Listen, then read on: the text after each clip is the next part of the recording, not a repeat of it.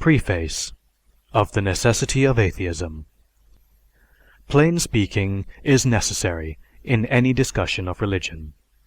For if the freethinker attacks the religious dogmas with hesitation, the orthodox believer assumes that it is with regret that the freethinker would remove the crutch that supports the orthodox.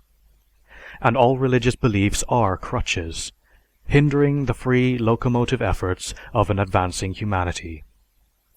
There are no problems related to human progress and happiness in this age which any theology can solve, and which the teachings of free thought cannot do better and without the aid of encumbrances. Havelock Ellis has stated that the man who has never wrestled with his early faith, the faith that he was brought up with and that yet is not truly his own, for no faith is our own that we have not arduously won, has missed not only a moral but an intellectual discipline. The absence of that discipline may mark a man for life and render all his work ineffective. He has missed a training in criticism, in analysis, in open-mindedness, in the resolutely impersonal treatment of personal problems, which no other training can compensate. He is, for the most part, condemned to live in a mental jungle, where his arm will soon be too feeble to clear away the growths that enclose him, and his eyes too weak to find the light. The man who has allowed his mental capacities to clear his way through the dense underbrush of religious dogma finds that he has emerged into a purer and healthier atmosphere. In the bright light of this mental emancipation, a man perceives the falsities of all religions in their historic, scientific, and metaphysical aspects.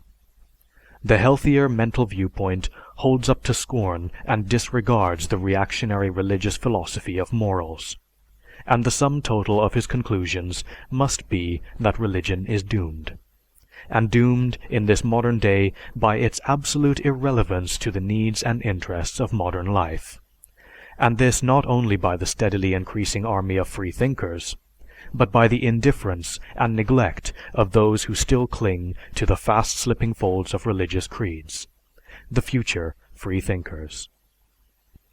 It was Spinoza who remarked that the proper study of a wise man is not how to die, but how to live.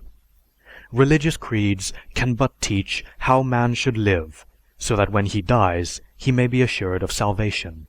And the important thing is not what he does to help his fellow men while he is living, but how closely he lives in conformity to a reactionary code of dogmas.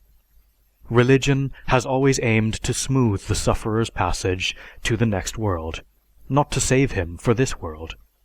Free thought has dethroned the gods from the pedestal, and has replaced not an empty idol, but an ideal, the ideal of a man who is his own god.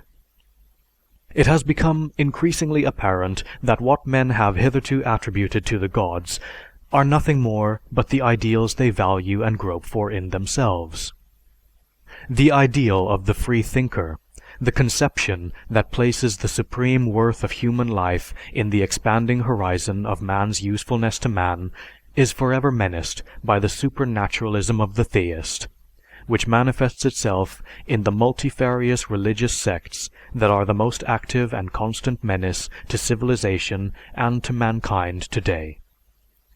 That religion in the past has produced suffering incalculable, and has been the greatest obstacle in the advance of secular knowledge, is a fact too well attested to by history to be denied by any sincere and unbiased intelligent man. That today it constitutes a cultural lag, an active menace to the best interests of humanity, and the last refuge of human savagery, is the contention of the freethinker. The conception of the God idea, as held by society in general, stands in the same position as the vermiform appendix does to the anatomy of man.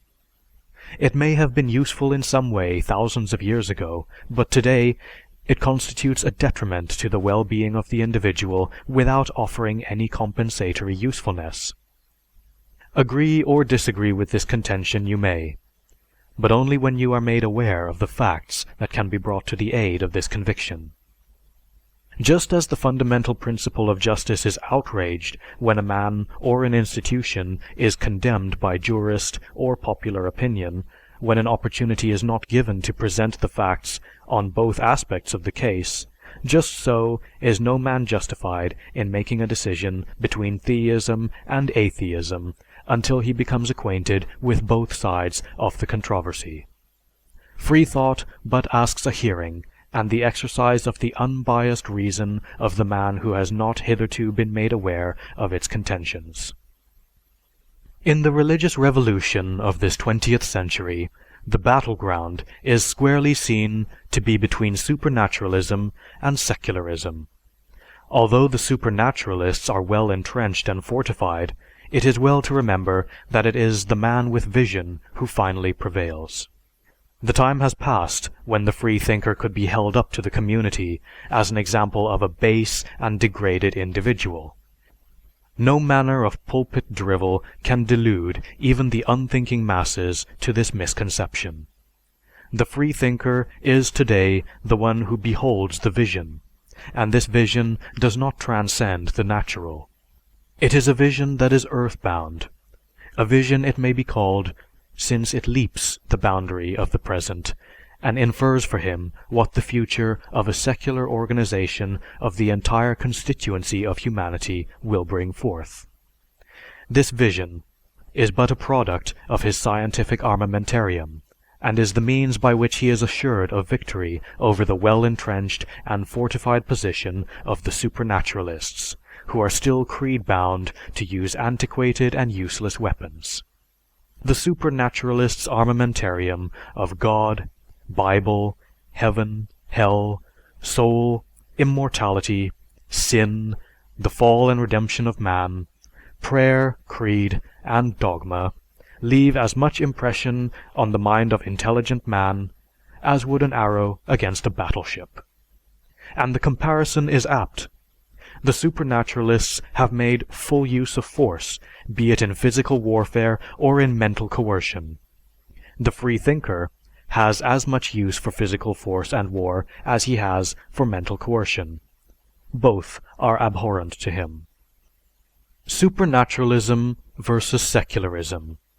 That, and that alone, is the field of argument. The supernaturalist, be he the fundamentalist of whatever denomination or the more advanced modernist, is as tenaciously clinging to the transcendental, to revelation, to the infallibility of the Bible, if not in all respects, at least in some, although this is a contradiction per se, to the interdisposition of a deity in the affairs of mankind, as were his ancestors of 500 years ago. In these aspects, as well as in the armamentarium enumerated above, the supernaturalists are agreed and are making their last stand. The secularists, the opinion of the theists to the contrary, are also agreed. It matters not what a man calls his mental process, be he infidel, skeptic, rationalist, agnostic, or atheist. He is firm in the conviction that religions of all varieties are rapidly sinking into the limbo of all other ancient superstitions. To him, it is but a matter of time for the inevitable crumbling and disappearance of these superstitions, and the time involved is directly proportional to the ease and rapidity with which scientific knowledge is disseminated to men who have the mental capacity to understand the value of this knowledge and its utter destruction of all forms of supernaturalism. When man becomes fully cognizant of the fact that all the knowledge acquired by the human race has been the result of human inquiry, the result of reasoning processes and the exercise of mind alone, then secularism will have overcome the long night of supernaturalism. And it is this mental attitude of secularism that proceeds with an ever-accelerated rapidity to overcome the problems that confront humanity, by substituting human inquiry for divine revelation. Thus, this attitude of man to proceed through life dependent only on his own resources will expand and strengthen his mentality by doing away with the inferiority complex of the God idea. This vision of man, the master of his own destinies, the searcher for truth, and the shaper of a better life for the only existence that he knows anything about, this reliance of man upon man, and without the supposed interference of any God, constitutes atheism in its broadest and true sense. Science and reason, the constituents of secularism, are the mortal enemies of supernaturalism. Secularism, however, is at a disadvantage at this stage of our mental development, since it is approached only by the calm light of the intellect, and intellect can but make an appeal to reason. If the seeds of these appeals fall on the fertile minds of mentally advanced humanity, they will flourish. If they fall on the barren ground of creed-bound minds, they take no root. Recognition of facts and honest deductions are not natural to the human mind.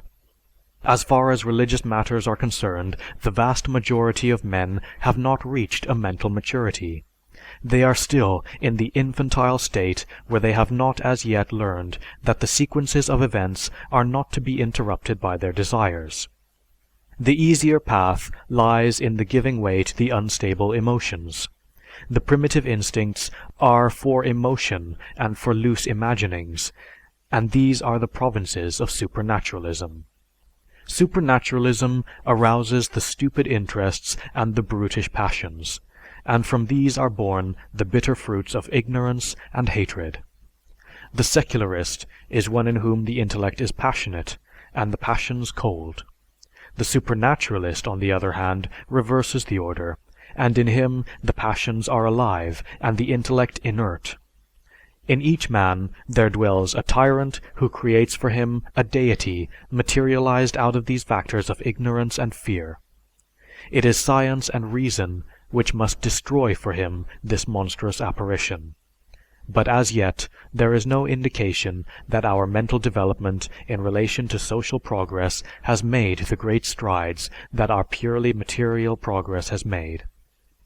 The 20th century man utilizes and enjoys the material benefits of his century, but his mental progress lies bound and drugged by the viewpoints of 2,000 years ago. Sir Leslie Stephen has declared, "How much intellect and zeal runs to waste in the spasmodic efforts of good men to cling to the last fragment of decaying systems, to galvanize dead formulae into some dim semblance of life. Society will not improve as it might when those who should be leaders of progress are staggering backward and forward with their eyes passionately reverted to the past.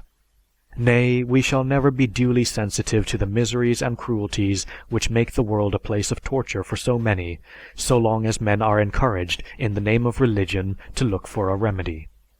Not in fighting against surrounding evils, but in cultivating aimless contemplations of an imaginary ideal. Much of our popular religion seems to be expressly directed to deaden our sympathies with our fellow men by encouraging an indolent optimism.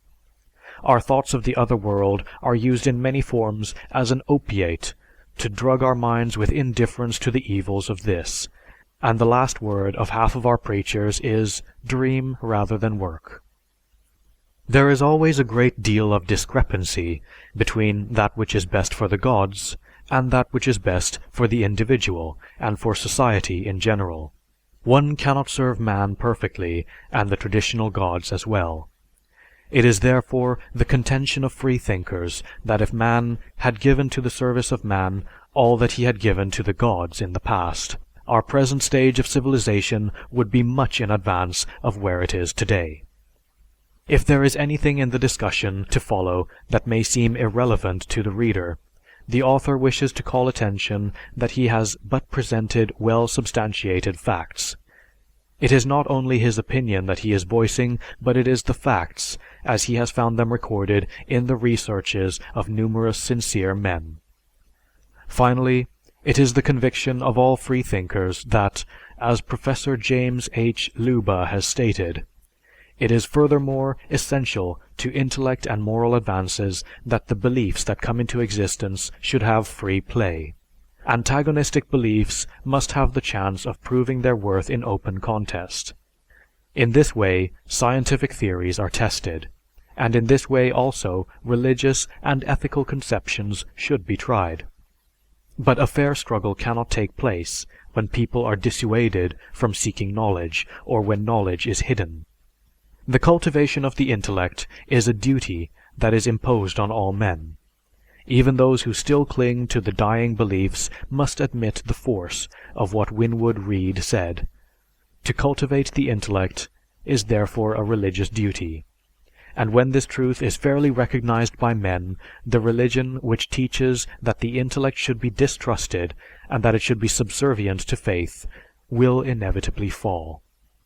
When the principles of free thought shall have dispelled the intellectual cloud of the God idea, and the vanishing dream of a heaven which has too long drawn men's eyes away from this earth, then, and then only, will these words of Cicero have widespread meaning.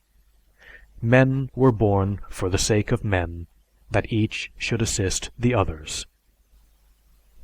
End of Preface. Chapter 1 of the Necessity of Atheism. The Evolution of Religious Beliefs. To early man, the gods were real, in the same sense that the mountains, forests, or waterfalls which were thought to be their homes were real. For a long time, the spirits that lived in drugs or wines and made them potent were believed to be of the same order of fact as the potency itself. But the human creature is curious, and curiosity is bold. Hence the discovery that a reported God may be a myth. Max Carl Otto. The geologists estimate that the age of the Earth is somewhere between 80 and 800 millions of years, that the Neanderthal race existed for more than 200,000 years, that between 40,000 and 25,000 years ago, as the fourth glacial period softened towards more temperate conditions, a different human type came upon the scene and exterminated Homo neanderthalensis. These first true men descended from some more ape-like progenitors, and are classified by ethnologists with the same species as ourselves, and with all human races subsequent to them under one common specific term: Homo sapiens. The age of cultivation began with the Neolithic phase of human affairs about 10,000 or 12,000 years ago. About 6,000 or 7,000 years ago, men began to gather into the first towns and to develop something more than the loose-knit tribes which had hitherto been their highest political organization. Altogether, there must have elapsed about 500,000 years from the earliest ape-like human stage of life on this planet to the present time. It necessarily follows that the age of our present civilization is by no means that which the Bible stipulates, but is merely an atom in the vast space-time of this earth. The reason for this disparity is that, with the development of the mind of man throughout the ages, there was conceived also his self-made religious systems, based on a subjective interpretation of the universe and not on an objective one, devoid of emotional bias. Primitive man did not understand the natural cause of shadows, echoes, the birth and death of vegetable and animal organisms. Of this ignorance, religion was born, and theology was evolved as its art of expression. Draper. Our story takes us back some 12,000 years to Neolithic man. Squatting in his rude hovel or gloomy cave, he listens to the sounds of a storm without. The howling of the wind, the flashes of lightning, the crashing of thunder give rise to that elemental emotion, fear. Fear was always with him, as he thought of the huge stones that fell and crushed him, and the beasts which were so eager to devour him. All things about him seemed to conspire for his death, the wind, lightning, thunder, rain, and storm, as well as the beasts and falling trees, for in his mind he did not differentiate animate from inanimate objects. Slowly, through his groping mind, there evolved the thought, due to past experience, that he could not contend with these things by physical force, but must subdue them with magic. His magic consisted of the beating of crude drum-like instruments, dances, and the mumbling of words. Upon falling asleep, he dreams, and awakening, he finds that he is still in the same place where he had lain the night before. Yet he is certain that during the night he had traveled to his favorite wood and killed an animal whose tender flesh he was still savoring. Since the conception of a dream was as yet foreign to him, the logical conclusion he arrived at was that he had both a body and a spirit. If he possessed a body and a spirit, then all things about him, he reasoned, must likewise possess a similar spirit. Some spirits he felt were friendly, some hostile to him. The hostile spirits were to be feared, but that powerful factor, hope, had at last entered into his mind, and he hoped to be able to win them over to the camp of friendly spirits. In this manner, man passed from the stage of contending against the spirits to one of placating them. It was believed that certain men carried more favor with the spirits than others, and these became the original priests, called the shamans. Another expedient for warding off evil spirits was by means of the fetish. The primitive fetish was an object containing an active, friendly spirit, which, if worn by the individual, protected him from the evil spirits. In a short while, the manufacture of fetishes became a sacred profession, and the men who were thought to fashion the best ones became the professional holy men of the period, the priests. At first, idols were used to drive away the evil spirits, and then the conception changed to one of attracting the good spirits to man. From the individual fetish, man passed to tribal ones, which in their first form were huge boulders and trees. As the primitive mind gained cunning, it slyly smeared the surface of the idol with oily substances, hoping that the spirit, like some wild beast, would come and lick, be gratified, and remain in the idol. When some favorable signs denoted that a good spirit had entered into the idol, it was regularly smeared with oils and then blood, in the hope that the spirit would be pleased sufficiently to remain there permanently. As time went on, it became a custom, a rite, and the spirit having performed to the satisfaction of the tribe, ways were invented to manifest their gratitude. Instead of smearing the idol with blood, it was thought more fitting that an animal be killed and offered to the good spirit contained within the idol. In this manner arose the beginning of sacrifice. It was at this time, when man began to persuade the idols or spirits to do things for his benefit, that religion began. Slowly, slowly, down through the ages, as the mind of man progressed, his self-made religious conceptions advanced. He now worshipped idols, and these idols were his gods.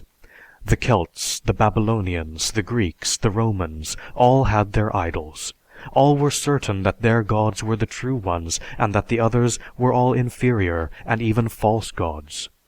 But is the modern worshipper who is contemptuous of the ancients very different from them? The centuries pass by, and in their wake is man's self-conceived religion. Now some men take the prerogative in the manufacture of religion, and there evolve Brahmanism, Jainism, Buddhism, Hinduism, Confucianism, Taoism, and Zoroastrianism, all inspired, all supernatural, and with their myriads of followers who believed and still believe that theirs is the only true creed. Very recently, in the timescale of our development, man adopted the methods of big business, and the religion of many gods and idols, polytheism, has given way to one supreme God, monotheism. Man found that it made for simplicity and saved his valuable time if he worshipped one God instead of obeying the hitherto many. the chosen people took it upon themselves to bring the next divinely concocted conception of a supreme God, and they manufactured the creed of Judaism. After many years, a rift arose among the Jews, and the sectarians were defeated and expelled. Foiled in their first object, they cast aside the laws of Moses and offered the Hebrew religion without the Hebrew ceremonies to the Greek and Roman world. Jesus was the man who prepared the way for this remarkable event. When Mohammed conceived the divine conception that he would follow in the footsteps of his brother prophets Moses and Jesus, the latest of the major religions was revealed. At the present time, the Hebrews and Christians, although worshipping the same Jehovah, are disputing with each other, and indeed amongst themselves, with regard to the various attributes, amorous pursuits, and lineal descendants of the Godhead. Jehovah himself appears to be on the decline, and his unity is steadily disintegrating into a paradoxical trinity. But we are progressing, for in 1,300 years no new prophet has arisen, and no new divine revelation is perturbing our race. The old ones, however, are causing quite enough disturbance. It would be of value for the modern religionist who believes that the worship of a deity in our own age is far removed from the worship of an idol by our savage ancestors, to retrace his steps and compare the savage mind worshipping his particular idol and the so-called civilized mind of today worshipping his deity. The savage prayed to his idol, that is, he begged. He begged the idol to watch over his flocks or his fields. The modern prays, that is, he begs of his idol, his deity, to prosper his business, to guard his life, and, as one of my super-devout acquaintances recently informed me on the eve of an important golf match, for the deity to give him endurance, in other words, to cut down his golf score. The savage voiced his incantations, the modern sings hymns, that is, he flatters. There is still a great deal of the charlatanry of the magician in the construction of the houses of prayer, with the sunlight shut out and only filtering through the leaded and multicolored panes, the semi-darkness, the solemnity, the rise and swell of the organ, all things combined to overcome the senses, to play upon the emotions, and to subdue the reason. The savage made sacrifices to his idols, that is, he paid tribute, chiefly out of fear, but partly in the hope of getting something better in return. The modern does not offer human or animal sacrifice, it is true, but it must be borne in mind that the wealth of the savage consisted of his sheep, oxen, oils, and wines, not money. Today, the devout offer a sacrifice of money to the deity. We are all familiar with the requests of religious institutions for gifts, which nearly always finish with the phrase, "and the Lord will repay you with manyfold." In other words, sacrifice part of your worldly goods to the idol, and he will repay with high interest. He will give in return long life and much riches. The savage was afraid to utter the real name of his god. It was taboo. The modern says, "Take not the name of the Lord in vain." Even today, the followers of Moses consider it taboo to utter the name of Jehovah except in prayer. The present-day methods of worship are no different from those of the savage. The method of supplication has changed with the advance of the years, but the fundamental ideas at the base of all worship are just as crude today as they were 4,000 years ago. Primitive man was no more a fetishist than is the modern Catholic. The latter still wears medals and images suspended from the neck and pinned to the inner clothing. Moreover, a survey of the various religions extant indicates that the religious factor is no less prevalent today than it was in primitive societies. In Greenland, one finds that through nearly all of its vast area, religion has no place, but that is chiefly the result of its being largely uninhabited. In Alaska, the population is for the most part Catholic, although the natives are animists. In Canada, 33% are Catholic, the rest are mainly Protestant. In the United States, 20% are Catholic, 3.5% are Jewish, and the remainder are Protestants. Mexico, Central and South America are almost entirely Roman Catholic. In Europe, Russia was until recently dominantly Greek Orthodox. The Scandinavian Peninsula, the English Isles, and Central Europe are dominantly Protestant, while France, Portugal, Spain, Italy, and the rest of the countries bordering the Mediterranean Sea are Catholic. The rest of the continent is divided between Jews and Mohammedans. In Asia, the entire vast area of Siberia is only sparsely settled, and its religions include animism, Taoism, and Christianity. In China, we find the land of three truths: Confucianism, Taoism, and Buddhism. India, Tibet, and Burma are dominated by Hinduism and Buddhism. Arabia, Persia, and the rest of the continent are Mohammedan. In Japan, there are the Shintoists. The East Indies, where the population is native, are animistic. In Australia, the dominant religion is Protestantism. In North Africa, the West Coast inhabitants are Mohammedans, while the Abyssinians are Christians. There are still Coptic Christians in Egypt, while in the Congo and South African countries down to the Cape settlements, the natives are animists. The Cape settlements themselves are Protestants. More concretely, it is estimated that 10.7% of the inhabitants of the globe are Protestants, 16.2% are Catholics, 7.1% are Greek Orthodox, 10% are animists, 1.4% are Shintoists, 18.2% are Confucians and Taoists, 12.8% are Hindus, 8.4% are Buddhists, 13.4% are Muslims, and 1.8% are Hebrews and unclassified sects. Truly a religious Babel. And 10% of all the inhabitants of the globe, about the same number of people who profess to Protestantism, are animists.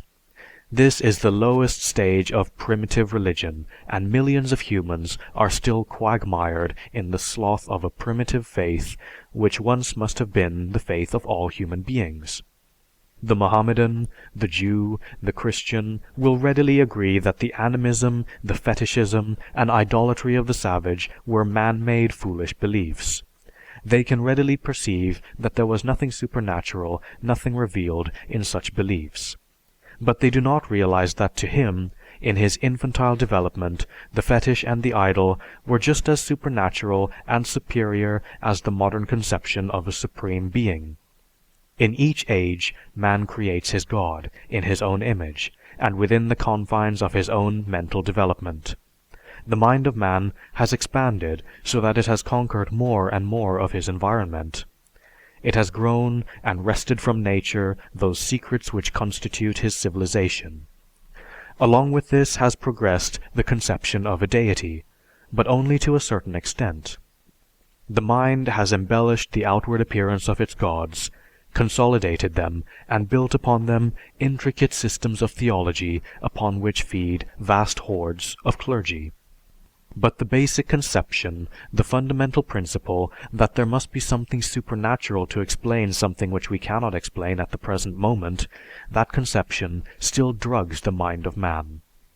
Primitive man did not understand the meaning of lightning, thunder, shadows, echoes, etc., and he placed these among the supernatural phenomena. The modern mind explains these phenomena, understands the laws governing their production. Yet, it is this same modern mind which persists in going back to our savage ancestors and their mental sloth, by attributing the myriads of phenomena which still elude its present stage of mental development to a particular idol, this time a supreme being.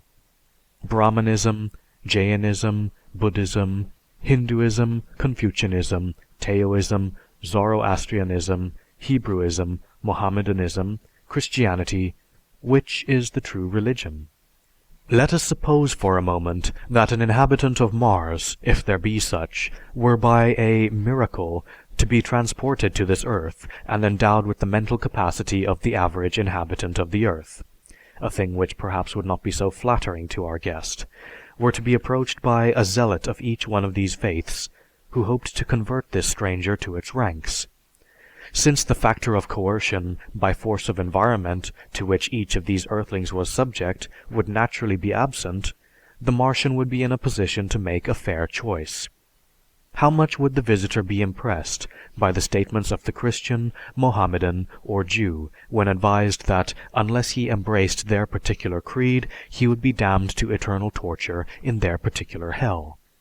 If a Christian were to accost him and endeavor to put the fear of God into him, and if our visitor, being from Mars, already knew that of the world's population only about 27% are Christians and the other 73% are non-Christians, is it logical to suppose that he would ever be convinced that an omniscient, omnipotent, benevolent, supreme being would select only 1/4 of his children, whom he had created for redemption, with the infallible knowledge that nearly 3/4 of them would be confined to hell for not believing what he could have made them believe if he were truly omnipotent, omniscient, and benevolent?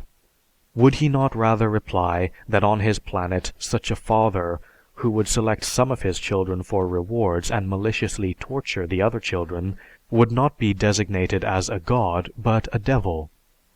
Were the Martian to be further informed that each one of God's children was represented in actual figures by hundreds of millions, and that these have been living on the planet Earth for hundreds of thousands of years, and were the visitor to contemplate the vast incomprehensible number of souls that might have been confined to hell by such a father, might he not cut his visit short? He would be apt to repeat with James Mill, "Think of a being who would make a hell, who would create the human race with the infallible foreknowledge and therefore with the intention that the great majority of them should be consigned to horrible and everlasting torment." I believe that our guest would assert that if such a being actually existed and demanded worship, he would certainly have revealed his true belief to the first man Adam, and therefore saved his children an inestimable amount of suffering. Were the visitor to be further pressed by the zealot with the vision of eternal hell, I believe he would retort that there is no reason for God to punish those who doubt or deny faith in his existence, since it is his own doing. And if he desired each one of his children to worship him according to the precepts of a certain creed, he surely would have instilled that creed into man's makeup, together with the rest of his characteristics. Undoubtedly, he would not esteem any creed which damned the human intellect by cursing the doubts which are the necessary consequence of its exercise, or the creed which cursed the moral faculty by asserting the guilt of honest error. If our visitor would but glance at the history, the evolution of religious beliefs, he would realize and soundly assert that all religions are human in their origins, erroneous in their theories, and ridiculous in their threats and rewards. End of Chapter 1. Chapter 2.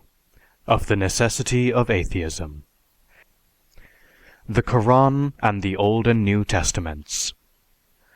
The Jews emerge into history, not a nation of keen spiritual aspirations and altruistic ethics, but that pagan people, worshipping rocks, sheep and cattle, and spirits of caves and wells, of whom the Old Testament, tending towards its higher ideal, gives fragmentary but convincing evidence. James T. Shotwell. Consider Jahwe, cruel god of a horde of nomadic invaders, settling in a land of farmers. He had his images, ranging in elaboration from an uncut mazebah or Asherah to a golden bull. He was plural by place and tribe and function. What did the prophetic movement do with his sacred powers? It identified his taboos with a written constitution. Horace M. Callan. The mental attitude of these priest-dominated ancestors of ours is amazing. They were like children in the hands of unscrupulous teachers. In reading these old chronicles, it is impossible not to be shocked by the incongruity ever arising out of the juxtaposition of theory and practice.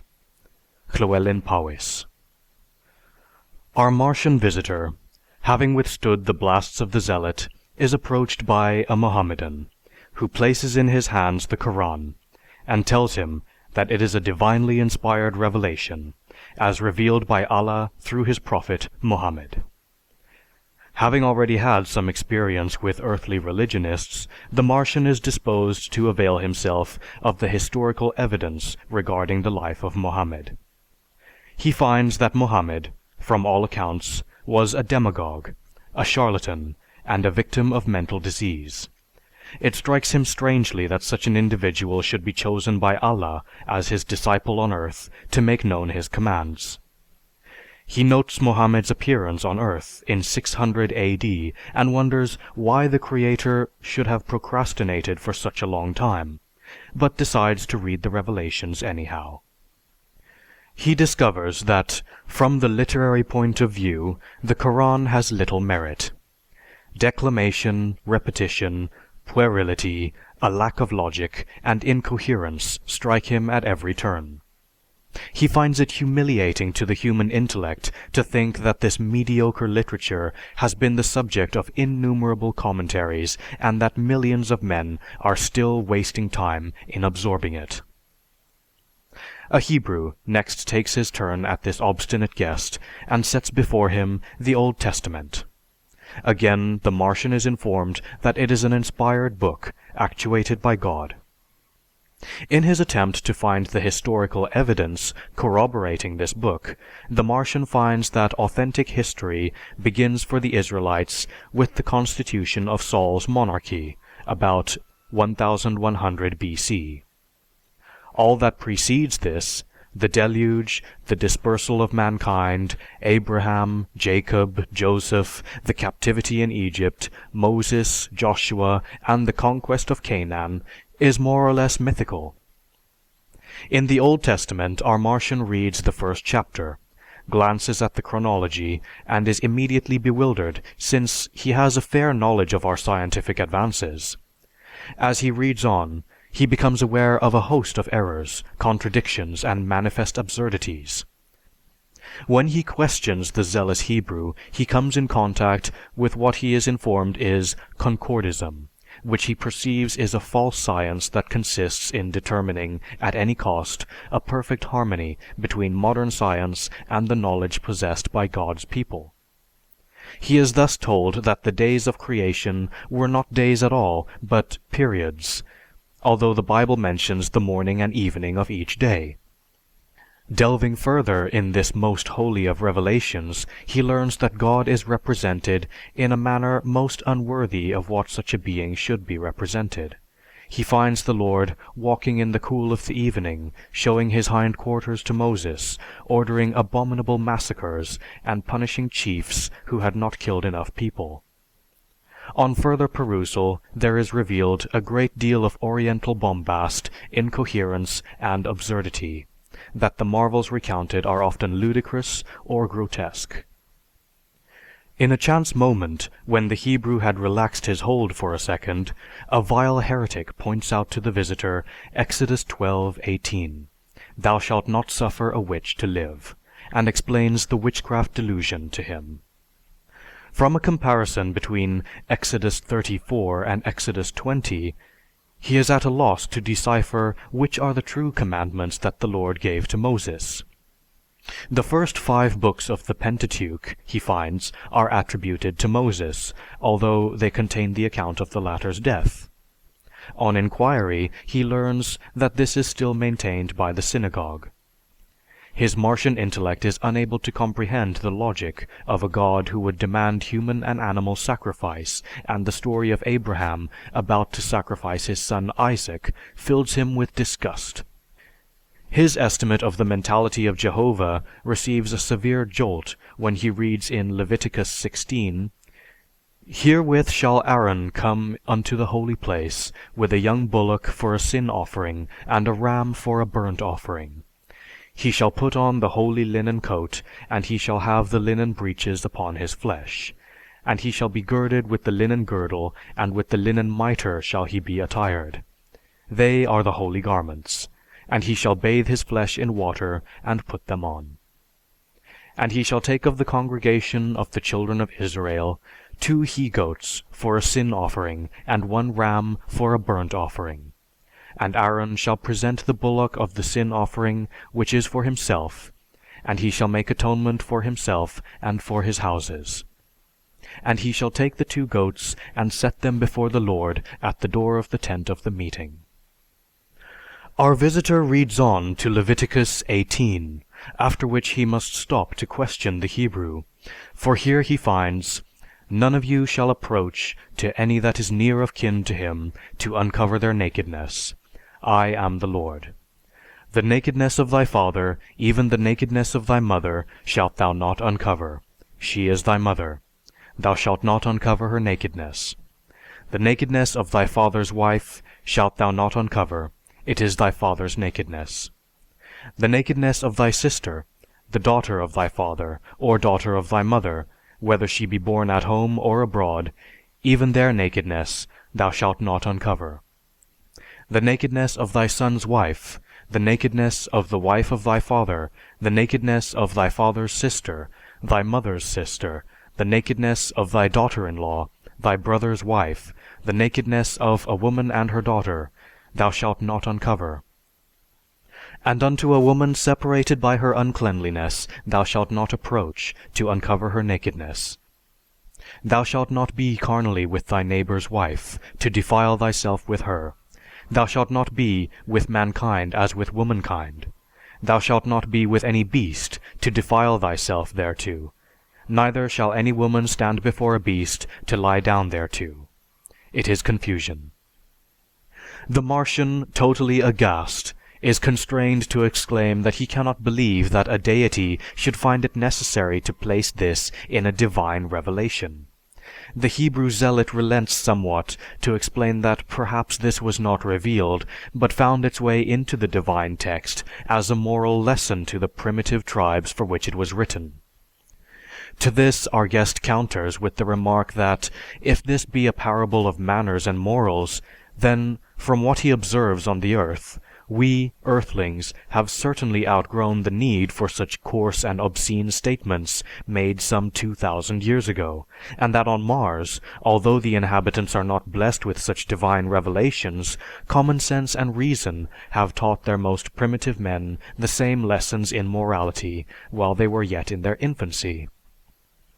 Reflecting on this maze of contradictions, the Martian determines to analyze the Old Testament and the Hebrew religion in the same manner that he would investigate any other problem presented to him. 3,500 years ago, the Hebrews were a pastoral, primitive people inhabiting the wilderness known today as the Arabian Desert. Their religion was that of all other primitive peoples, animism, an illusion which made primitive man recognize everywhere spirits similar to his own spirit. They worshipped the spirits of the sun and the moon, the mountains and rocks, as well as the spirits of the dead. It appears certain that the barrenness of this desert land necessitated these wandering tribes to migrate to adjacent areas of greater fertility.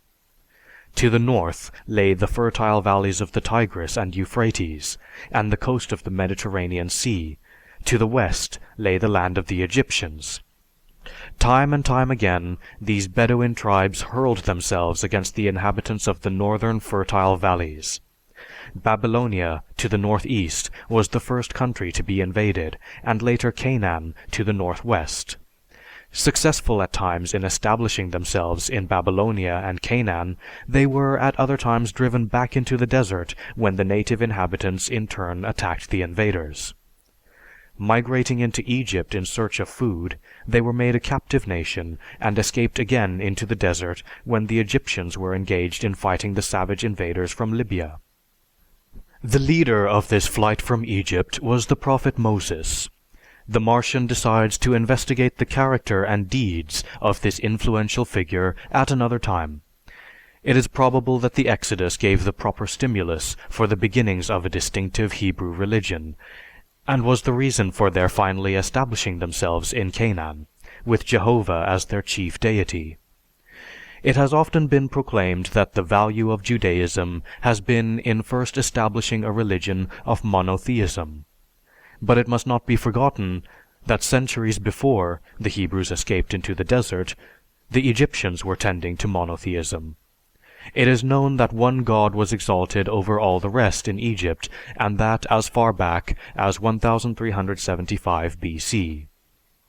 King Iknaton made the religion of Egypt an absolute monotheism. The Hebrews, in proclaiming their Yahweh as the one and supreme deity, were but following what they had assimilated from the Egyptians.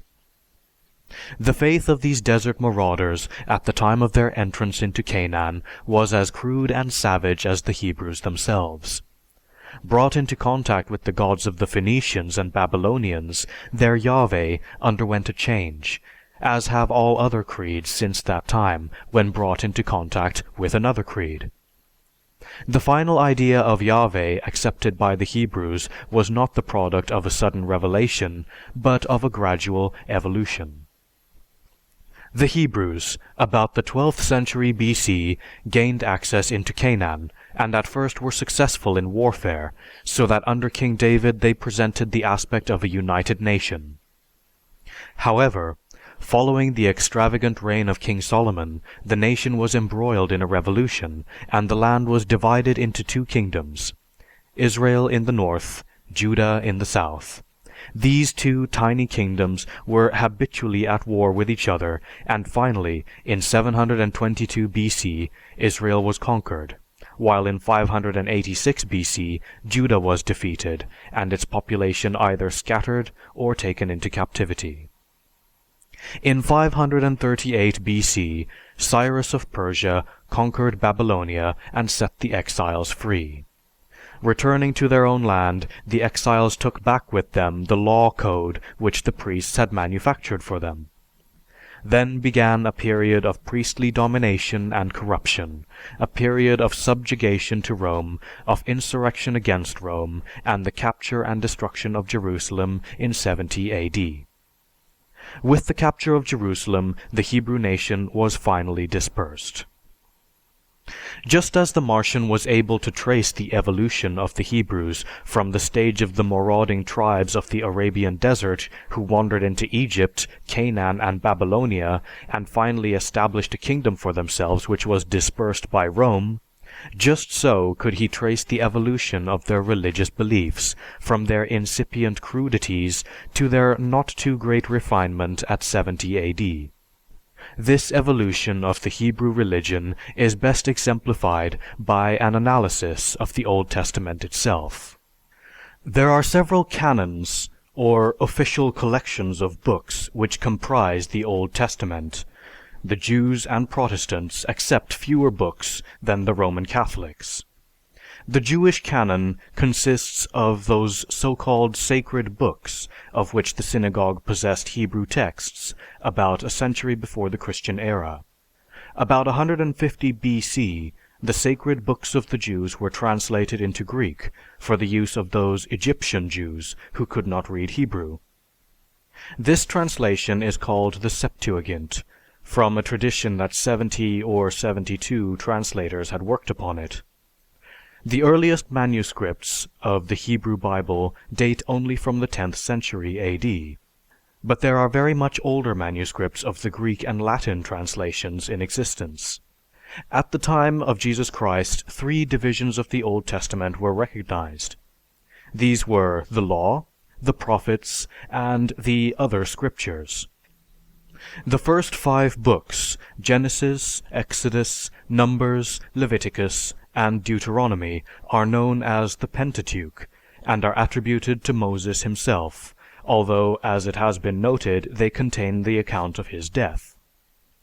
This conception of the Mosaic origin of the Pentateuch was accepted by the Israelites as early as the 5th century BC, and has been maintained by the synagogue since that time. Following the example of the Hebrews, the Christian churches accepted this version as to origin, and the Roman Catholic Church still upholds this view. The Jewish synagogue and the various Christian churches further hold that the Old Testament is a collection of works, inspired or dictated by God.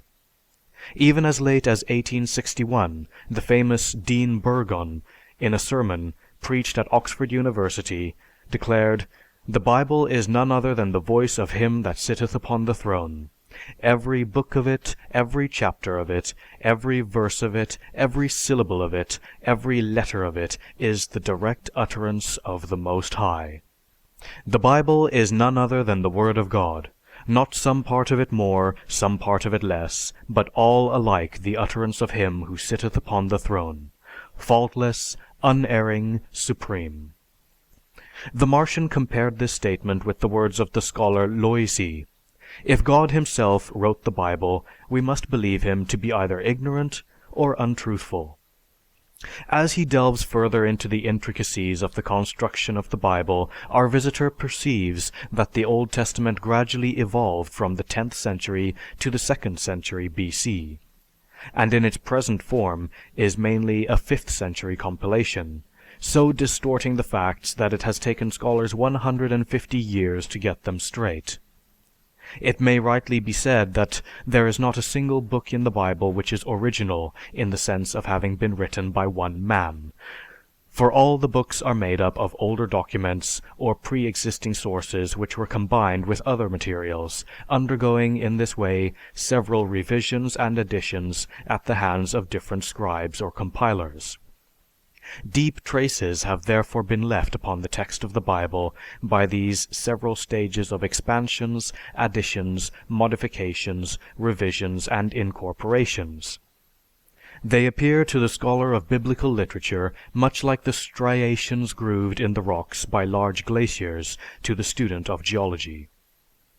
The Martian ascertains that to most thinking men it has become very obvious that the Bible is the work of man and not the inspiration of a god. That an increasing number of liberal theologians are discarding the theory of the divine inspiration of the Bible. He likewise clearly perceives that there are as yet many men that have given this matter but little thought. With the divine inspiration looming up as a cornerstone in the Hebrew faith, he realizes that it behooves him to carry his investigations further. The Christians, accepting the Old Testament as a book dictated by God, had fixed the age of the earth as 4004 BC. The harm done by the Christian ecclesiastics in attempting to force science to conform to the ridiculous concept of the construction of the universe as contained in the Bible and as interpreted by the Church, the Martian considers in a further chapter. Scientists incline to the view that the Earth has existed as a separate planet for something like 2,000 million years. The rocks give a history of 16 billion.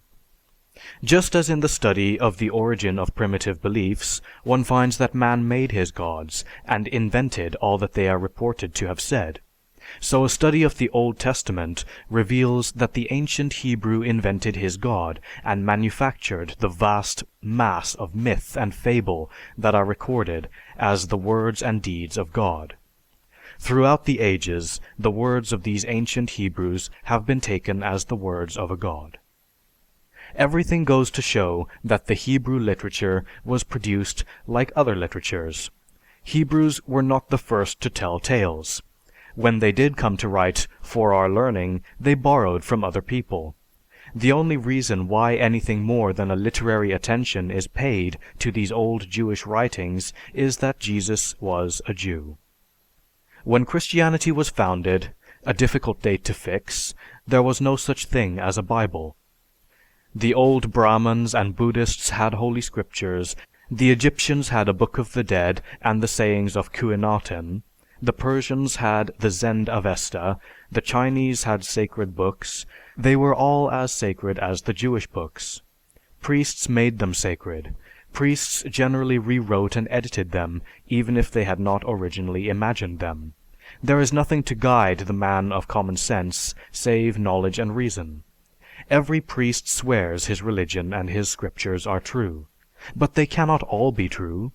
If the first are true, then the Jews are past further consideration, for they were not the first in the field of sacred writings.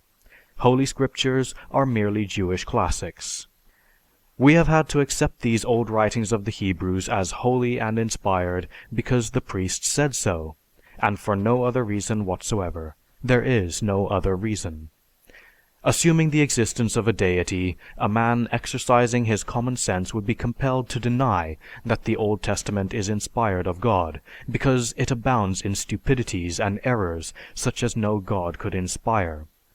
But because the Jews accumulated these writings, the subsequent adopters of Christianity, realizing that Jesus was a Jew, and had been a professing Jew, promptly annexed these tales of fancy and of fear, of muddled, sensual, silly things, and said they must be accepted with the teachings of Jesus. And in the course of time, people had to believe these old Jewish writings were the Word of God. W. H. Williamson, Thinker or Believer. The Hebrews had as one of their gods, Yahweh, whom they endowed with their qualities, qualities inherent in a primitive people: jealousy and might, trickery and fickleness. They evolved a worship that contained, in a modified form, many of the ceremonials that they had witnessed when they had come into contact with the Babylonians and Phoenicians. Their Bible they maintained to be a collection of books which appeared at intervals, with divine inspiration, during 1,000 years of Jewish history. Similarly, they insisted that Moses wrote the Pentateuch, that Judges, Kings, and Chronicles go back to the times that they describe, that the prophecies were added from the 9th century onward, and so on.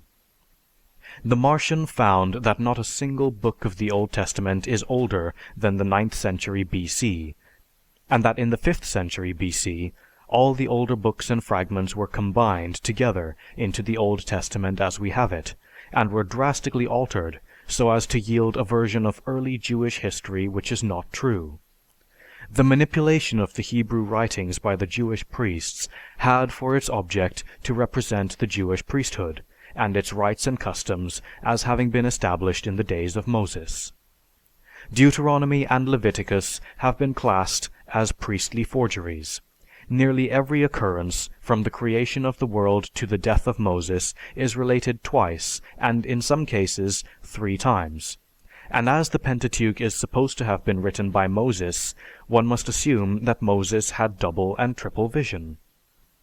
Chronicles, Ezra, and Nehemiah are impudent forgeries of the 4th century, giving a totally false version of the events.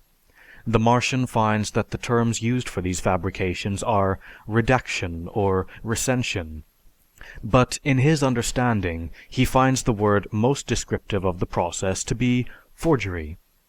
The main point is that practically all the experts assure you that in scores of material points the Old Testament history has been discredited, and has only been confirmed in a few unimportant incidental statements, and that the books are a tissue of inventions, expansions, conflations, or recensions dating centuries after the event. The Martian, in his analysis, becomes aware of instances related in the Old Testament that on his planet would have to be termed forgeries.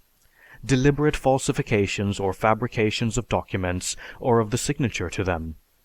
Now the far greater part of the more learned clerical authorities on the Bible say that many books of the Old Testament pretend to be written by men who did not write them. That many books were deliberately written as history when the writers knew that they were not history. And that the Old Testament as a whole, as we have it, is a deliberate attempt to convey a historical belief which the writers knew to be false. But these learned authorities do not like the word forgery. It is crude. Joseph McCabe, The Forgery of the Old Testament. They veil the meaning of this word in the elegance, the subtlety, the resources of diplomatic language. They talk of certain books in terms of their legendary character, their conformity to a scheme, and their didactic purpose. To the Martian, these are all but an extremely polite description of what he would call a forgery. A theologian, in speaking of David, states that keen criticism is necessary to arrive at the kernel of fact, and the imaginative element in the story of David is but the vesture which half conceals, half discloses certain facts treasured in popular tradition. The Martian thinks this is polite language, but the word forgery is much more concise and to the point, and he finds an excellent example of this described by Joseph McCabe in The Forgery of the Old Testament. He states, "Some time ago we recovered tablets of the great Persian king Cyrus, and Professor Sayre gives us a translation of them, and he compares them, as you may, with the words of Daniel. In that night was Belshazzar, the king of the Chaldeans, slain, and Darius the Median took the kingdom. The tablets of Cyrus describe the taking of Babylon and are beyond the slightest suspicion. The Persians had adopted the Babylonian custom of writing on clay, then baking the brick or tablet, and such documents last forever. And these and other authentic and contemporary documents of the age which Daniel describes show: 1. That Belshazzar was not the king of Babylon. 2. That the name of the last king was Nabonidus. 3. That the city was taken peacefully, by guile, not by bloodshed. 4. That it was Cyrus, not Darius, the Median, who took it. 5. That Darius, who is said by Daniel to have been the son of Ahasuerus, or Xerxes, was really his father. 6. That all the Babylonian names in Daniel are absurdly misspelt and quite strange to the writer. 7. That the writer described the Chaldeans in a way that no writer could have done before the time of Alexander the Great. It is now beyond question that the man who wrote Daniel and pretended to be alive in 539 BC when Babylon fell, did not live until 3 or 4 centuries later. The book is a tissue of errors, as we find by authentic documents and by reading the real Babylonian names on the tablets. The Martian discovers glaring instances of forgery in the Book of Isaiah and the Psalms of David, which, while they pretend to have been written by Isaiah and David, are really compilations by various writers. Similarly, he finds that the Book of Esther has been pronounced by scholars as a clumsy forgery of the 2nd century, and that the story of the slaying of Goliath by David is not consistent with the unlegendary tradition that the slayer of Goliath was Elhanan, and the period of this adventure not in Saul's but in David's reign. The Book of Psalms, although attributed to King David, was not written by King David, and the Book of Proverbs, although attributed to Solomon, was not written by King Solomon. The Book of Genesis relates the mythical traditions of the Hebrews from the creation of the world to the death of Joseph.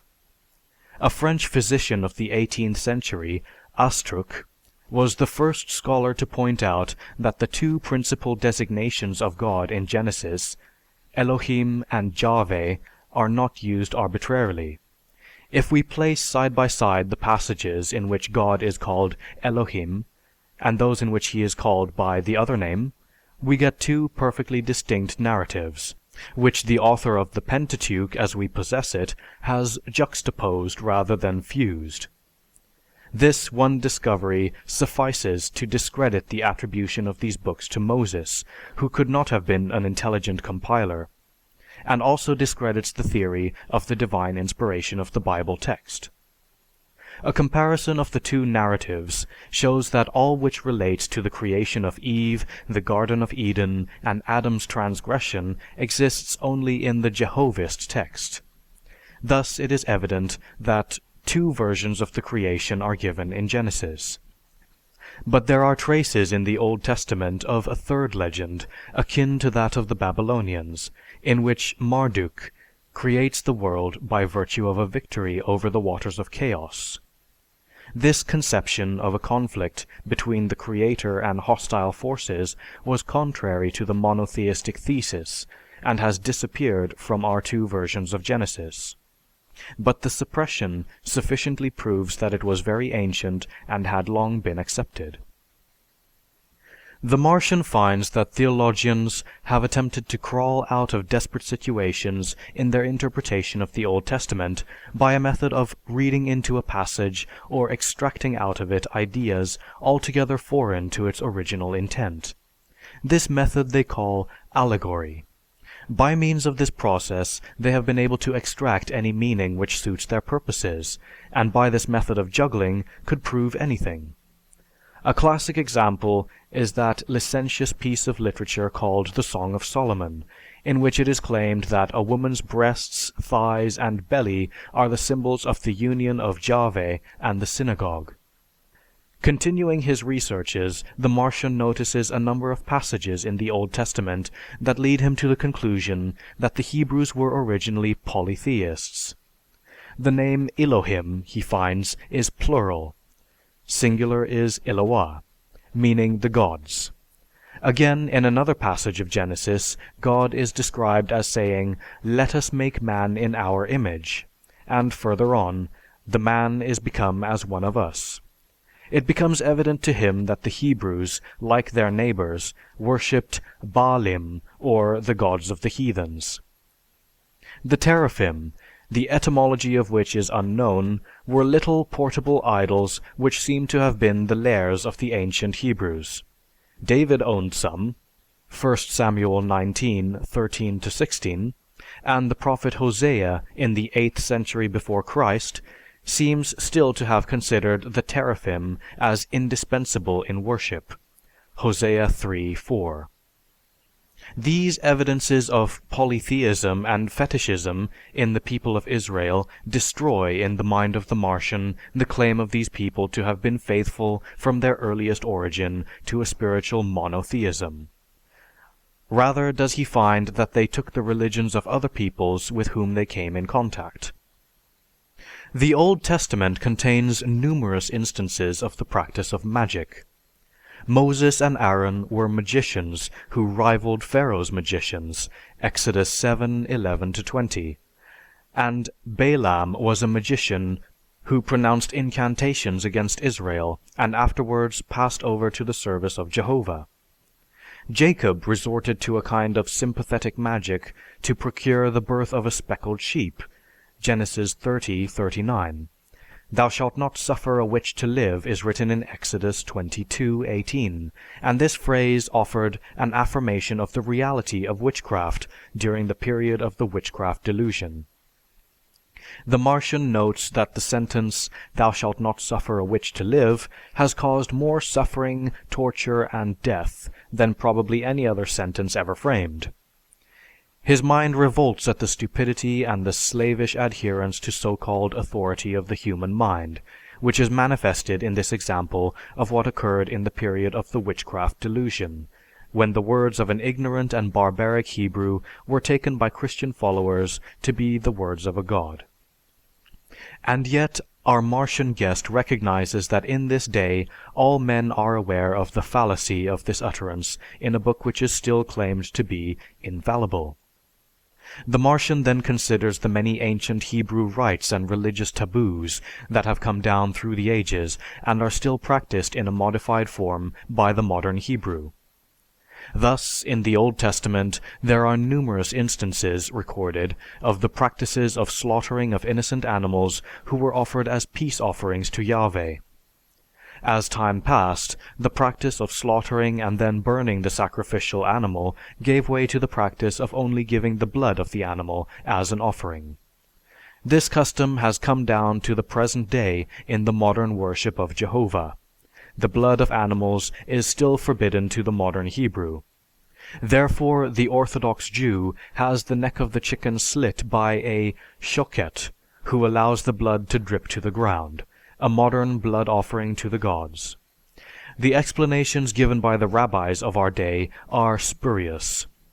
Similarly, the Orthodox Jew of our time still persists in salting the meat before cooking, a process which is intended to remove the blood, which is the portion of the gods. The reason that the pious Jew abstains from pork leads to the consideration of totemism as found in the Old Testament. Totemism is a kind of worship rendered to animals and vegetables considered as allied and related to man. The worship of animals and plants is found as a survival in all ancient societies and is the origin of the belief in the transmigration of souls. Totemism seems to have been as widespread as the animism from which it is derived, and has been closely intertwined in the development of religious beliefs. Totemism, in a modified form, is found in the Old Testament, where animals speak on occasion, as the serpent in Genesis, or Balaam's ass. In the most remote periods, it is probable that every clan had at least one totem animal which might no more be killed or eaten than the human individuals of the clan. The totem was protected by taboo. The totem was sacred, and in this capacity it was looked upon as a source of strength and holiness, and to live beside it and under its protection was considered as a righteous custom. In certain communities, the idea that it was necessary to abstain from eating certain totems survived the progress of material civilization. The cow is taboo to the Hindus, the pig is taboo to the Mohammedans and to the Jews. The pious Jew abstains from pork because his remote ancestors, 5,000 or 6,000 years before our era, had the wild boar as their totem. This is the origin of this alimentary taboo. Among the ancient Hebrews it arose, and only comparatively recently has it been suggested that the flesh of these taboo animals was unwholesome. In the 18th century, philosophers propagated the erroneous notion that if certain religious legislators had forbidden various aliments, it was for hygienic motives. Even Renan believed that dread of trichinosis and leprosy had caused the Hebrews to forbid the use of pork. To show the irrational nature of this explanation, it will be enough to point out that in the whole of the Bible there is not a single instance of an epidemic or a malady attributed to the eating of unclean meats. The idea of hygiene awoke very late in the Greek world. To the biblical writers, as to contemporary savages, illness is supernatural. It is an effect of the wrath of spirits. Primitive man ascribed all diseases either to the wrath of God or the malice of an evil being. The curing of disease by the casting out of devils and by prayers were the means of relief from sickness recognized and commanded by the Old Testament. The hygienic explanation of an alimentary prohibition, as still insisted upon by the rabbis, is entirely erroneous, and marks the expounder of such an explanation as one who is entirely ignorant of the evolution of religious beliefs. The entire matter is well stated in one sentence by Reinach. Nothing can be more absurd, generally speaking, than to explain the religious laws and practices of the remote past by considerations based on modern science. The Martian is able to trace some curious customs that were exhibited by the ancient Hebrews as well as most other ancient peoples, and which have persisted to this day. The customs remain the same. The meanings have become lost in the blind adherence to custom. It is known that the old Jewish mourning customs originated with the desire for protection from the liberated spirit of the deceased. The loud cries uttered by the mourners were thought to frighten away the spirits. The change of dress, the covering of the head with ashes, and the shaving of the hair of the mourners were done with the purpose of making themselves unrecognizable to the spirits. Hence the custom still prevails of wearing the mourning veil. The covering of mirrors, when death occurs in the household, may well be an attempt to prevent the spirit from lingering in the vicinity. Similarly, even today, the Orthodox Jew, in case of grave illness in his family, changes the given name of the sufferer. To confuse the evil spirit causing the disease? Further survivals of totemism, as found in the Old Testament, are illustrated by the worship of the bull and the serpent. Portable, gilded images of bulls were consecrated, and Hosea protested against the worship of the bull in the Kingdom of Israel. Hosea 8:5 and 10:5. The famous golden calf of the Israelites, which was the object of Moses' anger, was a totemic idol. The worship of the serpent was practiced by Moses himself. Numbers 21:9. A brazen serpent was worshipped in the Temple of Jerusalem, and was only destroyed by Hezekiah about 700 BC. 2 Kings 18:4. The ancient Hebrews, as well as their neighbors, were phallic worshippers. To primitive people, it is but a natural phase to have the phallus become the exponent of creative power, and as such, to be worshipped. To these primitive minds, there was nothing immoral in genuine phallic worship. Signs of phallicism among the ancient Hebrews can be clearly pointed out. The serpent was a phallic symbol. That the serpent was the phallus is proved by the Bible itself.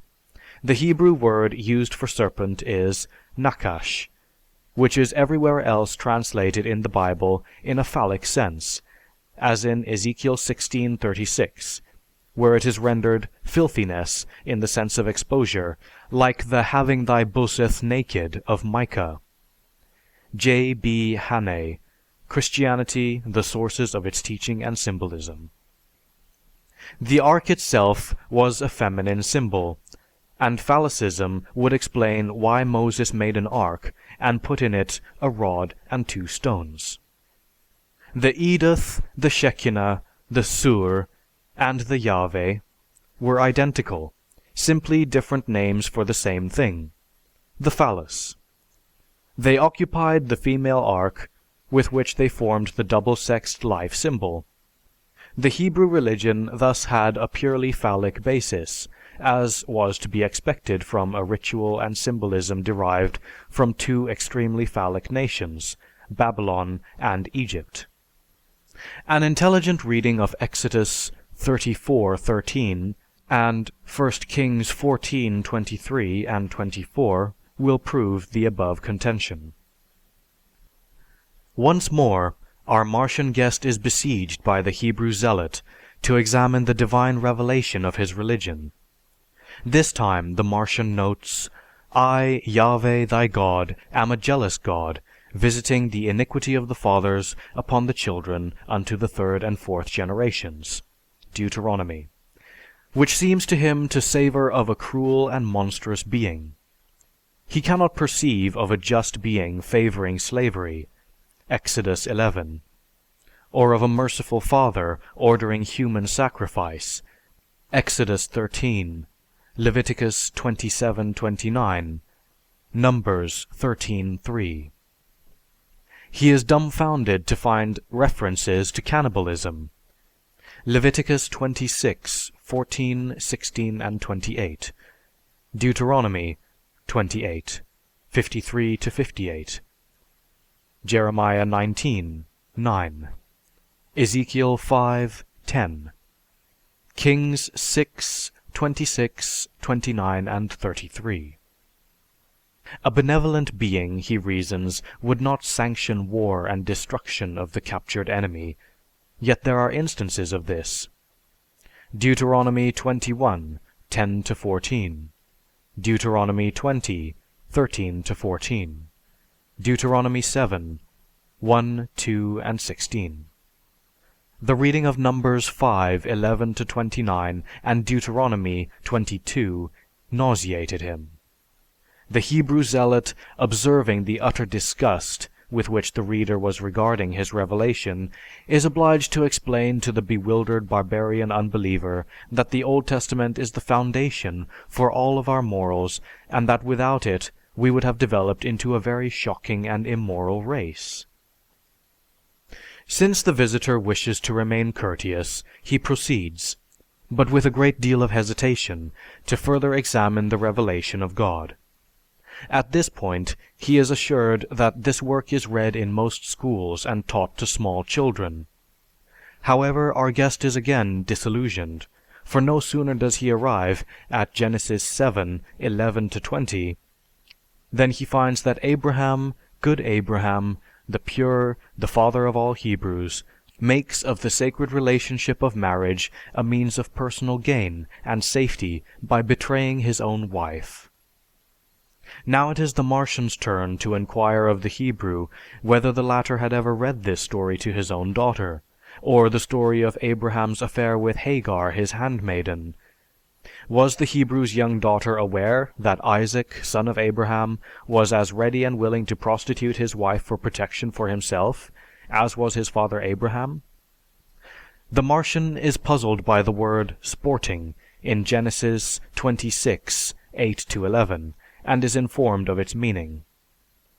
A few moments after reading Genesis 19, 1-7, he informs his would-be converter that if Lot had lived in Mars and had offered his daughters to appease the mob, the account of that incident would never have found its way into any work on morals. Moreover, he failed utterly to see how the account of Lot's daughters getting him into a drunken state, followed by a statement such as, "Thus were both the daughters of Lot with child by their father," could ever have any moral value. The story of Jacob, Leah, and Rachel does not appeal to this infidel Martian, since he still believes that integrity and faithfulness are virtues. Yet in his endeavor to respect the courtesy due to his host, he reaches for pencil and pad and notes the various moral lessons he had derived thus far from the Old Testament. He wrote lust, incest, infidelity, and prostitution, arriving at the story of Dinah, Genesis 34, 1-2. He wrote that in addition to these vices already listed, rape should be given a prominent place. The stories of Joseph and Potiphar's wife, Judah and Tamar, King David and his wives, the rape of Tamar by her brother Ammon, did not impress the Martian as stories for the delectation of children, since he was crude enough to hold that anything which would shock the mind of a child could not have any moral value, and would thus be automatically excluded from any religion. He therefore returned the volume to the Hebrew, with the remark that, as an adult, he found the stories of de Maupassant and Balzac more interesting, even though they belonged to the same genre. Our guest now repaired to one of our golf courses, where, during the interval of a few hours, the fresh air, the sunshine, and exercise dispelled the mental nausea which the reading of the Old Testament had occasioned in him. Returning to his quarters, he is approached by one of the Christian brethren, and the New Testament is placed in his hands with these remarks. The Christian recognizes that in the Old Testament, the Jews have given to the Christian world its greatest heritage. The fact that in exchange for this priceless heritage, the Christians have given to the Jews a series of persecutions unequaled in the annals of human warfare is explained by the quality of the brotherhood of man that naturally manifests itself after a complete conversion to the Bible's precepts. The Old Testament contains the first revelations of God, the New Testament the last revelations. Our Christian brother forgets to remind the visitor that the difference of opinion regarding these two testaments of God has caused more sorrow, bloodshed, harm, devilment, misery, and devastation than any other single item in the life and history of the human race. The Martian is hard-pressed to reconcile the fact that Mohammedanism, 600 years after the appearance of Christianity, triumphed over Christianity in a great portion of the Earth's surface, yet he is informed that Christianity is the religion of God, that Allah made the Mohammedans, Jehovah the Jews, the Trinity the Christians, and the rest of the believers were illegitimate children of the above gods, was the only conclusion he could reach. In a few moments, the myth of Christ begins to unfold itself before his eyes in the Gospels of Matthew, Mark, Luke, and John, the Acts of the Apostles, and the Apocalypse. He finds the so-called messianic texts, which are supposed to prefigure Jesus in the Old Testament, have all been either misunderstood or deliberately misinterpreted. The most celebrated is that in Isaiah 7:14, which predicts that a virgin shall bear a son, Emmanuel. But the word Alma, which the Septuagint rendered virgin, means in Hebrew a young woman, and this passage merely deals with the approaching birth of a son to the king or the prophet himself. This error of the Septuagint is one of the sources of the legend relating to the virginal birth of Jesus.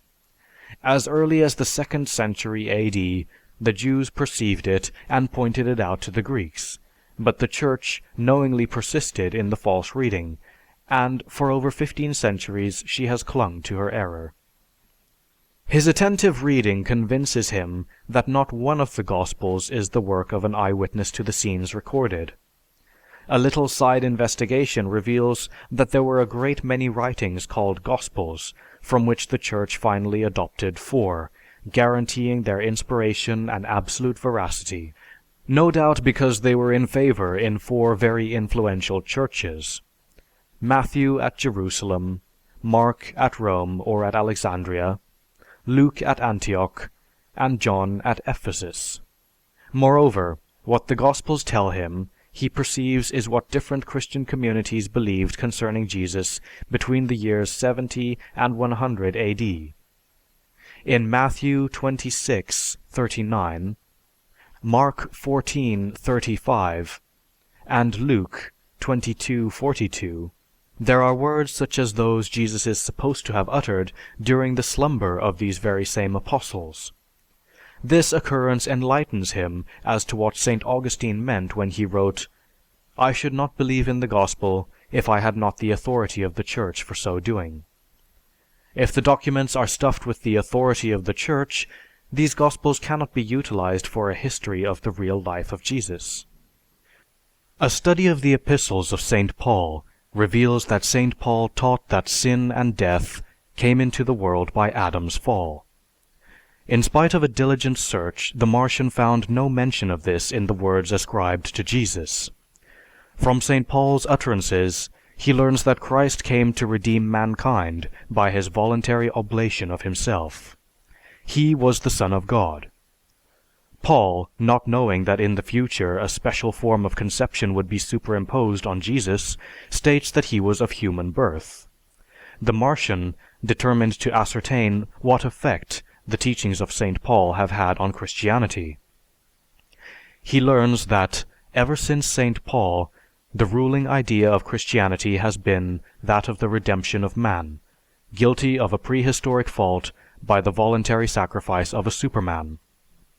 This doctrine is founded upon that of expiation. A guilty person must suffer to atone for his fault, and that of the substitution of victims, the efficacious suffering of an innocent person for a guilty one. Both are at once pagan and Jewish ideas. They belong to the old fundamental errors of humanity. Yet Plato knew that the punishment inflicted on a guilty person is not, nor should it be, a vengeance. It is a painful remedy imposed on him for his own benefit and that of society. At about the same period, Athenian law laid down the principle that punishment should be as personal as the fault. Thus, St. Paul founded Christian theology on 2 archaic ideas which had already been condemned by enlightened Athenians of the 4th century before our era. Ideas which no one would dream of upholding in these days, though the structure built upon them still subsists. In chapter 5 of the first epistle of St. John, these words strike the visitor. There are 3 that bear witness in heaven, the Father, and the Word, and the Holy Ghost, and these 3 are one. If these 2 verses are authentic, they would be an affirmation of the doctrine of the Trinity, dating from the 1st century, at a time when the Gospels, the Acts, and St. Paul ignore it. It was first pointed out in 1806 that these verses were an interpolation, for they do not appear in the best manuscripts, notably all the Greek manuscripts down to the 15th century. The Roman Church refused to bow to evidence. The Congregation of the Index, on January 13, 1897, with the approbation of Leo XIII, forbade any question as to the authenticity of the text relating to the 3 heavenly witnesses. It appeared strange to the Martian that a god should need the lies of his disciples to be incorporated in a divine revelation. But his confusion was even greater when he read, "We worship one God in Trinity, and Trinity in unity, neither confounding the persons nor dividing the substance. And yet, they are not 3 eternals, but one eternal; not 3 almighties, but one almighty. So, the Father is God, the Son God, and the Holy Ghost God. And yet, they are not 3 gods, but one God. The Father is made of none, neither created nor begotten, The Son is of the Father, alone, not made, nor created, but begotten. The Holy Ghost is of the Father and of the Son, neither made, nor created, nor begotten, but proceeding. And in this Trinity none is afore or after the other, none is greater or less than another, but the whole three persons are co-eternal together and co-equal. He thought this would make a great puzzle, truly an insoluble conundrum, to take back to bewilder his Martian friends. However, he was able to comprehend the remarks of Vigilantius, who returned from a journey in Italy and the Holy Land, disgusted with official Christianity. He protested vehemently against the idolatrous worship of images, the legacy of paganism to the Church, a practice directly opposed to that of the Mosaic Law which Jesus came not to destroy but to fulfill. It was idle to reply that these images were the scriptures of the illiterate, that they were not the object of, but the stimulus to, worship. Experience showed that the majority of the faithful confounded, as indeed they still do, the sign with the thing signified. Salomon Reinach, Orpheus. The result of the critical examination of the New Testament by the Martian is that, just as most of the Old Testament books are not only anonymous, but highly composite productions, that as certain writings traditionally ascribed to Moses, David, Solomon, Daniel, and others are utterly lacking in the necessary evidences in support of authorship, but bear unmistakable evidence of having gone through a long compilatory process, so does each Gospel, despite its seeming unity, give evidence of being a composite literary product.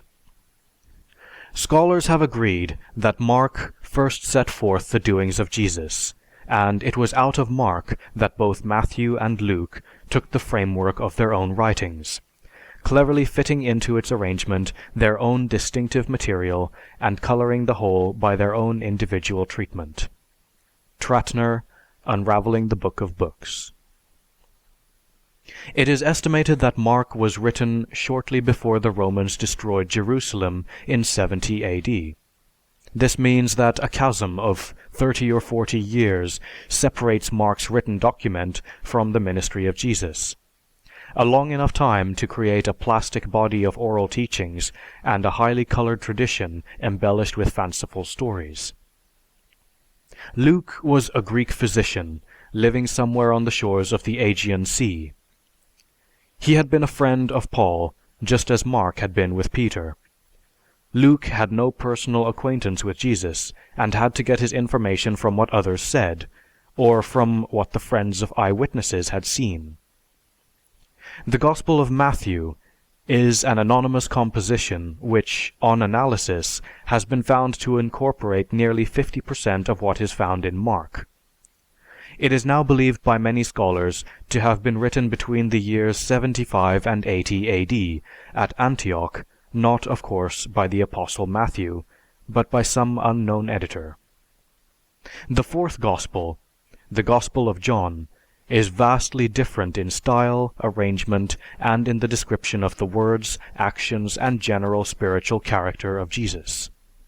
Many scholars believe that it was written in the city of Ephesus, somewhere around the year 100 AD. Church tradition ascribed it to the Apostle Paul, the son of Zebedee, one of the fishermen whom Jesus called to be a disciple. Years ago, this view was easily entertained, but there now exists too much refractory evidence against assigning this Greek gospel to an Aramaic-speaking Galilean. That an untutored fisherman could have written so elaborate and so highly philosophical an account of Jesus has always presented a thorny problem. And so, to most scholars, John's authorship of the fourth gospel is unthinkable. Not one of the Gospels is the work of an eyewitness, and the four Gospels do not complete each other. They contradict each other, and when they do not contradict, they repeat each other. The Christ of John is a totally different person from the Christ of Mark, Matthew, and Luke. Loisy, in his Quelques Lettres, states, If there is one thing above others that is obvious, but as to which the most powerful of theological interests have caused a deliberate or unconscious blindness, it is the profound, the irreducible incompatibility of the Synoptical Gospels and the Fourth Gospel. If Jesus spoke and acted as he is said to have spoken and acted in the first three Gospels, he did not speak and act as he is reported to have done in the fourth. The Martian is forced to the conclusion that the New Testament, with its version of the virgin birth, Elizabeth the cousin of Mary, Zacharias and the angel Gabriel, Jesus and the sinner, are on par with the eroticism of the Old Testament. The interpolations, the myth and fable also compare with the first revelation, and in his opinion, he prefers Andersen's fairy tales or Aesop's fables. Meanwhile, a Protestant brother mentions the name of Luther, and the conclusions he draws are that the exciting cause of the Reformation was an extravagant sale of indulgences conceded to the German Dominicans. The Augustinians grew jealous of the Dominicans, and an Augustinian monk, Martin Luther, affixed to the door of Wittenberg Cathedral 95 articles against the abuse of indulgences. This started the fray in Germany with Luther at the head of this heresy. The gravest difference of opinion had to do with the communion. Luther retained one half of the mystery and rejected the other half. He confesses that the body of Jesus Christ is in the consecrated element, but it is, he says, as fire is in the red-hot iron. The fire and the iron subsist together. This is what they called impanation, invination, consubstantiation. Thus, while those they called Papists ate God without bread, the Lutherans ate God and bread. Soon afterwards came the Calvinists who ate bread and did not eat God. In short, Luther was in harmony with the Roman Church in nothing but the doctrines of the Trinity, baptism, and incarnation, and the resurrection. Luther thought it was time to abolish private Mass. He pretended the devil had appeared to him and reproached him for saying Mass and consecrating the elements. The devil had proved to him, he said, that it was idolatry. Luther declared that the devil was right and must be believed. The Mass was abolished in Wittenberg, and soon afterwards throughout Saxony. The images were thrown down, monks and nuns left their cloisters, and a few years later, Luther married a nun called Catherine von Bora. This tale did not greatly impress our guest. A Catholic brother, not to be outdone, extols the glories of his universal church, and the Martian again sets out to investigate. This time, he finds, the quotations in the New Testament which the Catholic Creed interprets as giving divine authority to its representatives on earth is a late interpolation. The Trinity, as stated above, is a paradox which no rational being can understand, and its dogmas and idolatry are consistent with a civilization of 4,000 years ago. A study of the lives of its popes put to shame the statement that they could possibly be the earthly representatives of a benevolent being. In the 9th and 10th centuries, the papacy passed through a period of shameful disorder. The Rome of John X was a cloaca in which the popes set the example of the worst misconduct. For a good short account of the lives of the popes, see Draper's History of the Intellectual Development of Europe. During the complete control by the Church of civilization in Europe, it has retarded the progress of humanity for at least 2,000 years, and its precepts and fundamental principles are today detrimental to the advance of mankind. It has to its credit a long series of judicial murders for differences of opinion. The Crusades, instigated by the popes and seconded by the monks, cost millions of lives and exhausted the resources of Christian Europe. They aggravated fanaticism, exaggerated the worship of saints and relics to the point of mania, and encouraged the abuse of and traffic in indulgences. There had never been a single opinion persecuted by the Church in the Middle Ages, the adoption of which would not have brought about a diminution of her revenues. The Church has always primarily considered her finances. The papacy was responsible for the Inquisition, and it actively encouraged and excited its ferocity. It gave birth to the witchcraft mania. The first Grand Inquisitor, Torquemada, received the congratulations of the Pope. It diabolically applauded the St. Bartholomew massacre, and instigated the numerous religious wars that tore Europe asunder, and was the cause of the loss of hundreds of thousands of lives and incalculable suffering. With such savage alacrity did it carry out its object of protecting the interests of religion, that between 1481 and 1808 it had punished 340,000 persons, and of these nearly 32,000 had been burnt. It is perfectly certain that the Catholic Church has taught and still teaches that intellectual liberty is dangerous, that it should be forbidden. It was driven to take this position because it had taken another. It taught and still teaches that a certain belief is necessary to salvation. It has always known that investigation and inquiry led or might lead to doubt, that doubt leads or may lead to heresy, and that heresy leads to hell. In other words, the Catholic Church has something more important than this world, more important than the well-being of man here. It regards this life as an opportunity for joining that church, for accepting that creed, and for the saving of your soul. If the history of the world proves anything, it proves that the Catholic Church was for many centuries the most merciless institution that ever existed among men. We, too, know that the Catholic Church was, during all the years of its power, the enemy of every science. It preferred magic to medicine, relics to remedies, priests to physicians.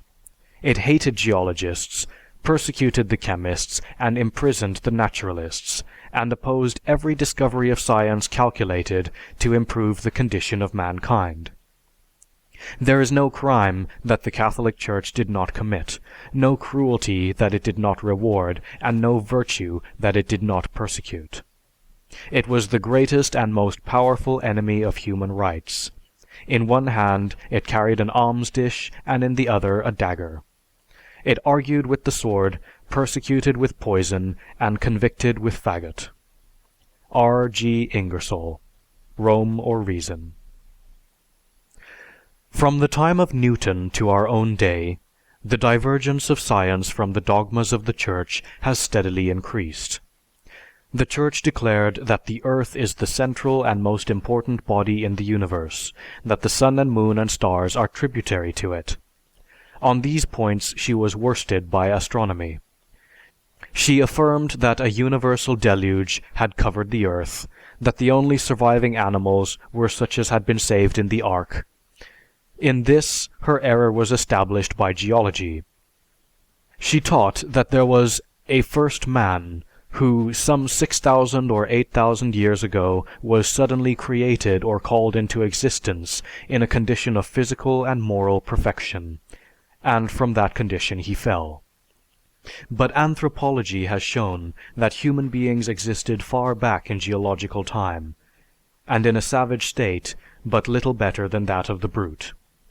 Convicted of so many errors, the papacy makes no attempt at explanation.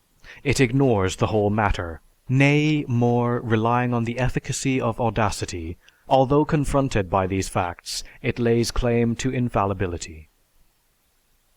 The persecutions of Bruno, Galileo, and Copernicus, together with the facts hitherto stated, did not impress the Martian with the infallibility of the Church.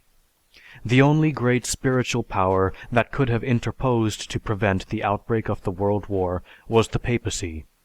Pope Pius X had his nuncio admonish the Austrian emperor, but he failed even to get an audition from that old imbecile. The next pope, Benedict XV, was under the influence of a majority of pro-German cardinals. He strove to remain neutral. He attempted to solace the Belgians with words, but he did not reprove the murderous invaders. He protested against the new and devilish methods of warfare, but he did not condemn, he did not excommunicate those that used them. Had the papacy lost its much used power of commanding kings and nations, and had it lost its greatest threat, a threat which hitherto could have thrown the masses of its adherents into a panic, the threat of excommunication? No, the papacy still blessed the banners of the armies just as it did during the Middle Ages, and sent its adherents out to slaughter, but first took great care that the minds of the devout be completely drugged with the poison of its creed. A creed that told its followers that, do what you might, no matter how dastardly that act might be, so long as you repent and confess your sins, life everlasting will be the reward. What is the value of a church that has claimed the moral leadership of the world when such things can happen? Now that the Martian has become acquainted with the three major religions which dominate the world, Judaism, Christianity, and Mohammedanism, and has been amazed and shocked at the significance of their teachings in the history of civilization, his curiosity is further aroused and he decides to obtain some information of the respective personalities responsible for the amassing of devotees to these creeds, all infallible and all detrimental to progress. This time, his interest leads him to ancient and contemporary sources, of a literal rather than verbal nature, sources dealing with the three most influential prophets in the history of mankind: Jesus, Moses, and Mohammed. End of chapter 2. Chapter 3. Of the necessity of atheism. The prophets Mohammed, Jesus, and Moses. Charlatans or victims of mental and physical disease. The prophet, or seer, is a man of strong imaginative powers which have not been calmed by education. The ideas which occur to his mind often present themselves to his eyes and ears in corresponding sights and sounds. Prophets have existed in all countries and at all times, but the gift becomes rare in the same proportion as people learn to read and write. Winwood Reade.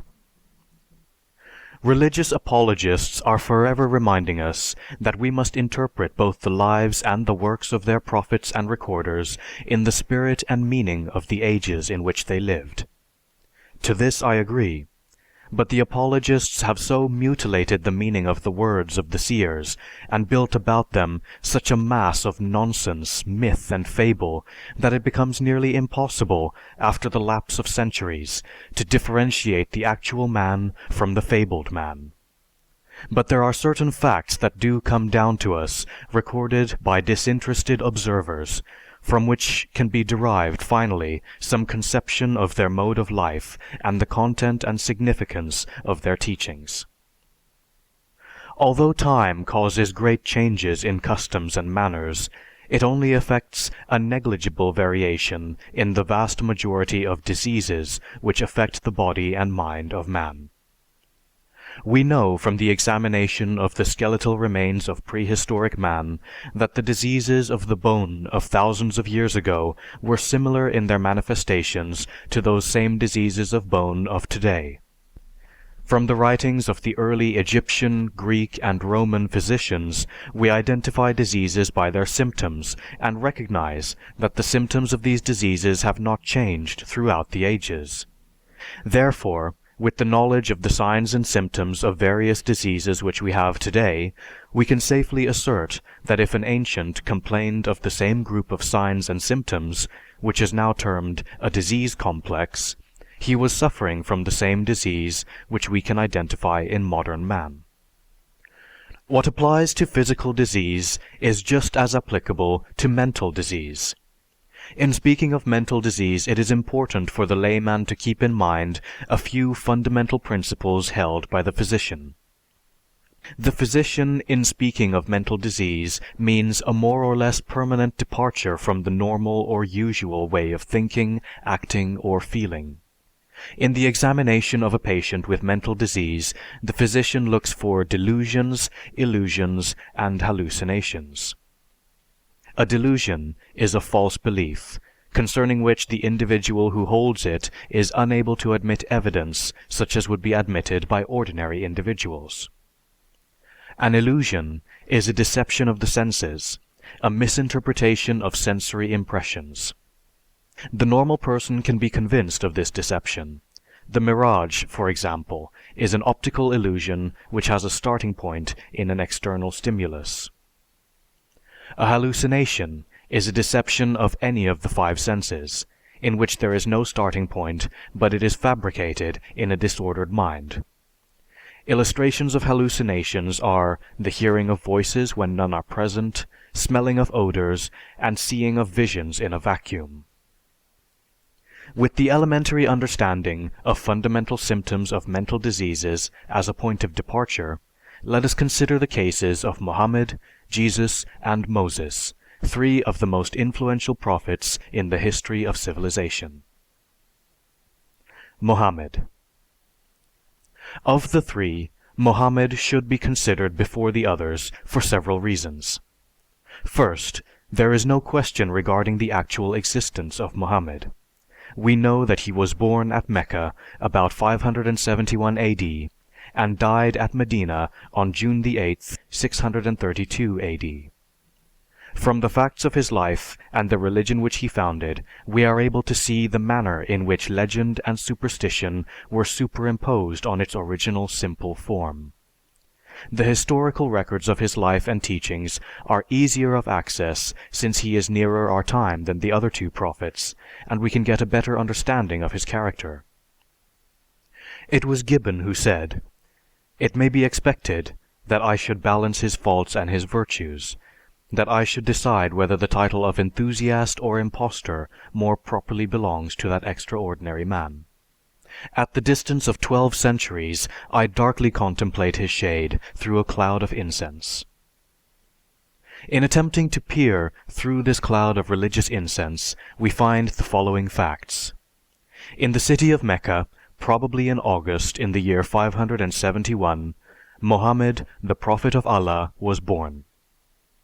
There seems little doubt that he was descended from those lofty Quraysh, whose opposition, which at first nearly succeeded in holding his name in perpetual oblivion, eventually caused him to emerge into the light of deathless fame. His birth was surrounded by all manner of signs and omens, we are told. The labor of his mother Amina was entirely painless. Earthquakes loosed the bases of mountains and caused great bodies of water, whose names were unfortunately not specified, to wither away or overflow.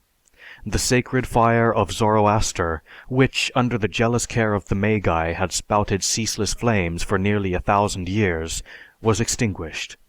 All the idols in the world except the Kaaba tumbled to earth. Immediately after the babe was born, an ethereal light dazzled the surrounding territory, and on the very moment when his eyes were first opened, he lifted them to heaven and exclaimed, "God is great. There is no God but Allah, and I am his prophet." All these poetic fancies have been appropriately denounced by Christian scribes, who have claimed that nature would never have dignified the birth of a pagan like Mohammed with such marvelous prodigies as undoubtedly attended the advent of Christ. However, Mohammed was born shortly after the death of his father. At the age of 6 his mother died also, and he spent the first 10 years among the Bedouins under the care of a foster mother named Halima.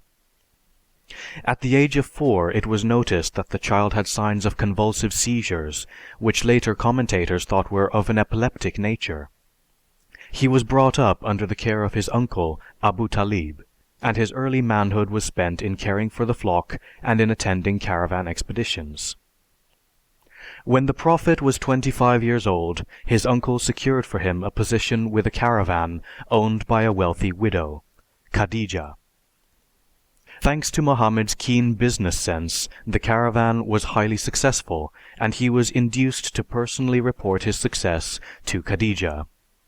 That lady, a wealthy widow of 40 years and the mother of 3 children, was highly pleased at Mohammed's story. as she listened to the proof of his business ability and fondly scanned his large, nobly formed head, his curling coal-black hair, his piercing eyes, and his comely form, it naturally occurred to her that this vigorous and handsome young fellow would make an excellent successor to her deceased husband. She had her way, and they were married. During the next 15 years, Mohammed led a tranquil life. His future was provided for, and he had plenty of leisure to occupy himself as he chose. In these years, Mohammed and his wife continued to be conventional worshippers of idols, who nightly performed rites in honor of various gods and goddesses, among whom were Allah and his female consoler, Al-Lat.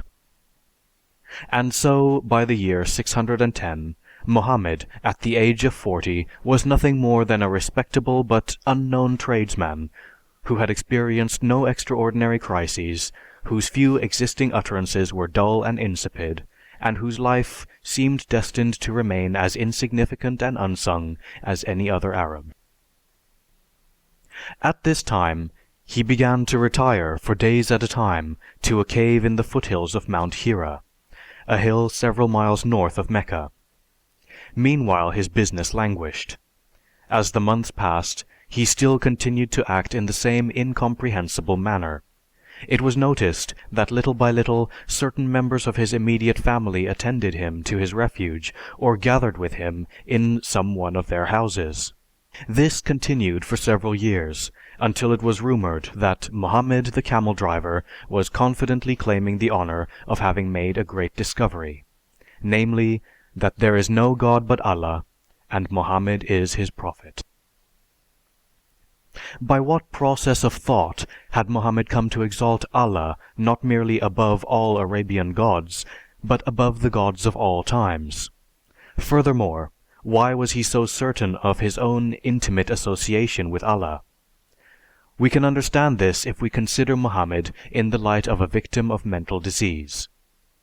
One account informs us that as Mohammed was wandering near the cave at Mount Hira, an angel from the sky cried to him, "O Mohammed, I am Gabriel." He was terrified and hurried home to impart his experience to his wife. "I see a light," he said to his wife, "and I hear a sound. I fear that I am possessed." This idea was most distressing to a pious man. He became pale, haggard, and wandered about on the hill near Mecca, crying for help to God. More than once he drew near the edge of the cliff and was tempted to hurl himself down, and so put an end to his misery at once. He lived much in the open air, gazing on the stars, watching the dry ground grow green beneath the gentle rain. He pondered also on the religious legends of the Jews, which he had heard related on his journeys. And as he looked and thought, the darkness was dispelled, the clouds disappeared, and the vision of God in solitary grandeur rose within his mind, and there came upon him an impulse to speak of God. There came upon him a belief that he was a messenger of God sent to earth to restore the religion of Abraham, which the pagan Arabs had polluted with idolatry, the Jews in corrupting their holy books. At the same time he heard a voice, and sometimes he felt a noise in his ears like the tinkling of bells or a low, deep hum, as if bees were swarming around his head. At this period of his life, the chapters of the Koran were delivered in throes of pain. The paroxysms were preceded by depression of spirit. His face became clouded, his extremities turned cold, he shook like a man in an ague, and he called for coverings. His face assumed an expression horrible to see. The vein between his eyebrows became distended, his eyes were fixed, his head moved to and fro as if he was conversing, and then he gave forth the oracle, or surah. The hitherto mentally and emotionally normal trader, husband, and father was thus suddenly swept off his feet and carried irresistibly away on a mighty tide. His perturbed spirit now soared to the heights of heaven, now plunged into the chasms of hell. Moments of ethereal bliss would be followed by periods of profoundest melancholy. It is related that the angel Gabriel, who thus far had labored only in the field of Christian endeavor, was chosen by Allah as bearer of the divine revelation to Mohammed. One day, while the trader poet was wrestling with his doubts among the foothills of Mount Hira, he saw a wondrous apparition floating downward on celestial wings. "Thou art God's prophet, and I am Gabriel," announced the awe-inspiring guest, before he departed to receive the blessing of Allah for having so successfully executed the heavenly command. Gabriel was a very valuable ambassador, for through the to and fro journeying of this indefatigable messenger, Allah was able to remain at ease in heaven, thus keeping up the appearance of intangible, majestic remoteness so necessary for dignified gods. And thus Mohammed came into his own. From that moment, Mohammed looked upon himself as Allah's vice-regent, through whom Allah's incontestable decrees were to be given to man. Mohammed's every doubt had now vanished, his soul was completely at ease, and from his lips there burst the wildly exultant chant, "There is no God but Allah, and Mohammed is his prophet." The obliging Gabriel, he said, had borne him on a winged steed over Medina to the Temple of Jerusalem, and from there he continued his celestial journey until he was carried completely up out of this world to those ethereal realms of bliss where the seven heavens are. Up and up he flew, while he carefully noted the order of precedence of those prophets whose model he had proclaimed himself to be. Jesus and John were in the second or third, he was not quite sure which. Moses was in the sixth, while Abraham alone had the supreme distinction of residing in the seventh heaven. There, at the apex of indescribable glory, Mohammed had entered the awful presence of his Maker, who, after some chit-chat, charged him to see that all Muslims should hereafter prostrate themselves in prayer toward the Temple of Solomon 5 times a day. The truth of this narrative rests upon 2 solid facts. From that day to this, all devout Muslims have continued to bow themselves 5 times daily in prayer, and skeptics may still see, upon the rock where stands the Mosque of Omar in Jerusalem, the identical print of the Prophet's foot where he leapt upon the heavenly charger. His thoughts, whether conceived in a white heat of frenzy, or with deliberate coolness and sly calculations for the main chance, were probably not written down in any definite manner during his lifetime. It is not even certain whether he could read or write. He delighted in the appellation the illiterate prophet, possibly on account of his humility, and possibly because he knew that inspired ignorance had been the indisputable prerogative of all successful prophets in the past. Indeed, the very fact that he was unlearned was rightly supposed to increase the miraculous nature of his revelations. As he tossed the divine emancipations from his lips, they were sometimes recorded by hireling scribes upon palm leaves, leather, stones, the shoulder blades or ribs of camels and goats, but often they were not immediately written down at all. The prophet would go around spouting forth his utterances to his followers, who, trained from infancy to memorize verses and songs of every sort with infallible precision, would piously commit them to memory. Such is the Koran, and through its instrumentality, Allah the Wise, the only wise, revealed His immutable decrees. To the good, the rewards of a paradise that utterly beggared the Christian heaven. To the bad, the punishments of a hell that contained an infinity of such refined tortures of heat and even of cold as neither the most imaginatively gifted Jew or Christian had yet conceived. Reinach aptly states, "It is humiliating to the human intellect to think that this mediocre literature has been the subject of innumerable commentaries and that millions of men are still wasting time in absorbing it. Over 160 million are adherents of the Koran." In an objective analysis, excluding the emotional factors of religious bias, Mohammed would as unquestionably be considered a victim of mental disturbances as an individual living in our own day and manifesting the same symptoms. Mohammed was the subject of illusions, hallucinations, and delusions. He had suicidal tendencies, and he had alternating periods of exhilaration and depression.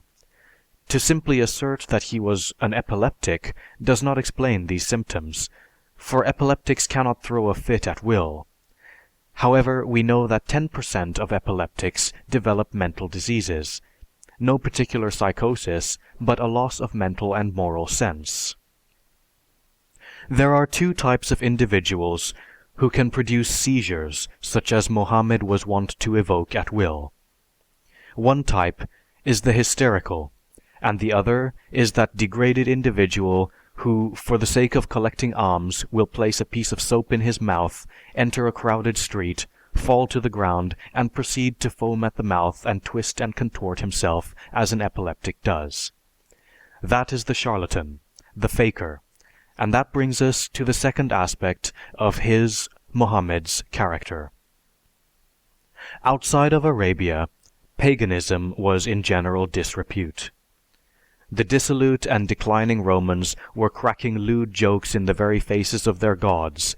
The myriad followers of Confucius, Buddha, and Zoroaster were either too remote or too helpless to matter in one way or another. Talmudic Judaism and Oriental Christianity despised idolatry and worshipped the same Jehovah, even though they disputed with each other, and indeed among themselves, concerning the various attributes, amorous pursuits, and lineal descendants of the Godhead.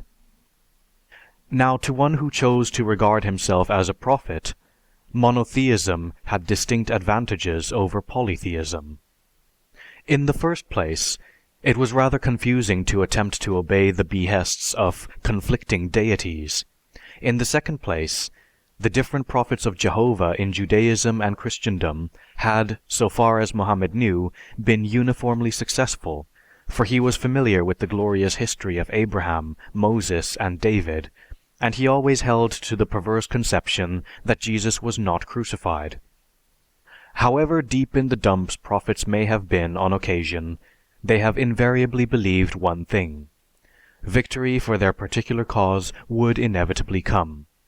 Neither an unbroken series of worldly failures nor the chastisement of his God have ever shaken the faith of a first-class prophet in himself, or, as he would doubtless prefer to say, in his divinity. Arabia, broken, unorganized, inglorious, idolistic Arabia, obviously lacked one supreme being whose prerogative was greater than all other supreme beings. And that being, in turn, needed a messenger to exploit his supremacy. The messengers who had served Jehovah had certainly prospered well, but Jehovah himself appeared to be on the decline. His unity was steadily disintegrating into a paradoxical trinity. Why, therefore, not give Allah, the leading icon in Arabia, an opportunity? Such considerations quite probably never entered the head of Mohammed with any definiteness, yet his behavior for the rest of his days seems to indicate that these or similar conceptions were subconsciously egging him on. Of certain facts, moreover, he was definitely aware. He may have had little or no formal education, but his memory was retentive and capacious, and his caravan journeys, together with the scores of conversations he had held at the yearly fairs, as well as at Mecca, with many cultivated strangers, had packed his mind with a mass of highly valuable matter.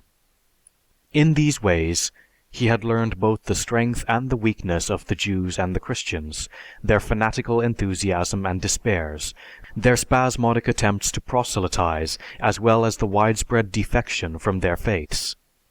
Since his conception of religion was largely personal, for he looked upon Moses, Jesus, and the rest of the prophets as merely capable men who had founded and promulgated religions, and since Arabia had no preeminent ruler, why should he not seize the reins of power and carry on the great tradition of prophethood?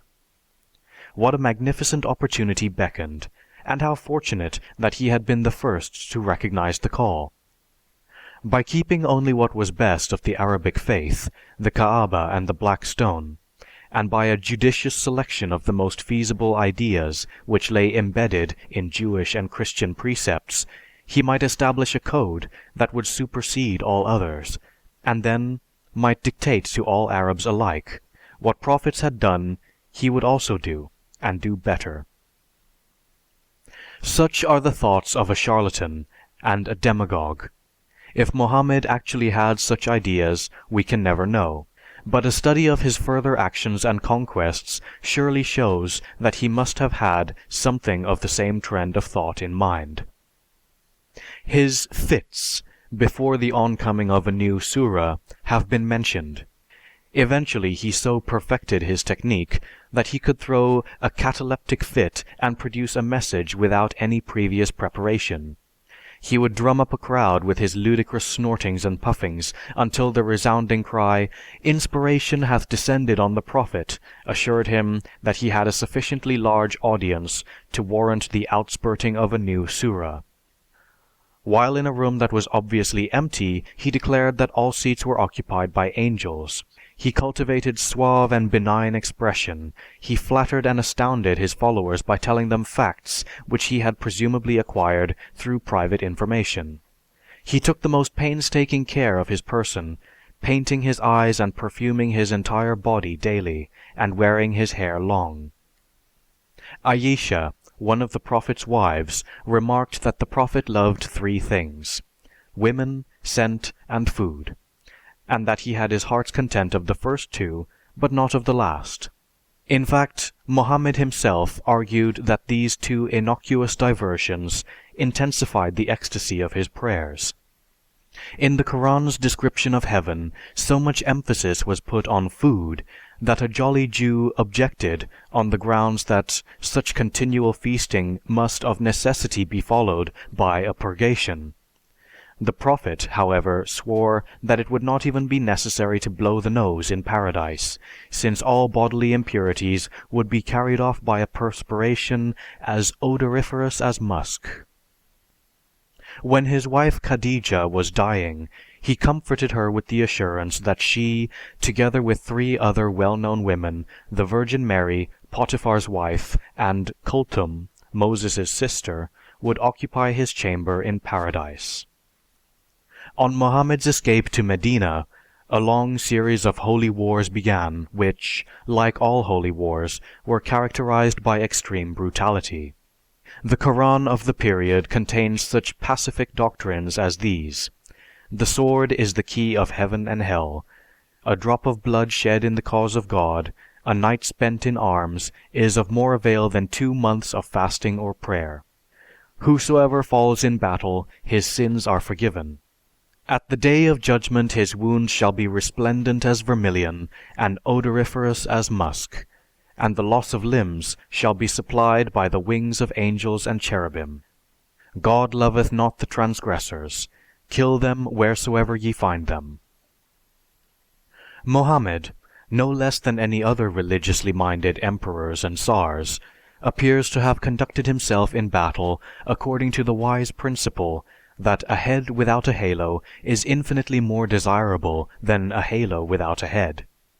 Yet he was profoundly convinced that the ultimate victory of Islam depended upon the sword. The Koran of this period breathes defiance against the enemies of Islam on almost every page. Its profuse maledictions, once confined to the evildoers of Mecca, now include all unbelievers everywhere. When Mohammed once had captured a fortress inhabited by a tribe of Jews, his judgment was, "The men shall be put to death, the women and children sold into slavery, and the spoil divided amongst the army." Then trenches were dug, some 700 men were marched out, forced to seat themselves in rows along the top of the trenches, beheaded, and then tumbled into a long gaping grave. Meanwhile, the Prophet looked on, until, tiring of the monotonous spectacle, he departed to amuse himself with a Jewess whose husband had just perished. He continued these conquests until, at his death in 632, he was the master of nearly all Arabia and revered almost as a god. Yet when Omar, his first lieutenant, captured Jerusalem in 636, he ensured the conquered Jews and Christians free exercise of their religion and the security of their persons and their goods. But when the Crusaders took Jerusalem in 1099, they massacred all the Mohammedans and burnt the Jews alive. It is estimated that 70,000 persons were put to death in less than a week to attest the superior morality of the Christian faith. The successors of Mohammed, the Caliphs, in less than a century conquered Syria, Egypt, Babylonia, Persia, Turkestan, Spain, northern Africa, Sicily, and southern France.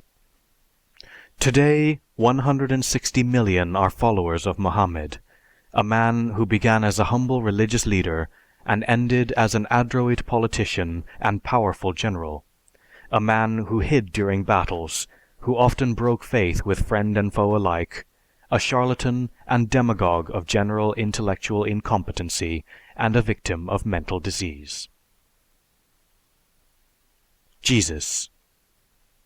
When we come to consider the life of Jesus, a far different and more intricate problem is met with.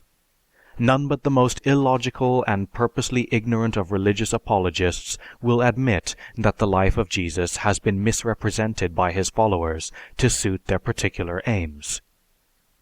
Had the followers of the moralist Epictetus or the Rabbi Hillel written lives of those two teachers, they would be quite similar to the reputed life of Jesus. The moral sentiments attributed to Christ in the Gospels were borrowed from the Jewish rabbis and the numerous cults that flourished in that age. The birth, death, and resurrection of Christ is quite similar to the myths of that time concerning the savior gods Adonis, Isis, Osiris, Attis, Mithra, and a multitude of others. For a full exposition of the subject, the reader is referred to E. Carpenter, Pagan and Christian Creeds.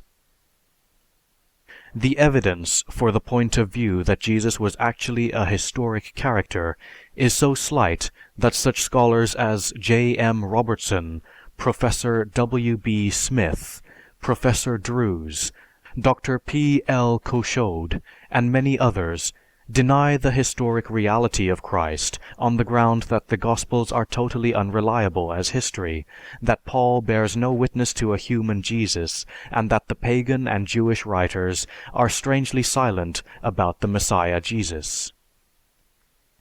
There are in existence only 24 lines from Jewish and pagan writers referring to Jesus. These include a reference in Tacitus's Annals, and brief references by Suetonius and Pliny the Younger. These three references are considered spurious by many scholars, and even if they were all to be accepted, it would mean that the total pagan testimony as to the historicity of Jesus is confined to three very vague and brief references written a century after the reputed time of Jesus. The longest reference to Jesus is in the writings of the Jewish historian Josephus. The passage referring to Jesus in his Jewish Antiquities has been considered as spurious even by conservative scholars. A group of scholars has always deemed it very probable, however, that this spurious reference may have replaced an unfavorable reference to Jesus in the original. Working on this theory, Dr. Eisler has purged of interpolations this work by a painstaking and scholarly investigation. However, it must be pointed out that with regard to Jesus' actual existence, what divided the Christians and non-Christians was not the question whether or not Jesus existed, but the vastly more pertinent and essentially different question whether or not the obscure Galilean carpenter, executed by a Roman governor as King of the Jews, was really a superhuman being who had overcome death, the longed-for Savior of mankind, foretold by the prophets, the only begotten Son of God himself. To the Jews, Jesus was indeed a heretic and an agitator of the lower orders. To the pagans, he was a magician who through sham miracles and with subversive words had incited the people to rebellion. and as a leader of a gang of desperate men had attempted to seize the royal crown of Judea as others had done before him and after him. The non-Christian writers referred to Jesus as a wizard, a demagogue, and a rebel. We are fortunate at this date to have brought to our attention a masterful work by Dr. Robert Eisler, a work which will be as revolutionary to the study of Christianity as was Darwin's Origin of the Species in the realms of science, and similarly, the former work will be the basis upon which much progress will be made in a great field. Dr. Eisler unfolds a great mass of hitherto unknown information concerning the life, the actual appearance, and the doings of Jesus. He definitely establishes the proof of Jesus' actual existence, and makes clear many hitherto obscure utterances and deeds of this prophet. The descriptions which follow are based on the material in this work of Dr. Eisler, the Messiah Jesus. In the complete statement of Josephus on Pilate's governorship, we find, "At that time there appeared a certain man of magical power, if it is permissible to call him a man, whom certain Greeks call a son of God, but his disciples the true prophet, said to raise the dead and heal all diseases. His nature and his form were human, a man of simple appearance, mature age, small in stature, 3 cubits high, hunchbacked, with a long face, long nose, and meeting eyebrows, so that they who see him might be affrighted, with scanty hair, but with a parting in the middle of his head, after the manner of the Nazarites, and with an undeveloped beard. Only in semblance was he superhuman, for he gave some astonishing and spectacular exhibitions. But again, if I look at his commonplace physique, I, for one, cannot call him an angel. And everything whatsoever he wrought through some invisible power, he wrought through some word and a command. Some said of him, 'Our first lawgiver is risen again, and displays many healings and magic arts.' Others said, 'He is sent from God.' Howbeit in many things he disobeyed the law, and kept not the Sabbath, according to our fathers' custom. And many of the multitude followed after him, and accepted his teachings, and many souls were excited, thinking that thereby the Jewish tribes might be freed from Roman hands. But it was his custom most of the time to abide over against the city on the Mount of Olives, and there too he bestowed his healings upon the people. And there assembled unto him of helpers 150, and a multitude of the mob. Now when they saw his power, how he accomplished whatsoever he would by a magic word, and when they had made known to him their will, that he should enter into the city, cut down the Roman troops, and Pilate, and rule over us, he disdained us not. And having all flocked into Jerusalem, they raised an uproar against Pilate, uttering blasphemies alike against God and against Caesar. And when knowledge of it came to the Jewish leaders, they assembled together with the high priests, and spake, 'We are powerless and too weak to withstand the Romans. But, seeing that the bow is bent, we will go and impart to Pilate what we have heard, and we shall be safe, lest he hear of it from others, and we be robbed of our substance, and ourselves slaughtered, and the children of Israel dispersed.' And they went and imparted the matter to Pilate, and he sent and had many of the multitude slain. And he had that wonder worker brought up, and after instituting an inquiry concerning him, he passed his sentence upon him. He is a malefactor, a rebel, a robber, thirsting for the crown. And they took him and crucified him according to the custom of their fathers." Such is the history of Jesus as contrasted with the myth of Jesus in the New Testament. This description of the actual appearance of Jesus for the first time gives us a clue to the mental and physical characteristics of this prophet. It must be borne in mind that at the time that Jesus achieved manhood, his people and his nation were under the complete domination of Rome, and oppressed by a race whom the Jews looked upon as cursed barbarians and idolaters. The country was overrun with religious zealots who stormed over the cities and villages, preaching the immediate destruction of the world and the proximity of the long-awaited coming of the Messiah. The fact that Jesus had to bear the hard fate of a deformed body may go far in helping to explain this remarkable character. It is common knowledge how frequently weak and deformed children have to suffer from the cruelty and neglect of environment, a factor which cannot but produce a peculiar reaction on the childish mind which has a far-reaching effect in later life. This accounts for Jesus' indifference towards his mother and brothers. Of a delicate constitution, he might have suffered from insults a great deal more than the others, which throws some light on the severe punishment demanded by Jesus for comparatively harmless insults. Under such circumstances, it is easy to explain how every neighbor and next of kin, although to the weak naturally an enemy, came to be included in the sphere of that all-embracing love which is the nucleus of Jesus' teaching. For the cripple has to face the dilemma either of warping everything into a powerful, misanthropic hatred, or else to overcome this feeling of revenge for the high moral superiority of a Plato, Mendelssohn, or a Kant. Jesus chose the latter of the two courses, and we may well imagine that it was not at Golgotha that he had the first occasion to cry out, "Father, forgive them, for they know not what they do." In the case of Jesus, the whole paradoxical thought of his being the vicarious sin offering and world redeemer can best be understood as the solution, proposed in the Deutero-Isaiah, of the question which had occupied Job, to wit, why must the innocent suffer?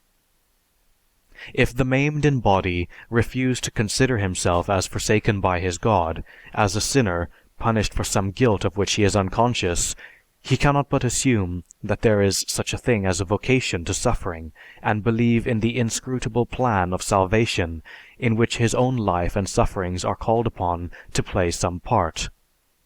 Nothing but this conviction of being thus elected can afford him the desired compensation for his depressed and hampered ego. A repressed nature of this type will, in seeking such a compensation, escape from the harsh reality into the realm of dreams. This is the basis of what the physician recognizes in hysteria, and in the mental disease termed dementia praecox. The glorious daydreams of the millennium, the time of bliss, when all strife and all hate will disappear from the earth, when all the crooked will be made straight, find their best explanation in this peculiarity. They console the suffering and heavy laden for the bitter reality which, in the light of the old messianic prophecies, appears only as a nightmare, promptly to be chased away by the dawn of a new day, a perfect era.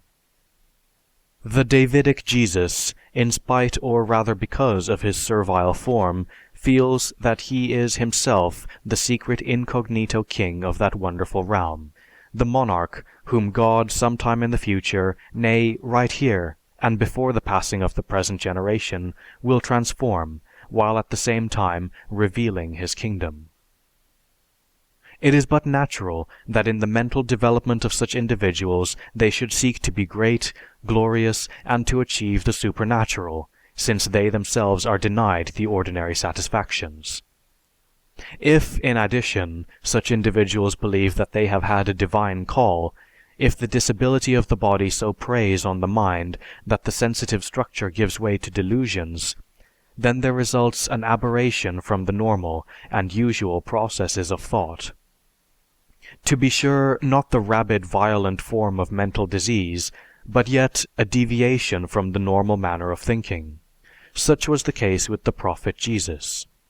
Afflicted in body but endowed with a sensitive mind, exposed to an unusual environment of seething unrest and political ferment, and firmly convinced in the current fancies regarding the approaching destruction of the world, the conquest of the evil power, and the reign of God, Jesus became the subject of a delusion that he was the only true Messiah who had been presaged by the prophets of old. The greatest difficulty encountered in every attempt to present the life and work of Jesus according to the evidence of his own words, preserved in the sources, is the sharp, irreconcilable contradiction between the so-called fire and sword sayings on the one side, and the beatitudes on the peacemakers and the meek, the prohibition to kill, to be angry, to resist wrong, and the command to love one's enemy contained in the Sermon on the Mount on the other. In the early period of his messianic career, the period of the Sermon on the Mount, Jesus was a thorough quietist. But if we realize that the delusion that he was the Messiah had entered his mind so vehemently that he firmly believed that the end of the world was imminent, and that it was his duty to save as many as possible, we can understand his acquiescence to the violence which followed. Moreover, he was clearly forced to the fatal road by the idea that he must set on foot a movement of hundreds of thousands, the picture of the Exodus from Egypt with the fantastic figures given in the Old Testament.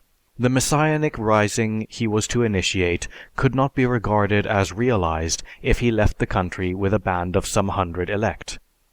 If he wished, however, to put at least 2/5 of the population in motion, the method of sending out messengers had proved altogether unsatisfactory. He must try the effect of his own words in a place where, and at a time when, he was sure to reach the greatest multitude of his people. That could only be in Jerusalem, at the time of the great pilgrimage at the feast of the Passover. Moreover, the desired result could only be obtained, of course, if he openly proclaimed himself to be the Messiah. Then it was that the prophet of quiet reversed his words and armed his disciples. Jesus was fully aware of the illegality of this arming of his disciples, and of his own direction to purchase a weapon. Nonetheless, he saw no escape from this bitter necessity. The prediction of the prophet must be fulfilled, according to which the righteous servant of the Lord must be numbered among the lawless transgressors. True it is that he did not lead the revolt himself, but tarried with his disciples at the Last Supper at a house near by the fighting. When he becomes aware that his secret hiding place on the Mount of Olives has been betrayed, Jesus hopes for a miracle from God up to the last. Captured, he is led away to the palace of the high priest's family on the Mount of Olives, where, while Jesus is questioned by the high priest, Peter, unrecognized, warms himself at the fire in the courtyard and thrice denies his master. He was then taken to the Roman governor's court-martial, where sentence was passed, and he was led off to the place of execution, and there deserted by all of his followers except a few Galilean women. Then was heard the last despairing cry of the desolate, dying martyr, my God, why hast thou forsaken me?" Thus ended the career of this deformed prophet with the sensitive, deluded mind. A martyr who attempted only to effect reforms amongst his own people, in his own small locality. Moses. With regard to the life, the deeds, and the words of the prophet Moses, we have no history, only myth and legend. The existence of Moses is not demonstrated by the biblical books which are falsely ascribed to him, yet we cannot be certain that such a character did not exist. In any event, we must judge his character from the writings ascribed to him. The legend of the child cast upon the waters is to be found in the folklore of all nations. This legend concerning Moses relates that one day Pharaoh's daughter, while bathing with her maids in the Nile, found a Hebrew child exposed on the waters in obedience to a new decree. She adopted the boy, gave him an Egyptian name, and brought him up in her palace as a prince. She had him educated, and the fair inference is that he was schooled in the culture of the Egyptians. The royal lady made of the Hebrew slave child an Egyptian gentleman. Yet, although his face was shaved, and outwardly he appeared to be an Egyptian, at heart he remained a Hebrew. One day, when he was grown, Moses went slumming amongst his own people to look at their burdens, and he spied an Egyptian smiting a Hebrew. He was so overcome by passion at this scene that he killed the man on the spot. The crime became known, there was a hue and cry raised, and the king had a search made for Moses with the intention of slaying him. With all hope of a career in Egypt ended, Moses escaped to the peninsula of Sinai and entered the family of an Arab sheikh. The peninsula of Sinai lies clasped between two arms of the Red Sea. It is a wilderness of mountains covered with a thin, almost transparent coating of vegetation, which serves as pasture to the Bedouin flocks. Among the hills that crown the high plateau, there is one which, at the time of Moses, was called the Mount of God. It was holy ground to the Egyptians and also to the Arabs, who ascended as pilgrims and drew off their sandals when they reached the top. Now is it strange that Sinai should have excited reverence and dread? It is indeed a weird land. Vast and stern stand the mountains, with their 5 granite peaks pointing to the sky. Avalanches like those of the Alps, but of sand, not of snow, rush down their naked sides with a clear tinkling sound. A peculiar property resides in the air. The human voice can be heard at a surprising distance and swells out into a reverberating roar, and sometimes there rises from among the hills a dull booming sound like the distant firing of heavy guns. Let us attempt to realize what Moses must have felt when he was driven out of Egypt into such a harsh and rugged land. Imagine this man, the adopted son of a royal personage, who was accustomed to all the splendor of the Egyptian court, to the busy turmoil of the streets of the metropolis, to reclining in a carpeted gondola, or staying with a noble at his country house. In a moment, all is changed. He dwells in a tent, alone on the mountainside, a shepherd with a crook in his hand. He is married to the daughter of a barbarian. His career is at an end. He realizes that never again will he enter that palace where once he was received with honor, where now his name is uttered only with contempt. Never again will he discourse with grave and learned men in his favorite haunts, and never again will he see the people of his tribe whom he loves and for whom he endures this miserable fate. They will suffer, but he will not help them. They will mourn, but he will not hear them. In his dreams he hears and sees them. He hears the whistling of the lash and the convulsive sobs and groans. He sees the poor slaves toiling in the fields, and sees the daughters of Israel carried off to the harem with struggling arms and streaming hair. He sees the chamber of the woman in labor, the seated, shuddering, writhing form, the mother struggling against maternity, dreading her release, for the king's officer is standing by the door, ready, as soon as a male child is born, to put it to death. The Arabs who gave him shelter were also children of Abraham, and they related to him legends of the ancient days. They told him of the patriarchs who lay buried in Canaan with their wives. They spoke of the God whom his fathers had worshipped. Then, as one who returns to a long-lost home, the Egyptian returned to the faith of the desert, to the God of Abraham, Isaac, and Jacob. As he wandered on the mountain heights, he looked to the west and saw a desert. Beyond it lay Canaan, the home of his ancestors, a land of peace and soon to be a land of hope. For now, new ideas rose tumultuously within him. He began to see visions and to dream dreams. He heard voices and beheld no form. He saw trees which blazed with fire and yet were not consumed.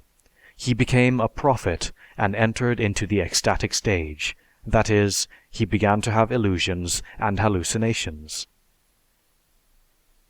Dwelling on the misery and suffering of his people, his mind becomes deluded with the idea that he has been chosen by his newfound God to liberate his people from the tyranny of their oppressors. Meanwhile, the king had died, and a new pharaoh had ascended the throne. Moses returns to Egypt to carry out the great designs which he had formed. He announces to the elders of his people, to the heads of the houses, and the sheikhs of the tribes, that the God of Abraham had appeared to him in Sinai and had revealed his true name. It was Jehovah. He had been sent by Jehovah to Egypt to bring away his people, to lead them to Canaan. In company with his brother Aaron, Moses asked Pharaoh to liberate the children of Israel. But after several vain attempts to dazzle Pharaoh with his skill as a magician, he was met with an obstinate refusal. Moses, before Pharaoh, descends to the level of a vulgar sorcerer armed with a magic wand whose performances only draw our smiles. This charlatanry having been unsuccessful, the wizard connives with his accomplice Jehovah to have inflicted upon the Egyptians the 10 plagues. Then the loving and kind father, having killed innumerable Egyptians as the story relates, so terrorizes the minds of his other children in Egypt that Pharaoh is finally convinced that he must allow the chosen people to leave his domain. The Israelites quitted Egypt, carrying away with them the gold and silver of their oppressors. They then entered the desert. The magic art of Moses enabled them to pass dry-footed through the Red Sea, whereas the Pharaoh who was pursuing them was engulfed with his whole army. Again, the chosen people are liberated by means of the death of multitudes of Egyptians. Truly, Jehovah at that time must have loved them well, or did some other deity form the Egyptians? It matters not that the crossing of the Red Sea and the drowning of Pharaoh are romantic incidents, not only unknown to the Egyptian texts, but even to the earliest of Hebrew prophets. It matters not, for the story is the most important thing, even though it is an inspired story, inspired by the Jehovah who tortured and killed the Egyptians to show how well he loved his people. This Wild West story, with its multitudes of slaughters, proceeds to the wilderness of Sinai, and there again the prophet Moses goes into a secret seance and finally announces that God has delivered laws to him, which had been issued from the clouds. What a great showman was this prophet! Barnum must have been a devoted admirer of Moses, for Moses was the first to create the 2-ring circus. For these laws given by Jehovah are described in 2 places, and the circus varies in both places. Exodus 20 and Exodus 34 are the 2 texts which differ considerably. To further convince the children of Israel, Moses tells them the story of how he had cajoled Jehovah into allowing him to see what no man had hitherto seen, the form of Jehovah. For it appears that Jehovah was so pleased with this murderer, charlatan, and wizard that he allowed him to glimpse his hind quarters. At least Jehovah had a sense of humor. What a bag of tricks this prophet had at his command. The prophet waves his arms and tugs at his gown, and lo and behold, the Lord has spoken. The following is a specimen of the revelations which the Lord is supposed to have dictated to Moses. Leviticus 14:25. The priest shall take some of the blood of the trespass offering, and put it upon the tip of the right ear of him who is to be cleansed, and upon the thumb of his right hand, and upon the great toe of his right foot. And the priest shall pour of the oil into the palm of his own left hand, and shall sprinkle with his right finger some of the oil that is in his left hand 7 times before the Lord. Surely it must have been a God with a superior mentality who dictated this, for it surpasses our feeble comprehension. And we can well imagine Jehovah's wrath when the priest confuses his right and left. Twirling his arms again, Moses gives forth this oracle. Numbers 15:37-41. And the Lord spake unto Moses, saying, Speak unto the children of Israel, and bid them that they make them a fringe upon the corner of their garments throughout their generations, and that they put upon the fringe of each corner a cord of blue, etc., etc. Jehovah chooses blue as the divine color. Royal purple, divine blue. Then there is the familiar myth of the prophet's tapping of the rock to bring forth water in the desert, the story of the manna, the tale of the doves. Thus can the fabled life of Moses be divided into 2 stages: the early period of illusions, hallucinations, and delusions, and the later stage of wizardry, charlatanry, and demagoguery. Neither must we think that we moderns are the first to peer through this sham, for what the Israelites thought of these laws appears from the bitter criticism of Moses and Aaron, which the Haggadah put into the mouth of the rebel Korah. When we were given the 10 Commandments, each of us learnt them directly from Mount Sinai. There were only the 10 Commandments, and we heard no orders about offering cake, or gifts to priests, or tassels. It was only in order to usurp the dominion for himself and to impart honor to his brother Aaron that Moses added all this. Moses, Jesus, and Mohammed, these prophets whose adherents number hundreds of millions, about whom there has been built up these vast systems of theology, what is there of the divine in their characters? What supernatural in their deeds? What wisdom poured forth from their lips which did not come from other philosophers? What immense structures have been founded on these shifting sands, on this morass of ignorance and childish fable?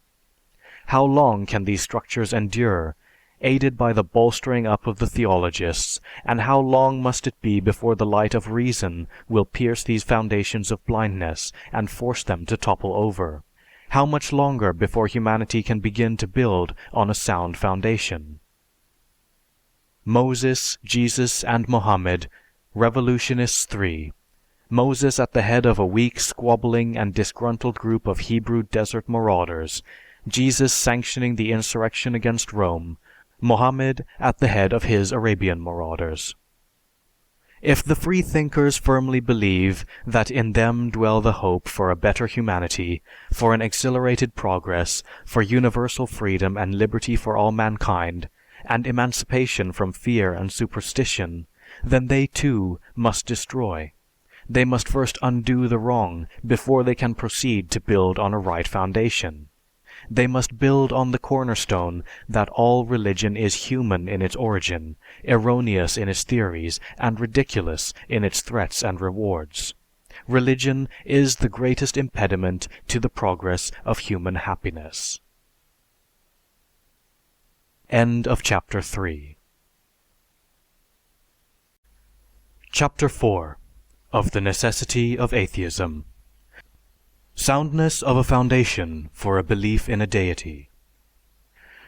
It is better to bury a delusion and forget it, than to insult its memory by retaining the name when the thing has perished.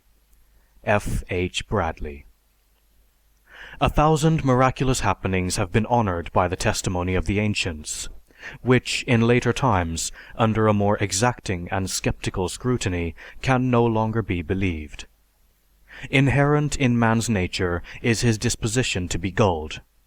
Emotion is encouraged to supplant cool reason, fanaticism to supplant tolerance. Not by such means can our race be saved. Llewellyn Powys. Our interplanetary visitor is firmly convinced that all religion, no matter what its antiquity or its modernity may be, is an invention of our groping earthly minds. It occurs to him that it would be interesting and proper to lay aside all theology, all creed, all the superficial trappings placed by man about his conceptions of a deity, and consider only the basic God idea. The literature on the subject revealed to him that even on this broad and basic principle not all religionists were agreed. He found a threefold classification. 1. Those who held to the belief in an anthropomorphic personal God who was benevolent, omniscient, and omnipotent. 2. Those who saw in the constitution of our universe an impersonal supreme power who had created the universe, but who had not given us any revelation and thus has no need for worship by prayer and sacrifice. 3. Those who very recently conceived of the deity as a cosmic force, an ultimate, or as a mathematical or physical law. Such are the hypotheses of Jeans and Eddington. The Martian set about, therefore, with the principle that God is a hypothesis, and as such stands in need of proof. 1. The belief in a personal God. The Martian, as our guest, had by this time had ample opportunity to survey our civilization, and to acquaint himself with the things with which God, in his goodness, had endowed his earthly children. A proponent of a personal God informs him that his deity is an infinite personal being of consciousness, intelligence, will, good, unity, and beauty, the supreme, the infinite personality who was loving, benevolent, omnipotent, and omniscient. Like the American from Missouri, the visitor hastened to see for himself the marvelous workings of such an exalted being, for surely such a being, with such attributes as he was credited with, would certainly be in an excellent position to bestow great gifts upon his earthly children. The Martian is informed that the vast majority of our inhabitants, no matter what their geographical distribution may be, are suffering from a financial depression brought on by the last World War. War and cruelty are synonymous in the mind of our seeker for God, and immediately there arises a conflict between the conception of an omnipotent, all-wise, and loving God, and one who would permit war and cruelty. Fearing that he has not comprehended the meaning of an omnipotent being, he turns to the lexicon for verification, only to learn that it means an all-powerful being. How then could an omnipotent being permit wholesale and private murder? Is he not rather a demon than a god? On the other hand, if this being is not omnipotent, then he is a useless god, and there is no need for all the fears which religion breeds, no need for creed and worship. Every war, particularly this last one, is an indictment of God. God's in his heaven, all's right with the world, is seemly only to the minds drugged with an irrational creed. If there is a God, he is quite careless of human well-being or human suffering. The deaths of 100,000 men mean no more to him than the deaths of 100,000 ants. A couple of million men locked in a death struggle on the battlefield is only a replica of the struggle that has been going on in the animal world throughout time. If there be a God, he designed all this. He fashioned the hooks for the slaughter, the teeth for the tearing, the talons for destruction, and man, with his multiplied weapons of destruction, has but imitated his example. A world without God, and in which humanity is gradually learning the way to better things, is an inspiration to renewed effort after the right.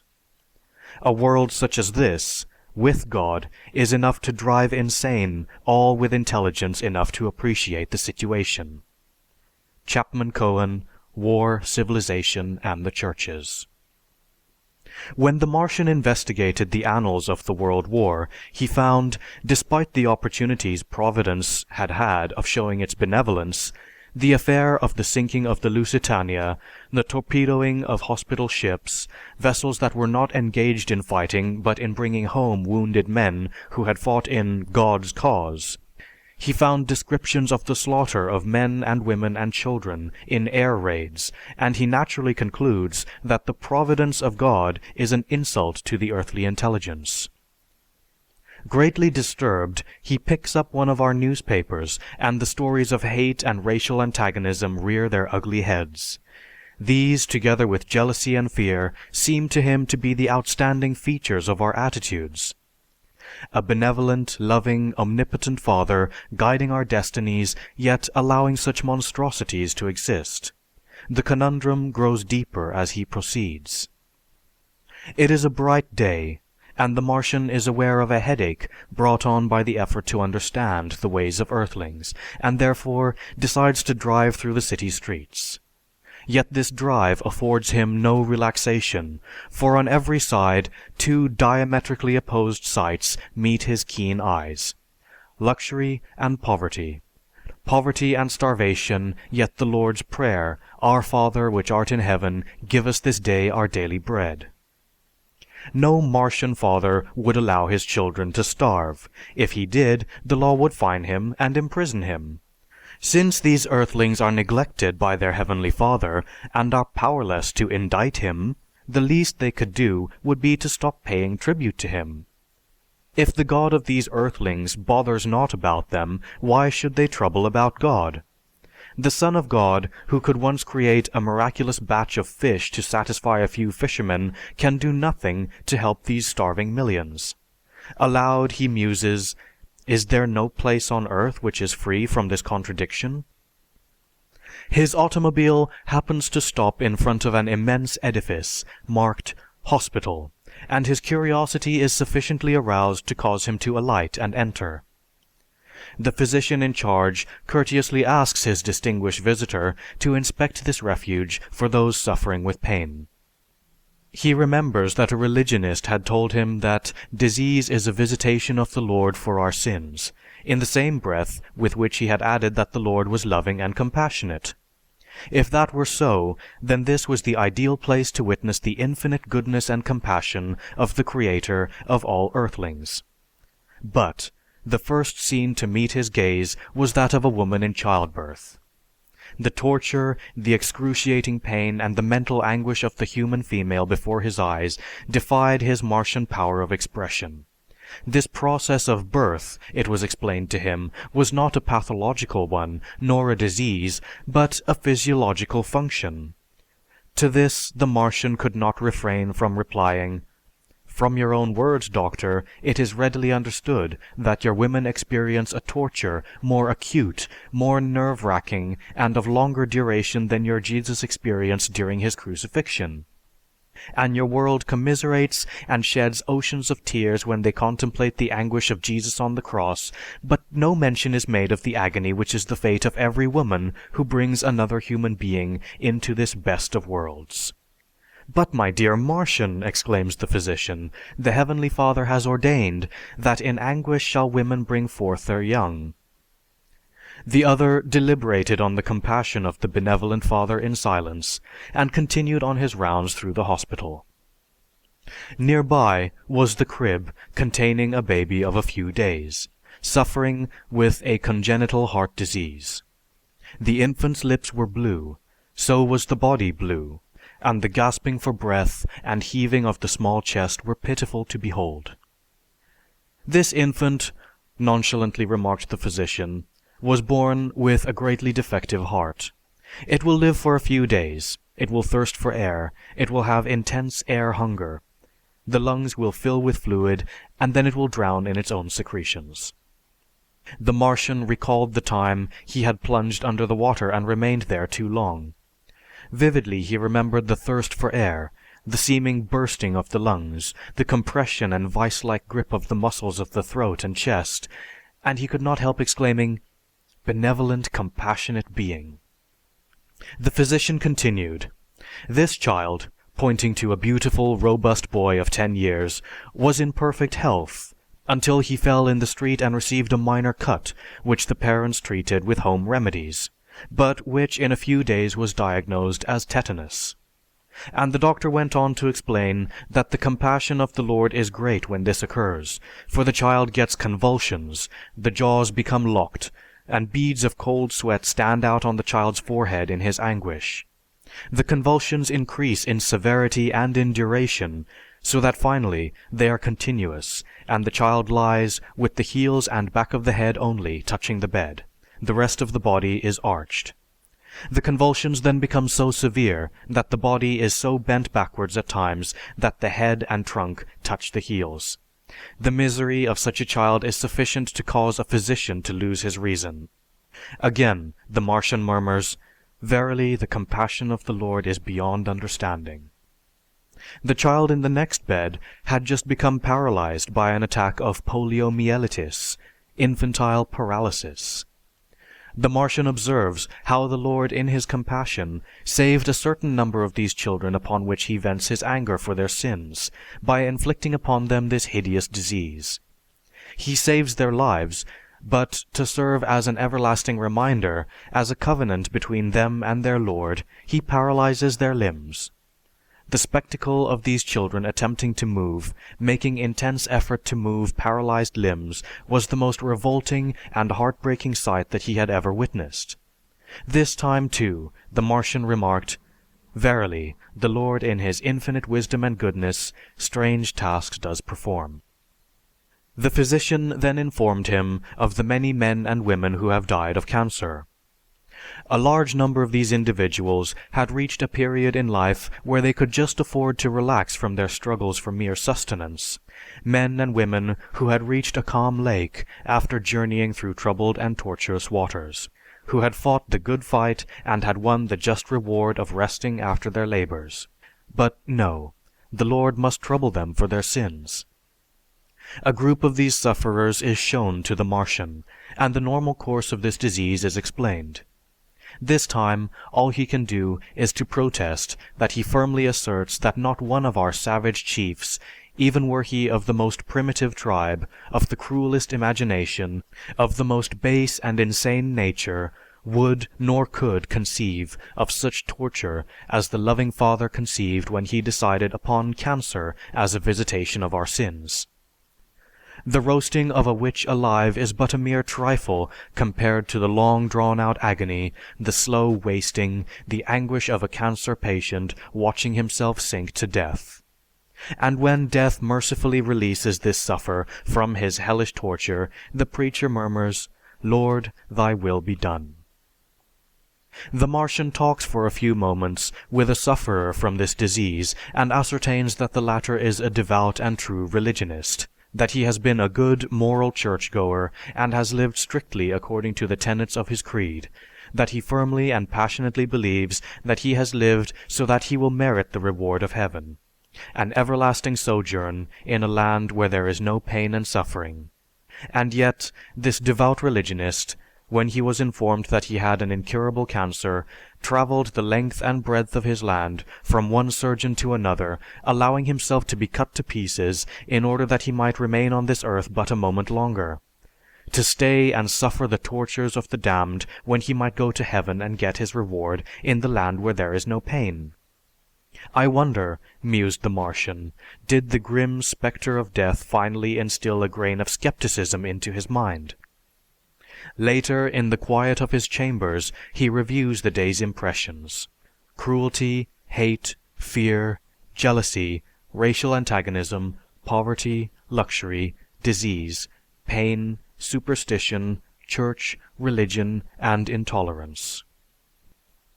If we suppose that the universe is the creation of an omnipotent and benevolent God, it becomes necessary to ask how pain and evil arise. Pain and evil are either real or unreal.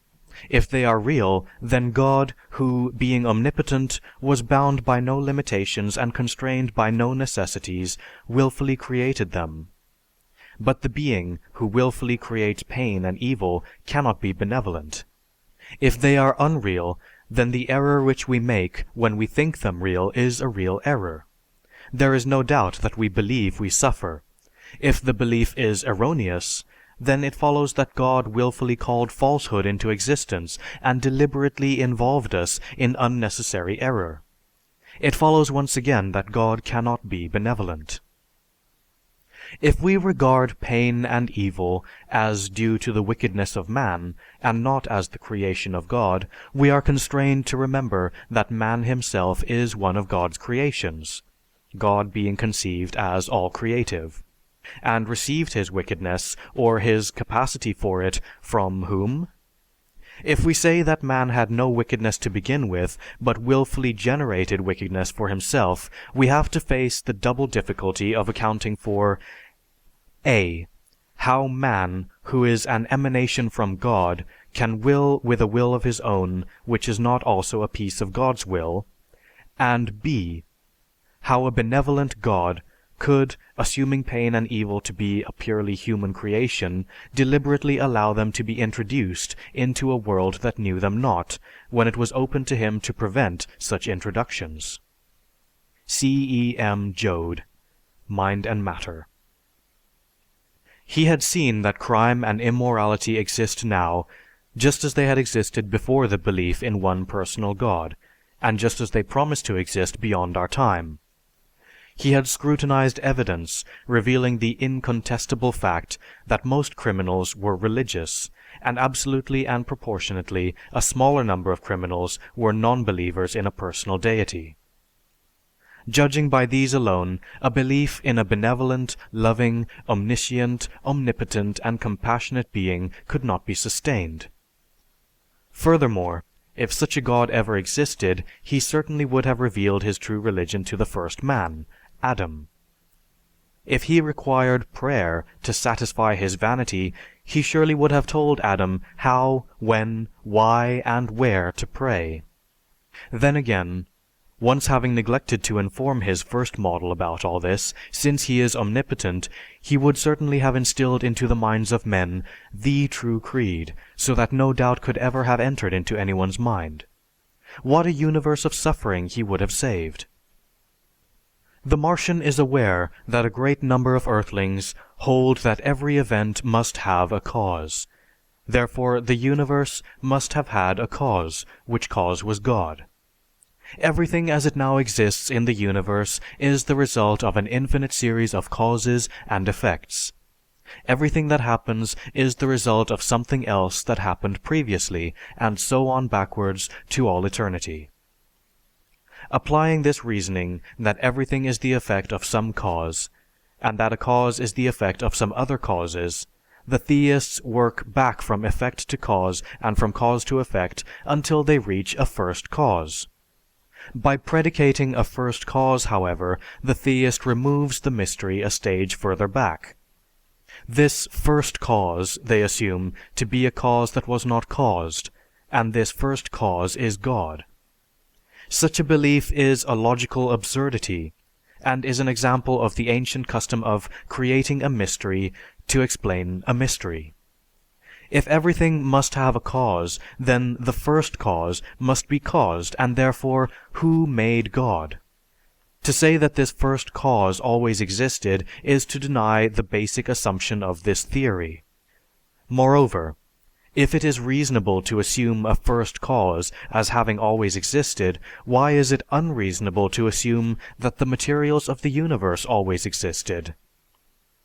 To explain the unknown by the known is a logical procedure. To explain the known by the unknown is a form of theological lunacy.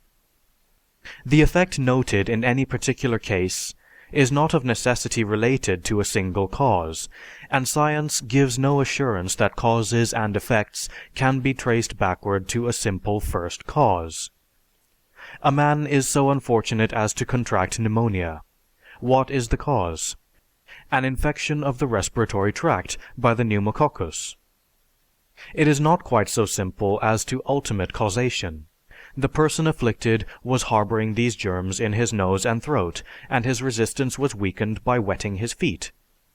The day was cold and his shoes were thin. The humidity and temperature were such that rain fell. The temperature and humidity were caused by air currents hundreds of miles distant from the scene, and so ad infinitum. In this series of complications, where may we discern a first cause?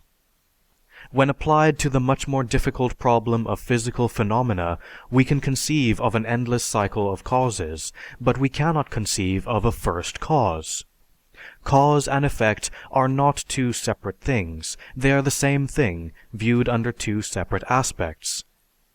If cause and effect are the expressions of a relation, and if they are not two things but only one under two aspects, cause being the name for the related powers of the factors, and effect the name for their assemblage, to talk, as does the theist, of working back along the chain of causes until we reach God, is nonsense. Chapman Cohen, Theism or Atheism. A great many theists attempt to deduce the existence of an invisible creator and ruler of the universe from the visible features of nature, such as the design, regularity of movement and structure, and the various aspects of beauty which one may find in studying natural objects. This argument from design in nature has been overruled by a study of the evolutionary processes. Paley based his argument on the assertion of a mind beyond phenomena, the workings of which could be seen in the forms of animal life. The theists no longer use Paley's original arguments, but a great deal of the theistic arguments are still based on his assumptions. From the humanistic point of view, and the theist bases his entire arguments from design in nature from the humanistic view, An understanding of the merciless character of organic evolution shows clearly that the forces at work in nature are full of waste, there are numerous plans that are futile, there is an unrelenting preying of one form of life upon the other, and it is not always the higher form that is the victor. There are myriads of living organisms coming to life only to perish before reaching an age at which they can play their part in the perpetuation of the species. And there is a universe of pain and misery that serves no useful purpose. The impartial eye of science observes ugliness as well as beauty, disorder as well as order, in nature.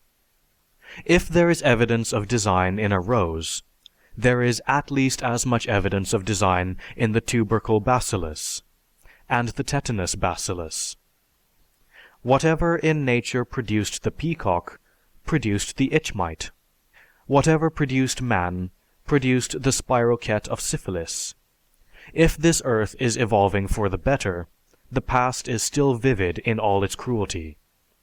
The old and familiar argument from design and beauty in nature is so inconsistent with the facts at hand that most theists have abandoned this attitude, and the retreat from this position has been turned into a veritable rout by the steady advance of scientific knowledge.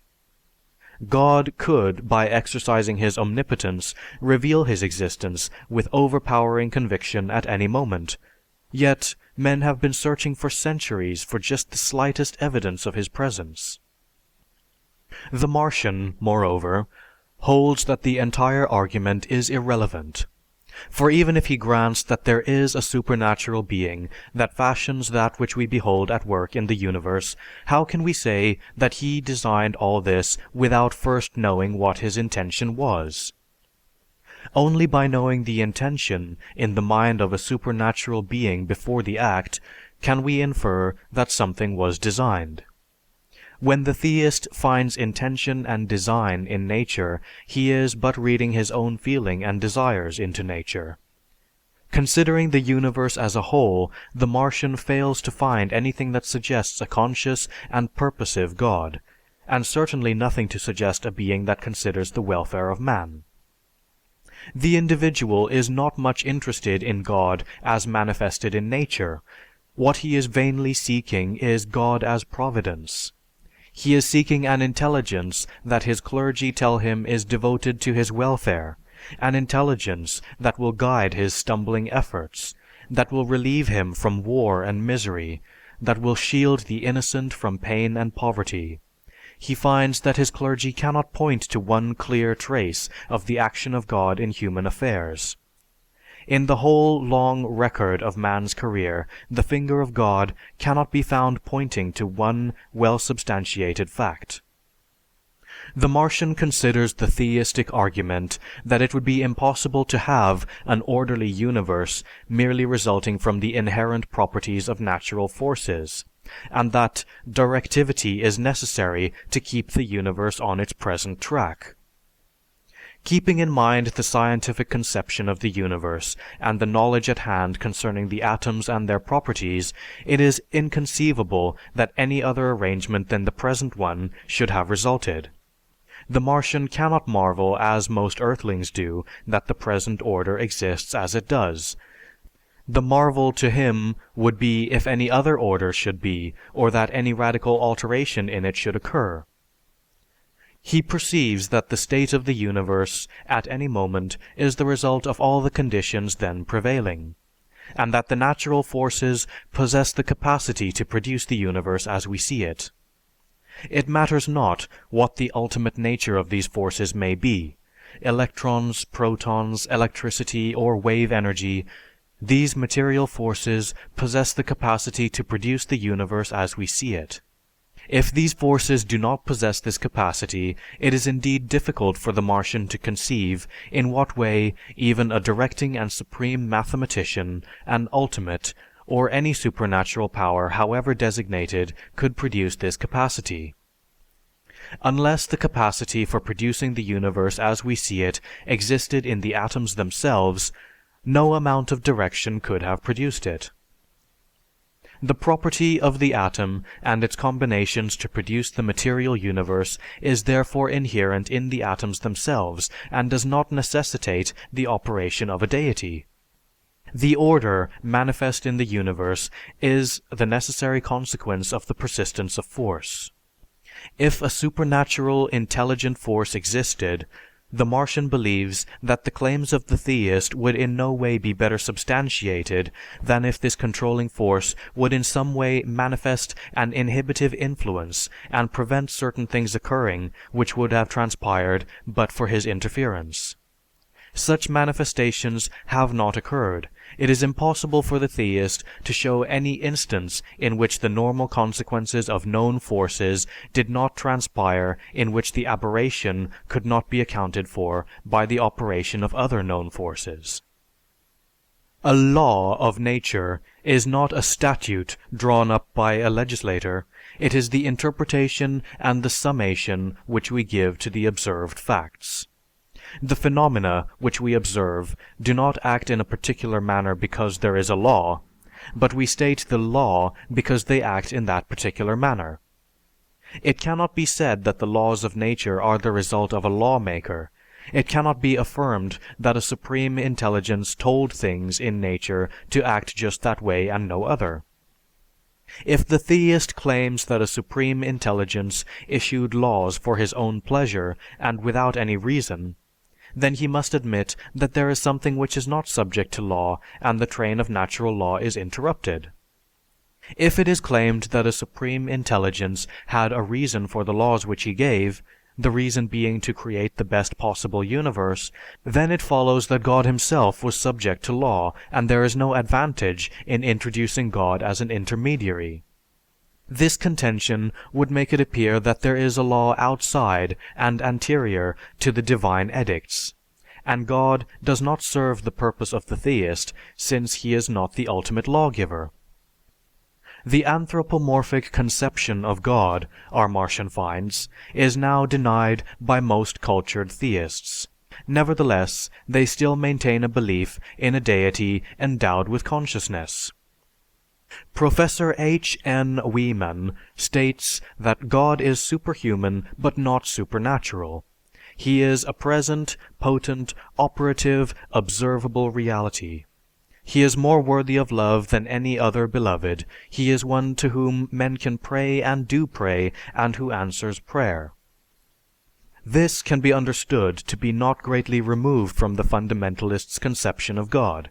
But when he continues to say, God is that interaction between individuals, groups, and ages which generates and promotes the greatest possible mutuality of good, and it responds to prayer and is precisely what answers prayer when prayer is answered, the personal he has suddenly changed to the impersonal it.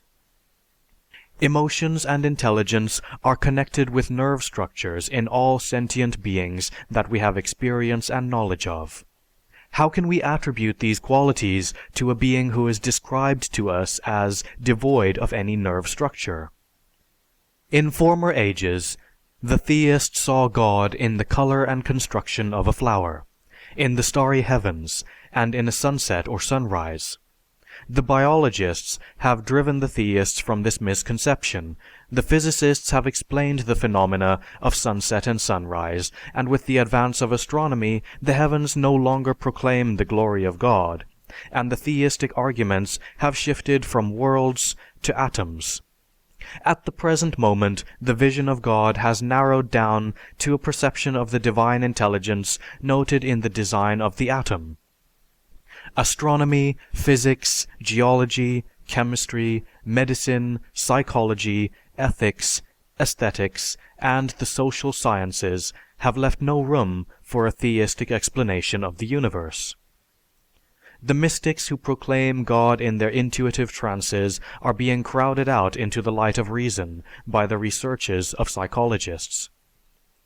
There are still many gaps in our knowledge, and if the theist persists in finding the manifestation of a supreme being in these vague zones of our present ignorance, he is at the mercy of the science of the future. Science is concerned with mind as much as it is with the material aspects of atoms and stars, hence the sciences of psychology, ethics, and aesthetics. The entire universe is the province of science, and it is rapidly providing a scientific interpretation of all the contents of the universe. It may well be a few more centuries before the scientific explanation is partially complete, but it must be kept in mind that science as we conceive the term is less than 2,500 years old, and out of this infantile period at least 1,000 years must be deducted for the intellectual stagnation of the Dark Ages. In tracing the retreat of the clergy from the arguments from the first cause, the arguments from design, causation, and directivity, the Martian recalls the words of Vivian Phillips. How is it that God allowed earnest and learned divines to commit themselves to arguments in proof of his existence, the subsequent overthrow of which has been a potent cause for unbelief? The finite mind cannot expect to understand the infinite, retorts a theist to our Martian. What manner of reasoning is this, asks our Martian, that denies my finite mind the right to question the proofs of the existence of an infinite, when these same proofs are derived by finite minds? The theist cannot infer God from the cosmic process until he can discover some feature of it which is unintelligible without him. 2. The belief in a deity, but the rejection of revelations, theology, priestcraft, and church. To the Martian, the opinion held by these individuals presented two difficulties. First, if the adherents of this hypothesis considered their deity as a providence which took an active part in the life of this world, then the objections heretofore stated against belief in a personal God are still valid.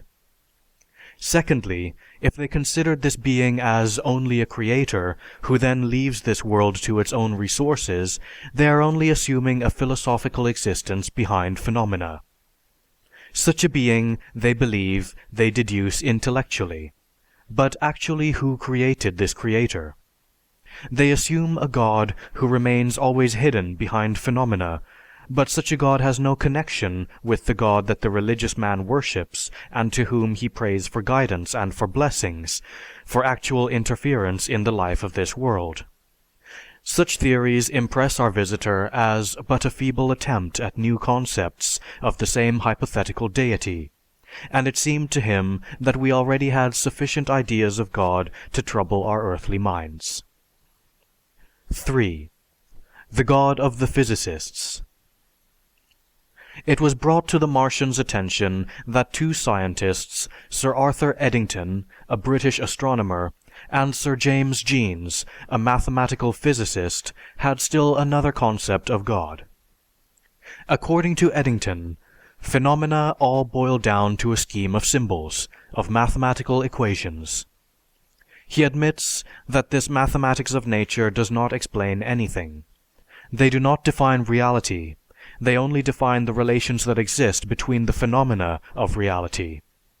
So far does he go, and then his limited mind, our Martian perceives, meets an obstacle that he cannot explain. He, therefore, abandons the formula and returns to the human mind which has conceived this formula. From the spiritual essence of man's nature, he assumes the spiritual nature of the cosmos itself, which he finds in what religion has known for centuries as God. To him, it is impossible to explain the universe except in terms of spirit.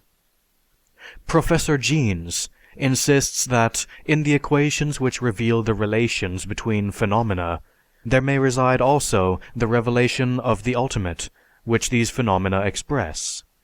He believes that there may exist a great architect of the universe who is a pure mathematician.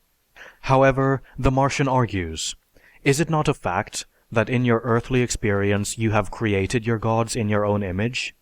Your savages created God in the only fashion their mental capacities could supply, in the shape of an idol. Now the modern physicist creates his God in the light of his own intimate vision, which is that of a mathematician. This is just another attempt to formulate a hypothetical existence of a supernatural being. The theologians, by this time thoroughly aroused, lay down a verbal barrage, and learned Jesuits place before the visitor a recent publication entitled The Question and Answer by Hilaire Belloc. The author, acting as the mouthpiece of the Roman Catholic Church, attempts to prove two things, namely, whether God is, and that the witness to revelation is the Roman Catholic Church. Were it not for the fact that the work was published by permission of the Church, one could logically suppose from its arguments that the author was attempting to give the answer "no" to the question propounded as to whether God is. There is one sentence, however, to which the Martian agrees. This one: "But religions, though not very numerous, considering the vast spaces of time over which we can study them, and the vast number of millions to which they apply, differ and contradict each other, on which account anyone approaching this problem for the first time, and being made acquainted at the outset with the variety of religions, would naturally conclude that every religion is man-made, and every religion an illusion." On reading the opening remarks, the Martian exclaims, "This earthling plainly tells us at the beginning that he will make his theories fit in with his conclusion. He informs us that he does not seek the truth no matter where it may lead, but he only deems it necessary to fit ideas, no matter how distorted, in order that the final conclusion will simulate what he deliberately sets out to prove. Mr. Belloc's statement, 'How many men will agree that wanton cruelty, treason to family or the state, falsehood for private gain, breach of faith are admirable,' strikes the Martian as absurd when viewed in the light of the historical annals of the Church itself. Mr. Belloc's creed must have considered those very vices as virtues, judging from the actions of his Church." In calling the Roman Catholic Church the witness to revelation, the author continues with, "Yet that it should suffer from men's hatred and persecution. If God has divinely ordained this institution as His Church on earth, and in His omnipotence and omniscience allows this Church to be hated, then how do the religionists assume that their God is a God of love? The author tells us that He is a God of hate, such a God as was conceived of by the barbarians and the Hebrews, cruel, vengeful, and monstrous. Does not this apologist confuse his God with his devil? Then again, has it not occurred to this apologist that he is in all futility attempting to prove something which is a contradiction within itself? If God is, and is benevolent, is it not logical to assume, since the theologians assume all sorts of attributes to this deity, that He would not have constructed the minds of men when He created them so as to desire to doubt His being? Would not have tortured the minds of men with cruel doubt as to His existence? If He is omnipotent, it would have been just as easy to instill into the minds of men only the strongest desire to believe in His reality.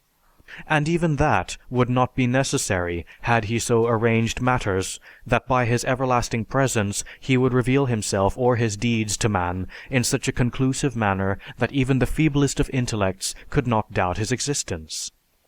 If He is omniscient, as the parable asserts, that not a hair falls from the head of man, not a sparrow dies without His knowledge, it must therefore be apparent that He created man with the foreknowledge that man would doubt His existence. This is a contradiction in itself. The Martian notes that in the entire length of the work not a reference is made to the time-worn theological defense, the revelation, which the Church has always claimed for its scriptures. Appended as an afterthought, as an apology, as it were, for the philosophical defense and not the theological, the Jesuit father reminds the reader of its Messiah, Jesus and the New Testament. The Jesuit states, "The New Testament writings, considered merely as trustworthy historical documents, inform us that..." But at this point the Martian interrupted the speaker, for the audacity of any learned man terming the New Testament writings historical was beyond his comprehension. It brought forcibly to his attention the great change which the apologies for the Church had undergone and the new methods which they assumed. The old theological defense of the Deity was gone. Not even philosophy was deemed strong enough support for the present day. How the Church had fallen! The Church, which had persecuted, anathematized, burned and tortured the scientist, the geologist, the astronomer, the geographer, the biologist, the chemist, and the physician, this same Church, in its last extremis, casts aside theology as its weapon and its appeal to the minds of the skeptics whom they aim to convert. The Church casts aside its own theology, having learned by bitter experience and recanting of opinions, bulls, and infallible statements by infallible popes, and now succumbs to the opinions it has formerly anathematized. In the present age, the Church calls science to its aid, and utterly disregards its obsolete theology which it still practices, and attempts, by means of the misinterpretation of scientific facts and statements of a few men such as Eddington and Jeans, to force science into some illogical and unscientific concordance with the conception of a supreme being. Ironically, it occurs to the Martian that the shades of Hypatia, Bruno, Galileo, Copernicus, Vanini, Darwin, and the vast numbers of Waldenses, Albigenses, Huguenots, Jews, and the victims of the Inquisition and the witch hunt must, as they contemplate the present tactics of that holy institution, the Church, find some consolation in the depths of that hell to which the Church consigned them. The Martian logically deduces that by employing science for its defense, the Church admits the impotence of divine revelation, in this age, to convince even its own adherents of the problematical existence of a divine being. Theology is no longer recognized as authoritative, even by theologians. Will the theologians now disregard their theology based on the supernatural, and build a system of theology based on science? Is this all that is left to the theologian? That he must use the pitiful theology of gaps? That is, wherever there are gaps in scientific knowledge, the theologians insert their idea of God. This is but the replacing of the question mark with a meaningless label. End of chapter 4. Chapter 5. Of the necessity of atheism. The persistence of religion. We believe what we believe, not because we have been convinced by such and such arguments, but because we are of such and such a disposition. C. E. M. Joad. The mind of the ordinary man is in so imperfect a condition that it requires a creed, that is to say, a theory, concerning the unknown and the unknowable in which it may place its deluded faith and be at rest. Winwood Reade. Generations followed, and what had been offered as hypothetical theological suppositions were, through custom and tradition, taken for granted as unquestioned truth. Llewellyn Powys.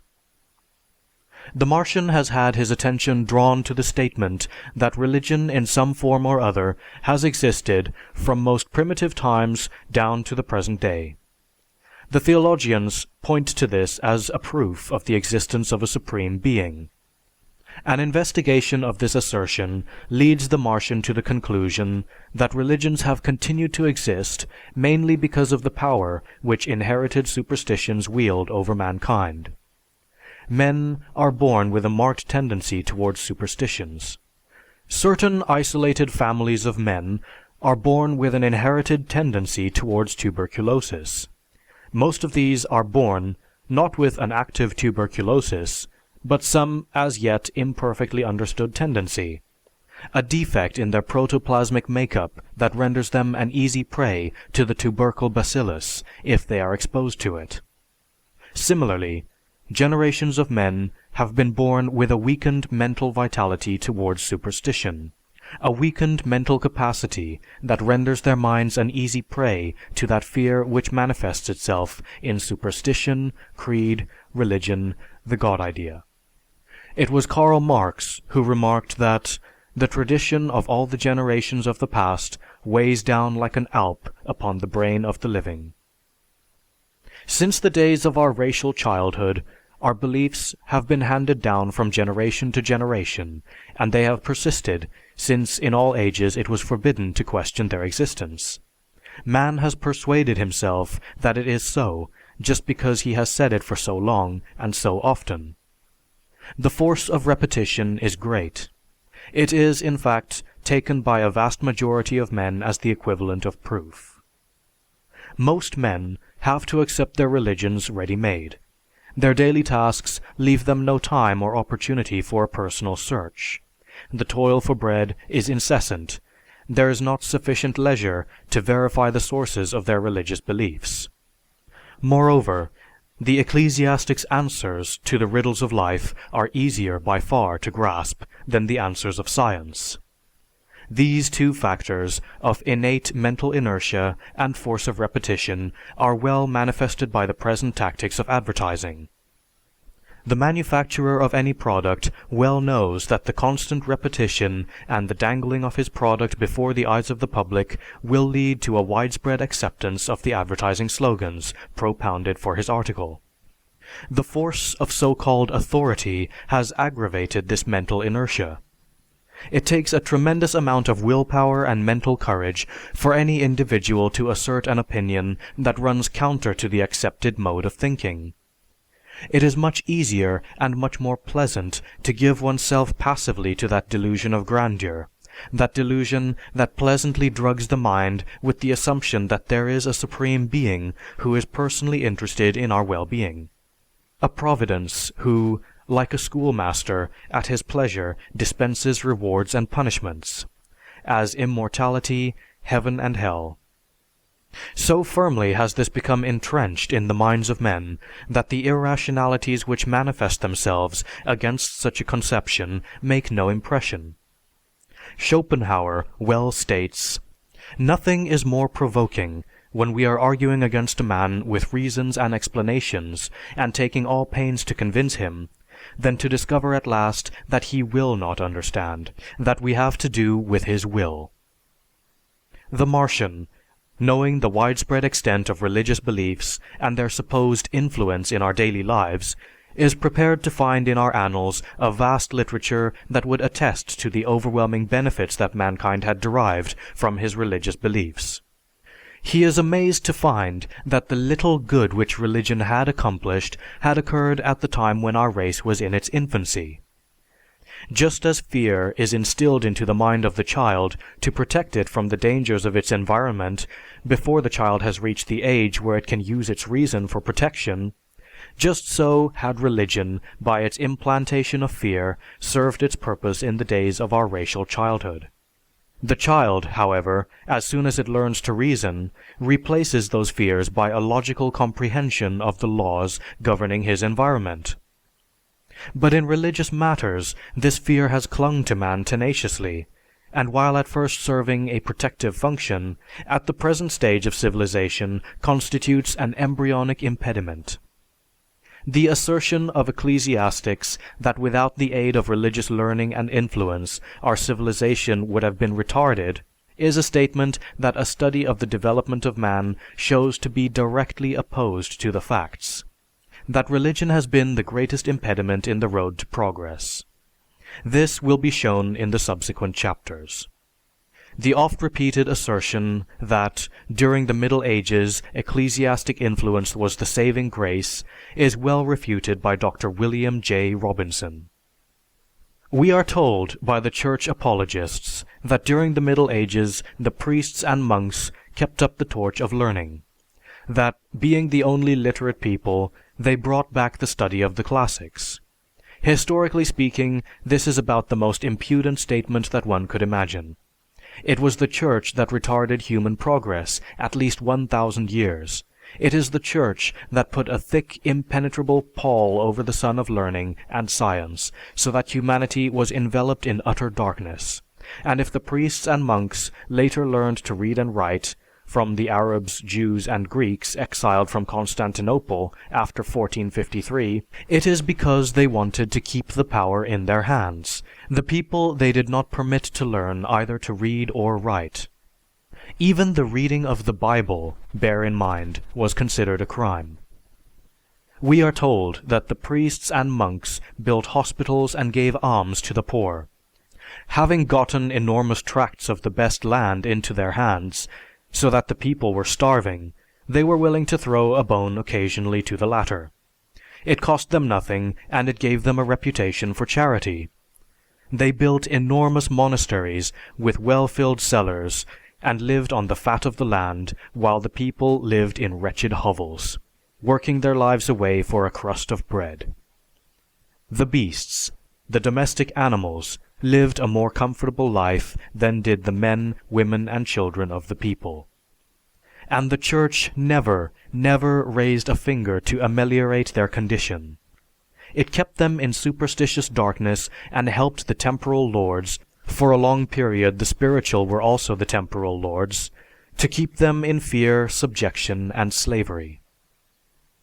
The Martian, being an impartial observer, examined what had been done by Christianity for the intellectual and material advancement of humanity during her long reign, and what had been done by science and purely secular knowledge in its brief period of activity, the period when science and secular knowledge had partially liberated themselves from ecclesiastical domination. He came to the conclusion that in instituting a comparison, he had established a contrast. End of chapter 5. Chapter 6. Of the necessity of atheism. Religion and science.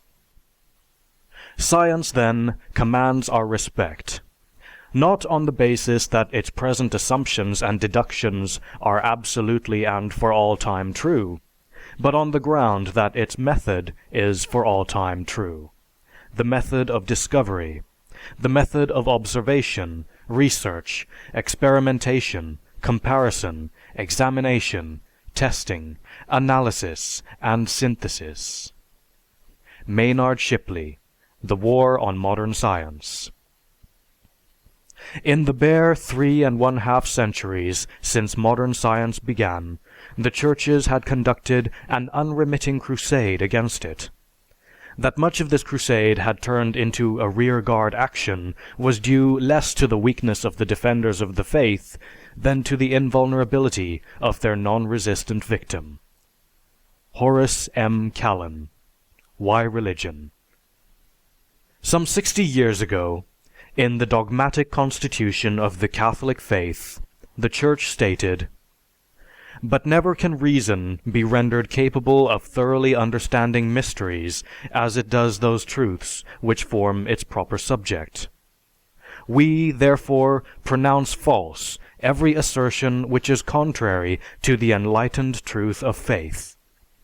Hence, all the Christian faithful are not only forbidden to defend as legitimate conclusions of science those opinions which are known to be contrary to the doctrine of faith, especially when condemned by the Church, but are rather absolutely bound to hold them for errors, wearing the deceitful appearance of truth. Let him be anathema.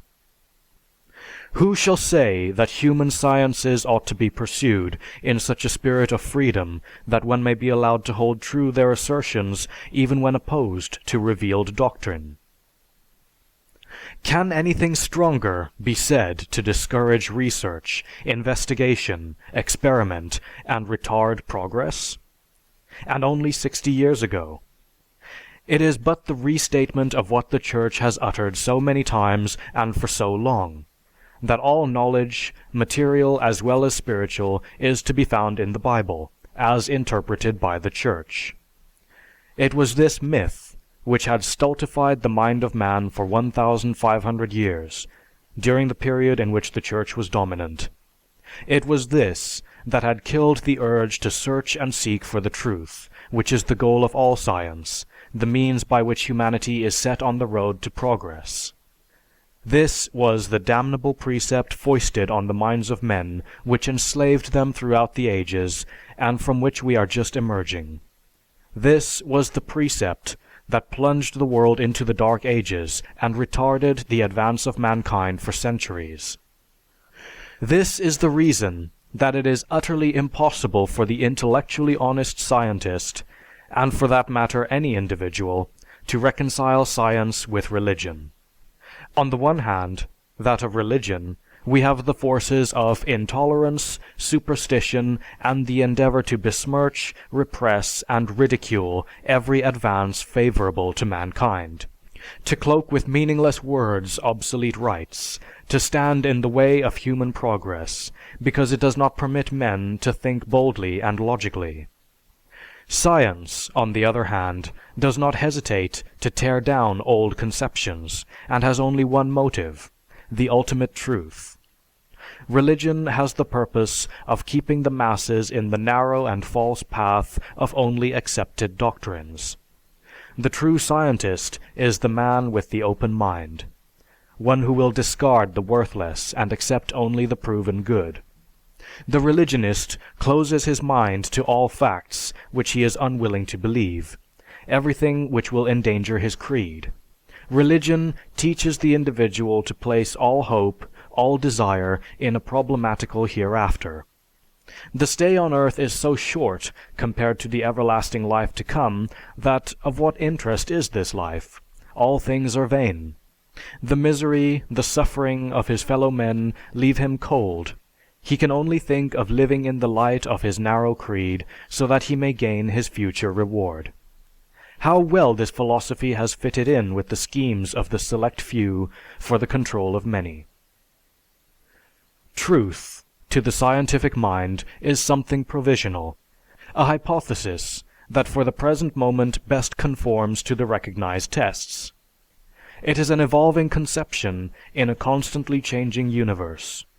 It is not that science has attained true conclusions, not that the evidence at hand must remain immutable, but that the scientific method of analyzing and formulating assumptions on the basis of discovery, on ascertained facts, is a superior method to the closed, infallible method of revelation.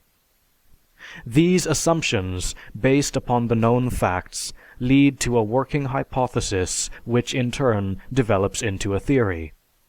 If the theory is adopted, it must account for the facts known. But the theory is not held as final, it is always changed or abandoned if necessary to conform to the new discovered data. Science welcomes the critical attitude that leads to the refinement of its theories. There may be today various theories held by scientists in which they are mistaken, but the question of the method by which they arrive at conclusions can no longer be under consideration with regard to its validity. To the scientific mind, knowledge is something to be arrived at by study and research. To the religionist, knowledge is something that is contained in an infallible and supernatural statement or insight. Religion exalts the transcendental, science manipulates only the material. To the consistent religionist, his beliefs, as such, determine the fact. To the scientist, it is the evidence that establishes the fact. To the religionist, truth is something that is unchanging, that is fixed, final, and heretical to question. Confronted with a constantly changing universe, he would delude himself that his inner convictions give him a finality concerning his evolving environment. It is therefore not so much science that the religionist is fighting, but the scientific method. This scientific method of approach, he rightly perceives, has so pervaded our mode of thinking that it is the subtle and most disintegrating force that is shattering the religious foundations. Dr. James T. Shotwell, speaking of the scientific method, concludes, "But whatever strictures philosophy may pass upon the conclusions of science as merely relative and provisional, there is no clearer fact in the history of thought that its attitudes and methods have been at opposite poles from those of religion. It does no good to blink the fact, established as it is by the most positive proofs of history and psychology. Science has made headway by attempting to eliminate mystery so far as it can. Religion, on the other hand, has stressed mystery and accepted it in its own terms. Science is the product of bold adventure, pushing into the realm of the mysterious to interpret its phenomena in terms of the investigator. Religion enters this same realm to give itself up to the emotional reactions. Science is the embodiment of the sense of control. Religion yields the control to that power which moves in the shadow of the woods by night and the glory of the morning hills. Science does not justify by faith, but by works. It is the living denial of that age-long acceptance which we accord to the mystery as such. It renounces authority, cuts athwart custom, violates the sacred, rejects the myths. It adjusts itself to the process of change, whose creative impulse it itself supplies. Not semper idem, but semper alterum is the keynote of science. Each discovery of something new involves the discarding of something old.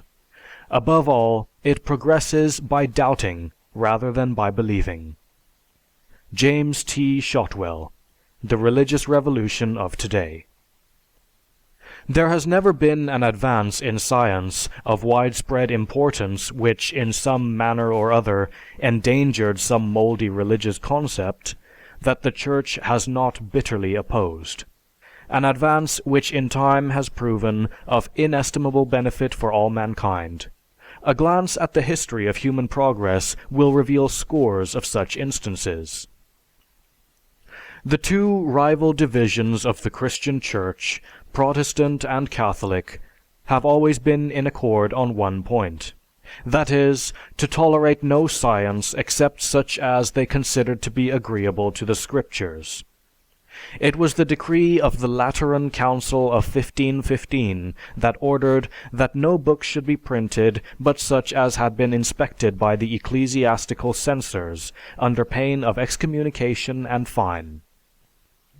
It is easily understood that, having declared the Bible to contain all knowledge, both scientific and spiritual, and then passing a decree ordering no books to be printed which did not agree on all points with the Church's interpretation of the Bible, the Church was in absolute control of all thought, both written and spoken. It was to no advantage for the scholar to investigate any new fields, for all knowledge which was possible for the mind to discover had already been revealed in the Scriptures. Thus declared the Church. We understand why it was that Copernicus did not permit his book to be published until he was dying. We understand also that when Galileo and Bruno had the courage of their convictions and gave voice to their beliefs, they were persecuted. Galileo was made to recant a discovery that the youngest of children now takes for granted. Bruno was burnt at the stake. We know that astronomy was at a standstill under Church domination. Chemistry was forbidden, and the study of natural philosophy was contradicted, while anthropology, which showed on what mythical foundations the story of the fall of man rests, was squelched. The attitude of the Church on geography was hostile to the truth, as witnessed the persecutions of those who dared to venture that the earth was round. Botany, mathematics, and geometry, as well as the natural sciences, slumbered. Geology, which proved that the earth was more than 6,000 years old, was anathematized. Archaeologists had the greatest difficulty to expound the truth concerning the antiquity of the human race. In purely civil matters, the clergy opposed fire and marine insurance on the ground that it was a tempting of providence. Life insurance was regarded as an act of interference with the consequence of God's will. Medicine met the most strenuous of opposition. It is impossible in this short study to analyze the specific forms of retardation which the Church exhibited to all of these branches of learning, whose only endeavor it was to search for the truth, to state the facts, and to alleviate and make more bearable man's sojourn on this earth. However, a few of the many instances of retardation on the part of the Church will be pointed out. End of chapter 6. Chapter 7. Of the necessity of atheism. Religion and medicine. Now when physiologists study the living brain of an ape, they have no grounds for supposing that they are dealing with a dual structure. The brain is not a tenement inhabited by a spirit or soul. The spirit or soul is but a name for the manifestations of the living brain. The leading neurologists of the world are agreed that the same is true of the human brain. It was only when they abandoned the dual conception, an inheritance from the dark ages of medicine, that they began to understand the disorders of man's mind and how to treat them. Modern medicine thus strikes at the very root of Christian doctrine. For if man is truly mortal, if death ends all, if the human soul is but the manifestation of the living brain, as light and heat are the manifestations of a glowing bar of steel, then there can be no resurrection of the dead. Man has the seeds of immortality in him, but the gift is for the race, not for the individual. Sir Arthur Keith. Medicine and religion have been closely associated from the most pristine time. Primitive medicine had its origin in conjunction with the most primitive of religious conceptions, namely animism, an illusion that made primitive man recognize in all things and everywhere spirits such as his supposed spirit, a belief that the world swarms with invisible spirits which are the cause of disease and death. And thus primitive medicine is inseparable from primitive modes of religious belief. All these phenomena which we consider today natural, the rustling of leaves in a forest, the crash of thunder, the flash of lightning, winds, clouds, storms, and earthquakes, were to primitive man the outward and visible signs of angry gods, demons, and spirits. Similar spirits caused disease and death, and these evil spirits that produced disease and death were to be placated and cajoled by man, just as he did his other deities, by magic, by burnt offerings, and sacrifice. The first holy man, the first priest, was the shaman, and it was his duty not only to placate and cajole the spirits that were thought to control the physical well-being of the individual members of the tribe, but it was his duty also, by the exercise of his magic, to alleviate and cure illness by exorcism. The shaman was therefore the first medicine man, the first witch doctor, the first physician. He relied chiefly upon psychotherapy, as does the modern witch doctor of Christian Science. Medicine could not begin to be medicine until it was disassociated from magic, religion, and theology. This struggle has been going on from the time of the shaman to the present moment. Primitive medicine stands midway between magic and religion, as an attempt to safeguard health by control of so-called supernatural processes, and the warding off of evil influences by appeal to the gods. In all primitive societies, priest, magician, and medicine man were one and the same, and medicine remained stationary until it could divorce itself completely from religion. Primitive medicine, then, springs from folklore, legends, credulity, and superstitions, the same forces that give rise to all forms of religious beliefs. Huxley has stated, "Science commits suicide when it adopts a creed." And from the earliest of times, those men who had a scientific trend of mind realized this, however vaguely, and have attempted to divorce science from religion. The science of medicine has been divorced from superstition, but its twin brother religion lies as firmly bogged in the mire of superstition today as it did in the days of the incantations of the first theologist, the shaman. And it is due to this close association of religion and medicine that ideas of the greatest scientific moment have been throttled at birth or veered into a blind alley through some current theological lunacy. Medicine has advanced through its disassociation with supernaturalism, while religion still remains the last refuge of human savagery. And so it had been, that throughout those long, sterile, and barbarous ages, primitive man ascribed all diseases either to the wrath of God or the malice of an evil being. With the rise of the Greek philosophers, the human mind for the first time began to throw off the fogs of superstition. In Greece, 500 years before Christ, Hippocrates developed scientific thought and laid the foundations of medical science upon observation, experience, and reason. Under his guidance, medicine for the first time was separated from religion. He relieved the gods of the responsibility for disease and placed it squarely upon the shoulders of man. His findings were passed on to the school of Alexandria, and there medical science was further developed. At this stage of history, all advances stopped, and for the following reason.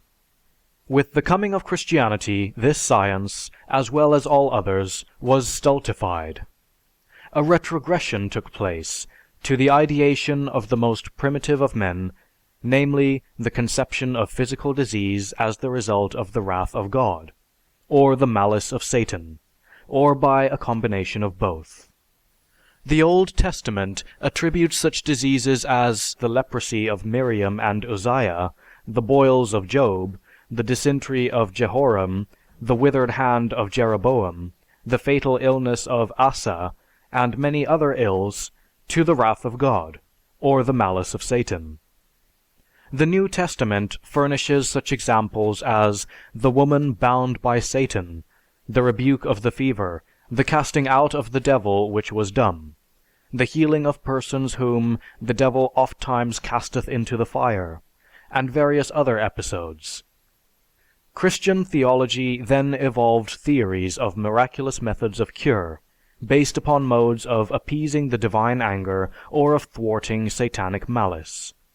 The curing of disease by the casting out of devils by prayers were the means of relief from sickness recognized and commanded by the Bible. Thus Christianity perverted the beginning of a science of medicine to a system of attempted cure of disease by fraud. The treatment of disease descended to the cures found in holy and healing wells, pools, and streams, in miracles and the efficacy that was to be found in the relics of saints. Instead of reliance upon observation, experience, and thought, attention was directed towards supernatural agencies. In contrast to the Greek physicians who were attempting to lay a scientific foundation, we have the Christian idea prevailing that the water in which a single hair of a saint had been dipped was to be used as a purgative. Water in which Saint Remy's ring had been dipped cured lunacy. Oil of a lamp burning before the tomb of Saint Gall cured tumors. Wine in which the bones of a saint had been dipped cured fevers. Saint Valentine cured epilepsy.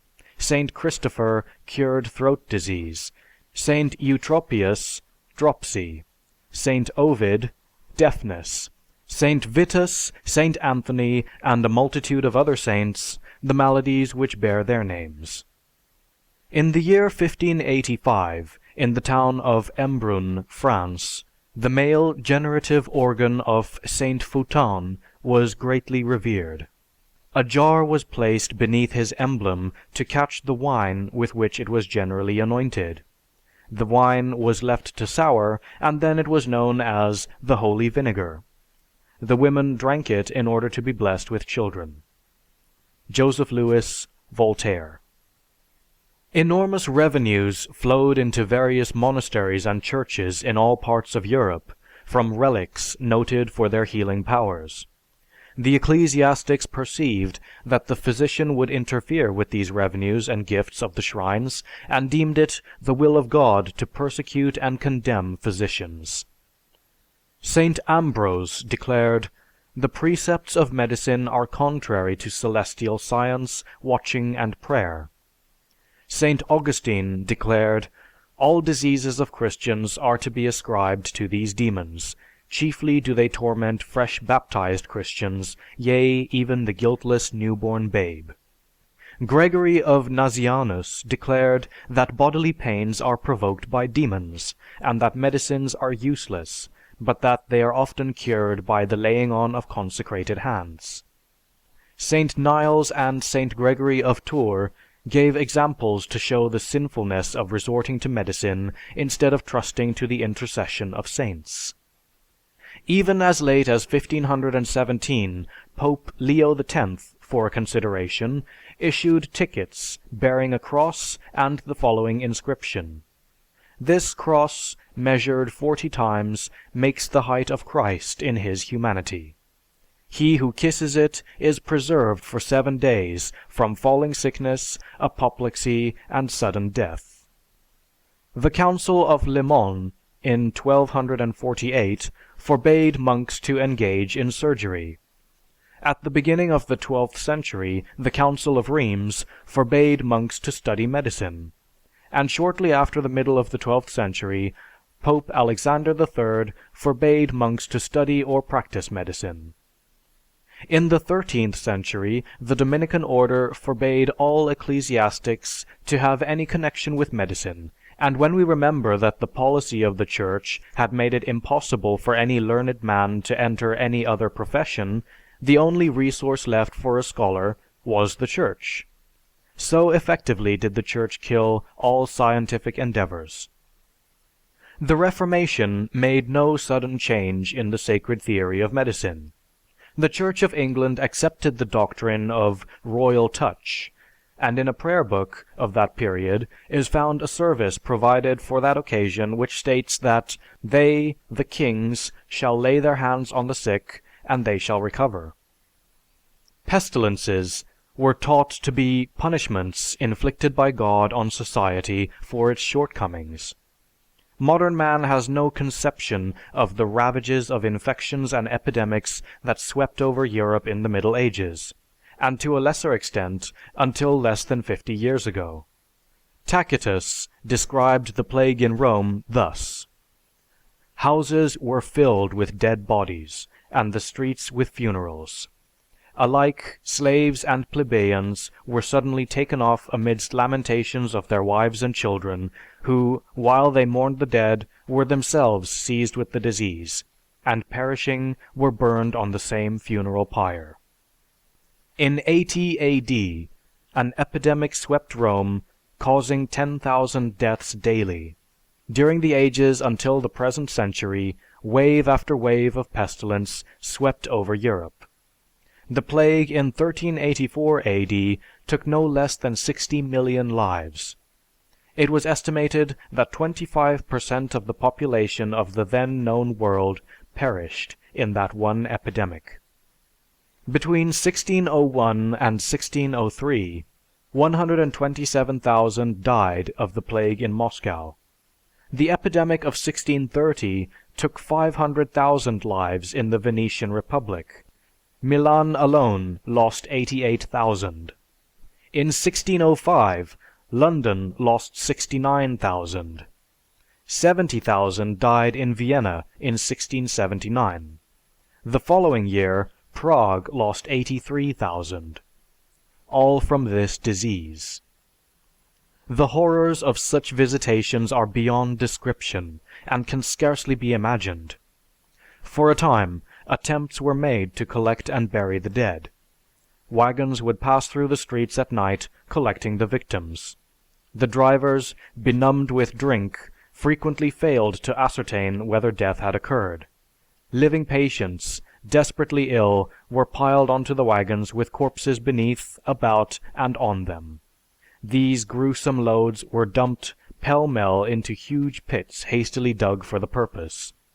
In some instances, living victims crawled out of these pits and survived to tell the tale. As the epidemics progressed, attempts to dispose of the dead were abandoned. Putrefying bodies were everywhere. Whole cities were left desolate, the few survivors having fled. It is not to be wondered at that such epidemics swept over Europe when it was thought that these were the vengeance of God. How could it be discovered that the real causes were the crowded conditions and bad sanitation of the cities, the squalor, the misrule, and gross immorality occasioned by the holy wars, when hordes of soldier bandits plagued the countryside? The devout continued to live in their squalor, to trust in the Lord, and to die by the millions. In all pestilences, down to the present time, the church authorities, instead of aiding and devising sanitary measures, have preached the necessity of immediate atonement for offenses against the Almighty. The chief cause of the immense sacrifice of lives in these plagues was, of course, the lack of hygienic precautions.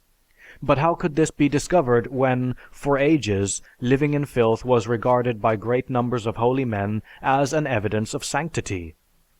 Saint Hilarion lived his whole life long in utter physical uncleanliness.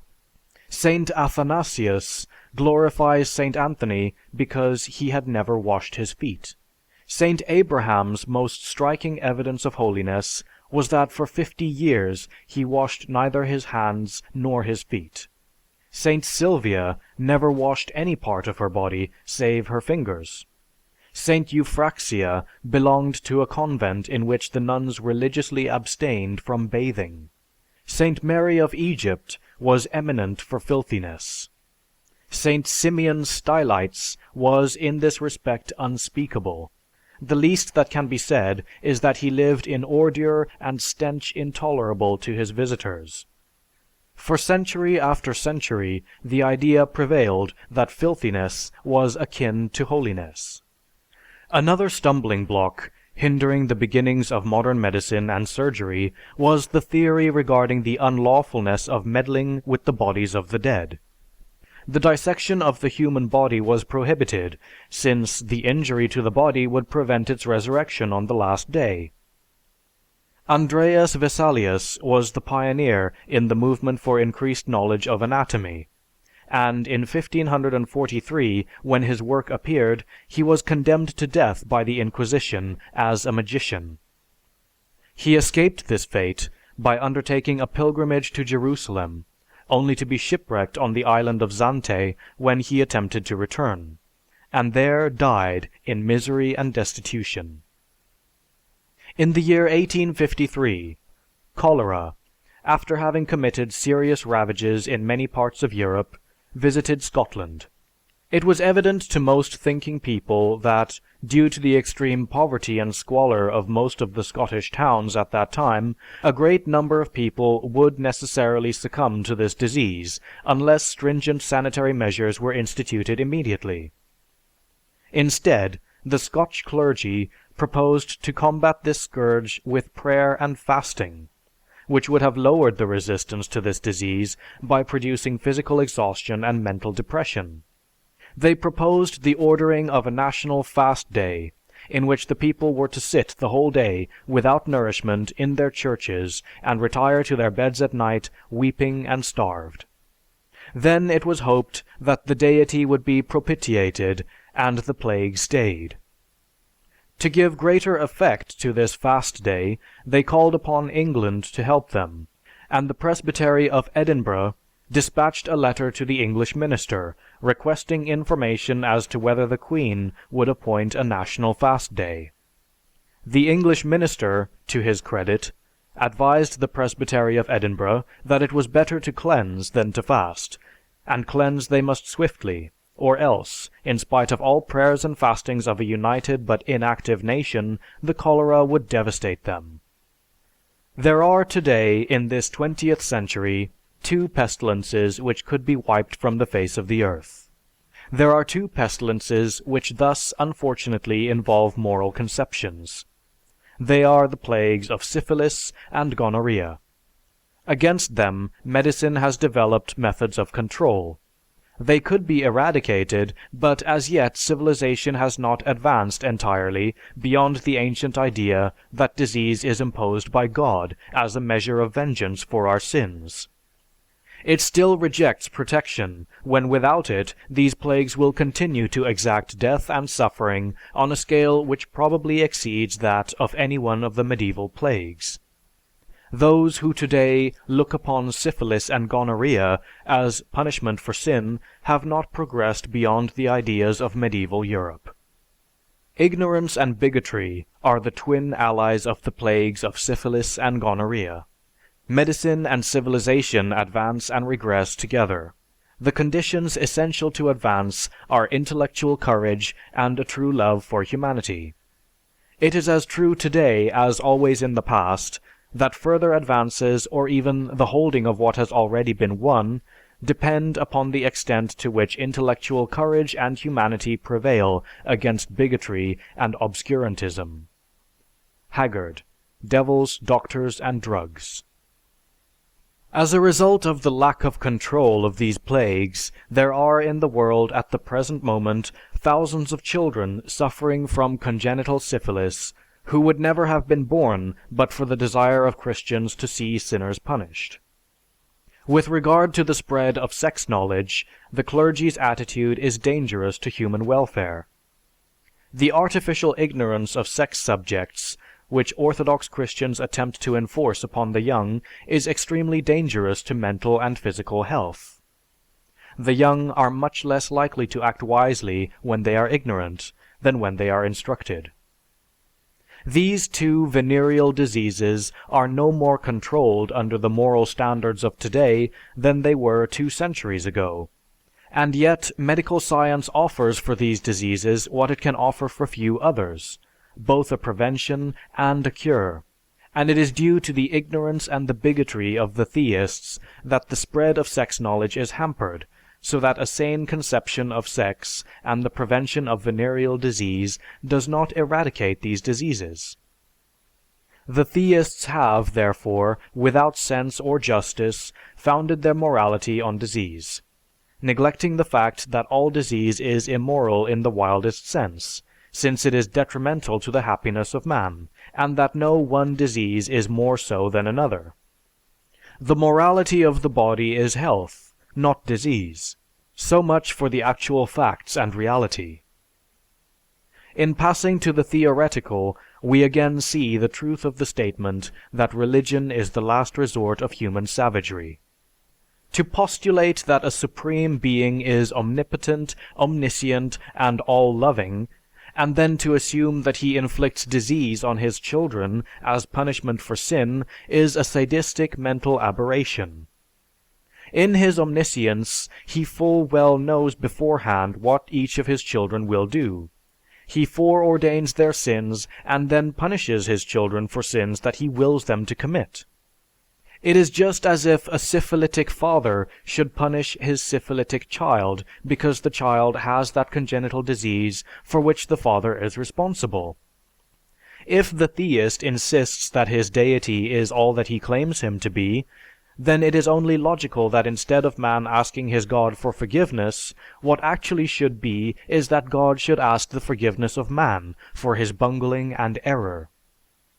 Christianity has attempted from its inception to eradicate the sexual instinct, and in so doing has antagonized an instinct that is as fundamental as that of self-preservation. All it has accomplished is a distortion. The Church, by claiming that it alone was privileged to regulate sexual desires, has done one of two things to each of its adherents. It has either made him a hypocrite or driven him insane. Much of the insanity in this country could be overcome were religion and sex permanently divorced. And an immediate amount of inestimable good could be accomplished when one considers that 15% of all mental disease is caused by syphilis. Physical disease having been considered as a malicious trick of Satan, it was but natural that the disease of the mind was also attributed to satanic intervention. The conception that insanity was a brain disease and that gentleness and kindness were necessary for its treatment was throttled by Christian theology for 15 centuries.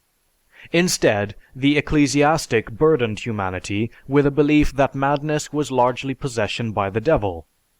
Hundreds of thousands of men and women were inflicted with tortures, both physical and mental. It was not until 1792 that the great French physician Penel and William Tuke in England placed the treatment of mental disease on a rational and scientific basis, and this in spite of such ecclesiastical attacks as were seen in the Edinburgh Review of that period. These two men, Pennell and Tuke, were the first acknowledged victors in a struggle of science for humanity which lasted nearly 2,000 years. The clergy resisted Jenner when he introduced vaccination, and yet the application of this measure of defense against disease has probably saved more lives than the total of all the lives lost in all wars. The clergy maintained that smallpox is a visitation from God and originates in man, but cowpox is produced by presumptuous, impious men. The former, heaven-ordained, the latter is perhaps a daring and profane violation of our holy order. In the 17th century, the Jesuit missionaries in South America learned from the natives the value of the so-called Peruvian bark in the treatment of the ague. In 1638, quinine, derived from this bark, was introduced into Europe as a cure for malaria. It was stigmatized as an invention of the devil. The ecclesiastical opposition to this drug was so strong that it was not introduced into England until 1653. The medieval Christians saw in childbirth the result of a carnal sin to be expiated in pain, as defined in Genesis. Accordingly, the treatment given the childbearing woman was vastly worse than the mere neglect among the primitive peoples. Her sufferings were augmented by the fact that she was no longer a primitive woman, and childbearing had become more difficult. In these ages of faith, which could be better called the ages of filth, nothing was done to overcome the enormous mortality of the mother and child at birth. Attempts, however, were made to form intrauterine baptismal tubes, by which the child, when it was locked by some ill chance in its mother's womb, could be baptized and its soul saved before the mother and child were left to die together. But nothing was done to save their lives. No greater crimes were ever committed in the name of civilization, religious faith, and smug ignorance than the sacrifice of the lives of countless mothers and children in the first 15 centuries after Christ among civilized mankind. Approaching our own time, we have the example of Dr. James Y. Simpson, professor of obstetrics at the University of Glasgow about 1850, first administering an anesthetic to alleviate the pain of childbirth. He was bitterly opposed by the clergy on the ground that it was impious to attempt to escape from the curse pronounced against all women in Genesis. It was Dr. Simpson who, in defending this humanitarian practice, asserted that opposition, particularly on theological grounds, had been presented against every humane innovation in the past. When Paul Ehrlich, in 1910, announced his discovery of salvarsan for the treatment of syphilis, the clergy again were horror-struck that man should interfere with a visitation of the Lord. The resistance to the spread of information concerning contraception, commonly known as birth control, is an example of the Church's dominance of government today. And yet this information is as vital to the welfare of humanity as is the control of cancer. In 1926, our newspapers carried conspicuous headlines, "Episcopal Church Joins Catholic to Gag Birth Control."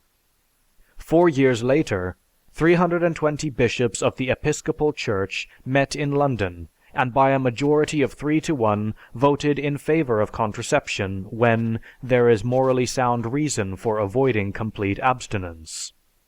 The bishops had by this time become well aware of the insistence of secular opinion towards this movement, and having done their best to prevent this progressive movement for the past 100 years, they finally accepted defeat, proving once again that religion has never accepted anything that science has shown to be a fact or of benefit to humanity until it was compelled to do so to save its face. The infallible Church, however, still persists in its opposition, And in the encyclical of Pope Pius XI, published in January 1931, it is said, "The conjugal act is designed primarily by nature for the begetting of children. Those who, in exercising it, deliberately frustrate its natural power and purpose, are against nature and commit a deed which is shameful and intrinsically vicious." So speaks the infallible Pope. But the great majority of physicians hold that there are few things more perilous to mental health, intellectual efficiency, moral equanimity, and physical well-being than prolonged denial of the sex urge for the average, normal human being. Every physician can furnish numerous case histories to substantiate the statement that continual sexual abstinence is prejudicial to the health and happiness of the man and woman, and is the causation of hundreds of semi-derelicts and psychoneurotics. Furthermore, the rising tide of insanity in this country would be stemmed were religion and sex permanently divorced. Today, the modern clergy still endeavor to explain natural phenomena by supernatural theories. And while they do not assign preternatural powers to witches and demons, they yet persist in attempting to pervert facts of science and delude themselves with faith in some supernatural force. The clergy state that the physician cures disease through the mediation of God, the physician merely playing the part of the agent of God, through whom the real cure is effected. Is anything more ridiculous and at the same time more contradictory than to suppose that an all-powerful God should have to appoint an intermediary to perform his work? And if it is only by God's will and aid that a cure takes place, then it follows that God must be willing for the individual to be cured. Why, in the name of reason, did he not prevent the initial step, the contracting of the disease? What a mass of suffering, of mental anguish might thus have been spared us. Thus, this omnipotent being either did not desire to spare us this misery and suffering, in which case he must surely be a monster incarnate, or on the other hand, he is powerless to halt it and thus cannot be omnipotent. While the clergy maintain that a cure is only effected by God's will, the physician knows otherwise. The physician accomplishes his cures alone, and definitely cures and saves the lives of human beings by his own skill, intelligence, and application of methods which have been developed by the exercise of secular knowledge, not theological nonsense. When man is so unfortunate as to contract an infection of the appendix, and that inflammation succeeds to pus formation so that this diseased and non-essential part of the human anatomy is on the point of rupturing and causing a fatal peritonitis, it is not by God's will and intervention that a cure is effected, but by the intervention of the surgeon who removes the diseased part. If man depended upon God's will to save him as he did in the past, the appendix would rupture, peritonitis would set in, and despite prayers and sacrificial offerings, the deity would exact his life. When an innocent infant, in the first few weeks of life, develops an intussusception, an infolding of the bowel which causes an acute obstruction, the prayers and supplication of the parents avail not a particle. If the surgeon did not save the infant's life by operating and removing the obstruction, the benevolent being would allow the child to die. The adult who develops a hernia, which is due to a defect in the construction of the human body, which is assigned to an omniscient being who still persists in forming bodies that are defective, and this hernia becomes strangulated, the deity sits calmly by in omnipotent inaction while the prompt interference of the surgeon saves the individual's life. When the surgeon observes a superficial cancerous growth, or an internal growth, which can be removed in its entirety, does he trust the Lord to halt this pernicious development? No. The surgeon does not consult God, but resorts to his own knowledge and skill to save a human life. The diphtheritic child who is strangling to death with a diphtheritic membrane in its throat is not permitted by the physician to be left to the benevolent being's will, nor to the prayers of the parents. The physician's prayer is the diphtheria antitoxin, which in his hands is the life-saving device. When the physician administers quinine for malaria, or salvarsan for syphilis, he effects cures for these diseases by using agents to which the clergy strenuously objected when they were first introduced. And when the ecclesiastic attributes to the deity whatever laws man has been able to evolve out of his own experience and wisdom, he establishes, fallaciously, the corollary that if God is responsible for the cures, he is also responsible for the non-cures. Then what of the countless number that died of disease before man evolved these cures? And what of the wholesale murder of his children in the past ages? Do certain diseases still baffle the physician? Surely it is less often than the pestilences of old which baffled sacrifice and prayer. The cruelest laws ever devised by man have more equity and benevolence in them than the appalling and irrational jurisprudence of the deity. Do certain diseases as yet remain to plague man? Then it is only because religion has for the past 2,000 years been the greatest obstacle in the development of cures for these diseases. Every single individual in the past 2,000 years who has succumbed to a disease for which medical science has no cure has died directly at the hands of religion. The obstruction which religion has placed on the development of medical science has laid at its feet the responsibility for the deaths of countless millions throughout the ages. The religionist replies that man's mind cannot fathom the will of God, which is an irrational statement, for it is a well-established fact, and indeed a criterion of insanity, that when the deranged are confronted with facts which are conclusive, and with creations of the imagination, they cannot differentiate fact from fancy, and maintain instead that fancy is the real fact. The religionists are guilty of the same breach of reason. They suffer with what may be termed dementia religiosa. The remarkable feature of the latter disease is its wide prevalence. Dr. Haggard, in his book Devils, Drugs, and Doctors, declares, "The early and medieval Christians accepted the doctrine of the power of demons in the lives of men. They saw this power particularly in the demoniac production of diseases. They believed in miracles and especially in the miraculous healing of diseases. The demonological belief of the Christians was inherited from the doctrine of the Jews, who were believers in demons and the possession by the devil. Jesus himself cured by casting out of devils. Following his example, Christians everywhere became exorcists. Jewish demonology was continued among Christian converts, and the belief in supernatural interpositions of human affairs was widely accepted. Nothing has retarded the growth of scientific medicine during the past 2,000 years so much as the iron grip of theology in maintaining practices based on belief in this supernatural origin of disease. The fabled curing of disease by casting out devils and the New Testament recordings of Jesus' conviction that disease was caused by evil spirits have had an inestimable detrimental result on the development of medical science.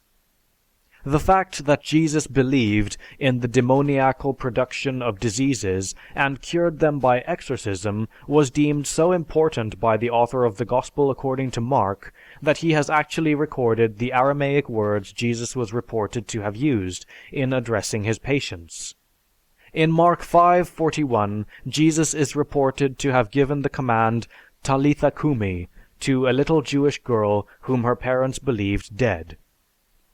In Mark 7:34, Jesus is reported as uttering the magical word Ephatha, as he put his fingers into his ears and he spit and touched his tongue, in behalf of one that was deaf and had an impediment in his speech. An excellent and timely illustration of what occurs when secular knowledge has not yet replaced ecclesiastical ignorance and bigotry, particularly in the field of medicine, is furnished by an article from one of Philadelphia's leading newspapers, the Evening Bulletin, of December 23, 1932. We quote it verbatim. "Faith healers arrested. 2 charged with choking to death 5-year-old girl, Linden, Texas, December 23, 1932." Despite a purported confession, officers today continued an investigation of the death of a 5-year-old girl allegedly at the hands of 2 itinerant preachers who sought to drive out the devil they believed responsible for her partial paralysis. Murder charges were filed against Paul Oakes and his brother Coy Oakes, and precautions taken to prevent possible mob vengeance. Sheriff Nat Curtright said the accused men admitted they had choked the child to death in an attempt to cure her. Officers said the preachers had been conducting meetings in rural communities and had preached on the subject of faith healing. George Wilson, a neighbor, officers said, found the 2 men kneeling over the prostrate form of the child. They ordered him to leave, declaring he was a devil. He said the child's father was also in the room. Medieval exorcism, still practiced in one of the leading nations of the world. In America, which prides itself on its scientific advances, towards whom the rest of the world looks for guidance in scientific discoveries and practices. To have retarded the growth of medicine for the past 2,000 years. Think of the strides made in medicine in the past 100 years, and dwell on the comfort humanity derives from it, in contrast to the filth, misery, and pestilences of the 14th, 15th, and 16th centuries. Would so much progress have been possible had man still persisted in the belief that disease was due to demoniac intervention, and that the sum total of all knowledge humanly possible was contained in the Bible? It is no longer necessary for children to choke to death with diphtheria. Yellow fever and smallpox in civilized countries are, or could be, wiped from the face of the earth. Malaria is controlled. Tuberculosis will shortly be a rarity. Typhoid fever and cholera have been eradicated wherever there is sanitation. Erysipelas can be controlled. Hydrophobia prevented. Childbirth fever has lost its tremendous mortality. Tetanus can be checked. Syphilis and gonorrhea can be controlled. Diabetes and pernicious anemia can be controlled.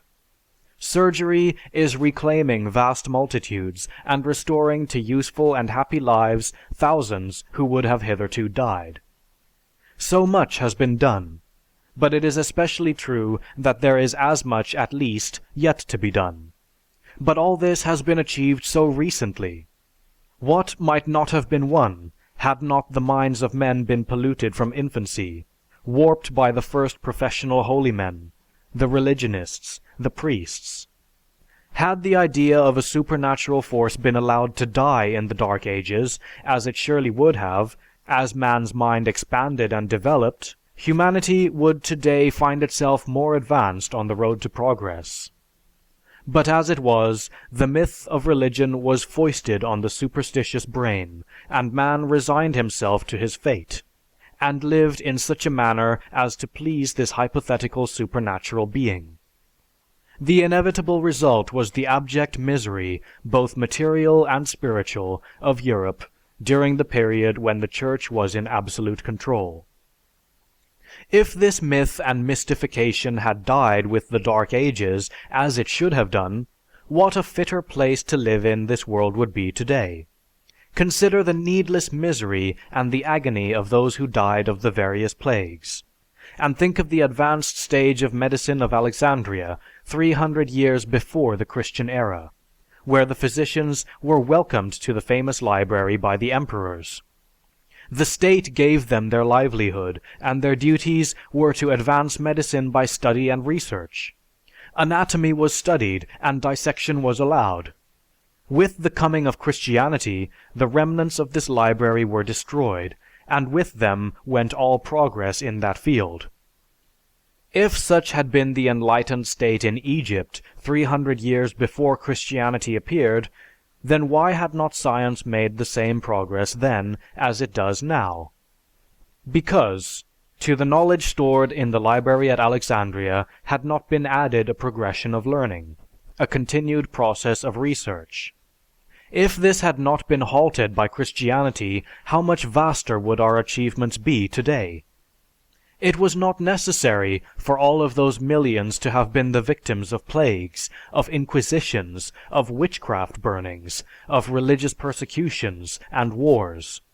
The sorrow and pain brought to untold numbers throughout the centuries could have been prevented, and would have been if man had been interested in the welfare of his fellow men instead of the glorification of an almighty being. Future generations may well declare religion to have been the curse of humanity. The Church had cursed the human intellect by cursing the doubts which are the necessary consequence of its exercise. She had cursed even the moral faculty by asserting the guilt of honest error. Medicine, which has for its sole objects the alleviation of man's sufferings, to cure them when possible, to relieve more often the pains and ills which make this life a living hell, what might it not have accomplished ages ago had religion not interfered with its progress? Whatever cures are known and preventions that are practiced now could have been common knowledge centuries ago. And what of the multitudes that perished who might have been saved? And what of the misery which might have been prevented had not this curse fallen upon man?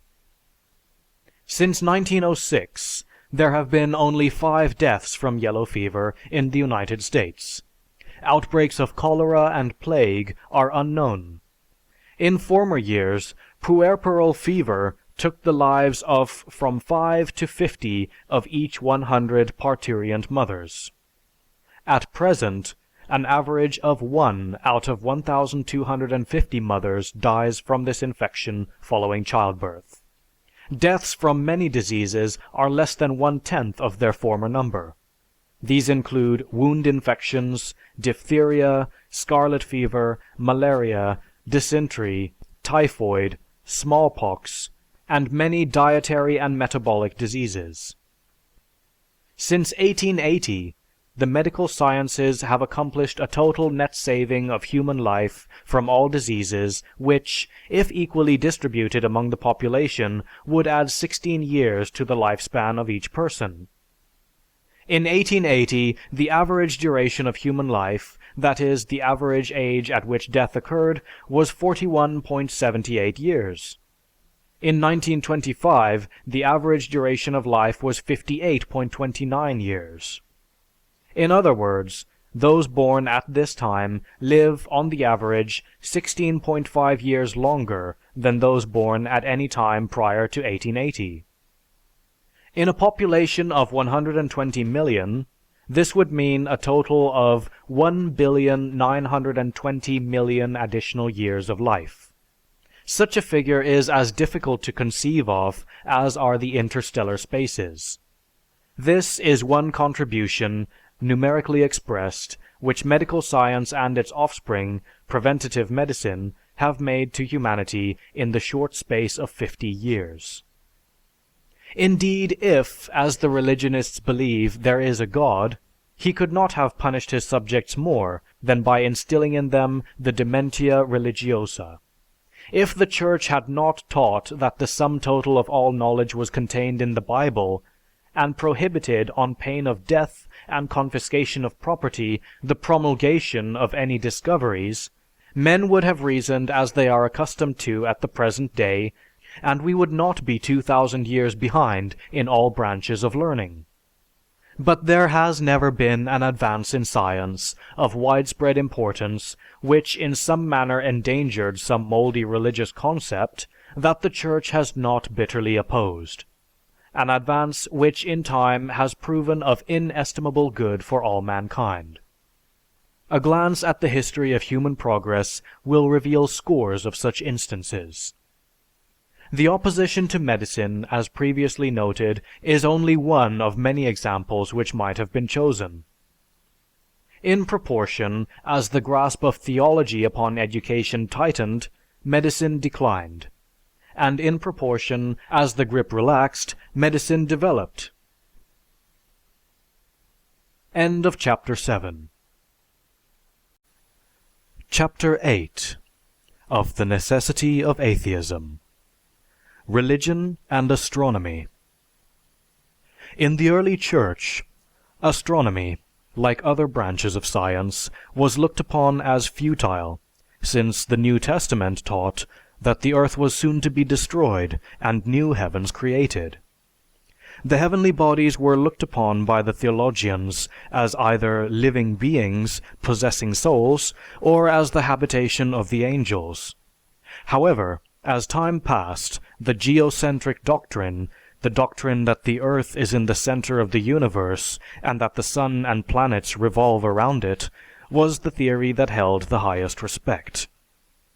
Copernicus, in 1543, was first to bring clearly before the world the then astounding theory that the earth and planets revolve about the sun. But not until he was on his deathbed did he dare to publish it, for he well knew the opposition with which it would be met.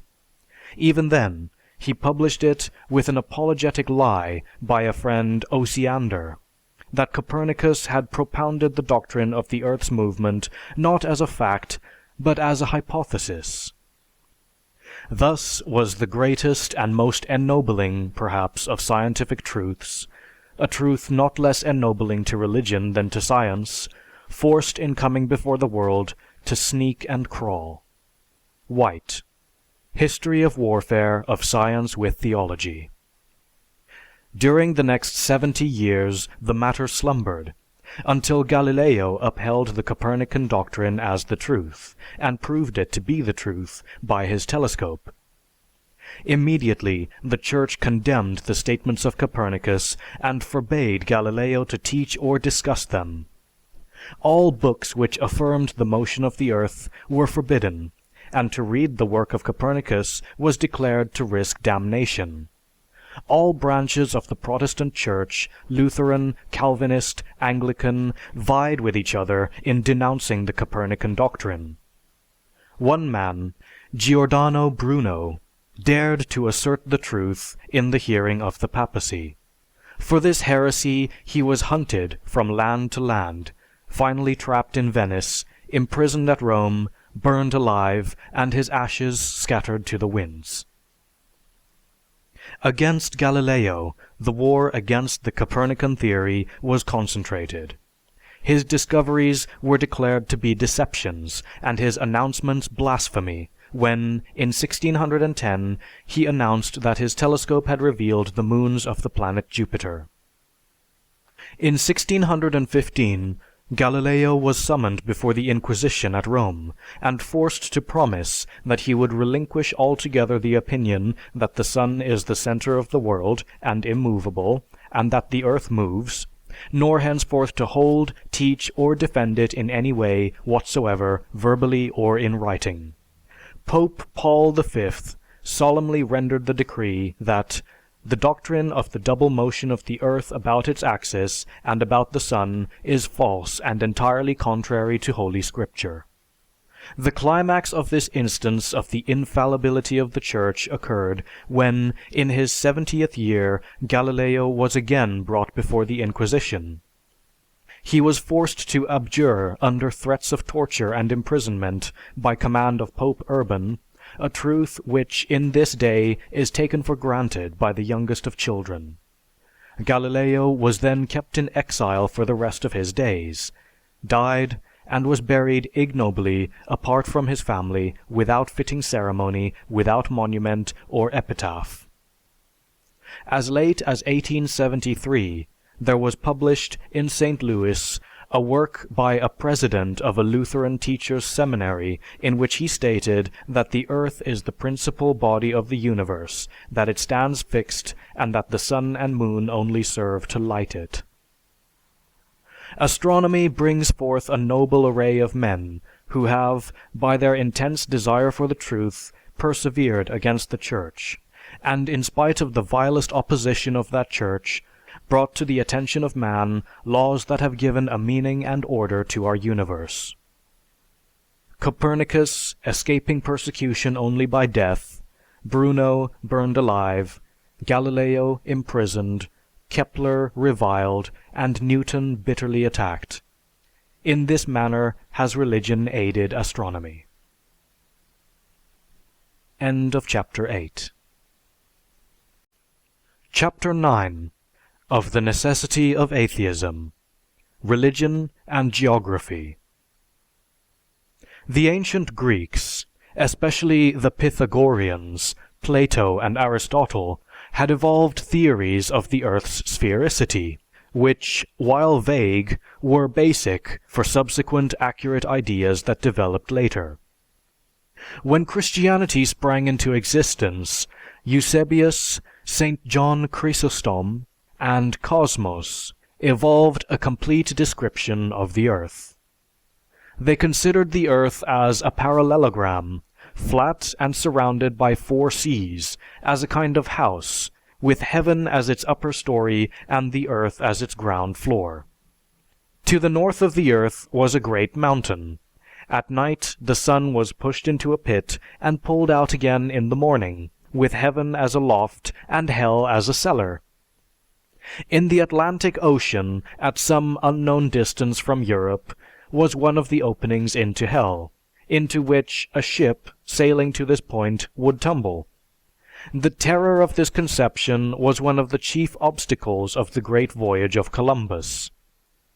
Luther, Melanchthon, Calvin, and Zwingli held to the opinion that a great firmament or floor separated the heavens from the earth, and that above it were the waters and angels, and below it the earth and man. During the time that the sphericity of the earth was still undecided, another question arose that was considered of far greater importance, namely, the conception of the antipodes, and the problem of deciding whether human beings existed on the earth's opposite side. It was Lactantius who asked, "Is there anyone so senseless as to believe that there are men whose footsteps are higher than their heads, that the crops and trees grow downward, that the rains and snow and hail fall upwards toward the earth? I am at a loss as to what to say of those who, when they have once erred, steadily persevere in their folly, and defend one vain thing by another."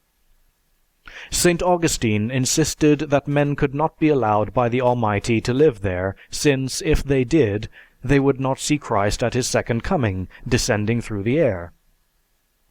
In the 8th century, a Bishop Virgil of Salzburg dared to assert that there were men living in the antipodes. He was strongly attacked by Saint Boniface of Germany, who appealed to Pope Zachary for a decision. The Pope, as the infallible teacher of Christendom, made the following response. He declared it perverse, iniquitous, and against Virgil's soul. And again, another infallible statement by the infallible Pope Zachary became a doctrine of the Church. In Italy, in 1316, Peter of Abano, famous as a physician, promulgated the opposite view to that of the Church, for which he was persecuted by the Inquisition and barely escaped with his life. In 1327, Cecco d'Ascoli, an astronomer, was burned alive at Florence for daring to assert that men lived in the antipodes. The difficulties that beset Columbus are well known. How he was hounded both in Portugal and in Spain by the clergy even after his discovery of America. The papacy still maintained its theory of the flatness of the earth and the nonsense of the antipodes. Pope Alexander VI and Pope Julius II attempted to settle the disputes between Spain and Portugal by drawing some remarkable maps that may still be found, but no one dares to disturb the quiet of the ridiculous bulls that the popes issued on this dispute. In 1519, Magellan made his famous voyage and proved the earth to be round, and that men actually lived in the antipodes. But the force of ecclesiastical stultification was so great, as it is today, that men still believed the opposite view for 200 years after the voyage of Magellan. End of chapter 9.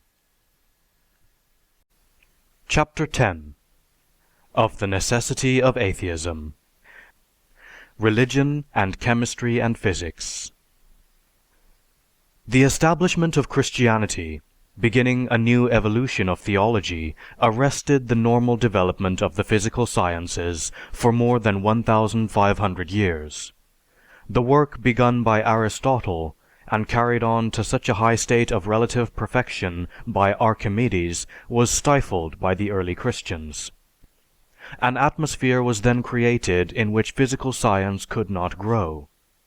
The general belief derived from the New Testament was that the end of the world was at hand, and the early Church Fathers poured contempt upon all investigators of the science of nature.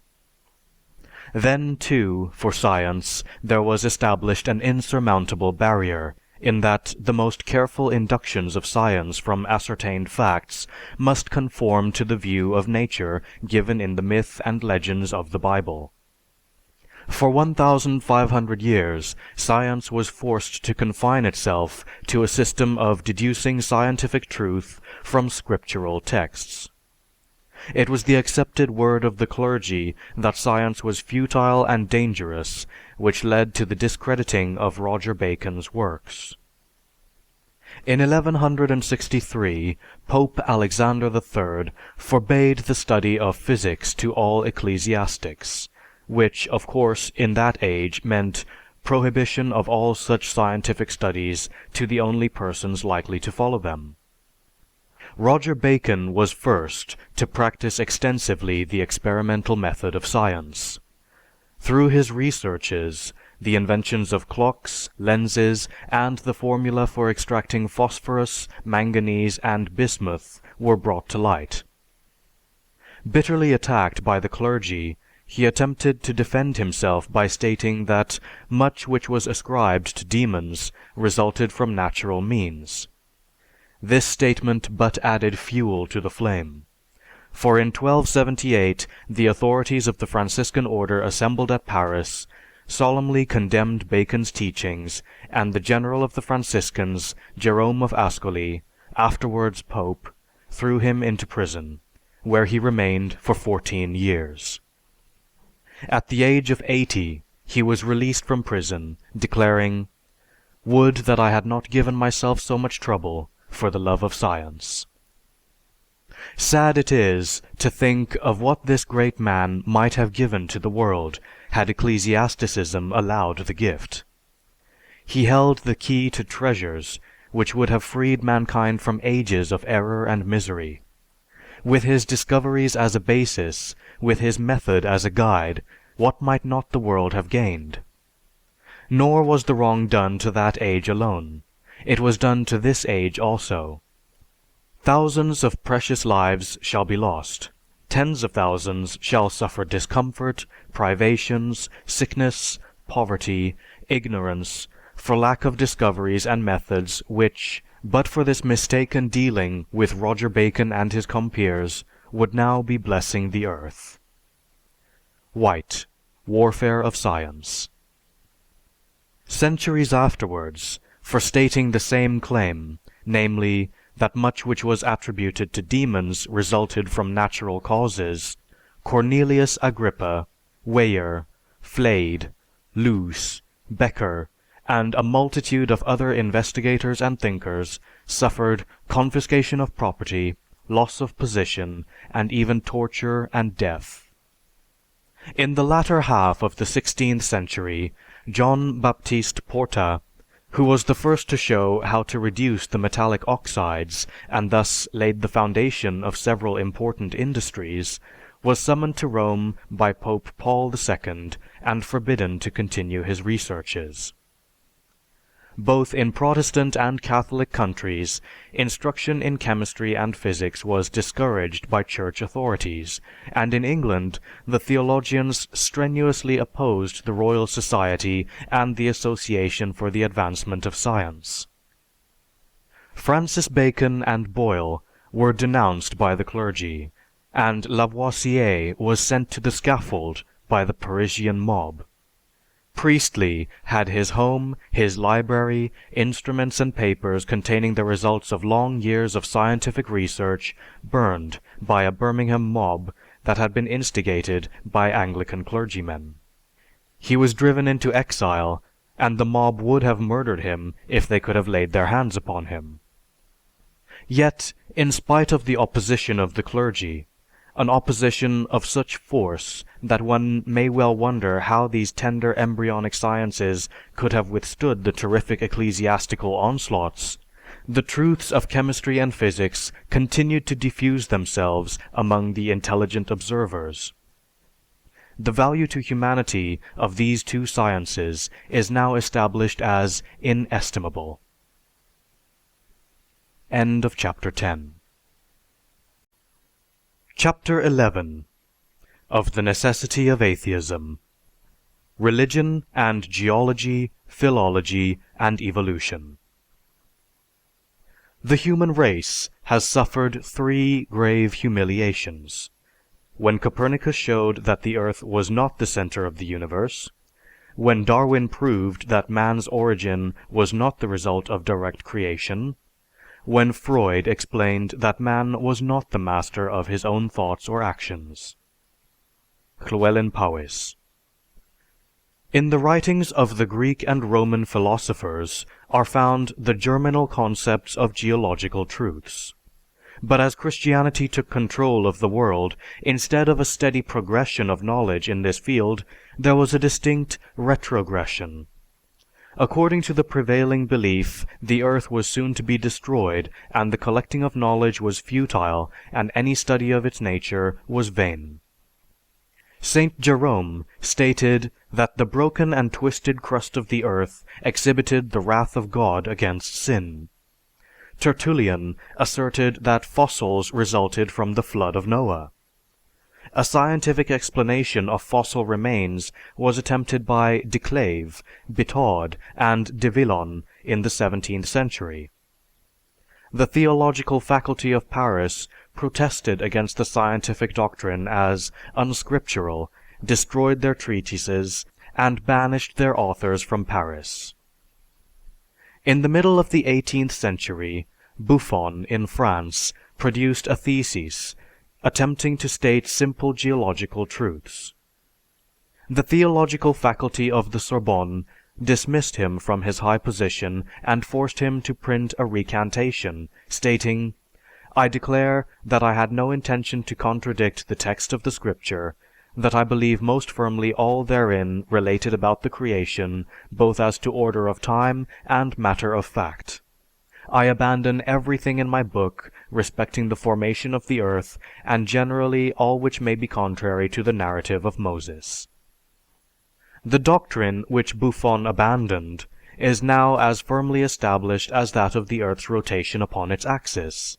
Yet in his day it was heatedly asserted by ecclesiastics that the scientific doctrine that fossils represent animals which died before Adam contradicts the theological doctrine of Adam's fall, and the statement that death entered the world by sin. And this objection was further strengthened when the ecclesiastics became cognizant that geology had proved that the earth was vastly older than the 6,000 years determined by Archbishop Usher's interpretation of the Old Testament. About 1580, there was published, by authority of Pope Gregory XIII, the Roman Martyrology, revised in 1640 under Pope Urban VIII, which declared that the creation of man took place 5,199 years before Christ. In 1650, Archbishop Usher announced after careful study that man was created 4,004 years before the Christian era.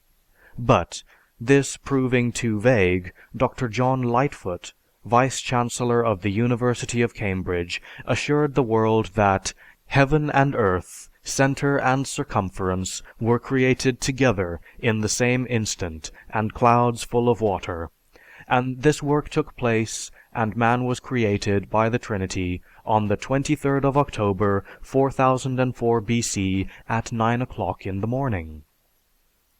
When the Egyptologists, Assyriologists, archaeologists, and anthropologists showed that man had reached a far advanced stage of civilization long before the 6,000 years given as the age of the earth, their efforts were ridiculed by the clergy, and these scientists were forced to bring their findings before the world in the face of the well-known methods of ecclesiastical opposition. At a very early period in the evolution of civilization, men began to ask questions regarding language, and the answers to these questions were naturally embodied in the myths, legends, and chronicles of their sacred books. Language was considered God-given and complete. The diversity of language was firmly held to be explained by the story of the Tower of Babel. And since the writers of the Bible were merely pens in the hand of God, the conclusion was reached that not only the sense, but the words, letters, and even the punctuation proceeded from the Holy Spirit. At the end of the 17th century, the ecclesiastical contention that the Hebrew punctuation was divinely inspired seemed to be generally disproven. The great Orthodox body of Religiosa Dementia fell back upon the remainder of the theory that the Hebrew language was the first of all languages which was spoken by the Almighty, given by Him to Adam, transmitted through Noah to the world after the deluge, and that the confusion of tongues was the origin of all other tongues. It has only been in comparatively recent time, and in spite of the opposition of the clergy, that language has been accepted as the result of evolutionary processes in obedience to laws more or less clearly ascertained. Babel thus takes its place quietly among the other myths of the Bible. In a purely civil matter, the infallible Church, from its inception, had displayed a marked hostility to loans at interest. From the earliest period, the whole weight of the Church was brought to bear against the taking of interest for money. Pope Leo the Great solemnly adjudged it a sin worthy of severe punishment. In the 13th century, Pope Gregory IX dealt an especially severe blow at commerce by his declaration that even to advance on interest the money necessary in maritime trade was damnable usury. The whole evolution of European civilization was greatly hindered by this policy. Religion and evolution. Darwinism, which at first was declared by the clergy to be brutal, degrading, atheistic, and anti-Christian, is now included as part of the Bible teaching.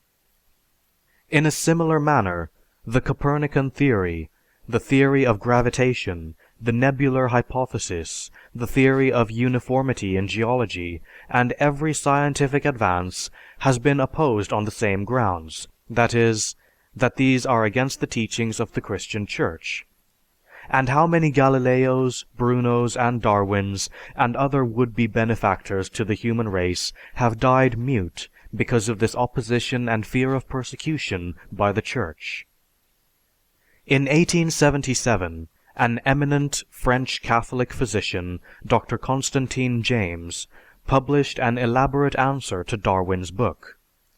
He called it On Darwinism or the Ape Man. A copy was sent to Pope Pius IX, who was so pleased with it that he sent the author a reply in which he stated that it refutes so well the aberrations of Darwinism, a system which is repugnant at once to history, to the traditions of all peoples, to exact science, to observed facts, and even to reason itself. It would seem to need no refutation, did not alienation from God and the leaning toward materialism due to depravity eagerly seek support in all this tissue of fables. The Protestant clergy were no less vigorous in their opposition.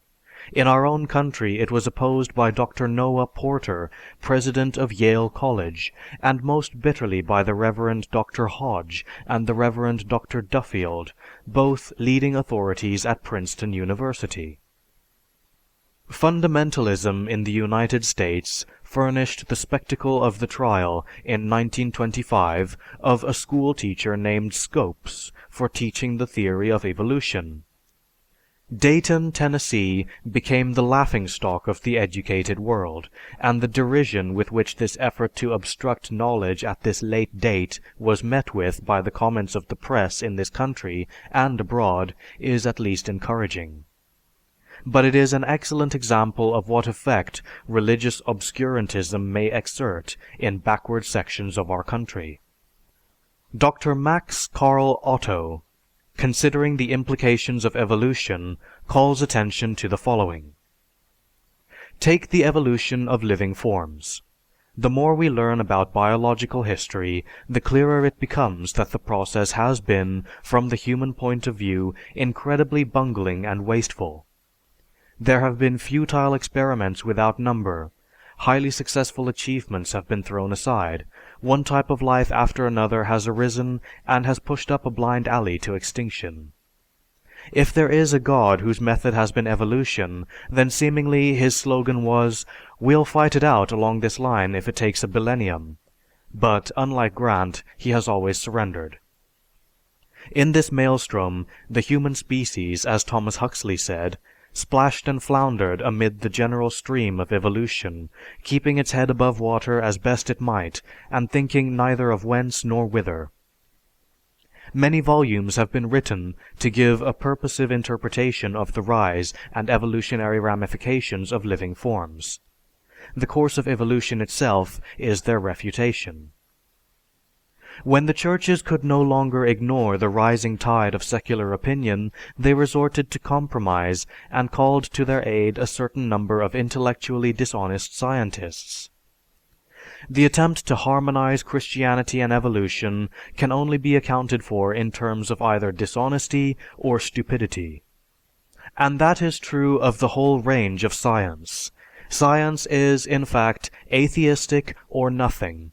It knows nothing of God, it does not bother about God, its triumphs are achieved by leaving God out of account. Chapman Cohen. What has heretofore been mentioned is but a mere trifle when one considers the vast number of similar incidents in which religion has played the role of barrier to progress.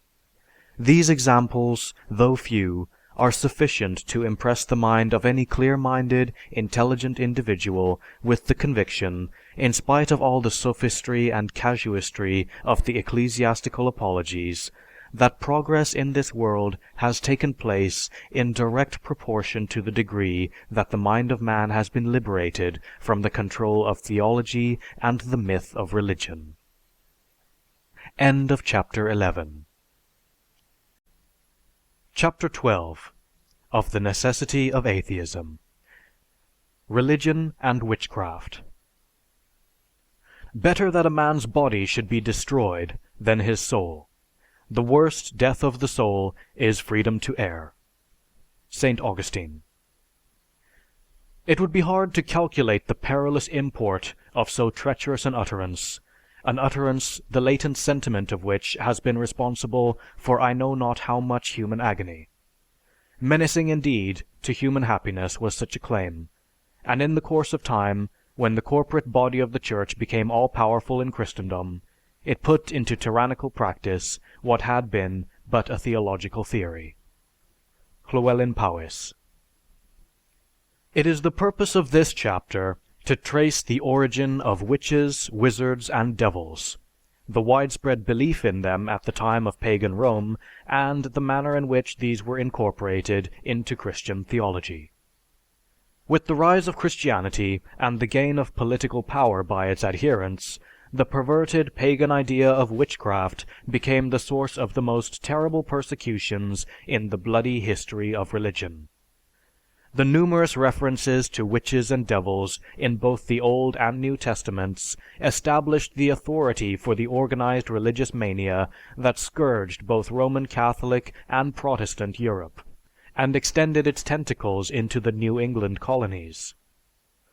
Instigated by ecclesiastics, and carried into effect by the intellectual serfs, their adherents, Hundreds of thousands of witches were tortured and burned during the sway of the witchcraft delusion.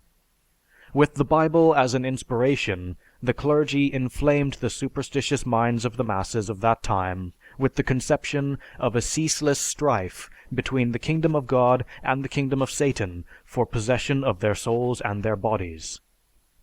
We of the present age may readily wonder how such a belief could have had so firm a grasp on the minds of our ancestors. Perhaps we will be tempted to attribute it to the ignorance of that time, particularly to the ignorance of the untutored masses. On the contrary, this does not approximate the actual situation. History reveals that the greatest minds of that age, men eminent in law, letters, and philosophy, not only defended this conception strenuously, but even engaged in the extermination of witches. That men of such superior intellect could defend such a barbaric institution, which today is revolting to our senses, necessitates the conclusion formulated at the end of this chapter. The ancient Greeks and Romans believed that it was possible by supernatural means to inflict evil on their fellow men, and all the sects of philosophers admitted this, with the exception of the Epicureans, who denied the existence of evil spirits. The magicians in Greece and Rome were at times punished because they injured men and not because they offended the gods. During the latter period of pagan Rome, some of the emperors passed laws against the magicians if it was proven that by casting the horoscope the magicians had ascertained what was, according to their belief, the most auspicious time to start a rebellion against their rule. The emperors, however, notably Marcus Aurelius and Julian, were the patrons of magicians who foretold coming events to them. The public methods of foretelling the future, such as the oracle of the gods, formed part of their religion. When the first Christians came into Rome and spread Christianity throughout the empire, they were inspired by an intense religious enthusiasm. They thought much less of the civil than of the religious consequence of magic, and sacrilege seemed much more terrible in their eyes than anarchy. The Christians found in Rome a vast polytheistic religion in contrast to their own, in which the entire world was divided into the kingdom of God and the kingdom of Satan. For them, the world seemed to be teeming with malignant demons, who had in all ages persecuted and deluded mankind. According to these Christians, the immediate objects of the devotions of the pagan world were subsidiary spirits of finite power and imperfect morality. Angels, or as they were then called, demons, who acted the part of mediators, and who, by permission of the supreme and inaccessible deity, regulated the religious government of mankind. The Christians had adopted this conception of subsidiary spirits, but they maintained them to be not the willing agents, but the adversaries of the deity, and the word demon, which among the pagans signified only a spirit below the level of a divinity, among the Christians signified a devil. Lekki. This notion seems to have existed in the very earliest period of Christianity, and in the 2nd century we find it elaborated with the most minute and detailed care. Tertullian, who wrote in that century, assures us that the world was full of these evil spirits, whose influence might be described in every portion of the pagan creed. If a Christian in any respect deviated from the path of duty, a visible manifestation of the devil sometimes appeared to terrify him. The terror with which such a doctrine must have spread among the early Christians may be easily conceived. They seemed to breathe an atmosphere of miracles. Wherever they turned, they were surrounded and beleaguered by malicious spirits, who were perpetually manifesting their presence by supernatural arts. Watchful fiends stood beside every altar, they mingled with every avocation of life, and the Christians were the special objects of their hatred. All this was universally believed, and was realized with an intensity which, in this secular age, we can scarcely conceive. The bearing of this view upon the conception of magic is very obvious. Among the more civilized pagans, magic was mainly a civil, and in the last days of the empire, a political crime. In the early church, on the other hand, it was esteemed the most horrible form of sacrilege effected by the direct agency of evil spirits. It included the whole system of paganism, explained all its prodigies, and gave a fearful significance to all its legends. When the Church obtained the direction of the civil power, she soon modified or abandoned the tolerant maxims she had formerly inculcated, and in the course of a few years restrictive laws were enacted, both against Jews and heretics. Lecky. Constantine, after his conversion to Christianity, enacted laws against the magicians. These were made more rigid under Constantius, his son, but suspended under Julian. These persecutions were renewed by Valentinian, spasmodically carried on to a slight extent, and then lapsed. During the period that elapsed between the 6th and 13th centuries, the executions for sorcery were comparatively rare. It is to be borne in mind, then, that magic as existing in pagan Rome was part of the religious conceptions of the Romans. The oracle as well as the various demons, which to them signified what the word angel signifies to us now, formed an elaborate system of mythology and idolatry. The early Christians, coming into contact with these conceptions, at first found an insurmountable difficulty in spreading their beliefs among the rural inhabitants of the Roman Empire. Polytheism was dominant, while their monotheism was as yet a persecuted belief. The road of least resistance was compromise, and so this vast system of polytheism was perverted, while seemingly accepted into their beliefs, by making these angels demons as we now understand the word. Since the early Christians were dominated by a belief in constant satanic presence, these demons were said to be the hosts of Satan. It was firmly believed that the arch-fiend, Satan, was forever hovering about the Christians. But it was also believed that the sign of the cross, or a few drops of holy water, or the name of Mary could put him to an immediate and ignominious flight. In the 12th century, however, the subject passed into an entirely new phase. The conception of a witch as we now conceive it, that is to say, of a woman who had entered into a deliberate compact with Satan, who was endowed with the power of working miracles whenever she pleased, and who was continually transported through the air to the Sabbath, where she paid her homage to the evil one, first appeared. The panic created by the belief at first advanced slowly, but after a time with a fearfully accelerated rapidity. Thousands of victims were sometimes burnt alive in a few years. Every country in Europe was stricken with the wildest fever. Hundreds of the ablest judges were selected for the extirpation of this crime. A vast literature was created on the subject, and it was not until a considerable portion of the 18th century had passed away that the executions finally ceased. The vast majority of those accused of witchcraft were women, and again the Bible furnished the authority for the belief that women were inherently wicked. That the Fathers of the Church believed this is exemplified by the statement of Chrysostom, in which he said that women were a necessary evil, a natural temptation, a desirable calamity, a domestic peril, a deadly fascination, and a painted ill. Lecky. At this period, the conception of a witch is radically different from that which was prevalent in the era prior to this one.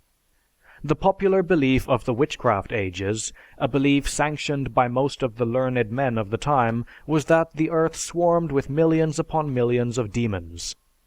They multiplied by reproduction in the usual way, by the accession of the souls of wicked men, of women dying in childbirth, of children stillborn, of men killed in duels. The air was filled with them, and one was always in danger of inspiring them with the air, of swallowing them in food and drink. Most Christian writers and legendists said that there were so many of them that they could not be counted.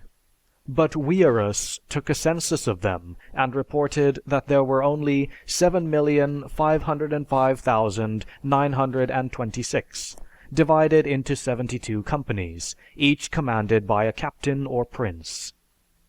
They could make themselves hideous or beautiful as suited their purposes, and assume any shape. While capable of appearing at any time, they preferred the night between Friday and Saturday. Any human being who gave up to them his immortal soul could command their services for a certain time. Occasionally, general conferences took place, at the pleasure of Satan, which were attended by all the demons and all the witches. These Sabbaths were held on the Brocken, or other high mountain. Upon the spot where they met, nothing would ever grow afterwards, as their hot feet burnt all the fecundity out of the soil. In France, England, and the American colonies, it was supposed that witches made their trips on broomsticks. In Spain and Italy, it was believed that they twirled on the back of the devil himself, who, for the occasion, transformed himself into a male goat. On no account would a witch, when starting for a Sabbath, go out through the open door or window. She would pass through the keyhole or up the chimney. While they were gone, inferior demons assumed their shape and lay in their beds, feigning illness. Assembled on the Brocken, the devil, as a double-headed goat, took his seat on the throne. His subjects paid their respects to him, kissing his posterior face. With a master of ceremonies appointed for the occasion, he made a personal examination of all the wizards and witches to see if they had the secret mark about them by which they were stamped as the devil's own.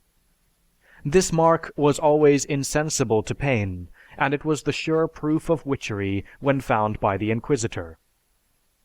Any witches found by the devil not so marked received the mark from him then and there, also a nickname. Then they all sang and danced furiously.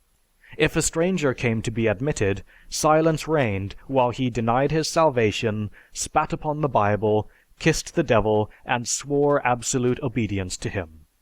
Singing and dancing was resumed, a mythical formula being used in the singing. When tired, they sat down and told of their evil deeds. Those who had not been bad enough were scourged by Satan himself with thorns and scorpions until they could neither sit nor stand. Then came a dance by thousands of toads who were conjured out of the ground, and standing on their hind legs, kept time to the music Satan evoked from bagpipes or a trumpet. They could all talk, and asked the witches to give them the flesh of unbaptized babes for food. The witches promised to do so. The devil told them to remember and keep their word, and then stamped his foot, so the frogs disappeared instantly into the earth. Next came a most disgusting banquet, except for a few of the most wicked witches, to whom were given rich viands on golden plates and expensive wines in crystal goblets. Then came more dancing. Those who did not care for that amused themselves by mocking the sacrament of baptism. For this purpose, the toads were again called up and sprinkled with filthy water, the devil making the sign of the cross, while the witches repeated a formula as absurd as that used in ordinary baptisms. Sometimes the devil made the witches take off their clothes and dance before him, each with a cat tied around her neck, and another dangling behind as a tail. Sometimes, again, there were lascivious orgies. At cockcrow, all disappeared. The Sabbath was over. The Story of the Inquisition, Freethought Press Association. This conception of a witch continued from the 12th century to the time witch burning ceased. With this idea of a witch being constantly instilled into the minds of their listeners, the clergy set loose fervidly religious mobs to scourge the countries of innocent women. With the entire world divided into the hosts of heaven and the hosts of Satan, with witches abounding in the air, in the water, and in the food, and with their immortal souls at stake, the frenzied population found evidences of witchcraft in all manner of happenings. Pope after pope set the seal of his infallibility upon the bloody persecutions. At length came Innocent VIII, who, on the 7th of December, 1484, sent forth his bull Summis Desiderantis. Of all documents ever issued from Rome, imperial and papal, this, doubtless, first and last, caused the greatest shedding of innocent blood. Yet no document was ever more clearly dictated by conscience. Inspired by the scriptural command, "Thou shalt not suffer a witch to live," Pope Innocent exhorted the clergy of Germany to leave no means untried to detect sorcerers, and especially those who by evil practice destroy vineyards, gardens, meadows, and growing crops. These precepts were based upon various texts of Scripture, especially upon the famous statement in the Book of Job, and to carry them out, witch-finding inquisitors were authorized by the Pope to scour Europe, especially Germany, and a manual was prepared for their use, the Witch Hammer, Malleus Maleficarum. White, Warfare of Science. Another important and much discussed department was the connection between evil spirits and animals. That the devil could assume the form of any animal he pleased seems to have been generally admitted, and it presented no difficulty to those who remembered that the first appearance of that personage on earth was as a serpent, and that on one occasion a legion of devils had entered into a herd of swine. Saint Jerome also assures us that in the desert Saint Anthony had met a centaur and a faun, a little man with horns growing from his forehead, who were possibly devils. And at all events, at a later period, the lives of the saints represent evil spirits in the form of animals as not infrequent. Lycanthropy, however, or the transformation of witches into wolves, presented more difficulty. The history of Nebuchadnezzar and the conversion of Lot's wife were, it is true, eagerly alleged in support of its possibility, but it was impossible to forget that St. Augustine appeared to regard lycanthropy as a fable, and a canon of the Council of Ancyra had emphatically condemned the belief. On the other hand, that belief has been very wisely diffused among the ancients. It had been accepted by many of the greatest and most orthodox theologians, by the inquisitors who were commissioned by the popes, and by the law courts of most countries. The evidence on which it rested was very curious and definite. If the witch was wounded in the form of an animal, she retained that wound in her human form, and hundreds of such cases were alleged before tribunals. Sometimes the hunter, having severed the paw of his assailant, retained it as a trophy, but when he opened the bag, he discovered in it only a bleeding hand, which he recognized as the hand of his wife. A French judge named Boguet, at the end of the 16th century, devoted himself especially to the subject, and burnt multitudes of lycanthropes. He wrote a book about them, and drew up a code in which he permitted ordinary witches to be strangled before they were burnt, but accepted lycanthropes, who were to be burned alive. Now let us examine on what authority the popes and afterwards the reformers so rigorously persecuted the witches. Both the Old and the New Testaments are riddled with references to witches, wizards, and devils. For example, this passage from Exodus 22:18, "Thou shalt not suffer a witch to live." From Matthew 8:28-32, "There met him two possessed with devils coming out of the tombs, exceeding fierce, so that no man might pass that way. And behold, they cried out, saying, What have we to do with thee, Jesus, Son of God? Art thou come hither to torment us before the time? And there was a good way off from them a herd of many swine feeding. So the devils besought him, saying, "If thou cast us out, suffer us to go away into the herd of swine." And he said unto them, "Go." And when they were come out, they went into the herd of swine. And behold, the whole herd of swine ran violently down a steep place into the sea, and perished in the waters. The Old Testament, therefore, definitely commands its adherents to kill, and the New Testament gives a brilliant example of its chief magician, Jesus, exorcising devils from men and driving them into swine. There are numerous passages of the Bible which speak of the devil and his angels, spirit of an unclean devil, dumb spirit, foul spirit, unclean spirit, evil spirit, witch, witchcraft, wizards, necromancers, Satan, the tempter, prince of the power of the air, prince of devils, etc. These passages in the Bible were at once the chief source and sanction of the terrible atrocities which extended over several centuries and have come to be known, taken collectively, as the witchcraft persecutions.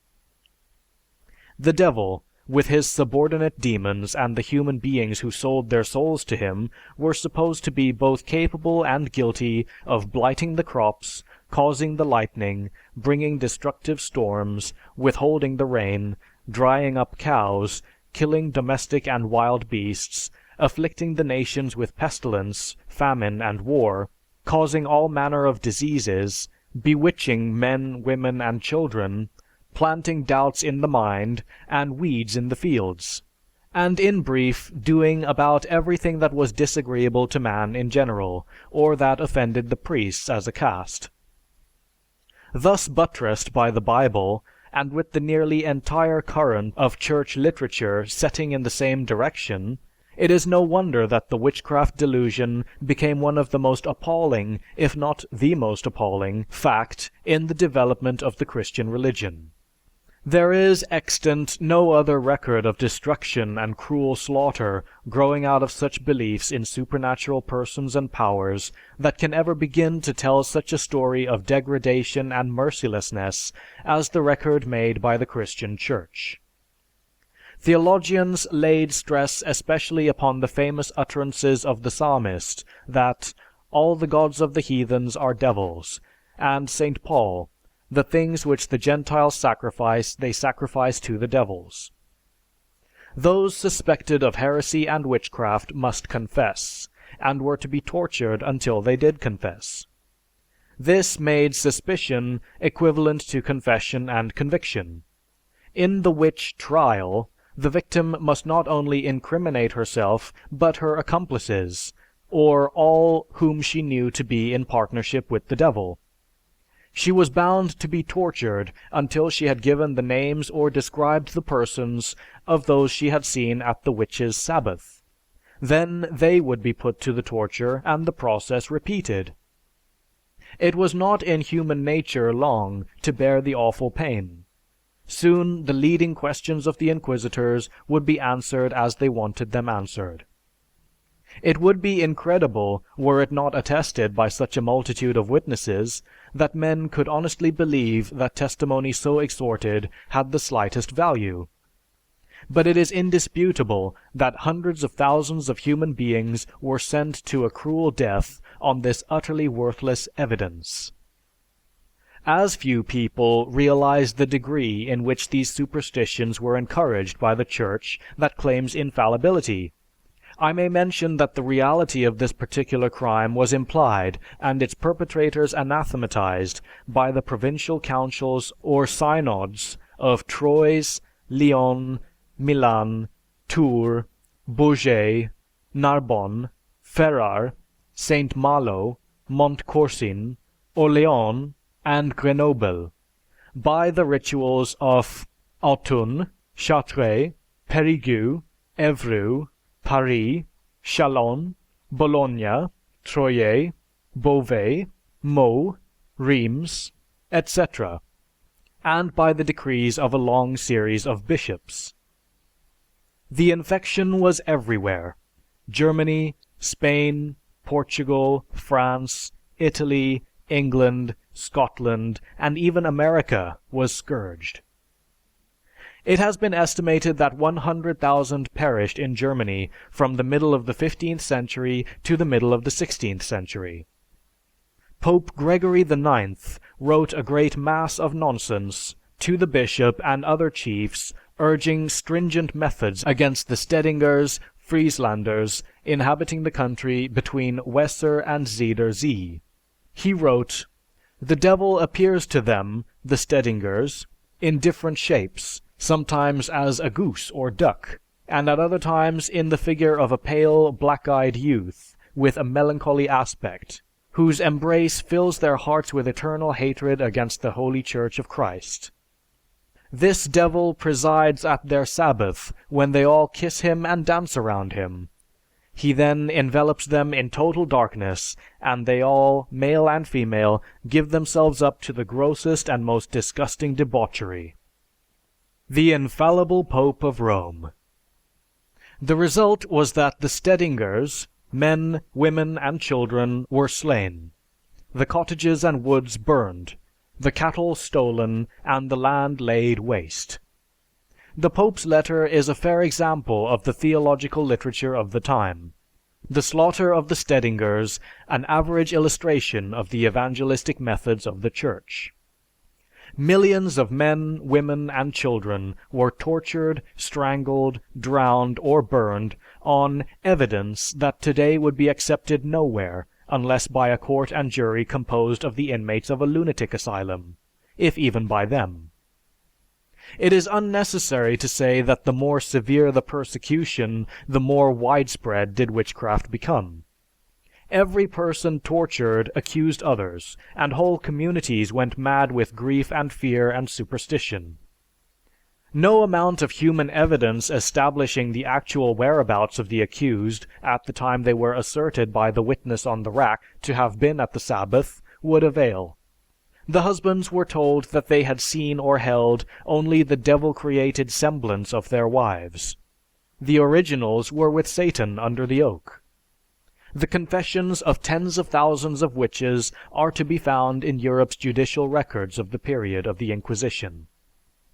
The Protestant reformers zealously seconded the exertions of Rome to extirpate witchcraft. They felt that they must prove that they were as orthodox as the Catholics and were as loyal to the Bible. No one urged their fundamental ideas more than did Luther, Calvin, Beza, the Swedish Lutherans, Casaubon, Wesley, Richard Baxter, the Mathers. All stood loyally by Rome. Lecky. At Lisbon, a horse, whose master had taught him many tricks, was tried in 1601 and found guilty of being possessed by the devil, for which he was burned. The witchcraft mania proper in England began in the 16th century and reached its climax in the early part of the 17th century. Sir Matthew Hale, the great jurist, sanctioned the delusions and passed sentences of death by burning. Queen Elizabeth made witchcraft a capital offense in England, and King James I wrote a book on the subject and lent his personal aid and royal support to the persecutions. Joan of Arc, the noblest of all the victims of this belief, perished by English hands, though on French soil, and under the sentence of a French bishop.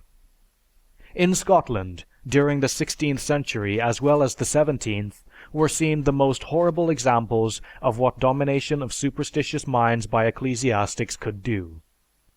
Nothing was natural, all was supernatural. The entire course of affairs was governed not by their antecedents, but by a series of miracles.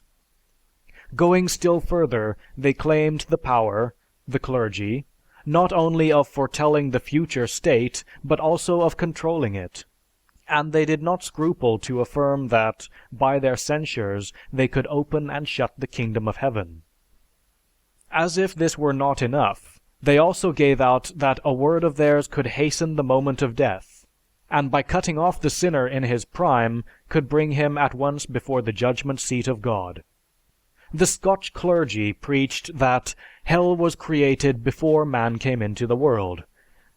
The Almighty, they did not scruple to say, having spent his previous leisure in preparing and completing this place of torture so that, when the human race appeared, it might be ready for their reception.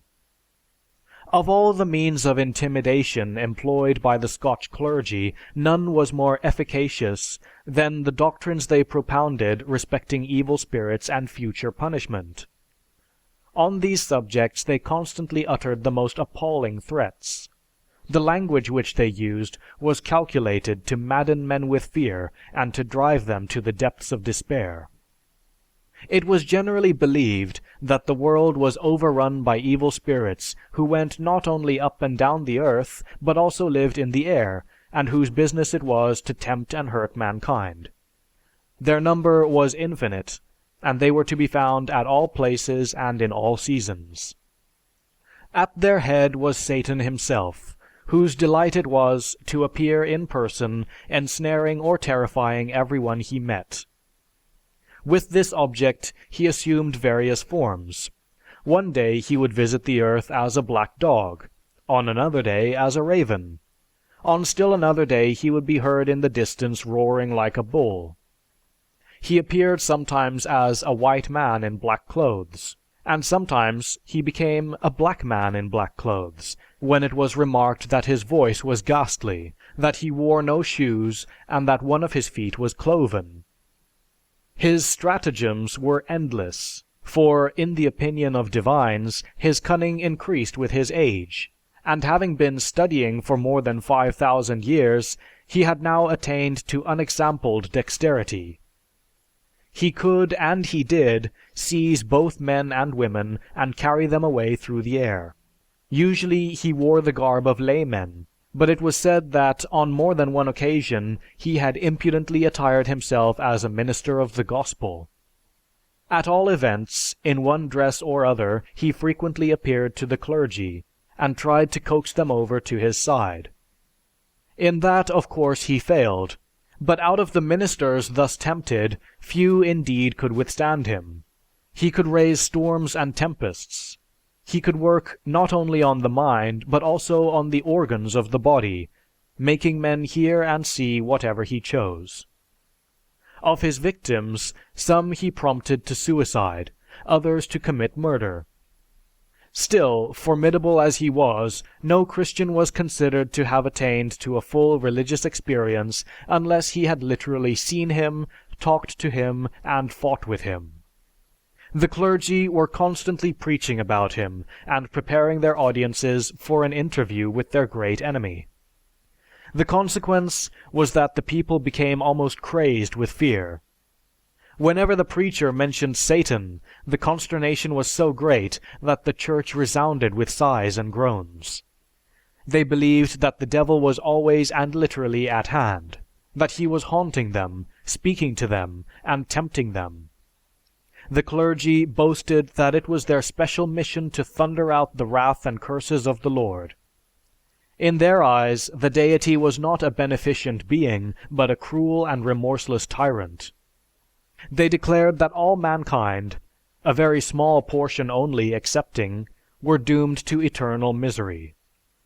The Scotch clergy taught their hearers that the Almighty was sanguinary, and so prone to anger that he raged even against walls and houses and senseless creatures, wreaking his fury more than ever and scattering desolation on every side.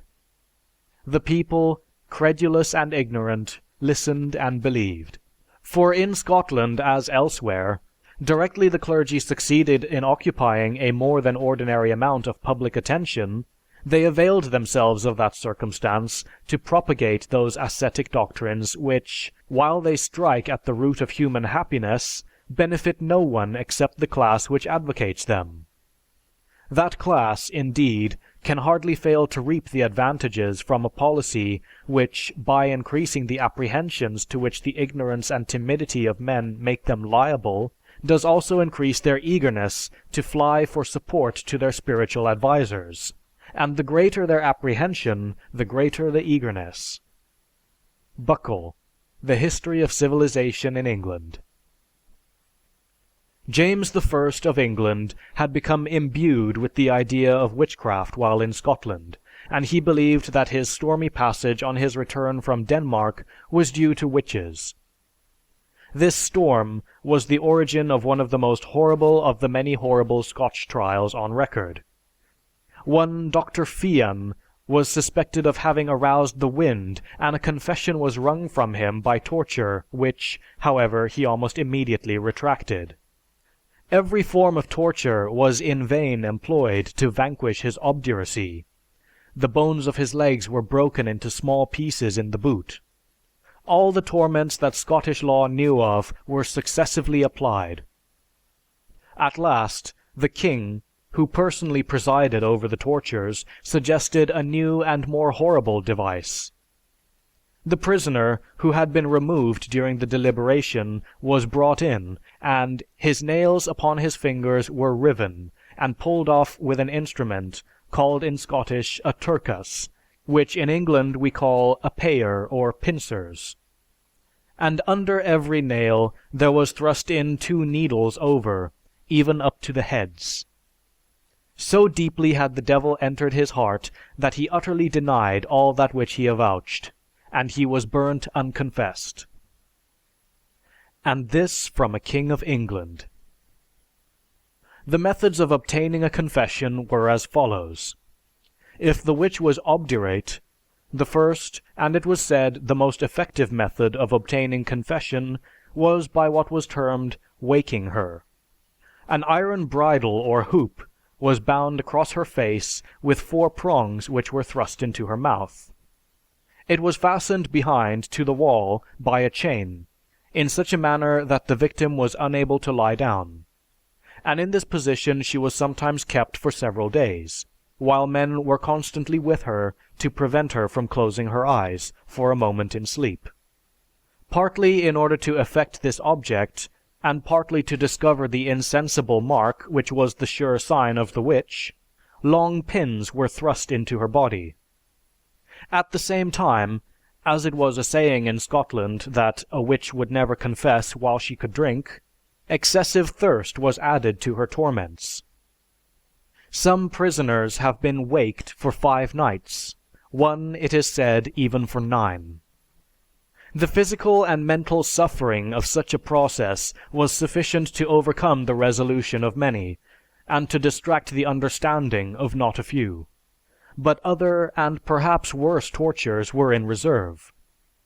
The 3 principal ones that were habitually applied were the pennywinks, the boot, and the cashilawis. The first was a kind of thumbscrew, the second was a frame in which the leg was inserted, and in which it was broken by wedges driven in by a hammer. The third was also an iron frame for the leg, which was from time to time heated over a brazier. Fire matches were sometimes applied to the body of the victim. We read in a contemporary legal register of one man who was kept for 48 hours in vehement torture in the cashilawis, and of another who remained in the same frightful machine for 11 days and nights, whose legs were broken daily for 14 days in the boots, and who was so scourged that the whole skin was torn from his body. This was, it is true, censured as an extreme case, but it was only an excessive application of the common torture. The witches were commonly strangled before they were burned, but this merciful provision was very frequently omitted. An Earl of Ware tells how, with a piercing yell, some women once broke half burnt from the slow fire consuming them, struggled for a few moments with a despairing energy among the spectators, but soon, with shrieks of blasphemy and wild protestations of innocence, sank writhing in agony amid the flames. But just picture this scene for a moment. The horror of such a scene! What a crime for one human to commit against another!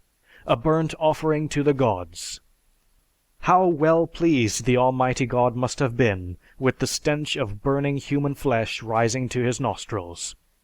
And how well he must have rewarded his faithful servants, for was this not done in his name? Thou shalt not suffer a witch to live. As Lecky points out in his famous work on the history of European morals, Such incidents are but illustrations of the great truth that when men have come to regard a certain class of their fellow creatures as doomed, by the Almighty, to eternal and excruciating agonies, and when their theology directs their minds with intense and realizing earnestness to the contemplation of such agonies, the result will be an indifference to the suffering of those whom they deem the enemies of their God, as absolute as it is perhaps possible for human nature to attain. It is a historical fact that in 1591, a lady of rank, Euphame Macaulay, sought the assistance of Agnes Sampson for the relief of pain at the time of birth of her 2 sons. Agnes Sampson was tried before King James for her heresy, was condemned as a witch, and was burnt alive on the Castle Hill of Edinburgh. It is generally said that the last execution in Scotland was in 1722, but Captain Burt, who visited the country in 1730, speaks of a woman who was burnt as late as 1727.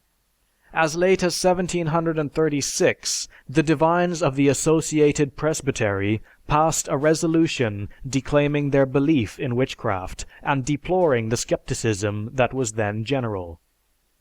The Pilgrim Fathers brought to our shores the seeds of the witchcraft delusion at a time when it was rapidly fading in England, and again history furnishes us with an example of a people with strong religious instincts who, being freed from their persecutors, became in turn the most violent persecutors of those that did not profess their particular creed. It was particularly due to the preaching of Cotton Mather that a panic of fear was created through the New England colonies. Mrs. Anne Hibbins was tried before the Great and General Court of Massachusetts, sentenced and hanged on the 19th of June, 1656. Goody Oliver was executed as a witch on November 16th, 1688. There were 20 murders in 1692, and these before a civil court. The trials took place before the illegal court of Oyer and Terminer, appointed by Governor Phipps, at the instigation of the Lieutenant Governor and Chief Justice Stoughton and Joseph Dudley, formerly governor, and the Chief Judge of the court, which in 1688 had sent Goody Oliver to her death at the gallows. Cotton Mather defended this practice in his book, The Wonders of the Invisible World, and Increase Mather, the father of Cotton, was equally as strenuous in the witch hunt. Increase Mather survived this massacre 30 years, and his son 5 years longer. But there is hardly a word of regret or sympathy to be found anywhere, even in their private diaries and correspondence. These executions in Massachusetts form one of the darkest pages in the history of America. It is not surprising that the clergy of the 16th and 17th centuries supported both in practice and theory the witchcraft delusion. But when we find the ablest minds of the laity bursting into print with a vehement defense of this belief, it is difficult for us in the present day to conceive of such folly. And yet today we have able minds defending a precept of which the witchcraft delusion is but a part. The defenders of the belief, witchcraft, who were men of great and distinguished talent, maintained that there was no fact in all history more fully attested, and that to reject it would be to strike at the root of all historical evidence of the miraculous. Lecky. The subject was examined in tens of thousands of cases in almost every country in Europe, by tribunals which included the acutest lawyers and ecclesiastics of the ages, on the scene and at the time when the alleged acts had taken place, and with the assistance of innumerable sworn witnesses. The judges had no motive whatever to desire the condemnation of the accused, and as conviction would be followed by fearful death, they had the strongest motives to exercise their power with caution and deliberation. The whole force of public opinion was directed constantly and earnestly to the question for many centuries, and although there was some controversy concerning the details of witchcraft, the fact of its existence was long considered undoubted. For many centuries, the ablest men were not merely unwilling to repudiate the superstition, but they often pressed forward earnestly and with the utmost conviction to defend it. Indeed, during the period when witchcraft was most prevalent, there were few writers of real eminence who did not, on some occasion, take especial pains to throw the weight of their authority into the scales. St. Thomas Aquinas was probably the ablest writer of the 13th century, and he assures us that diseases and tempests are often the direct act of the devil, and the devil can transform men into any shape and transport them through the air. Gerson, the chancellor of the University of Paris, and, as many think, the author of The Imitation, is justly regarded as one of the masterminds of his age. He, too, wrote in defense of this belief. "These men," he wrote, "should be treated with scorn and indeed sternly corrected, who ridicule theologians whenever they speak of demons, or attribute to demons any effects, as if these things were entirely fabulous. This error has arisen among some learned men, partly through want of faith, and partly through weakness and imperfection of intellect." Bodin was unquestionably the most original political philosopher who had arisen since Machiavelli, and he devoted all his learning and acuteness to crushing the rising skepticism on the subject of witches. The truth is that in those ages ability was no guarantee against error, for the single employment of the reason was to develop and expand premises that were furnished by the Church.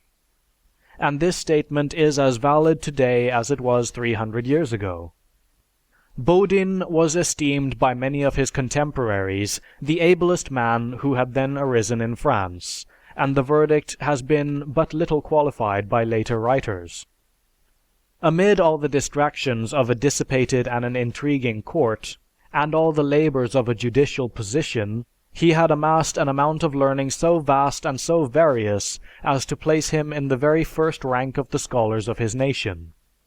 He has also the greater merit of being one of the chief founders of political philosophy and political history, and of having anticipated on these subjects many of the conclusions of our own day. In his judicial capacity, he had presided at some trials of witchcraft. He had brought all the resources of his scholarship to bear upon the subject, and he had written a great part of his De Monomanie des Sorciers before the appearance of the last work of Weir. John Weir was a physician of Cleves, who had in 1563 published a work which he called De Praestigus Daemonum. He was quite convinced that the world was peopled by crowds of demons who were constantly working miracles among mankind, and his only object was to reconcile his sense of their ubiquity with his persuasion that some of the phenomena that were deemed supernatural arose from disease. Weir, said Bodin, had armed himself against God. His book was a tissue of horrible blasphemies. For the word of God is very certain that he who suffers a man worthy of death to escape draws the punishment upon himself, as the prophet said to King Ahab that he would die for having pardoned a man worthy of death, for no one had ever heard of pardon accorded to sorcerers. Such were the opinions which were promulgated towards the close of the 16th century by one of the most advanced intellects of one of the leading nations of Europe at that time. Promulgated, too, with a tone of confidence and of triumph that shows how fully the writer could count upon the religious sympathies of his readers. The De Monomanie des Sorciers appeared in 1581. With a man of the caliber of Bodin writing the above, it is not to be wondered at that the mobs were so active in the witch hunt, for as Lecky cites, although the illiterate cannot follow the more intricate speculations of their teachers, they can catch the general tone and character of thought which these speculations produce, and they readily apply them to their own sphere of thought. In 1587, Montaigne published the first great skeptical work in the French language. The vast mass of authority which those writers love to array, and by which they shaped the whole course of their reasoning is calmly and unhesitatingly discarded. The passion for the miraculous, the absorbing sense of diabolical capacities have all vanished like a dream. The old theological measure of probability has completely disappeared, and is replaced by a shrewd secular common sense. The statements of the witches were pronounced intrinsically incredible. The dreams of a disordered imagination or the terrors of the rack would account for many of them. But even when it is impossible to explain the evidence, it is quite unnecessary to believe it. After all, Montaigne said, "It is setting a high value upon our opinions to roast men alive on account of them." It was the merit of Montaigne to rise, by the force of his masculine genius, into the clear world of reality, to judge the opinions of his age with an intellect that was invigorated but not enslaved by knowledge, and to contemplate the systems of the past without being dazzled by the reverence that had surrounded them.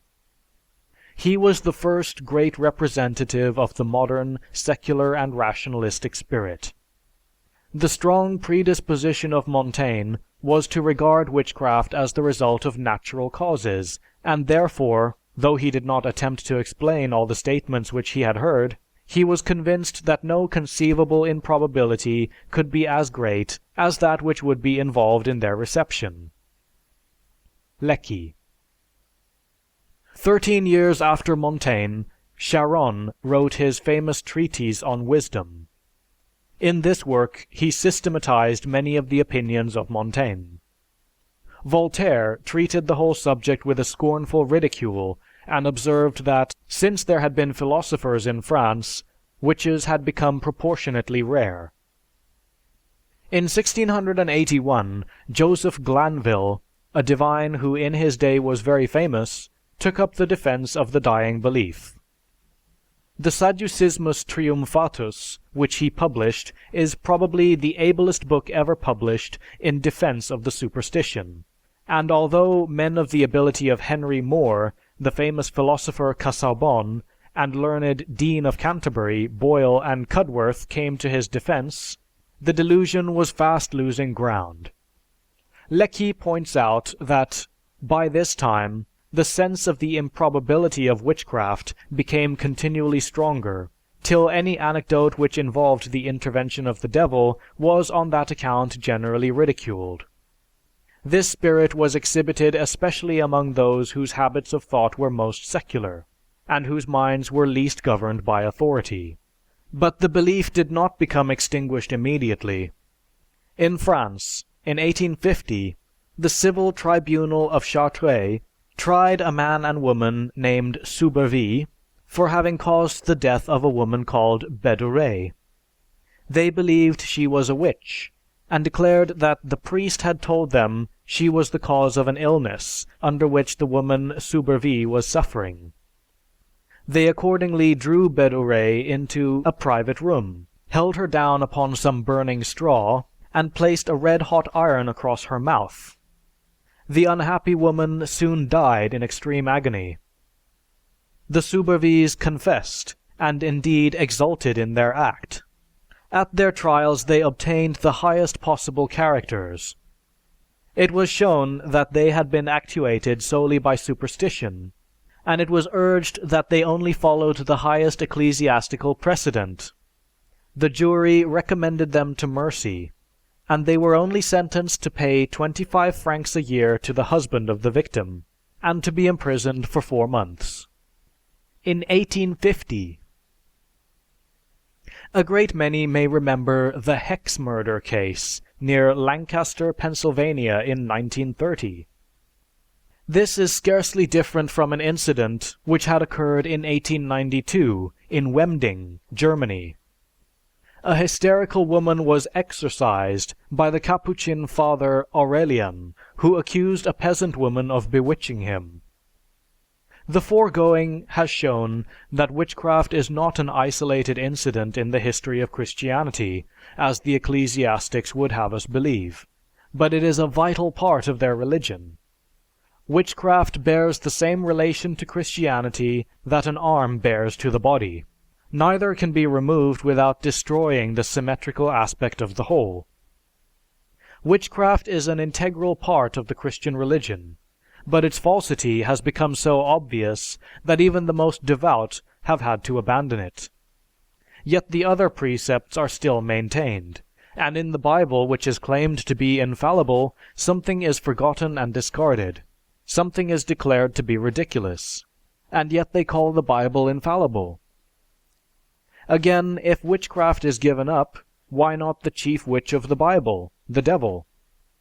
Yet if this be yielded, then the idea of atonement, the central doctrine of the Christian Church, must also go. Thou shalt not suffer a witch to live. If this be God's word, did God err when he said it? If he erred, he probably did so in many other things. If he did not, Christians must either still maintain the witchcraft delusion or deny the Bible delusion. The witchcraft delusion is denied and forgotten, and no one thinks of quoting, "Thou shalt not suffer a witch to live." But the Bible delusion, despite all manner of ecclesiastical sophistry, still maintains that man was created miraculously some 6,000 years ago from the dust of the earth, that woman was made from a bone taken from the side of man, that language came into existence in the course of a single night, that God instituted a horrible massacre of the people by drowning because they did not come up to his expectations. It maintains miracles, virgin births, resurrections from the dead, and a literal heaven and hell. Again, in the New Testament, Matthew tells how the chief magician of the New Testament, Jesus, exorcised the devils from men and drove them into swine. What could be more explicit?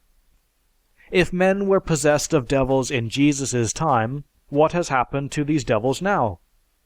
Surely Jesus could not misinterpret his own words or deeds if the religionists contend that we are now misinterpreting the Bible.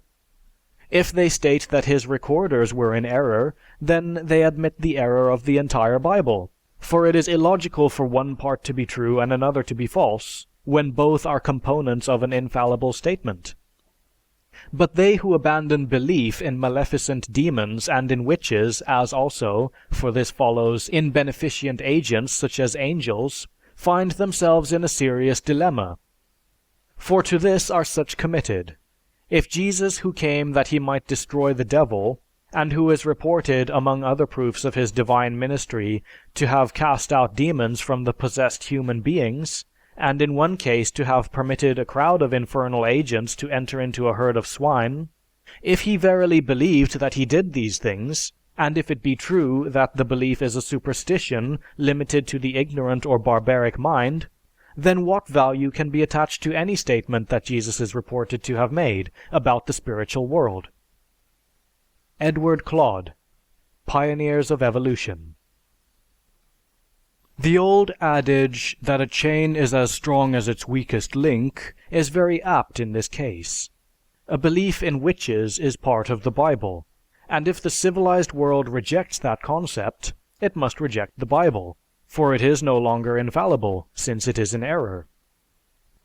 Disregarding the internal evidence which declares the Bible to be spurious, and the scientific advances which have proven the Bible to be a myth and a fable, if man still insists on revealed religion, he must admit that sorcery and witchcraft are an integral part of the Bible teaching. He must still either believe in witchcraft or disbelieve all of the Bible, for again, one part cannot be true and another false of an infallible statement. I thoroughly and emphatically agree with John Wesley, who, in 1769, wrote, "The English in general, and indeed most of the men of learning in Europe, have given up all accounts of witches and apparitions as mere old wives' fables. I am sorry for it, and I willingly take this opportunity of entering my solemn protest against this violent compliment which so many that believe in the Bible pay to those who do not believe it. I owe them no such service. I take knowledge that these are at the bottom of the outcry which has been raised, and with such insolence spread throughout the land, in direct opposition not only to the Bible, but to the suffrage of the wisest and best of men in all ages and nations. They well know, whether Christians know it or not, that the giving up of witchcraft is in effect giving up the Bible. Lecky, in that masterful work, The Rise and Influence of Rationalism in Europe, from which I have so freely quoted, states, "A disbelief in ghosts and witches was one of the most prominent characteristics of skepticism in the 17th century.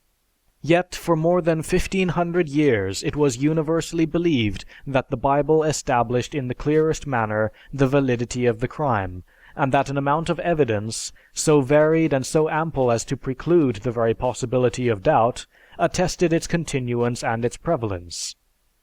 In our own day, it may be said with confidence that it would be altogether impossible for such an amount of evidence to accumulate around a conception which has no substantial basis in fact.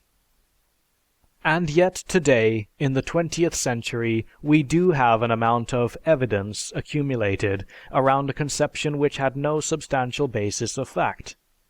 What a perfect analogy presents itself between one precept of revealed religion and religion in its entirety.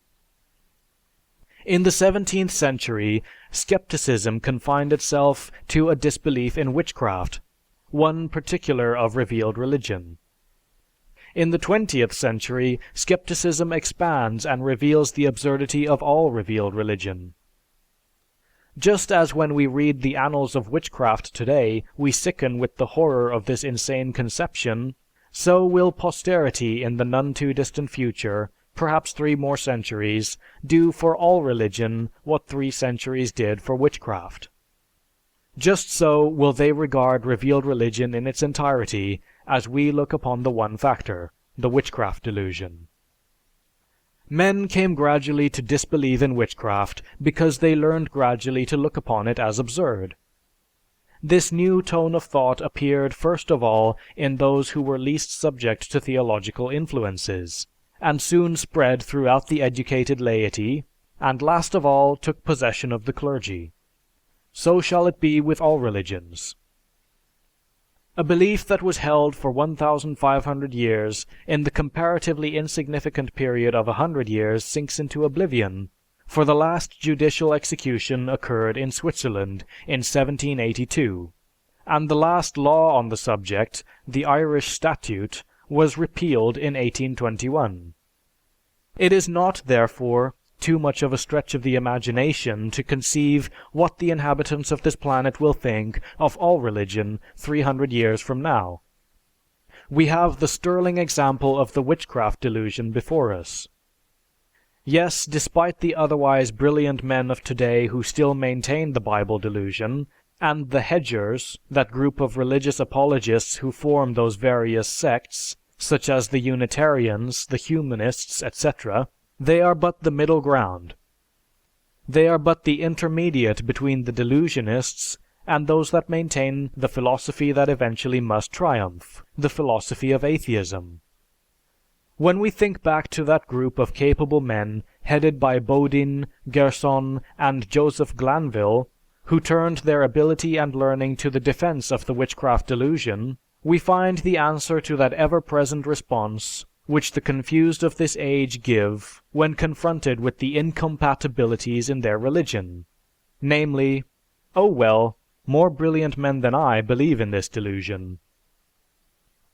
Bodin, Gerson, and Glanville could not bolster up a dying belief, and the Bodins, Gersons, and Glanvilles of today cannot long bolster up the dying belief in all religions, no matter what their ability or capacities may be. The handwriting is on the wall. The past teaches us what the future may be, but there is still much work to be done. End of chapter 12. Chapter 13. Of the Necessity of Atheism. Religion and Morality. The current religion is indirectly adverse to morals, because it is adverse to the freedom of the intellect. But it is also directly adverse to morals by inventing spurious and bastard virtues. Winwood Reade, Martyrdom of Man. It had been formerly asserted by theologians that our moral laws were given to man by a supernatural intuitive process. However, Professor E. A. Westermarck's Origin and Development of the Moral Ideas and similar researches give a comprehensive survey of the moral ideas and practices of all the backward fragments of the human race and conclusively prove the social nature of moral law. The moral laws have evolved much the same as physical man has evolved. There is no indication whatsoever that the moral laws came from any revelation, since the sense of moral law was just as strong amongst civilized peoples beyond the range of Christianity, or before the Christian era. Joseph McCabe, commenting on Professor Westermarck's work, states, "All the fine theories of the philosophers break down before this vast collection of facts. There is no intuition whatever of an august and eternal law, and the less God is brought into connection with these pitiful blunders and often monstrous perversions of the moral sense, the better. What we see is just man's mind in possession of the idea that his conduct must be regulated by law, and clumsily working out the correct application of that idea as his intelligence grows and his social life becomes more complex. It is not a question of the mind of the savage imperfectly seeing the law. It is a plain case of the ideas of the savage reflecting and changing with his environment and the interest of his priests. Justice is a fundamental and essential moral law because it is a vital regulation of social life, and murder is the greatest crime because it is the greatest social delinquency, and these are inherent in the social nature of moral law. Moral law slowly dawns in the mind of the human race as a regulation of a man's relation with his fellows in the interest of social life. It is quite independent of religion, since it has entirely different roots in human psychology. Joseph McCabe, Human Origin of Morals. In the mind of primitive man, there is no connection between morality and the belief in a god. Society is the school in which men learn to distinguish between right and wrong. The headmaster is custom, and the lessons are the same for all. The first moral judgments were pronounced by public opinion. Public indignation and public approval are the prototypes of the moral emotions. Edward Westermarck, Origin and Development of the Moral Ideas. Moral ideas and moral energy have their source in social life. It is only in a more advanced society that moral qualities are assumed for the gods. And indeed, it is known that in some primitive tribes, the gods are not necessarily conceived as good. They may have evil qualities also. If they are, to his mind, good, that is so much the better. But whether they are good or bad, they have to be faced as facts.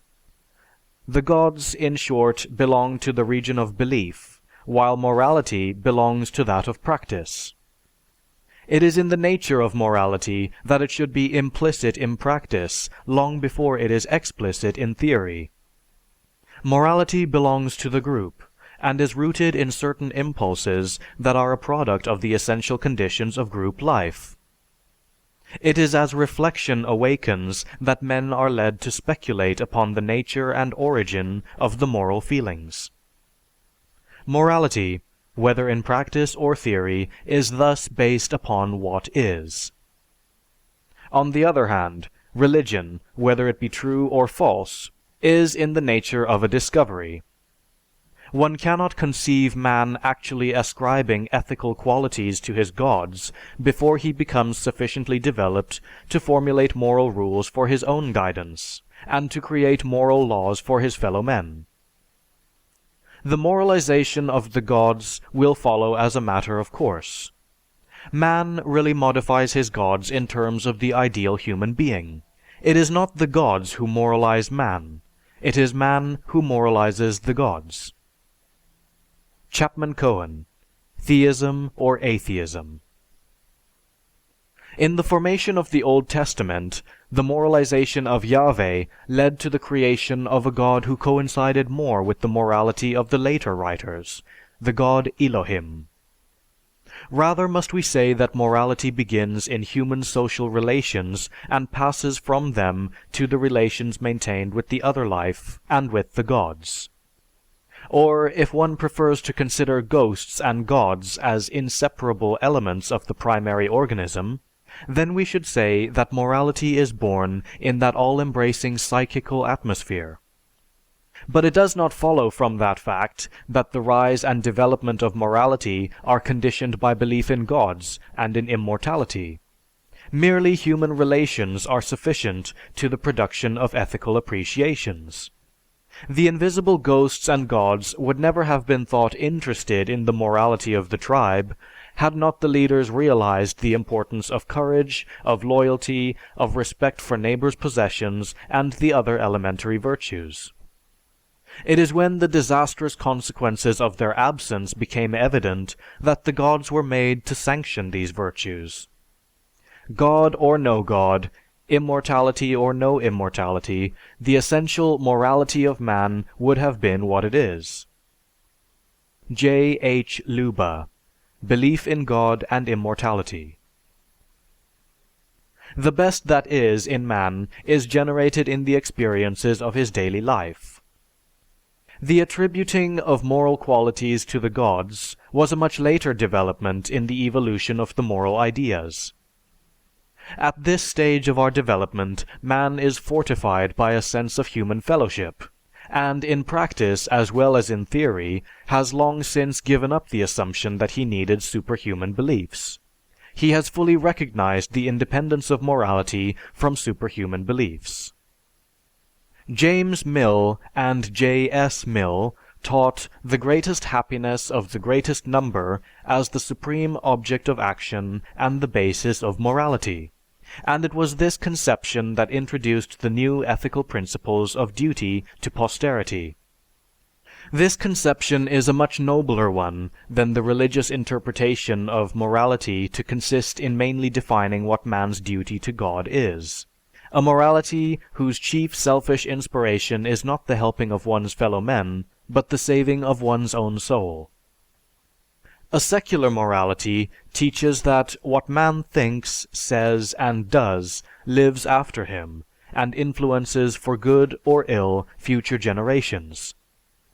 This is a higher, nobler, and greater incentive to righteousness than any life of personal reward or fear of punishment in a future life. There are today a rapidly growing number of eminent moral teachers who condemn the clinging of the belief of personal existence after death as a hindrance to the best life on earth.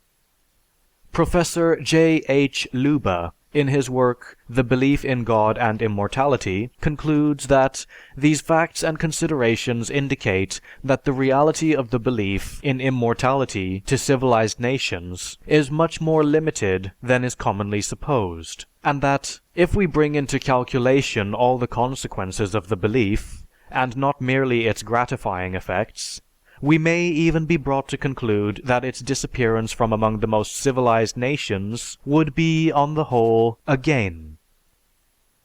There are few educated men nowadays who would claim that morality cannot exist apart from religion. Theists are desperately attempting to harmonize a primitive theory of things with a larger knowledge and a more developed moral sense. Morality is fundamentally the expression of those conditions under which associated life is found possible and profitable, and that so far as any quality is declared to be moral, its justification and meaning must be found in that direction. Our alleged essential dependence upon transcendental beliefs is belied by the most common experiences of daily life. Who does not feel the absurdity of the opinion that the lavish care for a sick child by a mother is given because of a belief in God and immortality? Are love of father and mother on the part of children, affection and serviceableness between brothers and sisters, straightforwardness and truthfulness between businessmen, essentially dependent upon these beliefs? What sort of person would be the father who would announce divine punishment or reward in order to obtain the love and respect of his children? And if there are businessmen preserved from unrighteousness by the fear of future punishment, they are far more numerous who are deterred by the threat of human law. Most of them would take their chances with heaven 100 times before they would once with society, or perchance with the imperative voice of humanity heard in the conscience. Luba. The primary motive of moral standards and practices is man's desire to seek happiness and avoid pain. And so it is not strange that morality has become stronger as the power of religion has weakened. Right through history, it has been the social instincts that have acted as a corrective to religious extravagances. And it is worth noting that with the exception of a little gain from the practice of casuistry, religions have contributed nothing towards the building up of a science of ethics. On the contrary, it has been a very potent cause of confusion and obstruction. Fictitious vices and virtues have been created and the real moral problems lost sight of. It gave the world the morality of the prison cell instead of the tonic of the rational life. And it was indeed fortunate for the race that conduct was not ultimately dependent upon a mass of teachings that had their origin in the brains of savages and were brought to maturity during the darkest period of European civilization. And we know that the period during which the influence of Christian theism was strongest was the period when the intellectual life of civilized man was at its lowest, morality at its weakest, and the general outlook hopeless. Religious control gave us heresy hunts, Jew hunts, burning for witchcraft, and magic in place of medicine. It gave us the Inquisition and the auto da fe, the fires of Smithfield and the night of St. Bartholomew. It gave us the war of sects, and it helped powerfully to establish the sect of war. It gave us life without happiness and death cloaked with terror. The Christian record is before us, and it is such that every church blames the others for its existence. Quite as certainly we cannot point to a society that has been dominated by free-thinking ideals, but we can point to their existence in all ages, and can show that all progress is due to their presence. We can show that progressive ideals have originated with the least and have been opposed by the most religious sections of society. Cohen. The puerile conception of heaven and the savage conception of hell are still, in modified form, deemed necessary for a religious morality. Why it should be necessary for a supreme intelligence to make all things straight in another world that he could more convincingly rectify in this one is a conception which has escaped the reason of a free thinker. But it has been very profitable to those on earth that lead their adherents to believe that they hold the keys to our future abodes. Winwood Reade, in his Martyrdom of Man, discussing the moral value of the fears of hellfire, states, "A metaphysical theory cannot restrain the fury of the passions, as well attempt to bind a lion with a cobweb. Prevention of crime, it is well known, depends not on the severity, but on the certainty of retribution. The supposition that the terrors of hellfire are essential or even conducive to good morals is contradicted by the facts of history. In the Dark Ages, there was not a man or woman from Scotland to Naples who doubted that sinners were sent to hell. The religion which they had was the same as ours, with this exception, that everyone believed in it. The state of Europe in that pious epoch need not be described. Society is not maintained by the conjectures of theology, but by those moral sentiments, those gregarious virtues which elevated men above the animals, which are now instinctive in our natures, and to which intellectual culture is propitious. For, as we become more and more clearly enlightened, we perceive more and more clearly that it was with the whole human population as it was with the primeval clan. the welfare of every individual is dependent on the welfare of the community, and the welfare of the community depends on the welfare of every individual. The teachings of Christianity towards marriage furnishes a well-known example of a reactionary philosophy of morals. The views of St. Paul on marriage are set forth in 1 Corinthians 7:1-9. 1. Now concerning the things whereof ye wrote unto me, it is good for a man not to touch a woman. 2. Nevertheless, to avoid fornication, let every man have his own wife, and let every woman have her own husband. 3. Let the husband render unto the wife due benevolence, and likewise also the wife unto the husband. 4. The wife hath not power of her own body, but the husband, and likewise also the husband hath not power of his own body, but the wife. 5. Defraud ye not one the other, except it be with consent for a time, that ye may give yourselves to fasting and prayer, and come together again, that Satan tempt you not for your incontinency. 6. But I speak this by permission, and not of commandment. 7. For I would that all men were even as I myself. But every man has his proper gift of God, one after this manner, and another after that. 8. I say therefore to the unmarried and widows, it is good for them to abide even as I. 9. But if they cannot contain, let them marry, for it is better to marry than to burn.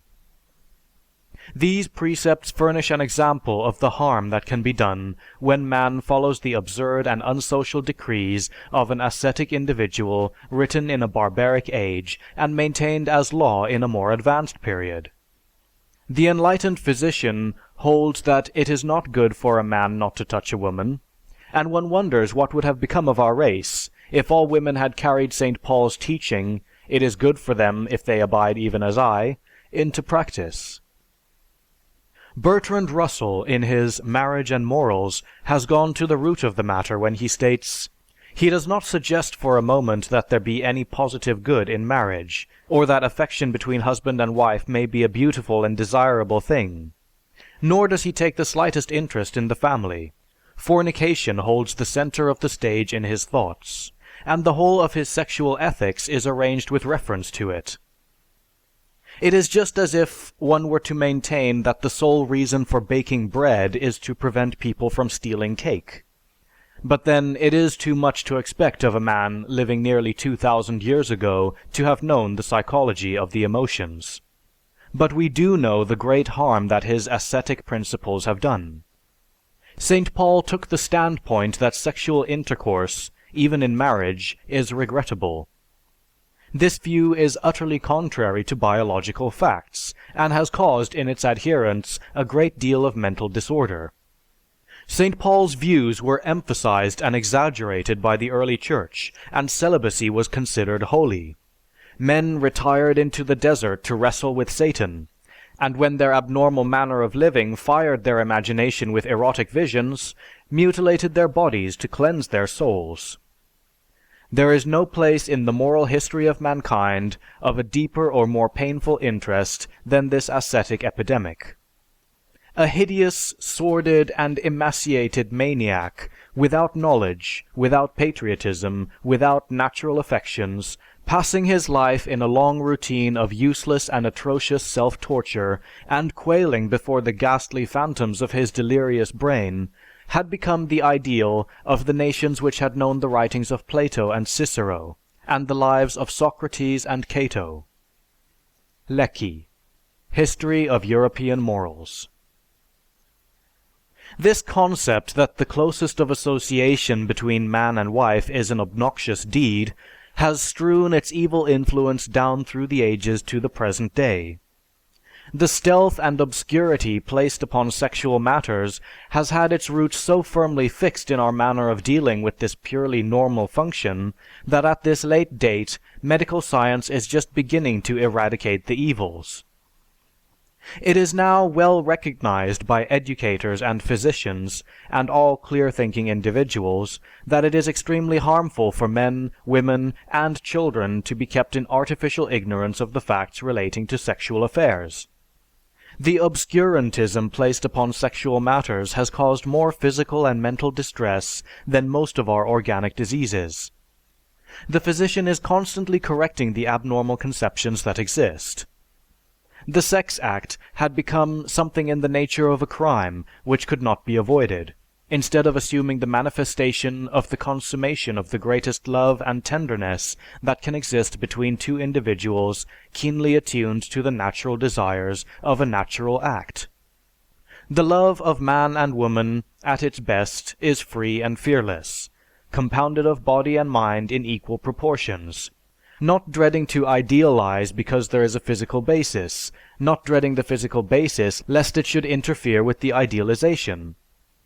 To fear love is to fear life, and those who fear life are already 3 parts dead. Bertrand Russell, Marriage and Morals. Religion has brutalized the marital relations, and Lecky, dealing with this subject, states, "The tender love which it elicits, the holy and beautiful domestic qualities that follow in its train, were almost absolutely omitted from consideration. The object of the ascetic was to attract men to a life of virginity, and as a necessary consequence, marriage was treated as an inferior state. It was regarded as being necessary, indeed, and therefore justifiable for the propagation of the species, and to free men from great evils, but still as a condition of degradation, from which all who aspired to real sanctity could fly. To cut down by the axe of virginity the wood of marriage was, in the energetic language of Saint Jerome, the end of the saint.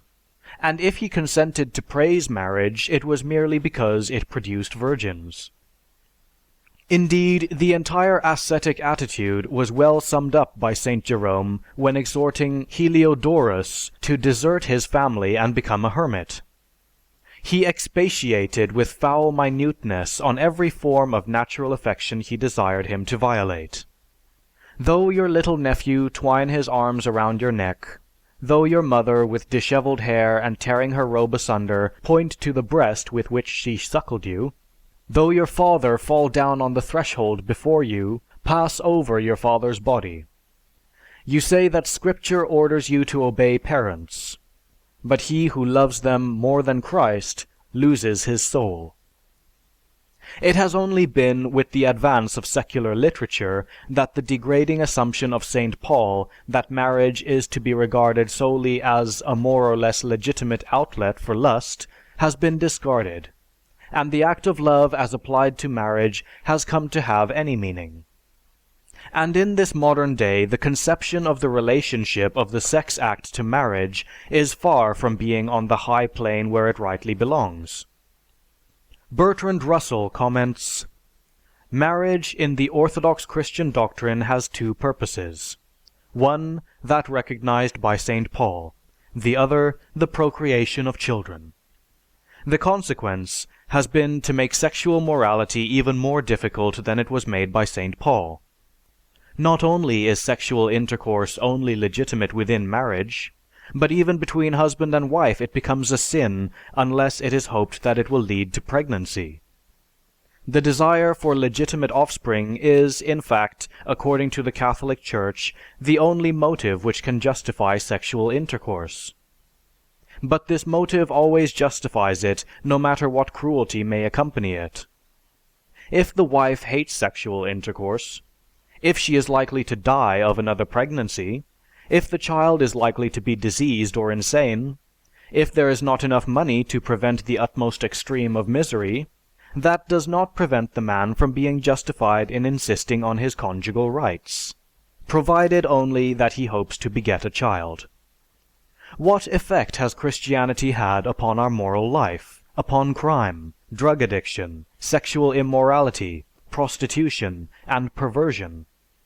These blights upon our moral character existed long before Christianity, and after Christianity. But what effectual check has Christianity contributed? The agitation concerning increased crime after the recent world conflict has brought this subject to the fore, and aroused a great deal of discussion and consideration of this problem. In its relation to religion, we have but one undeniable fact to bring before the thinking public. An examination of the statistics of penal institutions reveals that practically all criminals are religious. Absolutely and proportionately smaller numbers of criminals are free thinkers. Although church members nowhere constitute even half of the population outside the prisons, they constitute from 80 to 95% of the population inside the prison. This can be verified by reference to any census of any penal institution. As strangely as this may strike a great many readers, just so strange did it appear at one time to the multitude that the earth was round. It is 500 years since the earth was proven to be round, yet there is a large colony of Christians near Chicago officially maintaining that the earth is as flat and four-cornered as the Bible states.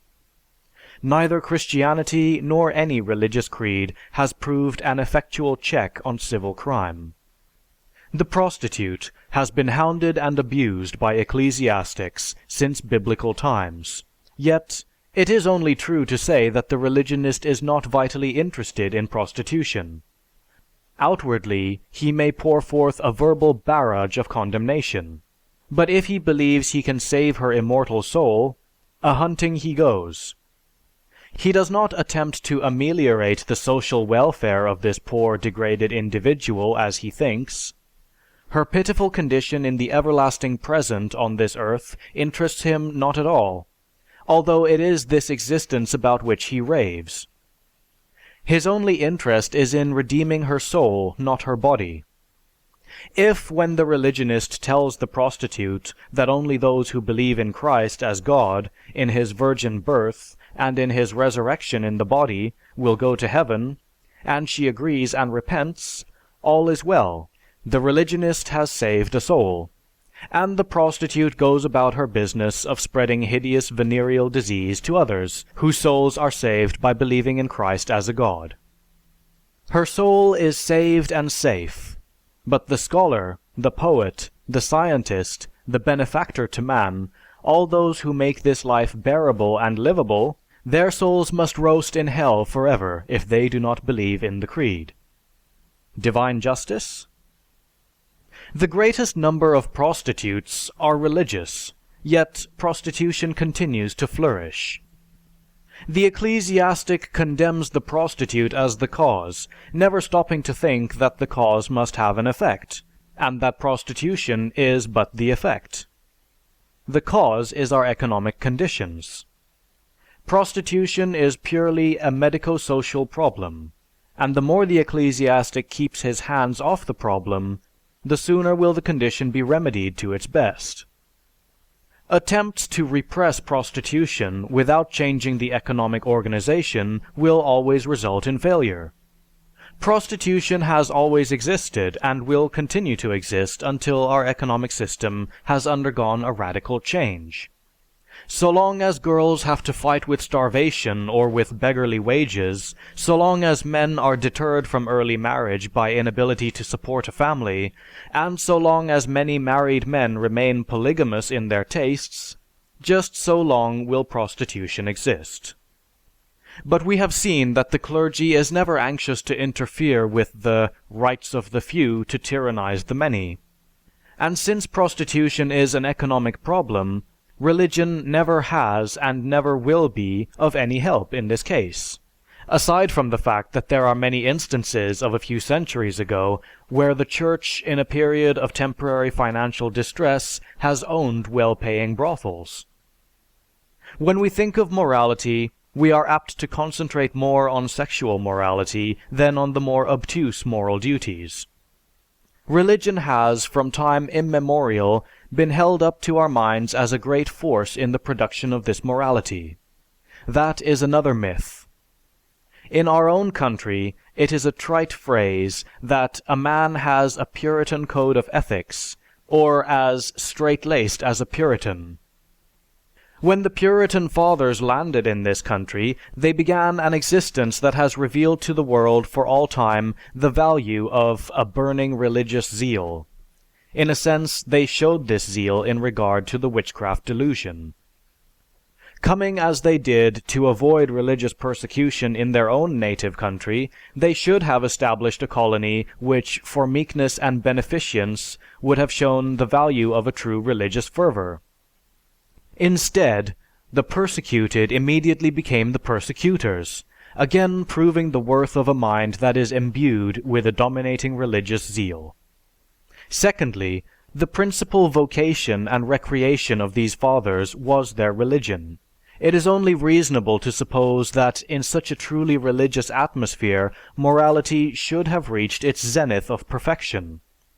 What actually happened is well illustrated in a very informative and case-reporting work by Rupert Hughes, the novelist, Facts About Puritan Morals.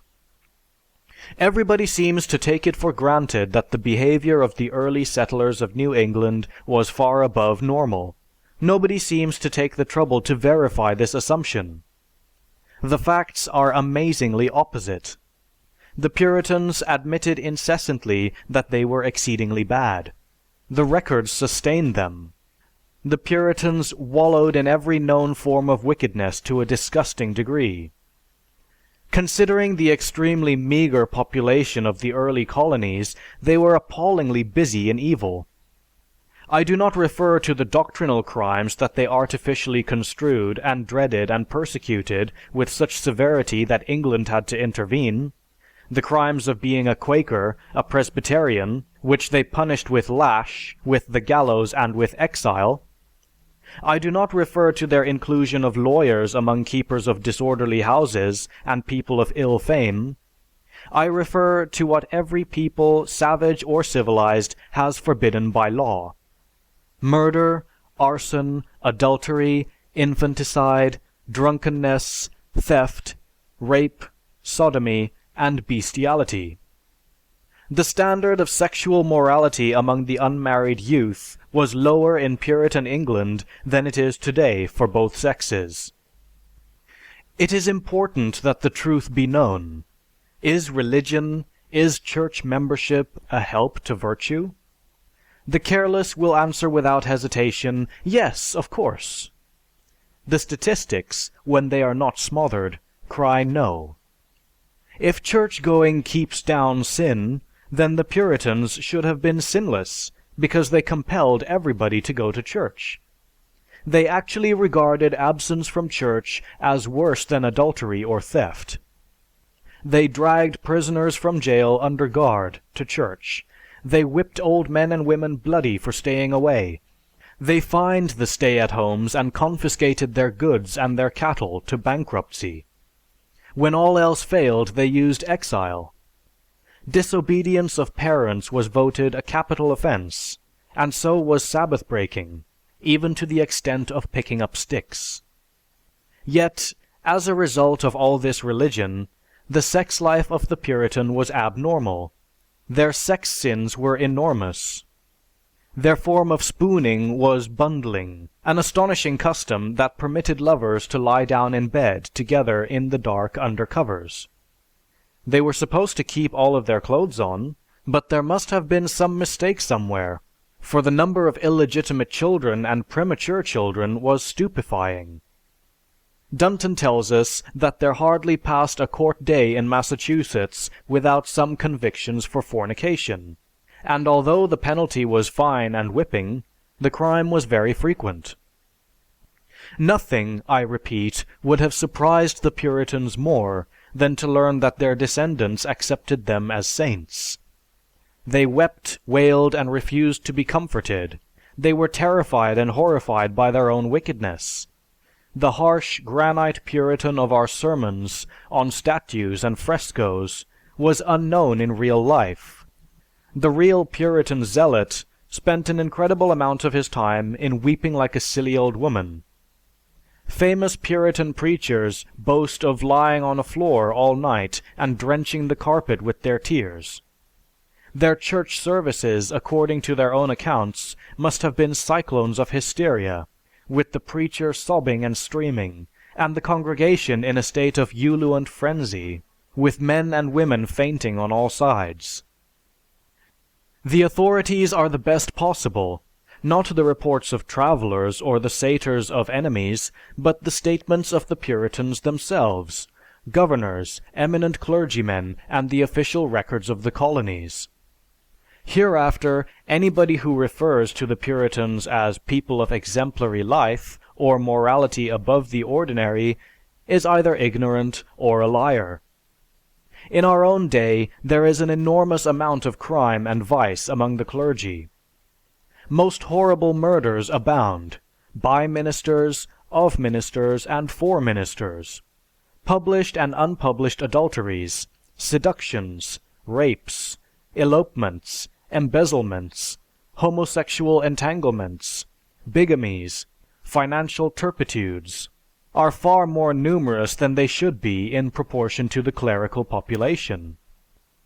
Governor Bradford breaks out in his heartbroken bewilderment and unwittingly condemns the whole spirit and pretense of Puritanism.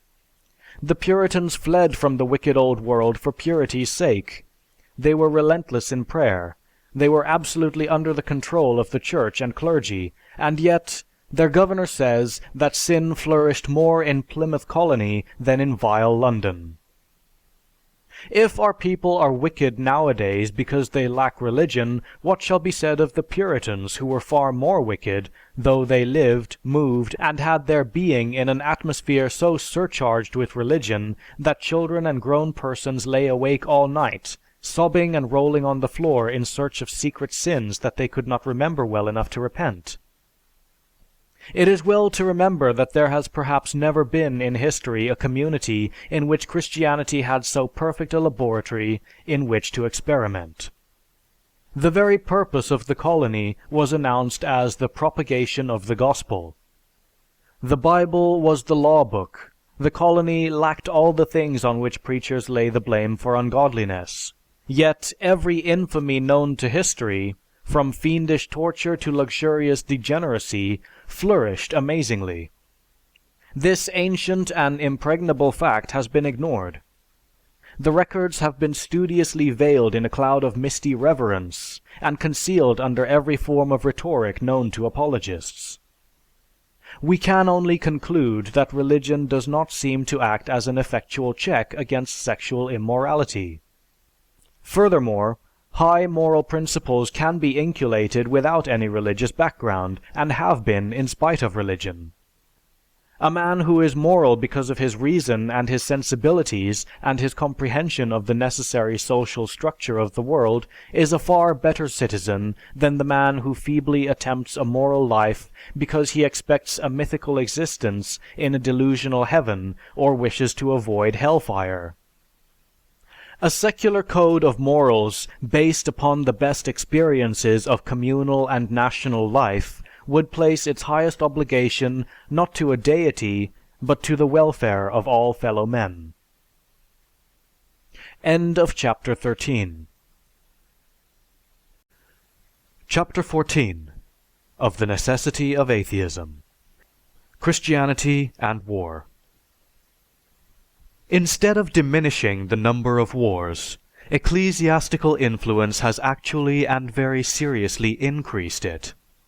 We may look in vain for any period since Constantine in which the clergy as a body exerted themselves to repress the military spirit, or to prevent or abridge a particular war, with an energy at all comparable to that which they displayed in stimulating the fanaticism of the Crusades, in producing the atrocious massacres of the Albigenses, in embittering the religious contests that followed the Reformation.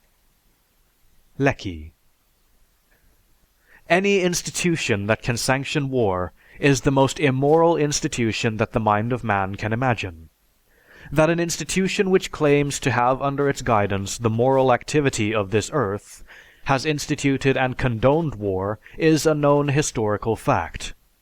that the Church has blessed the banners of opposing factions and has gloried in the butchering of innocent heretics, no manner of present disregard for the facts and apology can refute and redeem.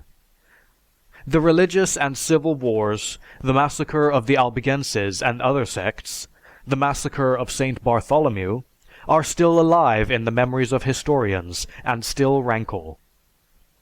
The Crusades were a bloody blot in the none too peaceful times of the Middle Ages. Christianity hurled itself at Mohammedanism in expedition after expedition for nearly 3 centuries. Millions of men perished in battle, hunger, and disease, and every atrocity the imagination can conceive of disgraced the warriors of the cross. When one crusade failed, a papal bull instigated the next. Taxes were imposed to defray the expenses, and Europe was so drained of men and money that it was threatened with social bankruptcy and annihilation. The Inquisition, between 1481 and 1808, had punished 340,000 persons, and of these, nearly 32,000 had been burnt. This was the result of the declaration that the Inquisition is an urgent necessity in view of the unbelief of the present age. The Church forgot to mention the vast amount of wealth that accrued to her by these means. But we need not turn to the dead ages for material, for the present still firmly holds its war memories. Armenians massacred by Turks and Kurds, Christians slaughtered by Mohammedans, is a horror as hideous in the name of religion as in the name of war. The persecution of Jews by Christians in the name of Christ is diabolical. The atrocities inflicted on Christian Belgium by Christian Germany stains the Teuton's hand as red as the Turks, but with a difference. The Teuton outraged his own holy woman, despoiled and murdered his own sisters in Christ, while the Mohammedan hordes perpetrated their nameless infamies on those whom they believed to be the imps of Satan. Mercifully, call these things the logical crimes of a state of war. Then we must admit that savagery still is more powerful than religion, and we must concede that no religion so far has achieved the success that one might reasonably expect of a divine institution. Bell, Woman from Bondage to Freedom. The World War proved the utter worthlessness of Christianity as a civilizing force. The nations engaged were not fighting non-Christians. Germany, Austria, Russia, England, Belgium, Serbia, Italy, and the United States are all Christian nations. They all worship the same God. They are all brothers in Christ. But that did not prevent their cutting each other's throats on the battlefield. Their common religious belief did not render the war less bitter, nor less bloodthirsty. Is it not a fact that if the Christian nations of the world would only live at peace together, war would be impossible? Neither Mohammedan nations nor Japan could threaten. When the Christian speaks of the brotherhood of man, he means a brotherhood of believers only. What kind of brotherhood did Christians bestow on Jews or heretics in the Middle Ages? Was it the brotherhood of man that Christianity bestowed on the conquered Mexican and Peruvian nations? And on the Indians of our own country? If Christianity had expended as much energy in teaching its adherents the fundamentals of a sane social life as it did to prepare mankind for a mythical life in heaven, civilization would be today greatly in advance of where it is. Does anyone believe that Jew, Mohammedan, Catholic, and Protestant can long live in peace together? Common social needs bring mankind together, but religion drives them apart. There can never be a lasting peace until the myth of God is dispelled forever from the minds of men. Then and then only can the adjustment between economic and political forces lead to a permanent peace. End of chapter 14. Chapter 15 of the Necessity of Atheism. Christianity and Slavery. Nothing during the American struggle against the slave system did more to wean religious and God-fearing men and women from the old interpretation of Scripture than the use of it to justify slavery. Andrew Dickinson White. The Christian Church has had the audacity in modern times to proclaim that it had abolished slavery and the slave trade. It is difficult to understand how any righteous man could make that contention, remembering that it was not until the middle of the 19th century that slavery became illegal in Christian countries, with one exception, Abyssinia, the oldest of the Christian countries, which still maintains slavery. In our own country, a nation had to be embroiled in a civil war before slavery could be abolished. Abolished by Christianity in the 19th century, when Christianity has been dominant in most civilized countries since the 3rd century, and when the traffic in human flesh flourished right through those centuries in which Christianity was most powerful. A reference to the facts show that this claim is as spurious as many others which the ecclesiastics have boldly affirmed throughout the ages. For not only is this contrary to the truth, but it is an undeniable fact that it was only by the aid and sanction of the theological forces that slavery was able to degrade our civilization as long as it did. On referring to that legend which has been the source of most of our suffering and inhumanity, the Bible, a direct sanction for slavery is given in the Old Testament. Leviticus 25 gives explicit instructions as to where and from whom slaves should be bought, and sanctions the repulsive feature of separation of the slave from his family. Leviticus 27 gives the price of human beings.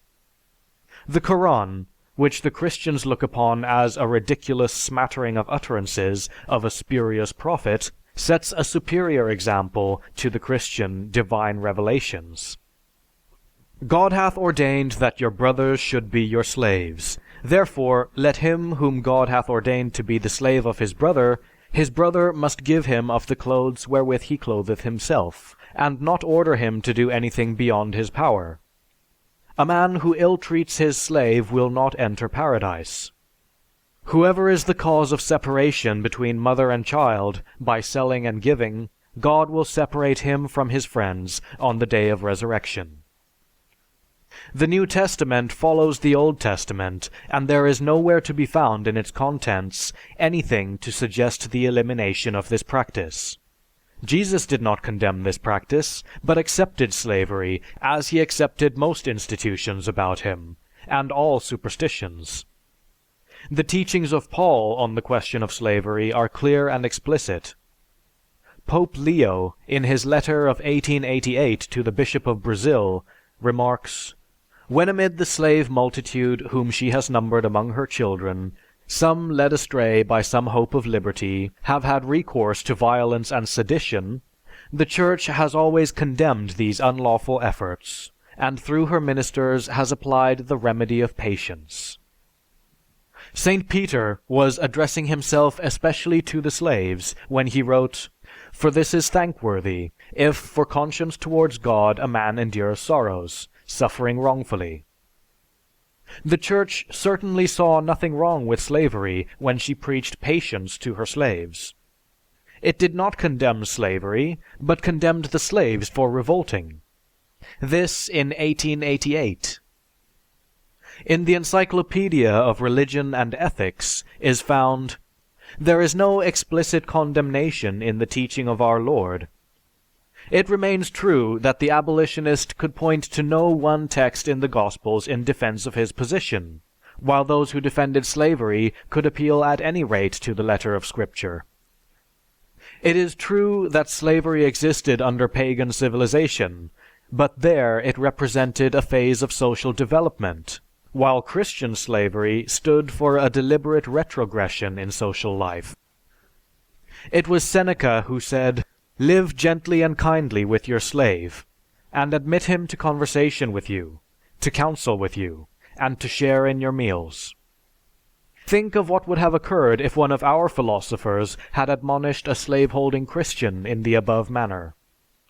We are apt to think of the ancient slave as being identical with the miserable and degraded being that disgraced Christian countries less than a century ago. This, however, is far from the truth. The Roman slave did not, of necessity, lack education. Slaves were to be found who were doctors, writers, poets, philosophers, and moralists. Plautus, Phaedrus, Terence, Epictetus were slaves. Slaves were the intimates of men of all stations of life, even the emperor. Certainly it never dawned on the Roman mind to prohibit education to the slave. That was left for the Christian world, and almost within our own time. For a good account of the close association of Christianity with slavery, see Christianity, Slavery, and Labor, Chapman Cohen. In Rome, the slave kept his individuality, and outwardly there was no distinction in color and clothing. There was very little sound barrier between the slave and the freeman. The slave attended the same games as the freeman, participated in the affairs of the municipality, and attended the same college. The ancients kept the bodies of their slaves in bondage, but they placed no restraint upon the mind, and no check upon his education. It has even been said that the slave class of antiquity really corresponded to our free laboring class.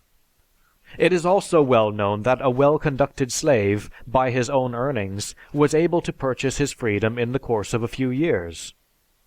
There can be no comparison, therefore, between pagan and Christian slavery, except to the detriment of the latter. The Christian slave trade represents one of the most frightful and systematic brutalities the world has ever known. The contrast between the pagan and Christian slavery is even more marked when the dependence of the Christian slave upon the good nature of his master is considered. Compare this with the decrees of the Roman emperors.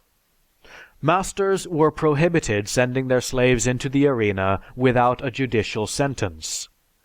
Claudius punished as a murderer any master who killed his slave. Nero appointed judges to hear the complaints of slaves as to ill treatment or insufficient feeding. Domitian forbade the mutilation of slaves. Hadrian forbade the selling of slaves to gladiators, destroyed private prisons for them, and ordered that they who were proved to have ill-treated their slaves be forced to sell them. Caracalla forbade the selling of children into slavery. All that need to be added to this is that the later Christian slavery represented a distinct retrogression, deliberately revived from motives of sheer cupidity, and accompanied by more revolting features than the slavery of ancient times. Chapman Cohen. In the history of ethics within organized Christianity is recorded, "The Church, as such, never contemplated doing away with slavery as such, even though Stoicism had denounced it as contra mundum. Nowhere does the early Church condemn slavery as an institution. Kindness to the slave is frequently recommended, but this was done quite as forcibly and upon a much broader ground by the pagan writers. It would be indeed nearer the truth to say that the Christians who wrote in favor of the mitigation of the lot of the slave were far more indebted to pagans than to Christian influence. The Church itself owned many slaves, advised its adherents to will their slaves to her, and was the last to liberate the slaves which she owned.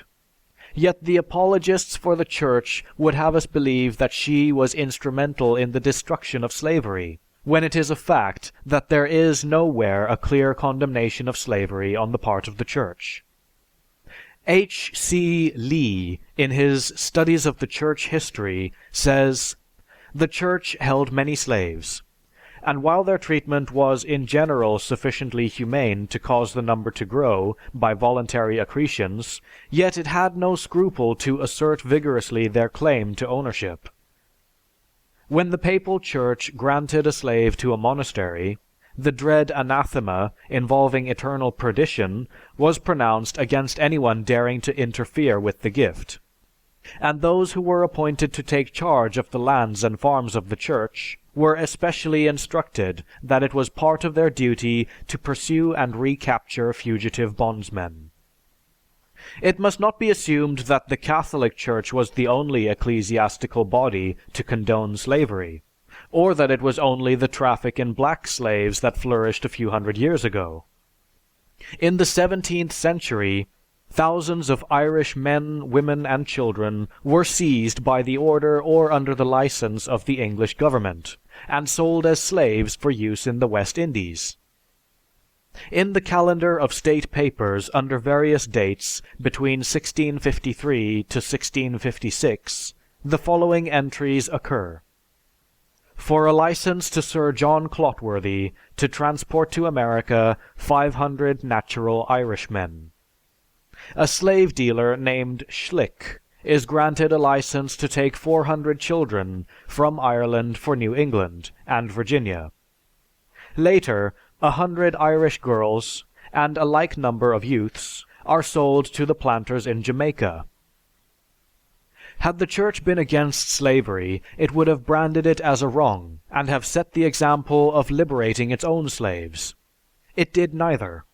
Nay, the church not only held slaves itself, not only protected others who held slaves, but it thundered against all who should despoil its property by selling or liberating slaves belonging to the church.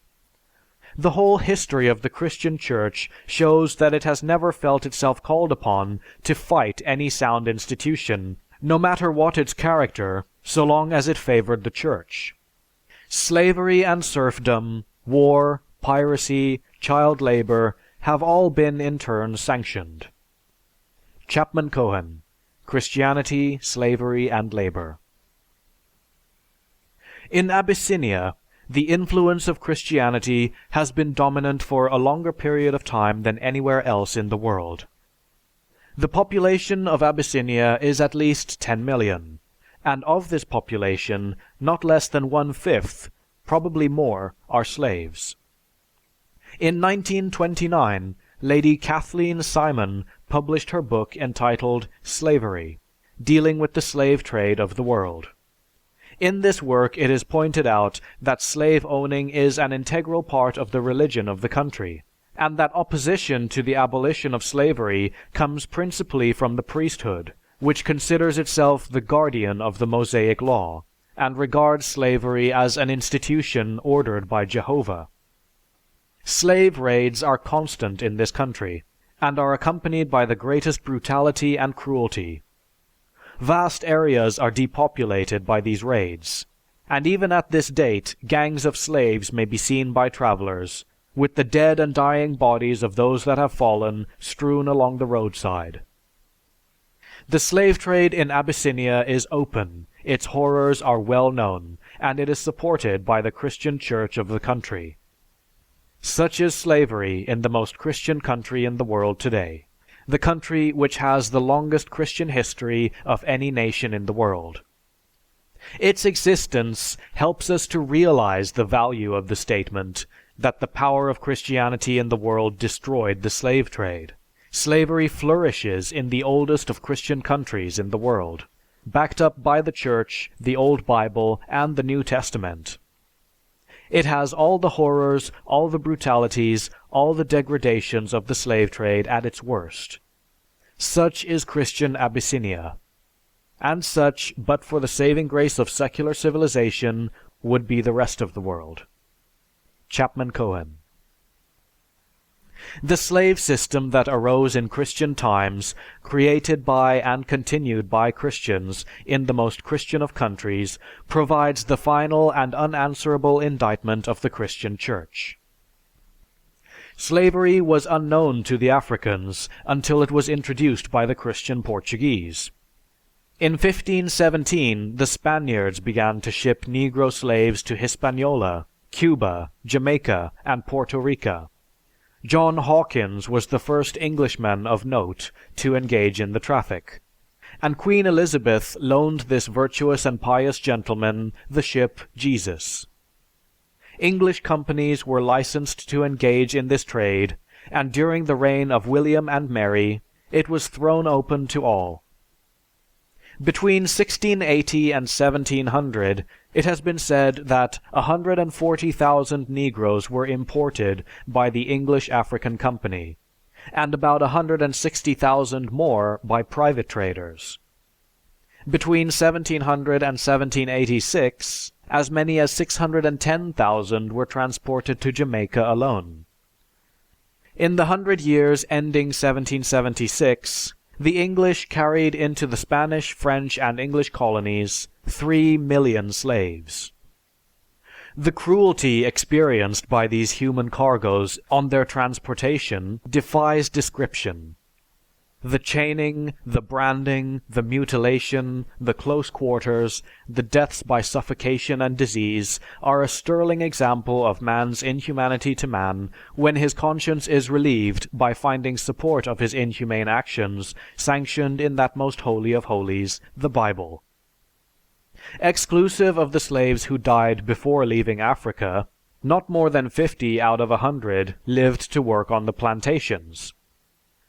Ingram's History of Slavery calculates that although between 1690 and 1820 no less than 800,000 Negroes had been imported to Jamaica, yet at the latter date only 340,000 were on the island.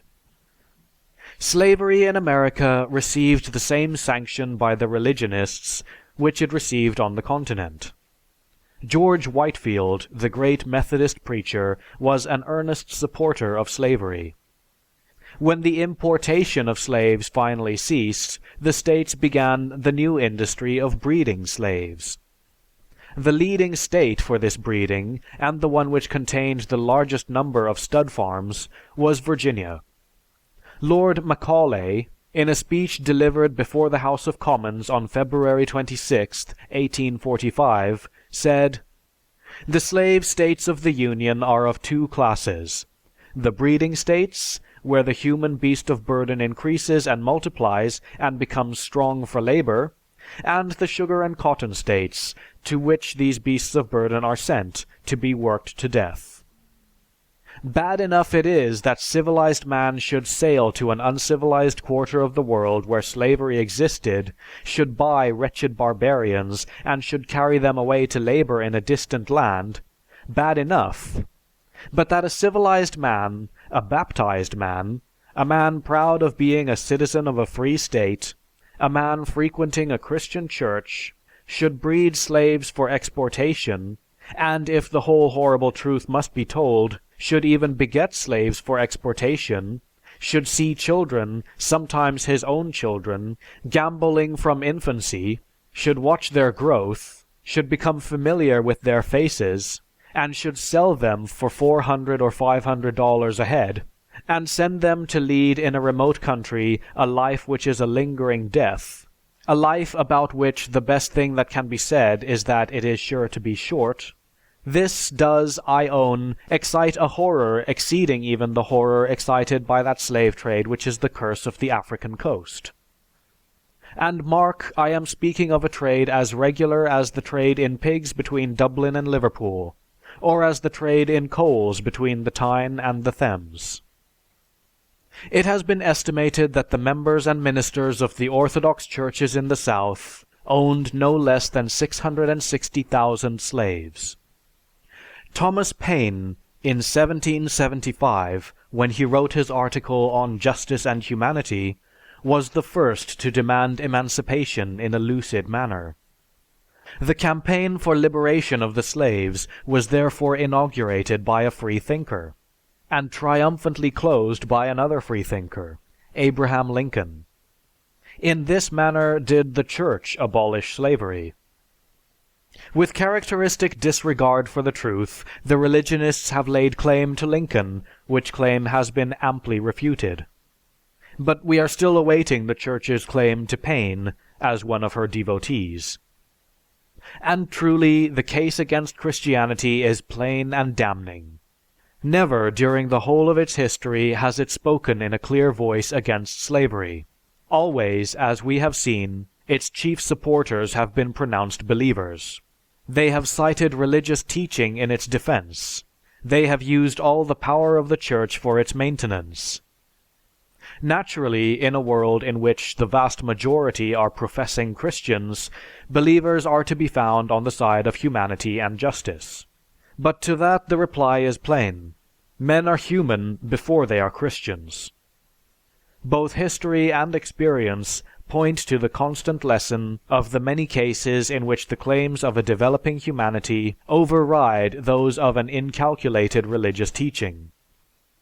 But the damning fact against Christianity is not that it found slavery here when it arrived, and accepted it as a settled institution, not even that it plainly taught in its sacred books, but that it deliberately created a new form of slavery, and for hundreds of years invested in it with a brutality greater than that which existed centuries before. A religion which could tolerate this slavery, argue for it, and fight for it, cannot by any stretch of reasoning be credited with an influence in forwarding emancipation. Christianity no more abolished slavery than it abolished witchcraft, the belief in demonism, or punishment for heresy. It was the growing moral and social sense of mankind that compelled Christians and Christianity to give up these and other things. Chapman Cohen, Christianity, Slavery, and Labor. End of chapter 15. Chapter 16. Of the Necessity of Atheism. Christianity and Labor. The mortgage which the peasant has on heavenly property guarantees the mortgage of the bourgeois on the farms. Marx. The same Christ, the same Buddha, the same Isaiah, can stand at once for capitalism and communism, for liberty and slavery, for peace and war, for whatever opposed or clashing ideals you will. For the life and the power of a church is in the persistent identity of its symbols and properties. Meanings change anyhow, but things endure. The rock upon which a church is founded is not the rock of God. The rock upon which a church is founded is the wealth of men. Horace M. Callan, Why Religion? During the Middle Ages, the heads of the church exercised all the rights of a feudal lord, and were even more tenacious of their privileges. The serfs were prohibited from migrating from one part of the country to another. The daughter of a serf could not marry without the consent of the lord, who frequently demanded payment for permission, or, worse still, the infamous right of the first night. The serf was bonded in 100 different ways, and it is significant of the esteem in which the church was held that in every peasant revolt which occurred, there was always a direct attack on the church. Professor Thorold Rogers, writing of the 12th century, gives the following picture of the poorer classes. The houses of these villagers were mean and dirty. Brickmaking was a lost art. Stone was found only in a few places. The wood fire was on a hob of clay. Chimneys were unknown, except in castles and manor houses, and the smoke escaped through the door or whatever other aperture it could find. The floor of the homestead was filthy enough, but the surroundings were filthier still. Close by the door stood the mixen, a collection of every abomination, streams from which, in rainy weather, fertilized the lower meadows, generally the lord's pasture, and polluted the stream. The house of the peasant cottager was poorer still. Most of them were probably built of posts wattled and plastered with clay or mud, with an upper story of poles reached by a ladder. What the Lord took, he held by right of force. What the church had, it held by force of cunning. And as in the long run the cunning of the church was more powerful than the force of the robber lord, the priesthood grew in riches until its wealth became a threat to the whole of the community. In England, in the 13th century, the clergy numbered 1 in 52 of the population, and the possessions of the Church included a third of the land of England. No opportunity was lost by the Church to drain money from the people, whether they were rich or poor. The trade done in candles and sales of indulgences brought in large sums of money, and there were continuous disputes between the clergy and the king and the pope as to the divisions of the spoil. The picture of the Church watching over the poor, sheltering them from wrong, tending them in sickness, and relieving them in their poverty will not do. It is totally without historic foundation. When the poor revolted, and apart from the great revolts there were many small and local outbreaks, the anger of the poor was directed as much against the Church as it was against the nobles. Chapman Cohen, Christianity, Slavery, and Labor. When the downtrodden masses of Spain, Mexico, and Russia revolted against the tyranny which had held them in the slough of medieval degradation, they likewise, in recent times, proved that they realized that their submission was as much caused by the Church, allied as it was with the state, as by the government itself.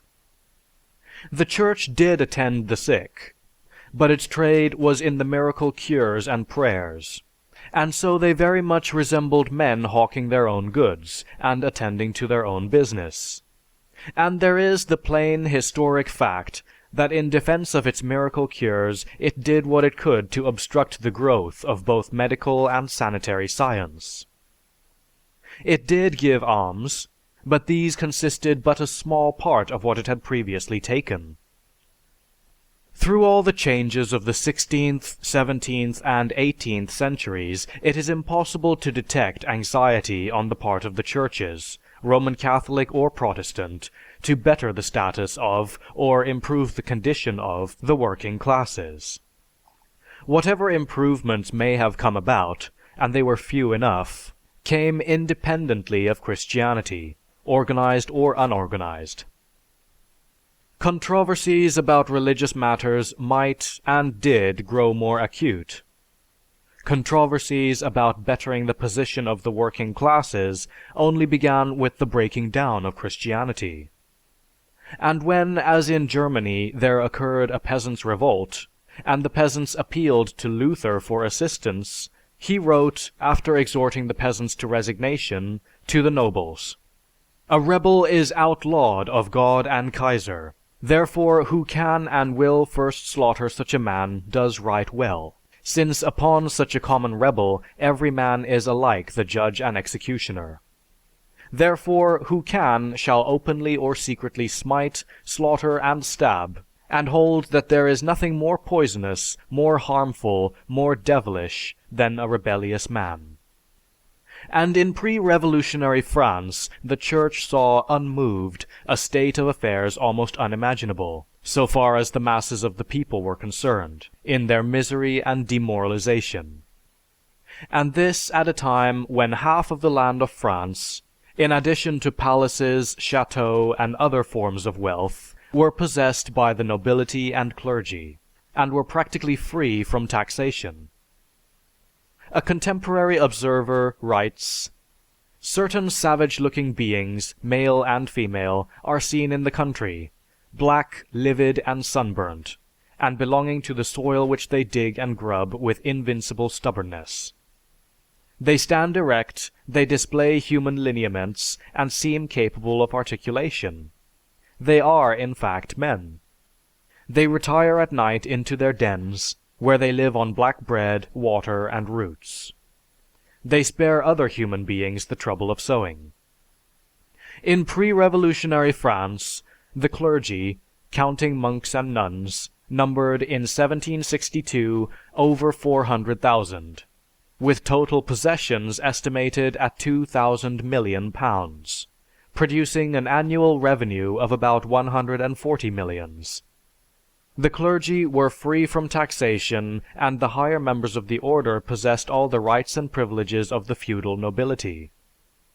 To the end, the Church in France, as in our day in pre-revolutionary Russia, remained the champion of privilege and misgovernment.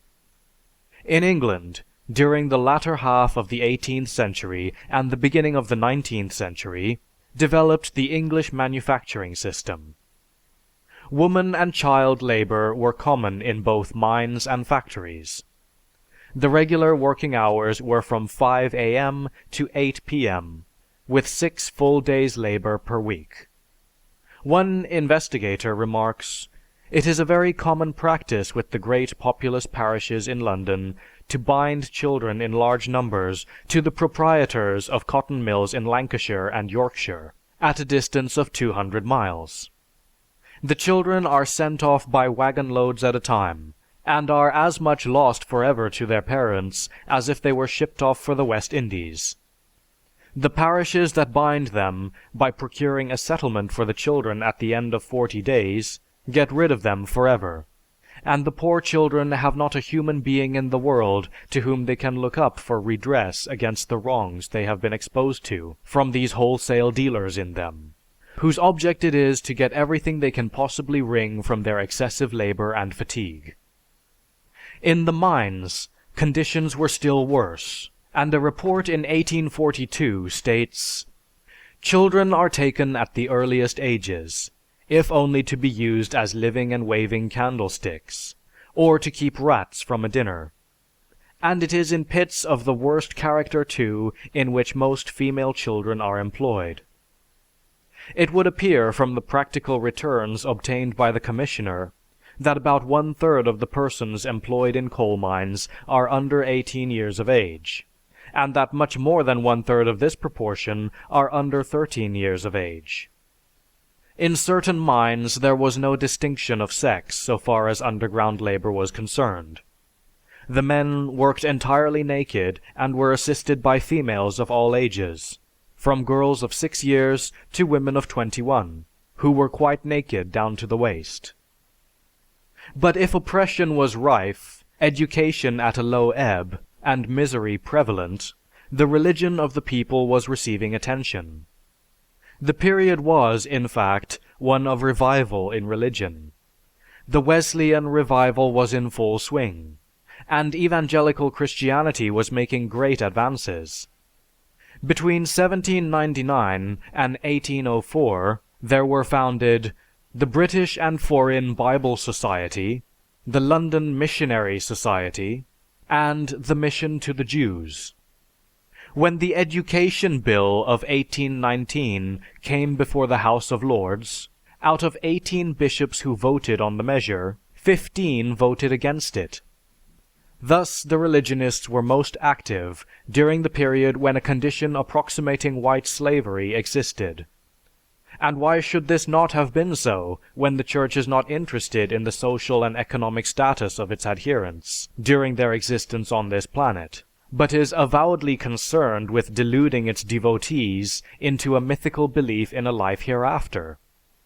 The greatest number of slaves and the greatest degradation of workers is to be found in those times and places where religious superstition is most powerful.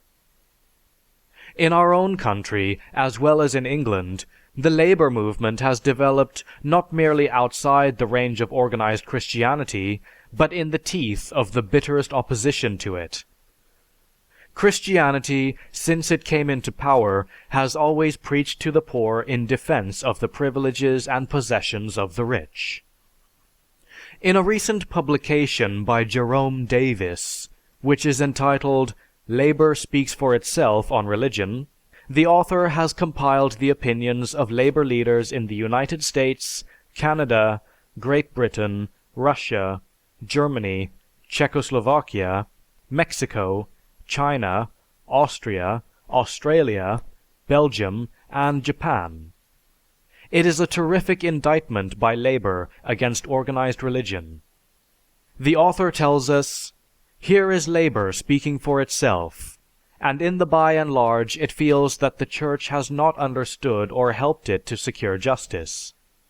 The majority believe that the Church has a capitalistic bias. It is a class institution for the upper and middle classes. This is putting the matter rather mildly when one considers their grievances expressed in their own words." Again, Jerome Davis asks, Is it possible that our church leaders are to some extent blinded by current conventional standards? Are they so busy sharing the wealth of the prosperous with others in spiritual quests that they fail to see some areas of desperate social need? Do they, to some degree, unconsciously exchange the gift of prophecy for yearly budgets and business boards? James H. Maurer, the president of the Pennsylvania Federation of Labor, speaks for labor, and the title of his subject is, "Has the Church Betrayed Labor?" Mr. Maurer's opinion follows: a worker, living from hand to mouth, and lucky if he is not hopelessly in debt besides, working at trip hammer speed when he has work, with no security against enforced idleness, sickness, and old age, can hardly be expected to become deeply interested in, or a very enthusiastic listener to, sermons about Lot's disobedient wife, who because she looked back was turned into a pillar of salt. He is far more concerned about his own overworked and perhaps underfed wife, who, due to the strain of trying to raise his family on a meager income that permits of no rest or proper medical care, is slowly but surely turning into a corpse.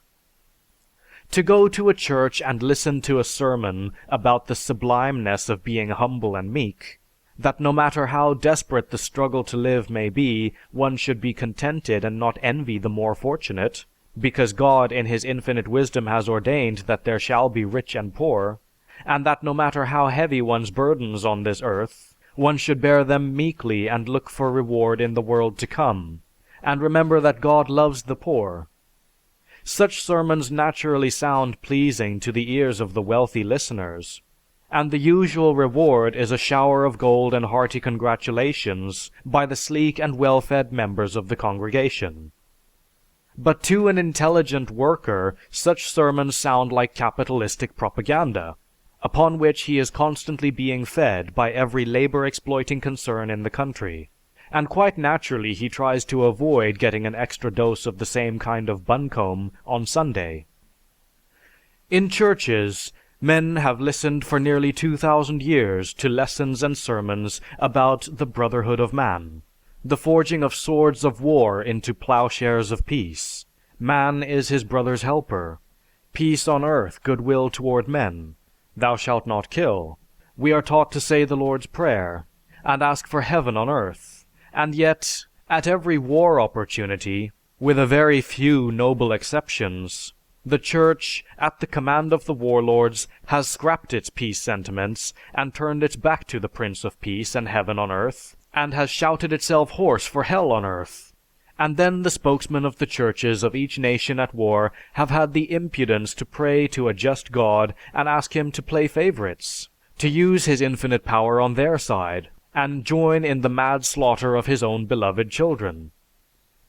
And those slaughtered are the workers, and their folks at home naturally wonder why the one big international peace organization on earth, the Church, at the crack of the war demon's whip, deserts its principles of thou shalt not kill, and peace on earth, and helps to stampede its followers in the very opposite direction. Mr. Maurer points out that labor's struggle to have a federal child labor amendment to the Constitution ratified by the various state legislatures, and to have such legislation enacted as the workmen's compensation laws, mothers' pensions, and old age pensions, received no support from the clergy. He concludes by citing this occurrence. For a good illustration of what the Church is sometimes guilty of, let us take a glimpse at what happened in Detroit during the month of October 1926, when the American Federation of Labor was holding its annual convention there. Nearly every church in Detroit sent invitations to prominent labor officials to speak in their churches before Bible classes, Sunday schools, and young men's Christian associations.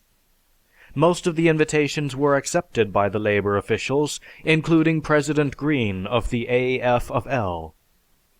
As soon as the big employers learned about the program, they not only frowned upon the idea of allowing their sacred temples to be contaminated with representatives of the working class, but put both feet down as hard as they could on the proposition.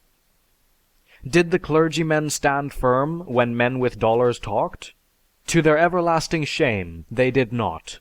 95% of them bowed to the will of Mammon, and the representatives of labor were barred from the sacred temples erected in the name of God and the lowly Nazarene, proving conclusively to the minds of the average citizen who controls the churches and whom they serve.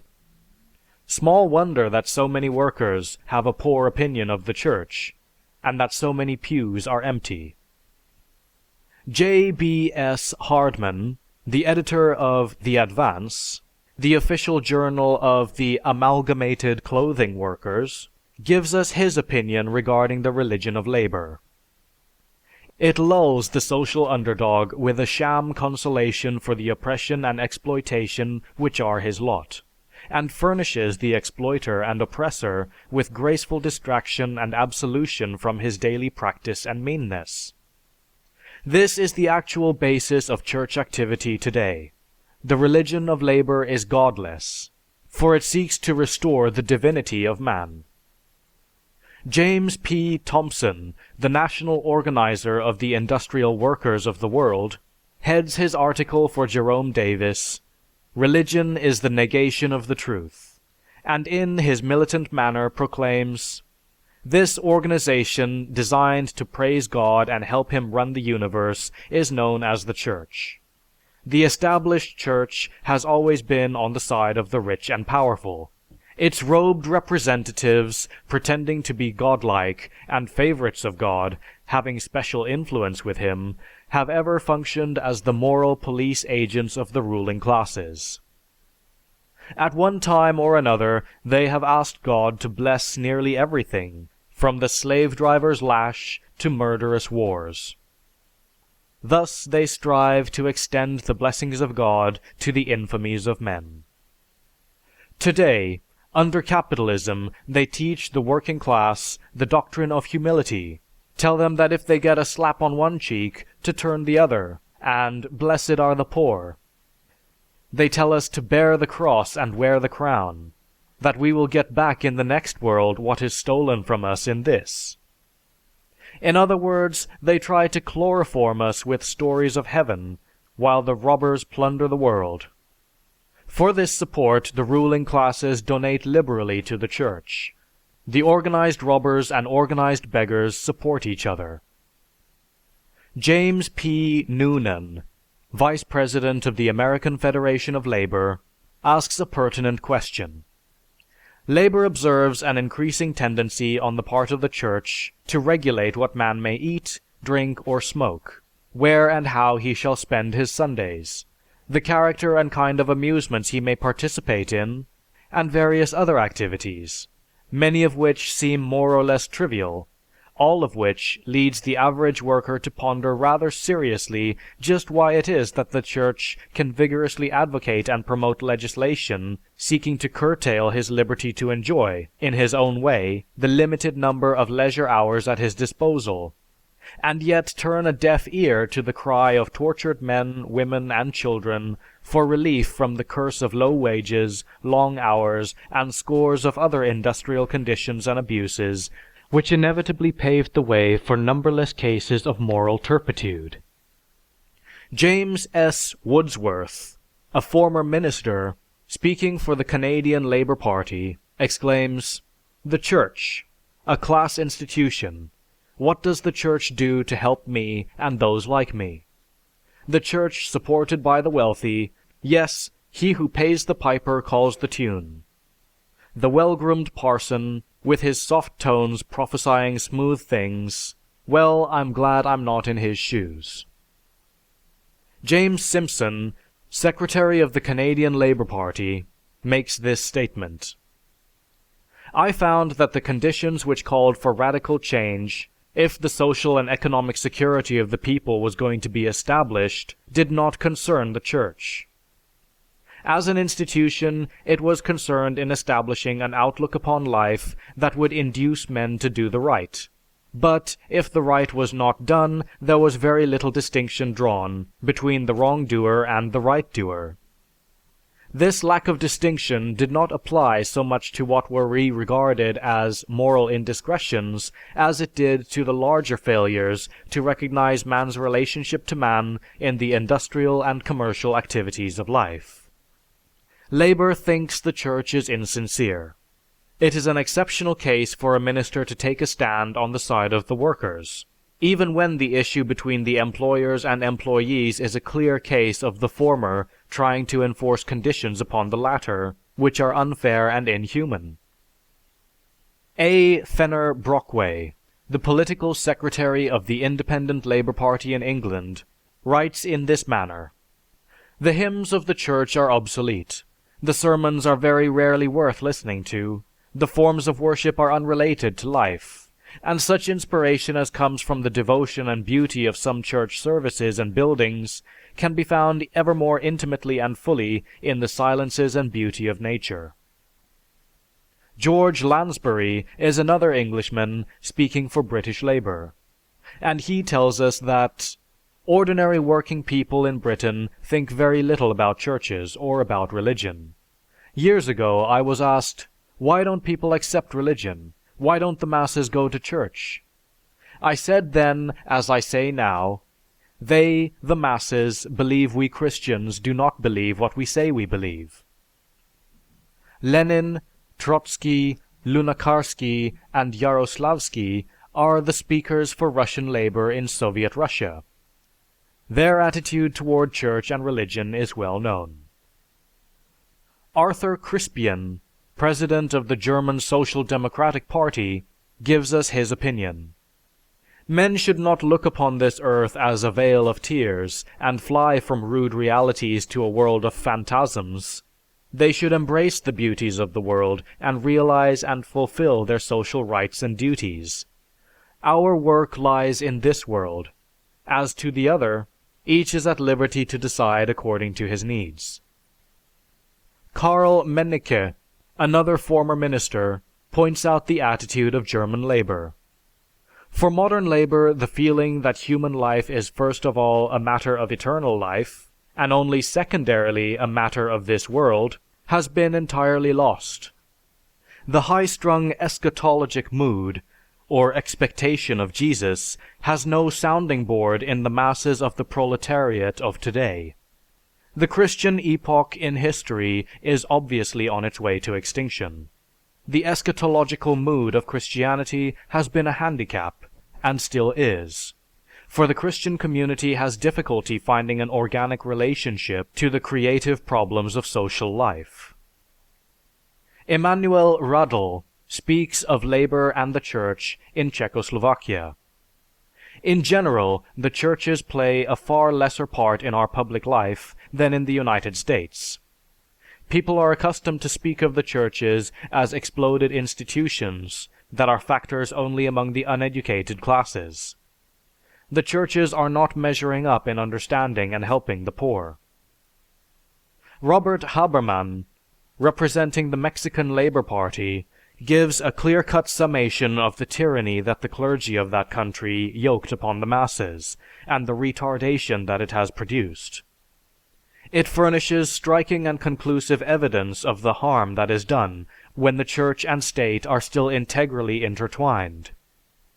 There is no better example of the efforts of a reactionary clergy to keep the masses in poverty and ignorance than is this study of the church in modern Mexico. Mr. Haberman gives an account of the church activities in Old Mexico and coming to the present. By the year 1854, the church had gained possession of about 2/3 of all the lands of Mexico, almost every bank, and every large business. The rest of the country was mortgaged to the church. Then came the revolution of 1854, led by Benito Juarez. It culminated in the Constitution of 1857, which secularized the schools and confiscated church property. All the churches were nationalized. Many of them were turned into schools, hospitals, and orphan asylums. Civil marriages were made obligatory. Pope Pius IX immediately issued a mandate against the Constitution and called upon all Catholics of Mexico to disobey it. Ever since then, the clergy has been fighting to regain its lost temporal power and wealth. It has been responsible for civil wars and for foreign intervention. Under the rule of Diaz, the constitution was disregarded and the church was permitted to regain most of its lost privileges. The church bells rang out at sunrise to call the peons out, with nothing more to eat than some tortillas and chili, to work all day long in the burning fields, until sunset when the church bells rang again to send them home to their mud huts. During their work, they were beaten. On Sundays, they were lashed and sent bleeding to Mass. After church, they had to do faenas, free work, for the church, in the name of some saint or other, either to build a new church or to do some special work for the priests. It is no wonder, then, that after the revolution against Diaz, in many places, as soon as the peons were told they were free, their first act was to climb up the church steeples and smash the bells. After that, they rushed inside the churches and destroyed the statues and paintings of the saints. During the whole period of havoc and exploitation, not once was the voice of the church heard in behalf of the downtrodden. Illiteracy amounted to 86%, but the church helped the further enslavement of the workers. There was not a church ceremony, birth, marriage, or death that did not cost money. The worker had to borrow for each, and the more he borrowed, the more closely he riveted upon himself the chains of peonage. The present conflict started in February 1926, when Archbishop José Mora del Rio, head of the church in Mexico, issued a statement in the press declaring war against the Constitution. Gideon Chen, speaking for Chinese labor, asserts, "The Christian church in China, brought up in a Western greenhouse, with all its achievements and shortcomings, does not speak a language intelligible to the labor world." Karl Kautsky, the Austrian representative of labor, takes the attitude that the less labor as a whole has to do with church questions, and the less it is interested in the churches, the more successful will be its strife for emancipation. Otto Bauer, another representative of Austrian labor, makes the assertion, "Capitalism forces the worker into the class struggle. In this class struggle he comes across the clergy, and finds it the champion of his class adversary. The worker transfers his hate from the clergyman to religion itself, in whose name this clergyman is defending the social order of the middle classes. In Austria, the bourgeois parties take advantage of the belief of hundreds of thousands of proletarians in a Lord in heaven to keep them in subjection to their earthly masters." Ernest H. Baker, the General Secretary of the Australian Labor Party, holds forth in an article entitled, "The Church is Weighed and Found Wanting." He is quite emphatic in his statements. The attitude of the labor movement in Australia to the Church is one of supreme indifference. There is little or no point of contact between the two, and apparently neither considers the other in its activities and plan of campaign. The Church preaches the brotherhood of man. What brotherhood can exist between the wealthy receiver of interest, profit, and rent, and the struggling worker who sees his wife dragged down by poverty and overwork, and his children stunted and dwarfed physically and intellectually? Between the underworked and overfed commercial and industrial magnate, and the underfed, overworked denizen of the slums? The Church is put on trial in the minds of men. They ask, what did the Church do when we sought a living wage, shorter hours of work, safer working conditions, abolition of Sunday work, abolition of child labor? The answer is an almost entirely negative one.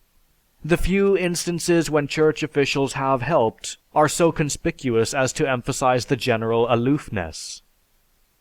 In how many of the advanced ideas of our time has the Church taken the lead? Is it not renowned for being a long way in the rear, rather than in the vanguard of progressive thought and action. It resents any challenge to its ideas, doctrines, or authority. Emile van der Velde, the leader of the Belgian Labor Party, discusses the personal religious convictions of the labor leaders in France and Belgium. Today, as yesterday, the immense majority are atheists, old-fashioned materialists, or at least agnostics, to whom it would never occur to profess any creed, no matter how liberal it might be. Toyohiko Kogawa, the secretary of the Japan Labor Federation, says, "Labor considers the church too otherworldly. It thinks it has no concern with the interests of labor, and that the church has lost her aim in this world and is looking up only into heaven. And labor forgets where to go, loses its sense of direction. So labor stops thinking about religion, and religion stops thinking about industry. The church has no principle of economics, and labor has no religious aspiration." The opinions of these men who are daily in contact with the problem of social justice the world over surely furnish a tremendous amount of information regarding both the unconcern of religion upon the furtherance of social justice and its actual negative and harmful influence. The devout Sherwood Eddy, a sincere and noble exponent of social justice, is forced to exclaim, "But I saw that there would be much more opposition from professing Christians if I preached a gospel of social justice than ever there had been from so-called heathen nations in calling them to turn from their idols. Indeed, Mammon is a much more potent idol. It is more cruel, smeared with more human blood, than Kali of Siva. They sacrifice goats to Kali, and we shudder. We sacrifice men to Mammon, and justify our rights. In simple fact, though they are not worthy of mention, I have met with more opposition and misrepresentation 10 times over in Christian America than I ever met in 15 years in India, or in repeated visits to China, Turkey, or Russia."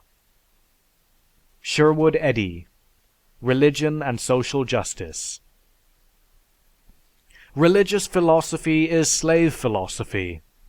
It teaches of a God who is personally interested in the individual and who will reward present misery with future bliss. The demoralizing effect of this infamous fraud is apparent everywhere. If a worker is constantly assailed with this nonsense from the pulpit, the result is the production in him of a mental as well as a physical slavery. It aggravates his mental inertia, and the force of repetition achieving its effects, he soon resigns himself to his present miserable state, drugged with the delusion of a better life in the hereafter. He believes that his destiny is predetermined by God, and that he will be rewarded in heaven for his sufferings on earth. What a marvelous opiate the ecclesiastics have been injecting into the minds of the masses! It is not to be wondered at, therefore, that capital has aided throughout the ages and has stood by religion. The irony of the situation lies in the fact that the slave will fight so valiantly for his tyrannical master, that the unscrupulous few who derive all the benefits can, like a malignant parasite, suck the lifeblood of its victims, while their still living prey submits without a struggle. The worker, inebriated with his religious delusion, calmly allows his very substance to be the means through which his parasitic employer grows fat. That was the net result of Christianity, and of the activity of the Christian Church in spreading abroad a spirit of kindness, humanity, and brotherhood. The coquetry of Christianity with labor within the last generation or two is only what one would expect. But it is clear that the one constant function of Christianity has been to encourage loyalty to existing institutions, no matter what their character, so long as they were not unfriendly to the Church. Slavery and the oppression of labor continued while Christianity was at its strongest and wealthiest, its own wealth derived from the oppression it encouraged. Slavery died out when social and economic conditions rendered its continuance more and more difficult. And the conditions of labor improved when men ceased to talk of a providential order, of God's decree, and dismissed the evangelical narcotic served out by the church, and began to realize that social conditions were the products of understandable and modifiable natural forces. Chapman Cohen, Christianity, Slavery, and Labor. End of chapter 16. Chapter 17 of the Necessity of Atheism. Religion and Woman. She was the first in the transgression, therefore keep her in subjection. Fierce is the dragon and cunning the asp, but woman has the malice of both. Saint Gregory of Nazianzum. Thou art the devil's gate, the betrayer of the tree, the first deserter of the divine law. Tertullian. What does it matter, whether it be in the person of mother or sister? We have to beware Eve in every woman. How much better two men could live and converse together than a man and a woman. Saint Augustine. No gown worse becomes a woman than the desire to be wise. Luther. The Bible and the Church have been the greatest stumbling blocks in the way of women's emancipation. Elizabeth Cady Stanton. It is noticed in most calculations of churchgoers that women have remained attached to the churches in a far higher proportion than men. The proportion of women in the churches is vastly greater than their proportion in the general population. Most of the men who still passively attend their churches do so under the pressure of professional interest or social or domestic influence. The degree of religiosity has always been associated with the free play of the emotions, and woman being more imaginative and emotional than man, it seems clear that this strong emotional factor in woman accounts, at least partly, for the greater proportion of women as churchgoers. And this, be it noted, lies not in any inherent inferiority in the mental makeup of a woman, but rather in the environmental influences that until very recently shaped women's education, in such a manner that it was little adapted to strengthening her reason, but rather calculated to enhance her emotionalism. Ecclesiastic historians have a notorious habit of viewing pre-Christian times for the single biased purpose of only stating the aspects of that civilization which they deemed inferior to that exerted by Christianity. Researchers have established fairly well the position of women in the Egyptian community of 4,000 years ago. It is no exaggeration to state that she was free and more honored in Egypt 4,000 years ago than she was in any country of the earth until only recently. Scholars assure us that, at a period which the Bible claims the earth was just coming into being, the Egyptian matron was mistress of her home, she inherited equally with her brothers, and had full control of her property. She could go where she liked and speak to whom she pleased. She could bring actions in the courts and even plead in the courts. The traditional advice to the husband was, "Make glad her heart during the time that thou hast." Contrast this position of women in the community and society in general with the statement given in Mrs. E. Cady Stanton's History of Women's Suffrage, in which she speaks of the status of the female of the species in Boston about the year 1850. Women could not hold any property either earned or inherited. If unmarried, she was obliged to place it in the hands of a trustee, to whose will she was subject. If she contemplated marriage and desired to call her property her own, she was forced by law to make a contract with her intended husband by which she gave up all title or claim to it. A woman, either married or unmarried, could hold no office or trust or power. She was not a person. She was not recognized as a citizen. She was not a factor in the human family. She was not a unit, but a zero in the sum of civilization. The status of a married woman was little better than that of a domestic servant. By the English common law, her husband was her lord and master. He had the sole custody of her person and of her minor children. He could punish her with a stick no bigger than his thumb, and she could not complain against him. The common law of the state, Massachusetts, held man and wife to be one person, but that person was the husband. He could by will deprive her of every part of his property, and also of what had been her own before marriage. He was the owner of all her real estate and earnings. The wife could make no contract and no will, nor without her husband's consent dispose of the legal interest of her real estate. She did not own a rag of her clothing. She had no personal rights, and could hardly call her soul her own. Her husband could steal her children, rob her of her clothing, neglect to support the family. She had no legal redress. If a wife earned money by her own labor, the husband could claim the pay as his share of the proceeds. With such a contrast in mind, it is indeed difficult to see where the truth of the assertion lies when it is stated that the status of women was indeed pitiful until Christianity exerted its influence for her betterment.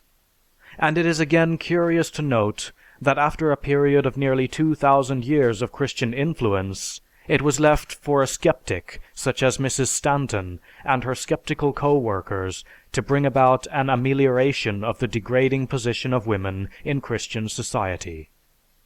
The degrading picture of womankind as depicted in the Old Testament is well known to anyone who has glanced through this storehouse of mythology. It would be well for the multitude of devout female adherents of all creeds to take the time, just a little of the time that they give to the plight of the poor, benighted heathen, and read some of the passages in the Old Testament dealing with their lot. The entire history of women under the administration of these heaven-made laws is a record of her serviture and humility. In the 24th chapter of Deuteronomy, we find the right of divorce given to the husband. Let him write her a bill of divorcement and give it in her hand and send her out of his house. The discarded wife must acquiesce to divine justice. But if the wife is displeased, is there any justice? Under no clause of the divorce law could the wife have a divorce on her part. None but the husband could put her asunder from him. In the 22nd chapter of Deuteronomy is enacted the law for test of virginity, which states that if any man take a wife and is disappointed in her, and reports, "I found her not a maid," then her father and mother shall bring forth the tokens of the damsel's virginity unto the elders of the city in the gate. The gynecological elders then go into a peeping Tom's conference, and, if virginity be not found for the damsel, then they shall bring out the damsel to the door of her father's house, and the men of the city shall stone her with stones, that she die. Most probably the male partner in her crime was the first to cast the largest stone.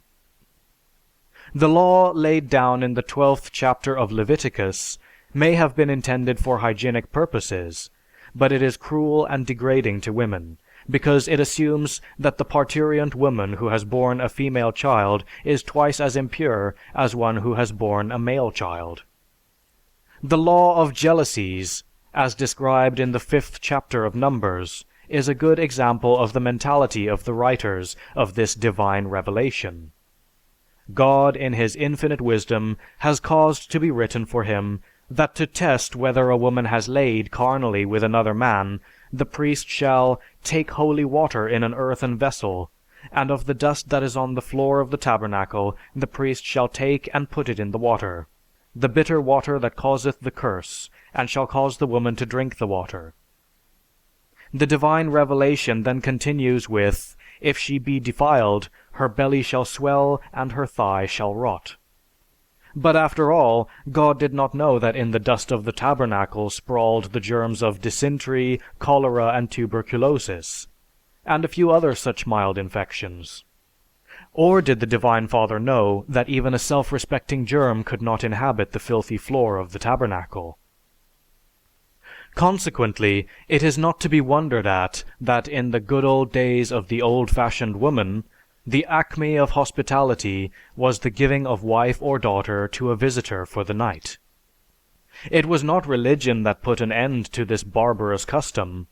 It was the advance of civilization. Not the religious force, but the place rational thinking assumed in the life of people. The following is a description of a religious riot which took place in Alexandria during the early days of the Church.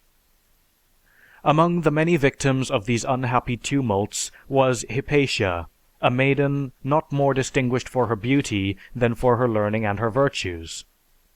Her father was Theon, the illustrious mathematician who had early initiated his daughter in the mysteries of philosophy. The classic groves of Athens and the schools of Alexandria equally applauded her attainments and listened to the pure music of her lips. She respectfully declined the tender attentions of lovers, but, raised to the chair of Gamaliel, suffered youth and age, without preference or favor, to sit indiscriminately at her feet. Her fame and increasing popularity ultimately excited the jealousy of Saint Cyril, at that time the Bishop of Alexandria, and her friendship for his antagonist Orestes, the prefect of the city, entailed on her devoted head the crushing weight of his enmity. In her way through the city, her chariot was surrounded by his creatures, headed by a crafty and savage fanatic named Peter the Reader, and the young and innocent woman was dragged to the ground, stripped of her garments, paraded naked through the streets, and then torn limb from limb on the steps of the cathedral. The still, warm flesh was scraped from her bones with oyster shells, and the bleeding fragments thrown into a furnace, so that not an atom of the beautiful virgin should escape destruction. The cruelty of man when spurred on by the mania of religious zeal. In more historic times, there are numerous instances of the tyranny exercised over women by the feudal system. Feudalism, composed as it was of military ideas and ecclesiastical traditions, exercised the well-known rights of seigneury. These rights comprised a jurisdiction which is now unprintable, and had even the power to deprive woman of life itself. A history of the licentiousness of the monks and the early popes would fill a great number of volumes, and indeed many are the volumes which have been devoted to this subject. It will suffice to point out only a few representative incidents. In 1259, Alexander IV tried to disrupt the shameful union between concubines and the clergy. Henry III, Bishop of Liège, was such a fatherly sort of individual that he had 65 natural children. William, Bishop of Paderborn, in 1410, although successful in reducing such powerful enemies as the Archbishop of Cologne and the Count of Cloves by fire and sword, was powerless against the dissolute morals of his own monks, who were chiefly engaged in the corruption of women. Indeed, the Swiss clergy in 1230 frankly stated that they were flesh and blood, unequal to the task of living like angels. The Council of Cologne in 1307 tried in vain to give the nuns a chance to live virtuous lives, to protect them from priestly seduction. Conrad, Bishop of Wurzburg, in 1521, accused his priests of habitual gluttony, drunkenness, gambling, quarreling, and lust. Erasmus warned his clergy against concubinage. The abbot of St. Pilazzo de Antealtarin was proved by competent witnesses to have no less than 70 concubines. The old and wealthy Abbey of St. Albans was little more than a den of prostitutes, with whom the monks lived openly and avowedly. The Duke of Nuremberg in 1522 was concerned with the clerical immunity of monks, who night and day preyed upon the virtue of the wives and daughters of the laity. The Church openly carried on a sale of indulgences in lust to ecclesiastics, which finally took the form of a tax. The Bishop of Utrecht, in 1347, issued an order prohibiting the admittance of men to nunneries. In Spain, conditions became so intolerable that the communities forced their priests to select concubines so that the wives and daughters would be safe from the ravages of the clergy. The torture, the maiming, and the murder of Elgira by Dunstan illustrates further, amongst thousands and thousands of similar bloody deeds, the diabolical brutality of superstition perpetuated in the name of Christianity upon women in the earlier centuries of our epoch. Indeed, religious superstition always has contrived to rob, to pester, to deceive, and to degrade women. Bell, Women from Bondage to Freedom. During the Middle Ages, the ages in which the Church was in complete domination of all forms of endeavor, the status of women was no better than the general conditions of the time. This age of faith is characterized by the violence and knavery that covered the whole country, the plagues and famines that decimated towns and villages every few years, the flood of spurious and indecent relics, the degradation of the clergy and monks, the slavery of the serfs, the daily brutalities of the ordeal and the torture, the coarse and bloody pastimes, the insecurity of life, the triumphant ravages of disease, the check of scientific inquiry, and 100 other features of medieval life. Joseph McCabe, Religion of Woman. The Church was chiefly responsible for the terrible persecutions inflicted on women on the ground of witchcraft, and this must be taken into calculation when one considers what woman owes to religion. The Reformation reduced woman to the position of a mere breeder of children. During the sway of Puritanism, woman was a poor, benighted being, a human toad under the harrow of a pious imbecility. The pioneers in the modern woman movement in this country were, of course, Mrs. Stanton, Mrs. Gage, and Miss Susan B. Anthony. In their History of Woman Suffrage, they comment on the vicious opposition which the early workers encountered in New York. Throughout this protracted and disgraceful assault on American womanhood, the clergy baptized every new insult and act of injustice in the name of the Christian religion, and uniformly asked God's blessing on proceedings that would have put to shame an assembly of Hottentots. And while the clergy neither remained silent or heaped abuse on this early movement, such freethinkers as Robert Owen, Jeremy Bentham, George Jacob Holyoake, and John Stuart Mill in England entered the fray wholeheartedly in behalf of the emancipation of women. In France, it was Michelet and George Sand that came to their aid.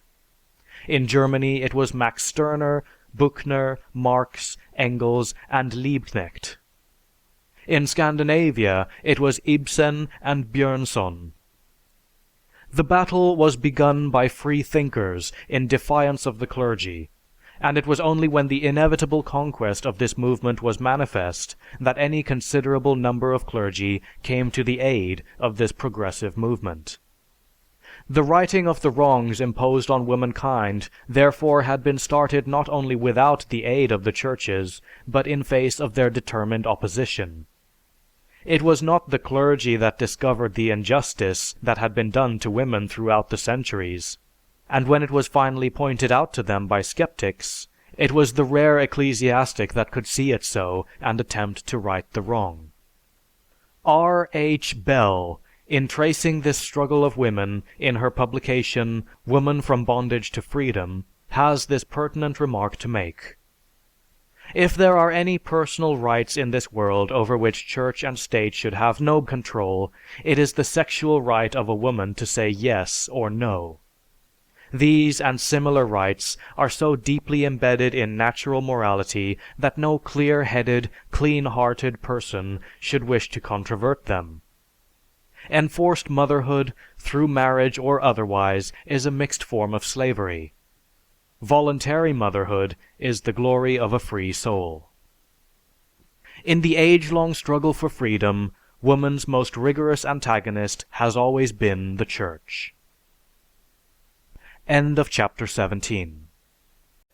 Chapter 18 of the Necessity of Atheism. The Philosophers and the Great Illusion. But the powers of man, so far as experience and analogy can guide us, are unlimited. Nor are we possessed of any evidence which authorizes us to assign even an imaginary boundary at which the human intellect will, of necessity, be brought to a stand. Buckle. There has been an effort made in certain religious publications to imply that there is a dearth of thought and thinkers beyond the pale of theism. The subsequent examination of the theological beliefs of great minds will show you that there has never been a lack of brilliant thinkers who have not sought truth apart from the dominant faith of their age. It was Socrates, I believe, who first asked if it was not a base superstition that mere numbers will give wisdom. Granting this truth, it certainly cannot be claimed that the philosophers of any time constituted a majority of any population, nor that the philosopher as such was not greatly in advance of the mental status of the populace of his particular age. It would seem appropriate to briefly comment on the opinions of the philosophers, both ancient and modern, concerning their views on man's giant shadow, hailed divine. In former ages, philosophy was the handmaiden of theology. From the time of Socrates and Plato, and throughout the medieval ages, the foremost task of the philosopher seemed to be to attempt the proof of the existence and nature of God, and the immortality of the soul. The leading thinkers of the 17th century, Hobbes, Descartes, Spinoza, Leibniz, and Malebranche, liberated philosophy from its bondage to theology. The criticism of Kant of the philosophical foundations of belief destroyed the theological proofs, and modern thinkers now spend little time on the question of the existence and nature of God and the soul.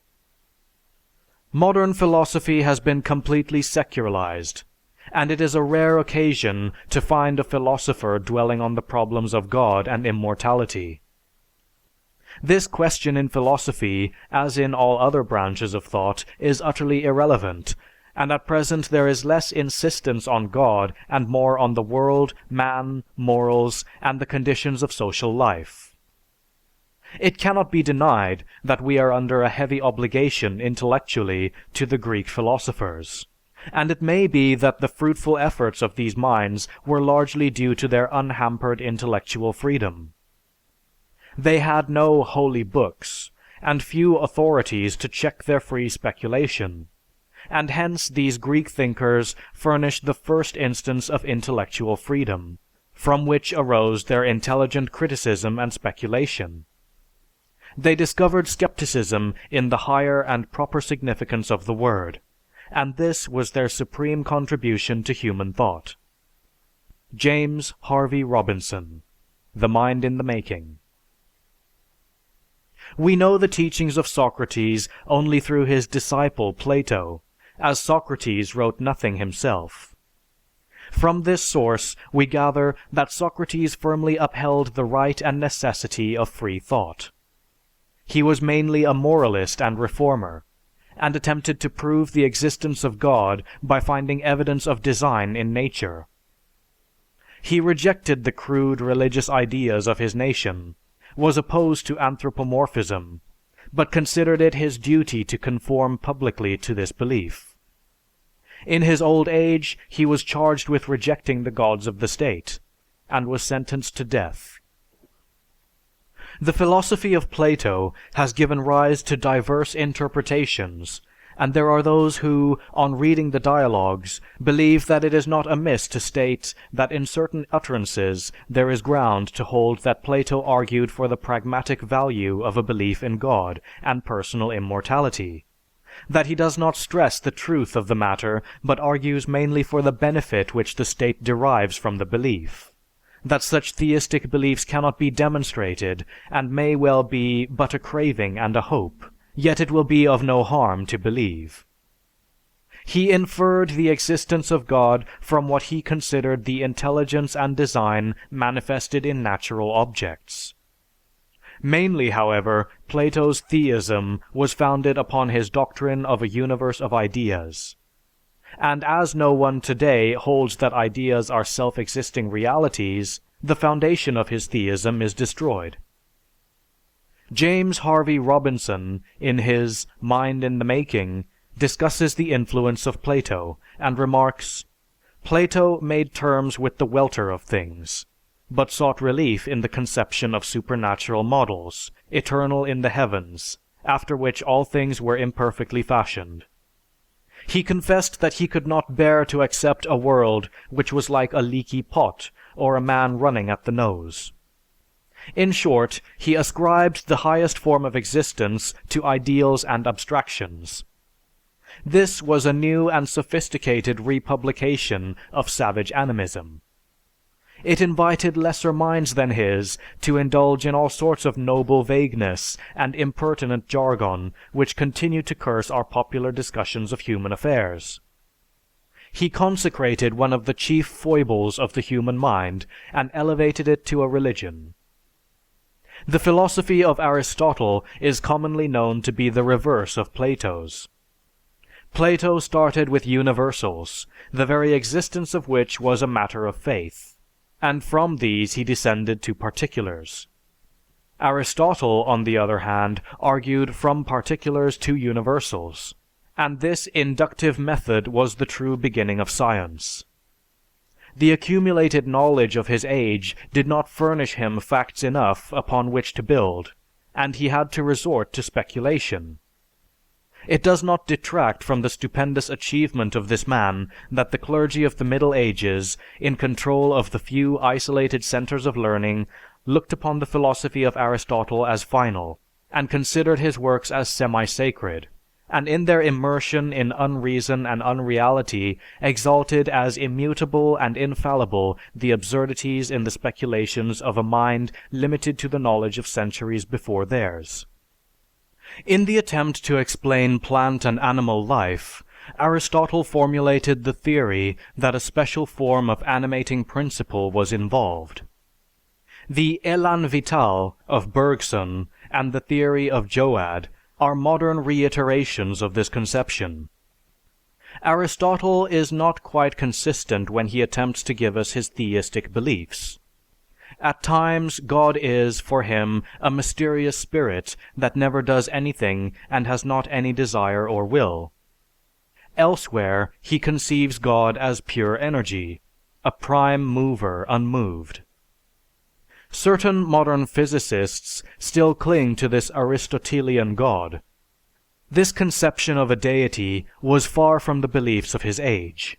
And it is not strange that Aristotle was charged with impiety and with having taught that prayer and sacrifice were of no avail. He fled from Athens and shortly afterwards died in exile. These three supreme Greek thinkers, Socrates, Plato, and Aristotle, have not contributed a single argument for the existence of a supreme being which is now not discredited. Socrates relied on the now outmoded argument from design, and only in a greatly modified form are the arguments of Plato and Aristotle accepted by modern theists. Holding such heretical views in an age when history was a frail fabric of legends, and the scientific explanation of nature was in its extreme infancy, what would their views be today? In the consideration of the Greek thinkers of lesser importance, one finds that they were continually storming against the religious conceptions of the populace. The philosophers were ever unpopular with the credulous. Damon and Anaxagoras were banished. Aspasia was impeached for blasphemy, and the tears of Pericles alone saved her.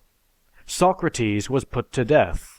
Plato was obliged to reserve pure reason for a chosen few, and to adulterate it with revelation for the generality of his disciples. Aristotle fled from Athens for his life, and became the tutor of Alexander. Winwood Reade, The Martyrdom of Man. Anaxagoras, the friend and master of Pericles, Euripides, and Socrates, was accused by the superstitious Athenians of atheism and impiety to the gods. He was condemned to death and barely escaped this fate through the influence of Pericles, which resulted in the accusation of atheism against Pericles. Euripides was accused of heresy, and Aeschylus was condemned to be stoned to death for blasphemy and was saved from this fate by his brother Aminias. The philosophy of Parmenides was distinctly pantheistic, and Pythagoras, who attempted to purify the religion of the Greeks and free it from its absurdities and superstitions, was exiled for his skepticism. Democritus, a materialist and atheist of 2,500 years ago, formulated a mechanical view of phenomena in accordance with which everything that happens is due to physical impacts. Such a materialism was a great liberation from superstition, and had it survived in its integrity, the path of European wisdom would have been vastly different from what it was. What the path would have been, we are beginning to see today. For since the 19th century, we have been treading it more or less consistently, but by no means so gallantly and courageously as Democritus. G. Boas, The Adventures of Human Thought. Democritus and the Epicureans strove to deliver men from their two chief apprehensions, the fear of the gods and the fear of death, and in so doing rejected the religious beliefs and substituted a rational and scientific conception of the universe. It was Xenophanes, the Voltaire of Greece, who brought to the attention of his countrymen the discovery that man created the gods in his own image. He attacked the conceptions of the Greek deities with these words: "Mortals deem that the gods are begotten as they are, and have clothes like theirs, and voice and form. Yes, and if oxen and horses or lions had hands, and could paint with their hands, and produce works of art as men do, horses would paint the forms of the gods like horses, and oxen like oxen, and make their bodies in the image of their several kinds. The Ethiopians make their gods black and snub-nosed. The Thracians say theirs have blue eyes and red hair." Considering Greek philosophy in its entirety, we see that it was naturalistic rather than supernaturalistic, and rationalistic rather than mystical. These gifted men saw no clear indication for the existence of a supreme being. Very few of them speak of the deity in the role of providence, and fewer still believed in personal immortality. Professor Boas, in contrasting Asiatic mythology with Greek philosophy, remarks, "The Asiatic myths assumed the existence of beings beyond the world, not subject to mundane laws, who made and controlled the course of events. There was no reason why they should have made a world. They seemed to be living as divine a life without it as with it. The question was one which persisted in Asiatic thought, and when Christianity became dominant in Europe, much of its theologians' time was spent in answering it. The only plausible answer then was that God made the world because he felt like it, for no reason could be given sufficiently compelling to sway the will of the omnipotent. But such an answer was unsatisfactory to the Greek. In his philosophy all this is changed. No God steps out of the machine to initiate cosmic history. The first cause is a physical substance, some material thing, which operates by the laws of its own nature. Its every movement is theoretically open to the scrutiny of reason, and hence a scientific rather than a religious answer can be given to every question. At the beginning of the Christian era, the cultured Romans were Stoics or Epicureans. The poet Lucretius was an Epicurean who regarded the belief in the gods as a product of the terrors of primitive man, and recommended that the mind should be emancipated from the fear of the gods, and argued against the immortality of the soul. Seneca, Epictetus, and Marcus Aurelius were Stoics. Cicero insinuates that the gods are only poetical creations, that the popular doctrine of punishment in a world to come is only an idle fable, and is uncertain whether the soul is immortal. Seneca wrote against the religion of his country, and the philosophy of cultured Romans of the time of the physician Galen tended towards atheism. The prime factor of Greek philosophy was the insistence on intelligence and knowledge, and by these means it reached its pinnacle of reasoning. The blight that exterminated all scientific progress with the fall of the Roman Empire carried with it the neglect of the Greek thinkers. Similar to the retrogression of scientific thought, traced in former chapters, is the corresponding retrogression in philosophic thought. In place of the free inquiry of the Greeks, we see arising the theology of Clement of Alexandria, Origen, St. Augustine, and finally that of St. Thomas Aquinas. At the time of St. Augustine, most of the cultural Greek writings had disappeared in Western Europe. The greatest store of Greek thought was in the hands of the Arab scholars, and led to a marked skepticism, as we see manifested in the writings of the Spanish Moors.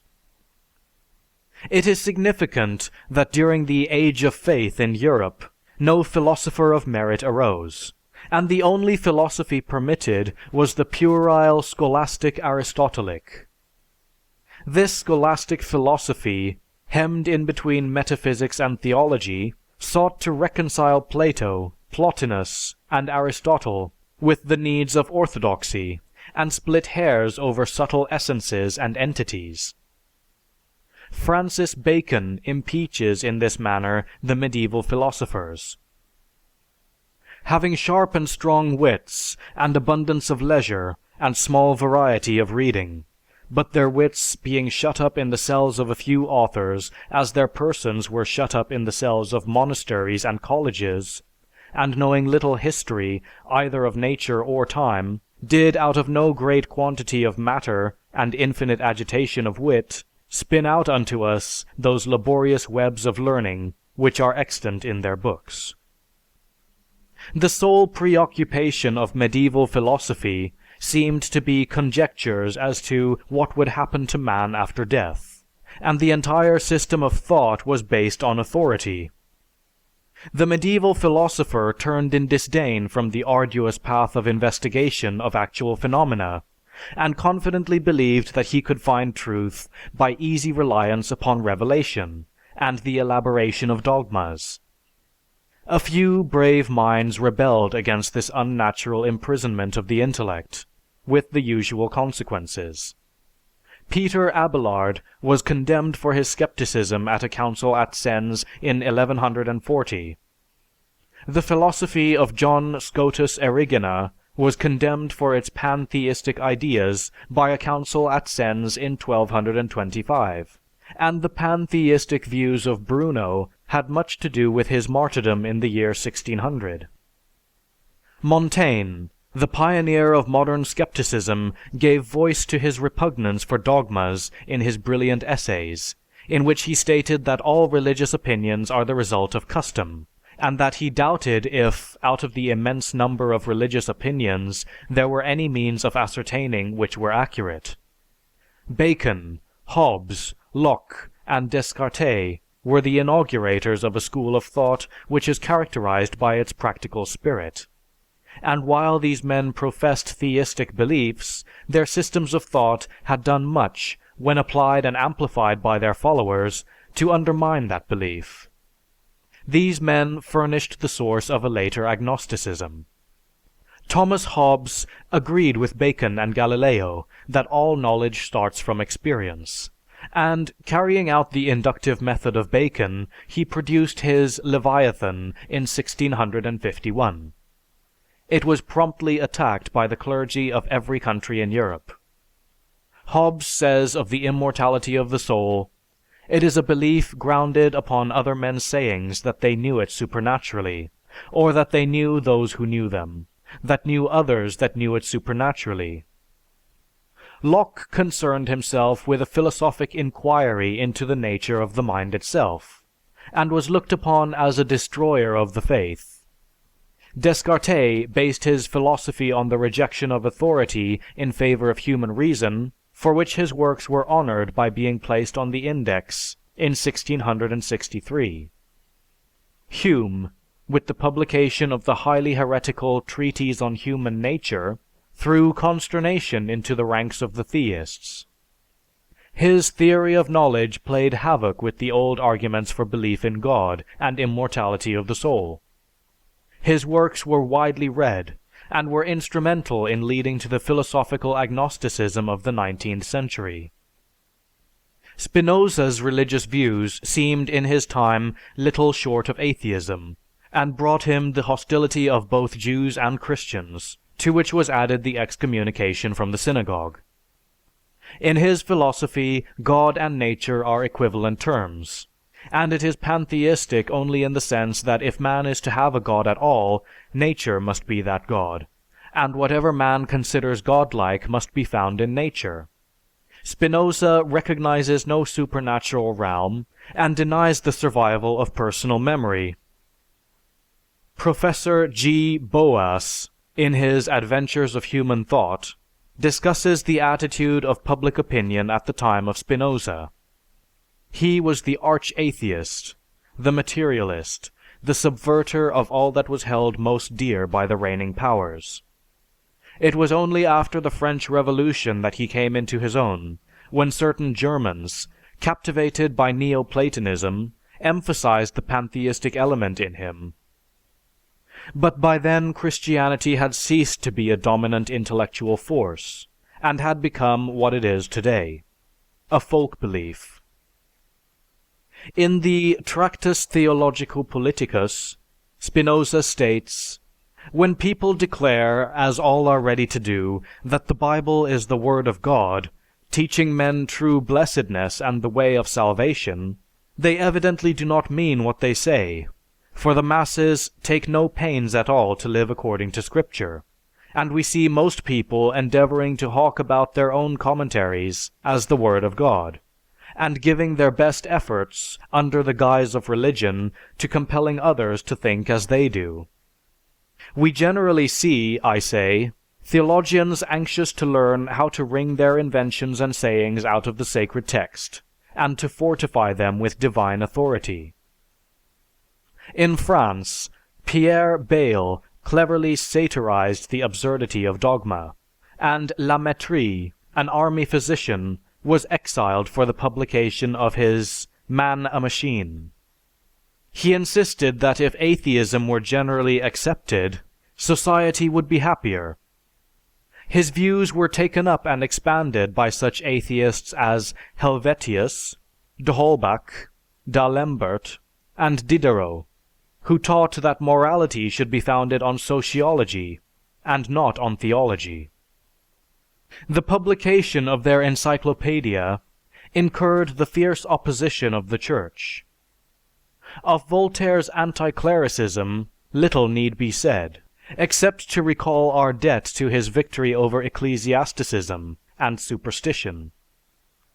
His assertion that a fanaticism composed of superstition and ignorance has been the sickness of all the centuries still holds too great an extent of truth. His denial of miracles, the supernatural efficacy of prayer, and the immortality of the soul earned for him the undying enmity of the clergy. Condorcet, another deist, was the successor of Voltaire in the encyclopedic warfare. The Critique of Pure Reason of Kant demolished the ontological and the cosmological arguments for the existence of God, and showed the weakness in the teleological argument. He demonstrated that all the current arguments for God and immortality, the entire basis of rational proof of religious beliefs, were invalid. The theists protested vehemently, and showed their superiority by calling their dogs Immanuel Kant. In his Critique of Practical Reason, however, he went on to restore the credit of religion through the moral sense, the categorical imperative, and, as certain commentators have stated, After having excluded God from the cosmos, he attempted to find him again in ethics. Holding that the moral sense is innate and not derived from experience, he reduced the truth of religion to moral faith. Kant believed that he found a divine command in his own conscience, but the science of ethics now gives a natural account of moral laws and sentiments. The study of the evolution of our moral ideas has, today, destroyed Kant's theory of an innate and absolute moral sense. When Franklin showed the nature of lightning, the voice of God was displaced from that of thunder. The sciences of ethics and theology, like modern Franklin's, show plainly that conscience is no more the voice of God than is thunder. Schopenhauer, commenting on Kantian theology, offers the suggestion that Kant was really a skeptic, but became frightened when he contemplated what he thought would happen to public morals if belief were to be denied to the masses. Nietzsche speaks of Kant, "With the aid of his concept of practical reason, he produced a special kind of reason, for use on occasions when reason cannot function, namely when the sublime command 'Thou shalt' resounds." In his old age, Kant became more bold and perhaps voiced his true views. For we find that in "Religion Within the Limits of Pure Reason," he is actively antagonistic to ecclesiasticism, and so much so that, for publishing this work, he was censured by the Prussian king, who wrote, "Our highest person has been greatly displeased to observe how you misuse your philosophy to undermine and destroy many of the most important and fundamental doctrines of the Holy Scriptures and of Christianity.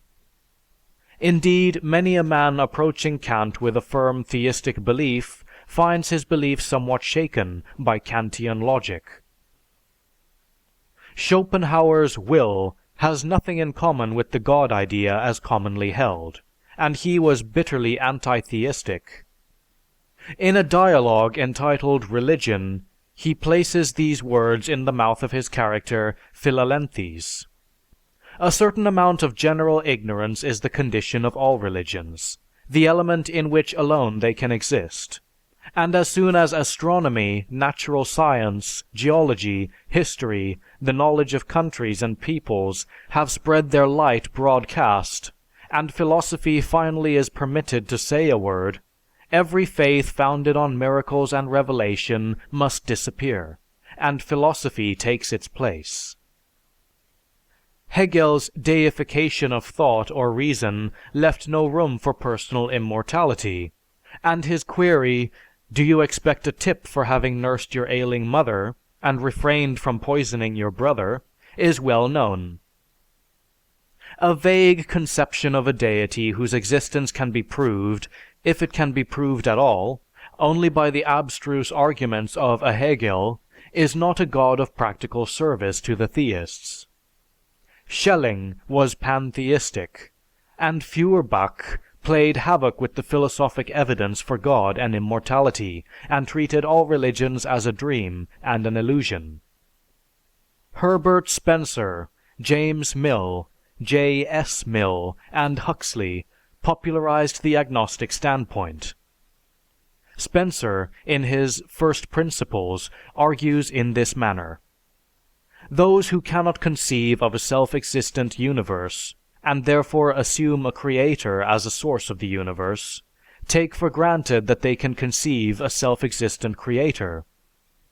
The mystery which they recognize in this great fact surrounding them on every side, they transfer to an alleged source of this great fact, and then suppose that they have solved the mystery. But they delude themselves. Self-existence is inconceivable, and this holds true whatever be the nature of the object of which it is predicated. Whoever agrees that the atheistic hypothesis is untenable because it involves the impossible idea of self-existence must perforce admit that the theistic hypothesis is untenable if it contains the same impossible idea. If religion and science are to be reconciled, the basis of reconciliation must be this deepest, widest, and most certain of all facts, that the power which the universe manifests to us is inscrutable. Nietzsche, the great liberator of modern thought, vigorously opposed religious morality, the influence of Christianity, and all religious beliefs. When the natural consequences of an action, he wrote, are no longer looked upon as natural, but are considered to be produced by the phantasms of superstition, by God, ghosts, and souls, and appear as moral consequences, as rewards, punishments, guidance, and revelation, then the whole basis of knowledge is destroyed, and the greatest possible crime against humanity has been committed. William James, claimed as a supporter of religion, argues that our inner experience makes us cognizant of a spiritual world. The advance of psychological research does not deal kindly with this contention, and such works as Luba's Psychology of Religious Mysticism give a rational explanation of the mystic state. Moreover, James did not give his support to monotheism. That vast literature of proofs of God's existence, he stated, drawn from the order of nature, which a century ago seemed so overwhelmingly convincing, today does little more than gather dust in the libraries, for the simple reason that our generation has ceased to believe in the kind of God it argued for.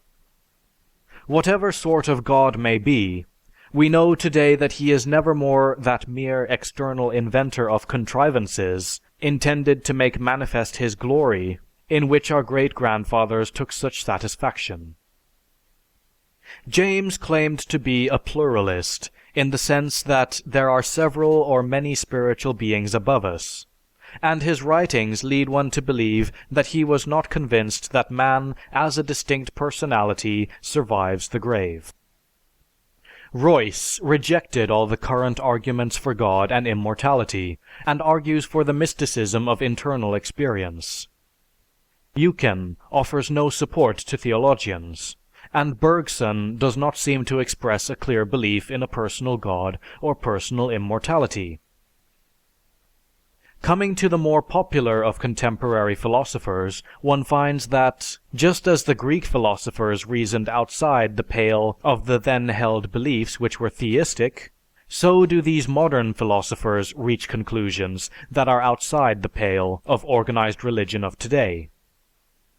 George Santayana is a materialist and skeptic who, in his Reason in Religion, reveals his skepticism and frowns upon personal immortality.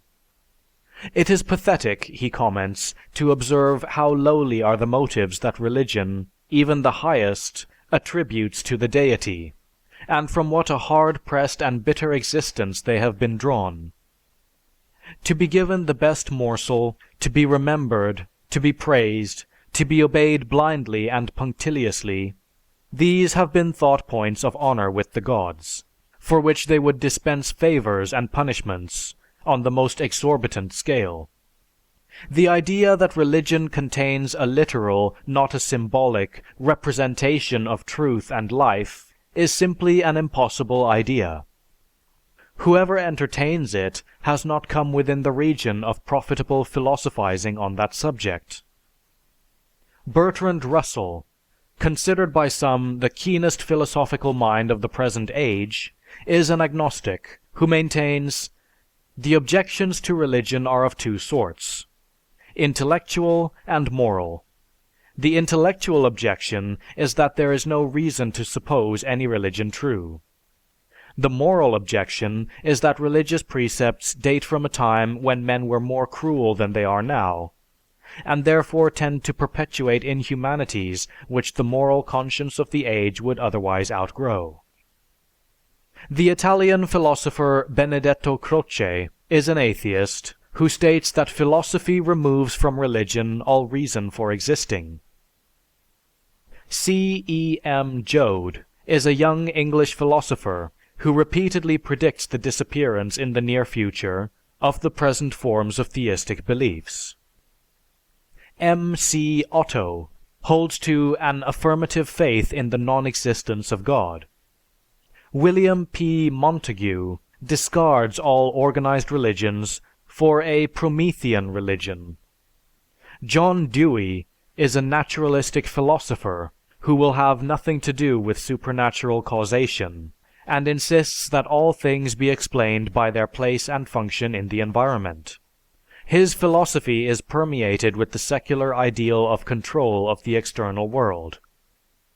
What consolation does organized religion receive from the views of such modern philosophers as Russell, Alexander, Joad, Croce, Santayana, Dewey, Otto, Montague, Sellers, and the Randalls? The views of an intellectual incompetent, such as Bryan was, are spread widecast, but few know the extent of the skepticism of Edison, Luther, Burbank, Albert Einstein, Paul Ehrlich, Ernst Haeckel, Robert Koch, Fridtjof Nansen, and Svante Arrhenius. What consolation can the theists derive from the religious views of Shelley, Swinburne, Meredith, Buchanan, Keats, George Eliot, Thomas Hardy, Mark Twain, and Anatole France? In the not far distant past, deism and pantheism served as a polite subterfuge for atheism. There is a growing tendency in this present age to dress one's atheistic belief in an evening suit, and for the sake of social approbation, call such a belief religious humanism. A quotation from the Associated Press, appearing recently in one of our magazines, states the need for this new religion as being the inadequacy of the religious forms and ideas of our fathers, and the new creed to be, religious humanists regard the universe as self-existing and not created. Religion must formulate its hopes and plans in the light of the scientific spirit and method. The distinction between the sacred and secular can no longer be maintained. Religious humanism considers the complete realization of human personality to be the end of a man's life, and seeks its development and fulfillment in the here and now. In place of the old attitudes involved in worship and prayer, the humanist finds his religious emotions expressed in a heightened sense of personal life and in a cooperative effort to promote social well-being. There will be no uniquely religious emotions and attitudes of the kind hitherto associated with belief in the supernatural. Man will learn to face the crises of life in terms of his knowledge of their naturalness and probability. Reasonable and manly attitudes will be fostered by education and supported custom. We assume that humanism will take the path of social and mental hygiene, and discourage sentimental and unreal hopes and wishful thinking. The goal of humanism is a free and universal society in which the people voluntarily and intelligently cooperate for the common good. The time has come for widespread recognition of the radical changes in religious thoughts throughout the modern world. Science and economic change have disrupted the old beliefs. Religions the world over are under the necessity of coming to terms with new conditions created by a vastly increased knowledge and experience. Professors John Dewey, E.A. Burt, and Roy Wood Sellers are among the signers of this statement. It is an excellent and comprehensive statement, but one is left wondering why the name religious humanism. It is difficult to become enthusiastic when one realizes that these men take to themselves the thunder of the atheists of the past, and under the misnomer religious, place before the public what all atheists of the past ages have been preaching. It is most gratifying to perceive that such distinguished men as signed this statement are frank enough to admit the extent of the religious revolution, and determined enough to take a hand in the clearing away of the debris that clutters the crumbling of all religious creeds. Yet it is only fair to point out that this statement contains nothing that would not be recognized by those intrepid atheists of the past, and little more than they urged in their time. I refer to those brilliant French atheists Lamettrie, Helvetius, d'Holbach, d'Alembert, and Diderot. End of chapter 18. Chapter 19 of the Necessity of Atheism, Part 1. The Doom of Religion, the Necessity of Atheism. One should recall the charge of atheism directed against the keenest thinkers of antiquity and the greatest of its moral reformers. But what was personal and incidental in the past, depending largely upon the genius and inspiration of seers and leaders, has now become a social movement as wide as science. James T. Shotwell. The drift from God is a movement of events, a propulsion of vital experience, not a parade of words to be diverted by other words. Max Carl Otto. In the Babylonian and Assyrian mythologies, we have the chief deities as Ishtar, Tammuz, Baal, and Astarte. In the Phrygian religion, we have the goddess Cybele and her husband Attis. Among the Greeks, we have the goddess Aphrodite and the god Adonis. The Persians had their Mithra. Adonis and Attis flourished in Syria. In the Egyptian religion was found the goddess Isis and the god Osiris. The Semites have their Jehovah, the Mohammedans their Allah, and the Christians the goddess Mary, the God the Father, and a Son, Jesus. Christianity has divided itself into Catholicism and Protestantism, and when Protestantism gave the right of interpretation of the Bible to each individual, there were evolved such forms of Protestantism as Christian Science, Holy Rollerism, Seventh-day Adventism, Swedenborgianism, and the cults of the Doukhobors, the Shakers, the Mennonites, the Dunkards, and the Salvation Army.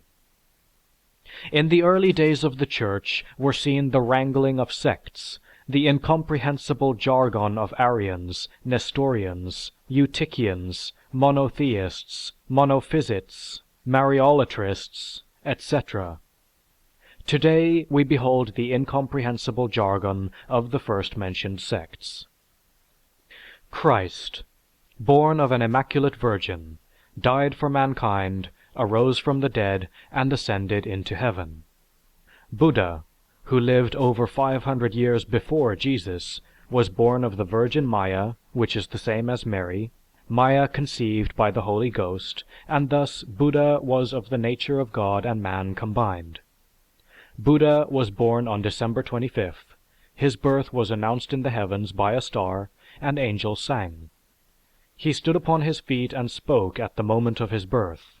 At 5 months of age he sat unsupported in the air, and at the moment of his conversion he was attacked by a legion of demons.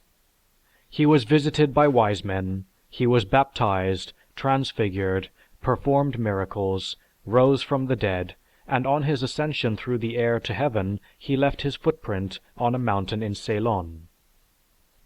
The Hindu savior Krishna was born of a virgin 600 years before Christ. A star shone at his birth, which took place in a cave. He was adored by cowherds, who recognized his greatness. He performed miracles, was crucified, and is to come to judge the earth. Christ died for mankind. So did Buddha and Krishna. Adonis, Osiris, Horus, and Tammuz, all virgin-born gods, were saviors and suffered death. Christ rose from the dead. So have Krishna and Buddha arisen from the dead and ascended into heaven. So did Lao Kium, Zoroaster, and Mithra. A star shone in the sky at the births of Krishna, Ramalyu, Lao Tse, Moses, Quetzalcoatl, Ormuzd, Rama, Buddha, and others. Christ was born of a virgin, so was Krishna and Buddha. Lao Tse was also born of a virgin. Horus in Egypt was born of the virgin Isis. Isis, with the child Horus on her knee, was worshipped centuries before the Christian era, and was appealed to under the names of Our Lady, Queen of Heaven, Star of Heaven, Star of the Sea, Mother of God, and so forth. Hercules, Bacchus, and Perseus were gods born by mortal mothers. Zeus, father of the gods, visited Semele in the form of a thunderstorm, and she gave birth, on the 25th of December, to the great savior and deliverer Dionysus. Mithra was born of a virgin in a cave on the 25th of December. He was buried in a tomb from which he rose again. He was called Savior and Mediator and sometimes figured as a lamb. Osiris was also said to be born about the 25th of December. He suffered, died, and was resurrected. Hercules was miraculously conceived from a divine father and was everywhere invoked as savior. Minerva had a more remarkable birth than Eve. She sprang full-armed from the brow of Jupiter.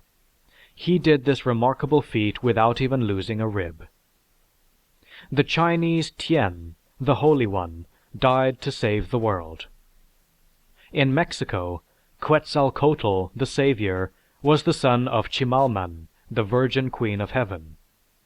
He was tempted, fasted 40 days, was done to death, and his second coming was eagerly looked for by the natives. The Teutonic goddess Hertha was a virgin, and the sacred groves of Germany contained her image with a child in her arms. The Scandinavian goddess Frigga was a virgin who bore a son, Balder, healer and savior of mankind. When one considers the similarity of these ancient pagan legends and beliefs with Christian traditions, if one believes with Justin Martyr, then indeed the devil must have been a very busy person to have caused these pagans to imitate for such long ages and in such widespread localities the Christian mysteries. Indeed, Edward Carpenter comments, "One has only, instead of the word Jesus, to read Dionysus, or Krishna, or Hercules, or Osiris, or Attis, and instead of Mary, to insert Semele, or Devaki, or Alcmene, or Neith, or Nonna, and for Pontius Pilate, to use the name of any terrestrial tyrant who comes into the corresponding story, and lo, the creed fits in all particulars into the rites and worship of a pagan god." A legend stated that Plato, born of Perictione, a pure virgin, suffered an immaculate conception through the influences of Apollo, BC 426. The god declared to Ariston, to whom she was about to be married, the parentage of the child. Saint Dominic, born AD 1170, was said to be the offspring of an immaculate conception. He was free from original sin and was regarded as the adopted son of the Virgin Mary. Saint Francis, the compeer of Saint Dominic, was born AD 1182. A prophetess foretold his birth. He was born in a stable. Angels sang forth peace and goodwill into the air, and one, in the guise of Simeon, bore him to baptism. The Egyptian trinities are well known. Thus, from Amun, by Maut, proceeds Khonso. From Osiris, by Isis, proceeds Horus. From Neph, by Sate, proceeds Anoke. The Egyptians had propounded the dogma that there had been divine incarnations, the fall of man, and redemption. In India, centuries before Christianity, we find the Hindu Trinity, Brahma, Vishnu, and Siva. In the Institutes of Manu, a code of civil law as well as religious law, written about the 9th century before Christ, is found a description of creation, the nature of God, and rules for the duty of man in every station of life, from the moment of birth to death. Professor James T. Shotwell, when speaking of paganism, reminds us, "Who of us can appreciate antique paganism? The gods of Greece or Rome are for us hardly more than the mutilated statues of them in our own museums, pitiable, helpless objects before the scrutiny and comments of a passing crowd. Venus is an armless figure from the Louvre. Dionysus does not mean to us divine possession, the gift of tongues, or immortality.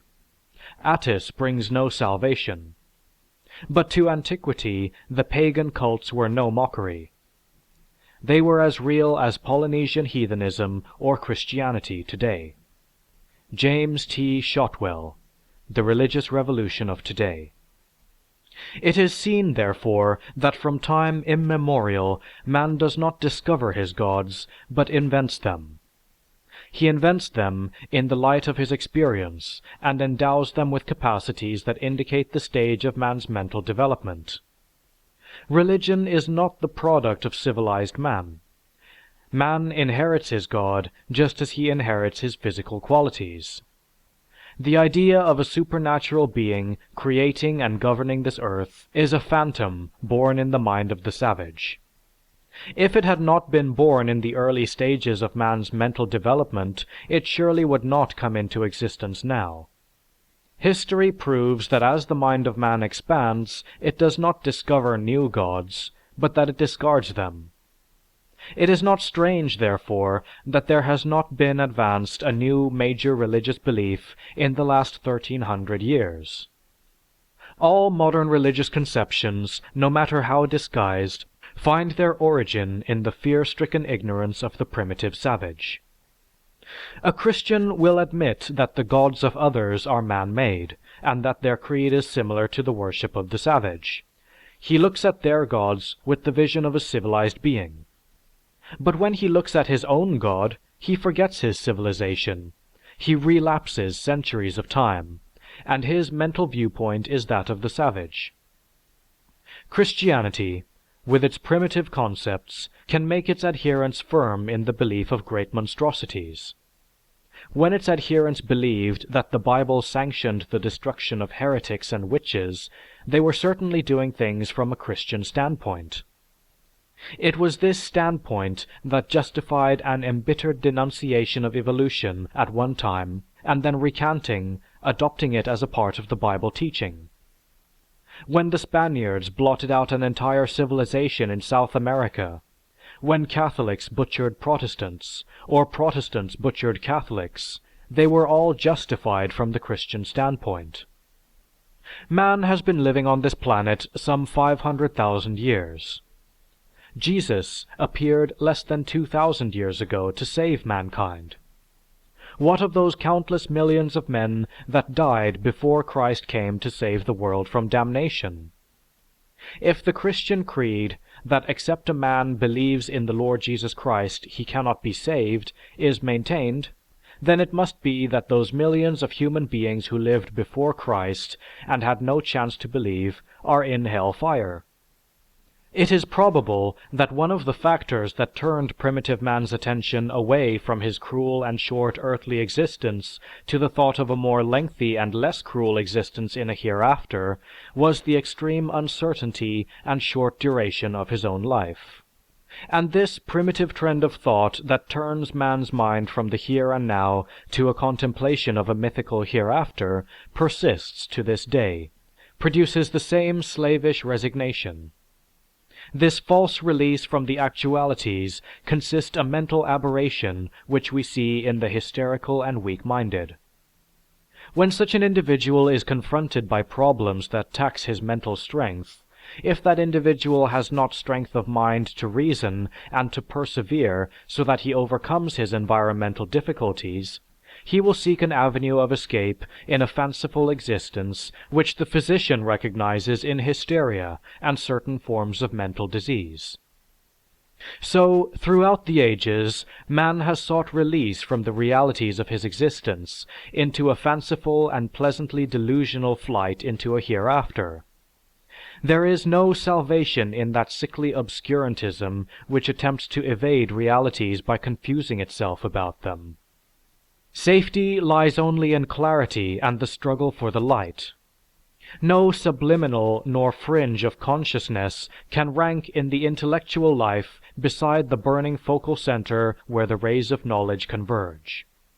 The hope must be in following reason, not in thwarting it. To turn back from it is not mysticism, it is superstition. No, we must be prepared to see the higher criticism destroy the historicity of the most sacred texts of the Bible. Psychology analyzed the phenomena of conversion on the basis of adolescent passion. Anthropology explained the genesis of the very idea of God. And where we can understand, it is a moral crime to cherish the ununderstood. James T. Shotwell, The Religious Revolution of Today. Religious beliefs are clearly mental aberrations from which it is high time that the progress of knowledge should lead to a logical cure. Man is steadily overcoming and conquering his environment. The uncertainty of life and cruelty are much diminished as compared with the past ages.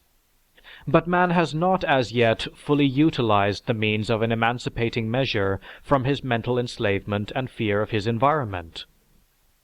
Chapman Cohen, in his Theism or Atheism, clearly states, "We know that man does not discover God. He invents him. And an invention is properly discarded when a better instrument is forthcoming.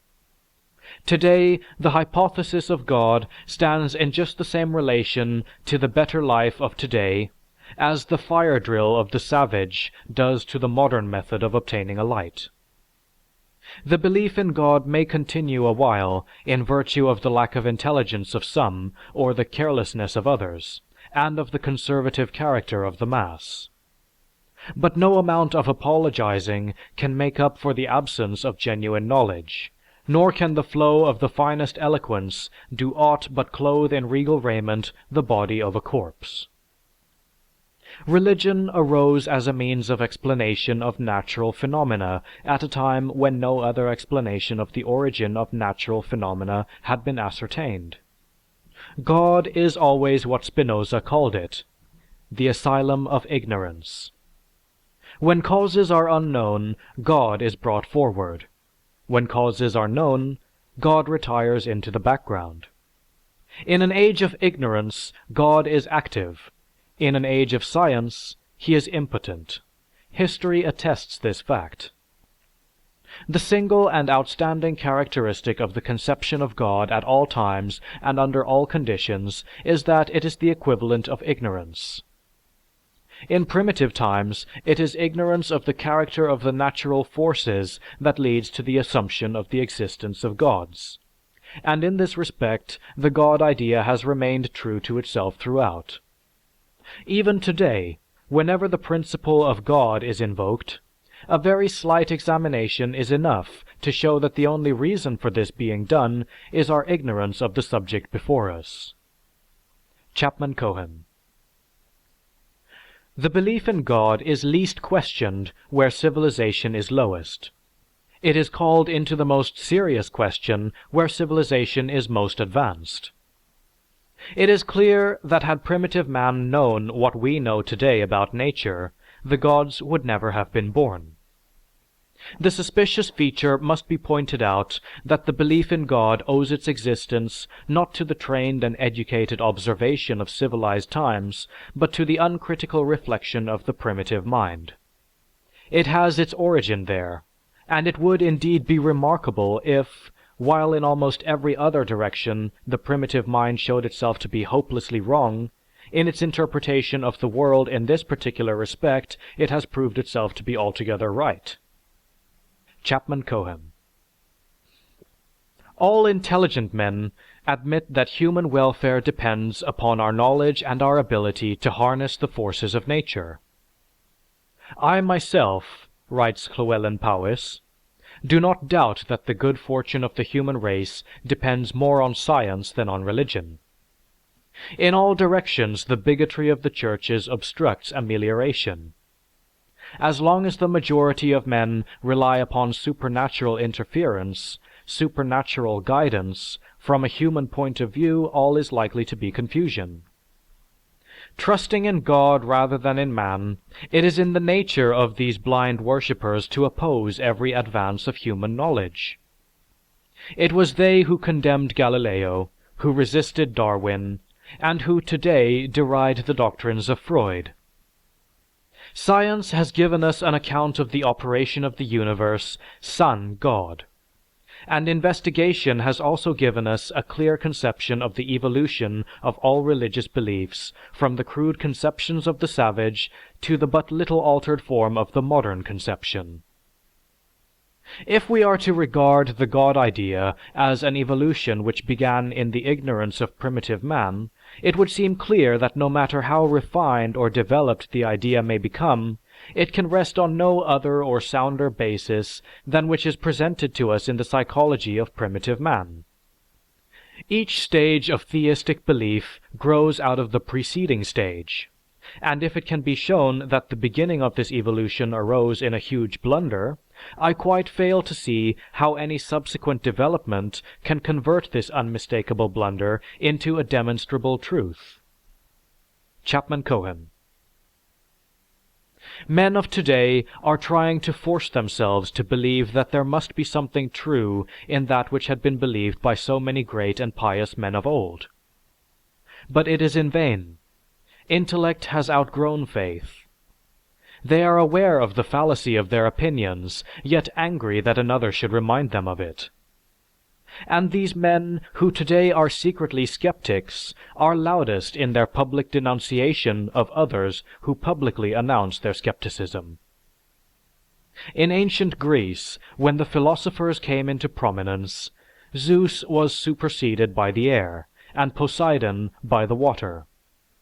In modern times, all hitherto supernatural events are being explained by physical laws. Plato regarded it as a patriotic duty to accept the public faith, although he full well knew the absurdities of that faith. Today, there are many Platos that hold to the same conviction. The freethinkers hold to the view of Xenophanes, who denounced the public faith as an ancient blunder, which had been converted by time into a national imposture. All religion is a delusion which transfers the motives and thoughts of men to those who are not men. No ecclesiastic has as yet offered a satisfactory answer as to why there has been a marvelous disappearance of the working of miracles, and why human actions alone are now to be seen in this world of ours. We are witnessing today what happened in the Roman Empire during the decline of polytheism. Draper states, "Between that period during which a nation has been governed by its imagination and that in which it submits to reason, there is a melancholy interval. The constitution of man is such that, for a long time after he has discovered the incorrectness of the ideas prevailing around him, he shrinks from openly emancipating himself from their dominion, and, constrained by the force of circumstances, he becomes a hypocrite, publicly applauding what his private judgment condemns. Where a nation is making this passage, so universal do these practices become that it may be truly said hypocrisy is organized. It is possible that whole communities might be found living in this deplorable state. And indeed, in our own country, we are witnessing an example of this very thing. Religion has led to widespread hypocrisy. Our religious influences have created a race of men mentally docile and obedient to the dictates of tyrannical ecclesiasticism. It has created a fear of truth, and our minds are still brutish and puerile in our methods of reasoning. Credulity has led to stultification, and stultification of the mind is the bitter fruit which we have been reaping for thousands of years. There are probably hundreds of thousands of men and women in these United States that give lip service to their creed, but deep in the recesses of their minds a small voice cries to them and shames them, for as soon as they reason, they become skeptics. How can we know the actual number of earthlings that are skeptics? It is impossible in our present state of development. Religious persecution today is just as active as it was during the Middle Ages. Surely a man is not burned at the stake for his skepticism in this age, but is he not done to death? If the grocer, the butcher, the doctor, the lawyer, the scholar, the businessman were to boldly announce his skepticism, what would happen to him? The answer is well known to all. Immediately, each of his religious customers would take it upon himself to act as a personal inquisition. The skeptic would be shunned socially, he would be ignored, his wares would be sought after elsewhere, and he would suffer.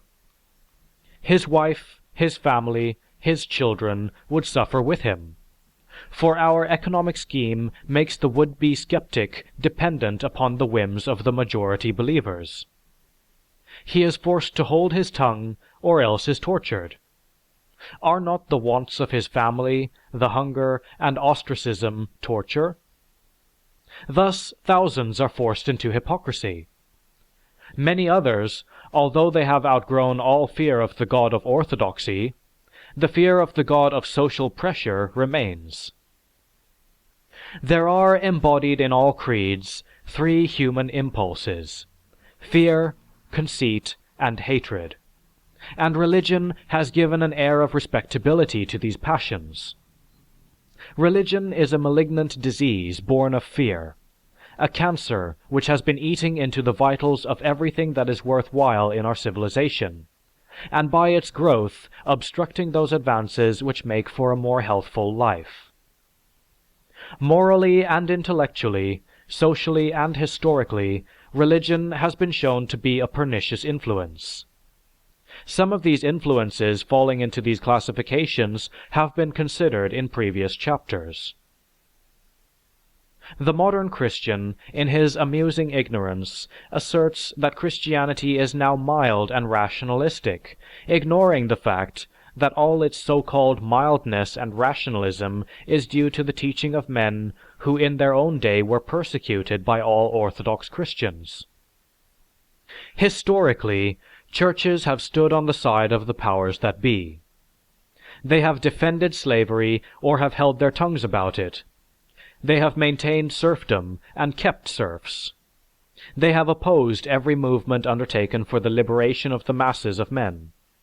The ideals of liberty, equality, and fraternity are the creations of the camps of their enemies, of the rationalists of the 18th century, and the liberals and socialists of the 19th century.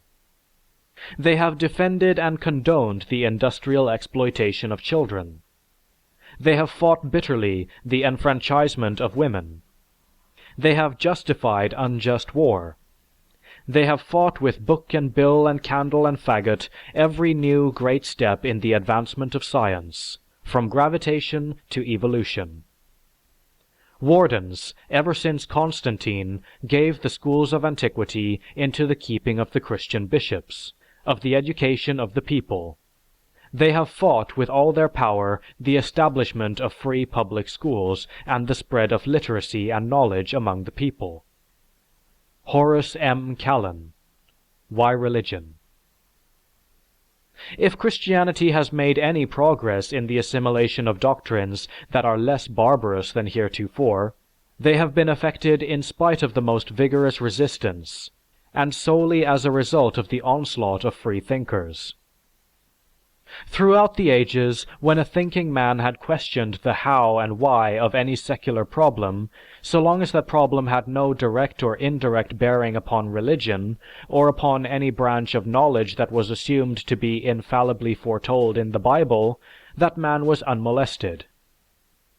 The problems falling into the above classification were extremely small due to the strongly defended theological lunacy that asserted itself in the declaration that all knowledge, both spiritual and material, was contained in the Bible as interpreted by the Church. Man, however, when he broached his religious doubts, was regarded as the most sinful of beings, and it was forbidden him to question and yield to the conclusions that his mind evolved. Think of the irony and tragedy of this self-enslavement of the human mind. There is one characteristic that man prides himself as having apart from all lower animals: his ability to reason and to think. Is it his superior musculature and brute strength that has placed man upon his present pinnacle of advanced civilization? Or is it his mental development, his mind, that has taught him to harness the forces of nature? Has not his mind so coordinated his movements that he has enslaved those forces of nature to be his aid?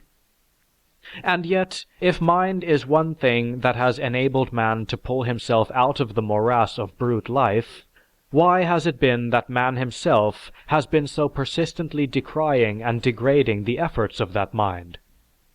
The answer is that religion has provided the shackles and securely and jealously enslaved the mind. With the aid of his religious beliefs, man has been ensnared into a mental prison in which he has been an all too willing captive. Surely it is easier to believe than to think. Napoleon, himself a skeptic, was cognizant of this slave philosophy. What is it, he is reported to have asked, that makes the poor man think it is quite natural that there are fires in my castle when he is dying of cold, that I have 10 coats in my wardrobe while he goes naked, that at each of my meals enough is served to feed his family for a week? It is simply religion, which tells him that in another life I shall be only his equal, and that he actually has more chance of being happy than I. Yes, we must see to it that the doors of the churches are open to all, and that it does not cost the poor man much to have prayers said on his tomb. How well the ecclesiastical psychologists have grasped this fact, and how well they have fashioned a strong chain for the mind out of this weakness of human minds. Church and government have been well aware of this psychology and have fought constantly the spread of free thought literature to the masses. Professor Bury, in his History of Freedom of Thought, speaking of England, tells us, "If we take the cases in which the civil authorities have intervened to repress the publication of unorthodox opinions during the last 2 centuries, we find that the object has always been to prevent the spread of free thought among the masses. Think but a moment how well the above is borne out by the attitude of the Church in the stand that it took during the Middle Ages, when she prohibited the reading of the Bible by any person except her clergy, when she prohibited the printing of all books except those that she had approved of, books that minutely agreed in all details with the fantastic fables of her Bible were the only ones allowed to be printed. The Church also strenuously objected to the printing of Bibles in the languages of the masses. That most efficient shackle to the mind, that precept that there was no knowledge, whether material or spiritual, that was not contained in the Bible, how strenuously the Church upheld that doctrine. And in our own day, the ridiculous assumption that mysteries, a special form of ignorance, are the special province of the Church. Considering these few examples, as well as all ecclesiastical endeavor, no rational mind can escape the fact that that primeval curse, religion, has had for its object, down through the centuries, the sadistic desire to enslave and trample on the mind of man.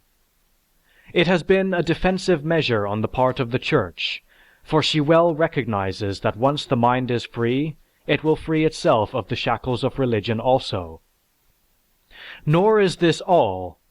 I execrate the enslavement of the mind of our young children by the ecclesiastics.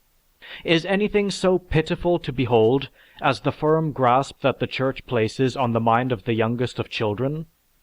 Children at play, children of 4 and 5 years of age, will be heard to mention with fearful tones various religious rites such as baptism and confirmation, and to perform in their manner these rites with their dolls. Fear. Fear instilled into the minds of the impressionable children. Think of the degradation that the ecclesiastics practice when they insist that from the time a child is out of its infancy, its instruction shall be placed in their hands. They take the most precious possession of man, his mind, and mold it to their desire. The mind of a child is plastic. It is like a moist piece of clay, and they mold it and form it to their desire. Warped and poured into the ecclesiastic mold of fear, the mind of the child becomes set and fixed with the years. Then it is too late for rational thinking as far as religious matters go. The mind of the adult is firmly set in the form that the ecclesiastic has fashioned for him in his youth. It is impossible for the adult so taught to reason clearly and rationally concerning his religion. The mold is too strong. The clay has set. Reason cannot penetrate into that hardened form. That is why it is almost impossible for the adult who has been exposed to this mental molding from his infancy to break away from the fears and superstitions learned on his mother's knee. If Christianity, Hebrewism, Mohammedanism, or any other creed is true, its truth must be more apparent at the age of 25 than it is at the age of 5. Why does the ecclesiastic not leave off his advances until the child reaches a mature age, an age when he can reason? Then, if theism is true, he can accept it with a reasoning mind, not a blindly faithful mind. The theist realizes, however, that belief is at one pole, reason at the other. Belief, creed, religion are ideations of the primitive mind and the mind of the child. Reason is the product of mature thought. Schopenhauer remarked that the power of religious dogma, when inculated early, is such as to stifle conscience, compassion, and finally every feeling of humanity. It is an undeniable fact that if the clergy would but leave their tainted hands off the minds of our children until they would have reached a mature age, there would be no religious instinct. Religious instinct is a myth. Give me but 2 generations of men who have not been subjected to this religious influence in childhood, and there will be a race of atheists. The ecclesiastic has from earliest times taken the standpoint that the masses of people are of crude susceptibility and clumsy intelligence, sordid in their pursuits and sunk in drudgery, and religion provides the only means of proclaiming and making them feel the high import of life. Schopenhauer. Thus, the theist is led to the conclusion that the end justifies the means. Theism is a hypothesis which, among other things, attempts an explanation of the universe. The theist recognizes a creator who created the universe and is responsible for its operation. The atheist clearly perceives that the assumption of a creator does not advance him in the slightest degree towards the solution of the mysterious problem of the universe. The oft-repeated question still admits of no answer.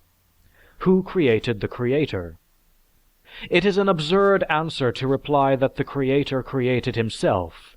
Yet, even if this is granted, may not the universe have created itself?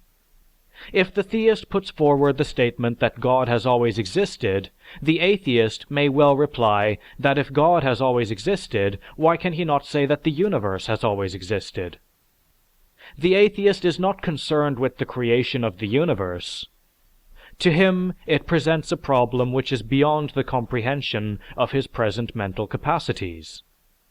He comprehends the fact of its being, and that is as far as he or any rational mind can go. Atheism confines itself to a refutation of theism, and avoids the theistic fallacy of assuming without any proofs or reasonable arguments to substantiate the assumption of an intelligent, omnipotent, omniscient, anthropomorphic, and anthropocentric creator. The theistic assumption has but retarded the advance of practical knowledge, and prepared the soil for superstition and the countless terrors of religious beliefs. Atheism, as far as a rational explanation of the universe is covered, although it does not offer an explanation of the ultimate, or the riddle of the universe, does insist that any view held be one that shall be based on truth and conformity to reality.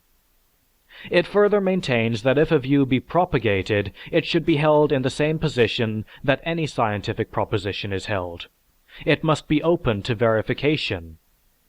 If it be verified as any scientific theory is verified, it will be accepted in part or in toto, and be proven to be true or displaced by a closer approximation to the truth. To certain types of men, there may be a negative attitude expressed in this credo, which leaves the mind unsatisfied. This is but an emotional bias and has nothing to do whatsoever with the attainment of truth. A delusion may be more comforting than the truth, but that does not necessitate the conclusion that a delusion may be of more ultimate benefit than a constant striving for the truth. It has often been said that atheism, in that negative aspect, places a question mark upon our problems. However, while a question mark may indicate a negative value, it may also prove to be a mental provocative. A period placed at the end of a problem denotes that it has been definitely solved. In connection with the origin of the universe, no period can be placed at the end of that problem, and since we are awaiting the solution, it is much more to the interest of further advances to place the question mark there than to consider the matter solved. Surely, sufficient instances have been enumerated in this discussion to show the stultification and retardation that ensues when an institution maintains an insistence that a problem be held to conform in any of its explanatory aspects to a preconceived infallible statement, or considers a problem not to exist, or closes its eyes to the inconsistencies in an explanation which is being maintained by mental persuasion and force. When the Bible was considered as containing the answer to all our problems, we have seen what the result was. If atheism places a question mark upon the problem of the universe, it does so in a constructive manner, for that mark points to the direction in which a logical solution may be possible. Such is the mental attitude of the scientist. He places an interrogation point upon his problems, and that mark is the impetus, the mental stimulus, that leads him on to take infinite pains in his labors, and as time passes, each question mark is replaced by knowledge. It is knowledge, and knowledge alone, reason, not faith, that furnishes the period. It was Haeckel who asserted that the most dangerous of the three great enemies of reason and knowledge is not malice, but ignorance, or perhaps indolence. The question mark as applied to a problem that is recognizably not solved is a signpost to the knowledge that time must bring.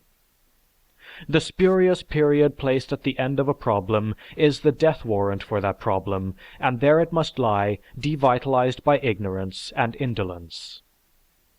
It has often been affirmed that what we see in this universe is phenomena, and all explanations but interpret the manifestations of these phenomena. What is in the back of and beyond these phenomena may never be known, and if it be known, would be of no further use to us. It is equally as true that if we but see phenomena and our mental capacities deny us a conception of the reality beyond phenomena, yet we have a growing knowledge of the laws that govern these phenomena. And it is a comprehensive knowledge of these invariable laws that govern the universe that are of universal value.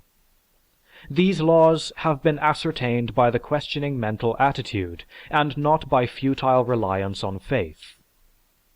Human knowledge has expanded immensely in the last 50 years, and this by the purely scientific method, the materialistic method, and the questioning attitude.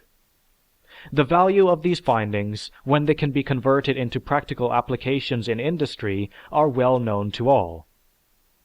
We have added nothing to our store of knowledge except by the exercise of our mentality and reason. The application of the scientific method to the workings of the mind has made more progress in explaining the mind in the brief period of 50 years than philosophical deductions had made in the past 2,000 years. Every new fact that has been discovered has fitted into the mechanistic scheme of the universe, and not one new fact has been disclosed that suggested anything beyond nature.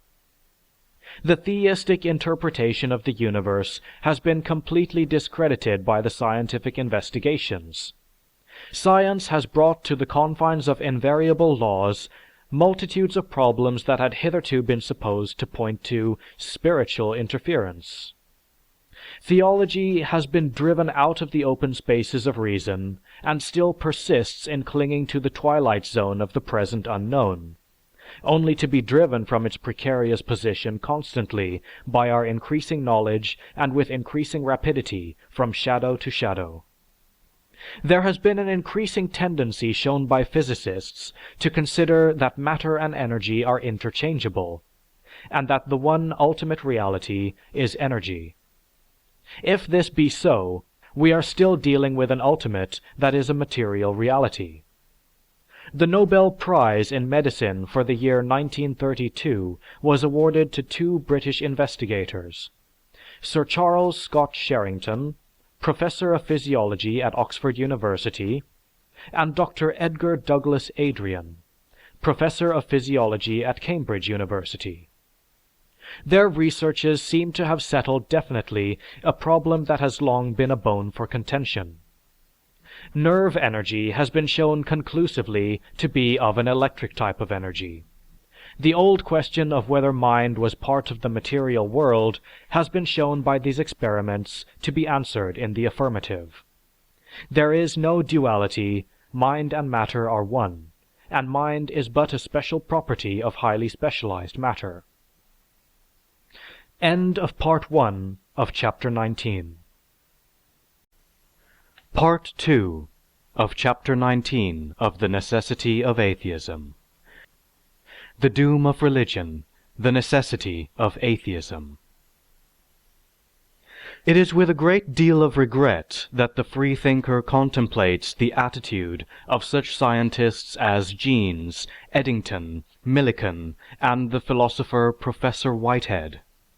Their hesitation to divorce themselves completely from all conceptions of a supernatural force leads to a great deal of confusion. An acquaintance with the writings of Einstein brings one the certainty that he is as much in accordance with the attitude of free thought as is the most militant atheist. The cosmic sense and totality of existence of Einstein is as far removed from the conception of a Yahweh as is the mentality of an Australian black man from that of Einstein's mental grasp. Similarly with the cosmic consciousness expressed in the writings of Jeans, Eddington, and Whitehead. With characteristic disregard for the truth, certain modern theologians have grasped this cringing attitude of the above-mentioned men and have stressed their viewpoints by a dishonest interpretation that these men actually give a scientific certitude to their own theologic creeds and dogmas. Nothing can be further from the truth. The freethinker would have each theologian who tells his adherents that these men lend credence to their beliefs to consider the following. If the above-named men would be asked if they believed in a deity who actively interposed his will and influence in the lives of men, as is commonly expressed in the term providence, if they ascribed to the belief in personal immortality, if they themselves believed in the existence of a soul, if they ascribed to the statement that prayer influenced the opinion of an all-powerful being to intercede for them in their problems and grief, if they believed that the Bible was a book dictated by God, or that a God caused to be written for him his revelations, that heaven and hell exist in the meaning that theologians assure their adherents that they do, that man and morality is what theologians still hold it to be, that there has been a fall and therefore the necessity for a redemption of man, and that creed and dogma are necessary factors in the worship of a deity, what would their answers be? Eddington, Jeans, Einstein, and Whitehead would answer these questions exactly as would the most militant atheists. The mental attitude of these men can best be explained when one considers certain similarities between theological asceticism and scientific asceticism. And it is the duty of the free thinker clearly to point out why this confusion has arisen. During the ages of faith, the world beheld a swarm of men and women who retired from the grim realities of a world which at that time was made abhorrent to all sensitive men by the most exacting insistence of theologians that faith was the all-necessary ingredient of life, and that closed its eyes completely to the degrading actualities of life that this insistence led to. Multitudes of men retired to the desert and to the protective walls of monasteries. There, by constant privations, fastings, continual prayer, flagellation, and introspection, they spent their lives. These ascetic individuals, by these means, were enabled to enter what may be called a theologic trance, and their subsequent hallucinations, illusions, and delusions gave to them what they deemed to be a transcendental insight into the construction of the universe and what was expected between fallen and debased man and his omnipotent creator. These men keenly apprehended what some today, in a gentler age, have called cosmic consciousness. I do not mean to imply that these before-mentioned scientists have applied such a rigor to their lives. What is meant to be stated is that these men, by their research and comprehension of the vastness of the universe, stand in awe and fear before this brain-benumbing aspect. Modern astrophysics, to one who attempts to comprehend its vastness, imposes on the mind but a faint comprehension of the vastness of the universe in space, time, and size, but imposes a deep conviction of the infinitesimal meaning of our planet Earth, both as to size and its relation to the millions of related heavenly bodies. The evolution of man on our planet, in this broad conception of space and time, is most infinitesimal.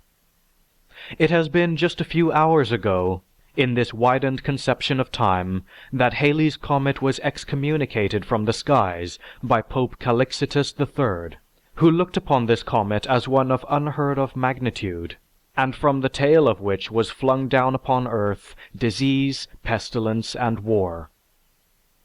Most certainly the minds of Jeans and Eddington carry in their recesses a vast amount of knowledge that was not common to men living in 1456, the year in which the above-mentioned comet caused such consternation. Much as one admires the superiority of the minds of these present-day physicists, yet one cannot help but think that if our present rate of progress meets no serious obstacle, then in another 500 years, the attitude of awe of Jeans and Eddington towards the vastness of our universe will be held in some similar position to which Jeans and Eddington now hold the misguided conception of Halley's Comet in the year 1456. The mind of man is just beginning to emerge from its swaddling clothes, and we cannot assume to judge what its broadest capabilities may be. Certain great modern minds, therefore, when they contemplate this vastness of astrophysics, are apt to dwell a bit too literally on the music of the heavenly spheres, and under the influence of these celestial harmonies, fall into the trance of scientific asceticism. Men who can no longer seriously hold to a belief in an anthropomorphic God, the soul, and immortality, are apt to allow themselves, when in this mood, to emotionalize their knowledge. And these same men are the ones who would in their scientific endeavors be the first to eliminate all emotions from their reasoning efforts in their laboratories. One seems justified, therefore, in stating that this conception of cosmic consciousness is but another instance of the mere illusions of a craving heart. Discussing the question as to whether science and religion conflict, the physicist Professor Bazzoni of the University of Pennsylvania, in a recent work, Energy and Matter, makes the following pointed comment. Some scientists resort to metaphysics and make contact with a kind of mysticism which may be taken for a religious belief at precisely that point where ignorance prevents further progress along sound scientific lines. The primitive medicine man appealed to the gods to explain the precipitation of rain, and the phase changes of the moon.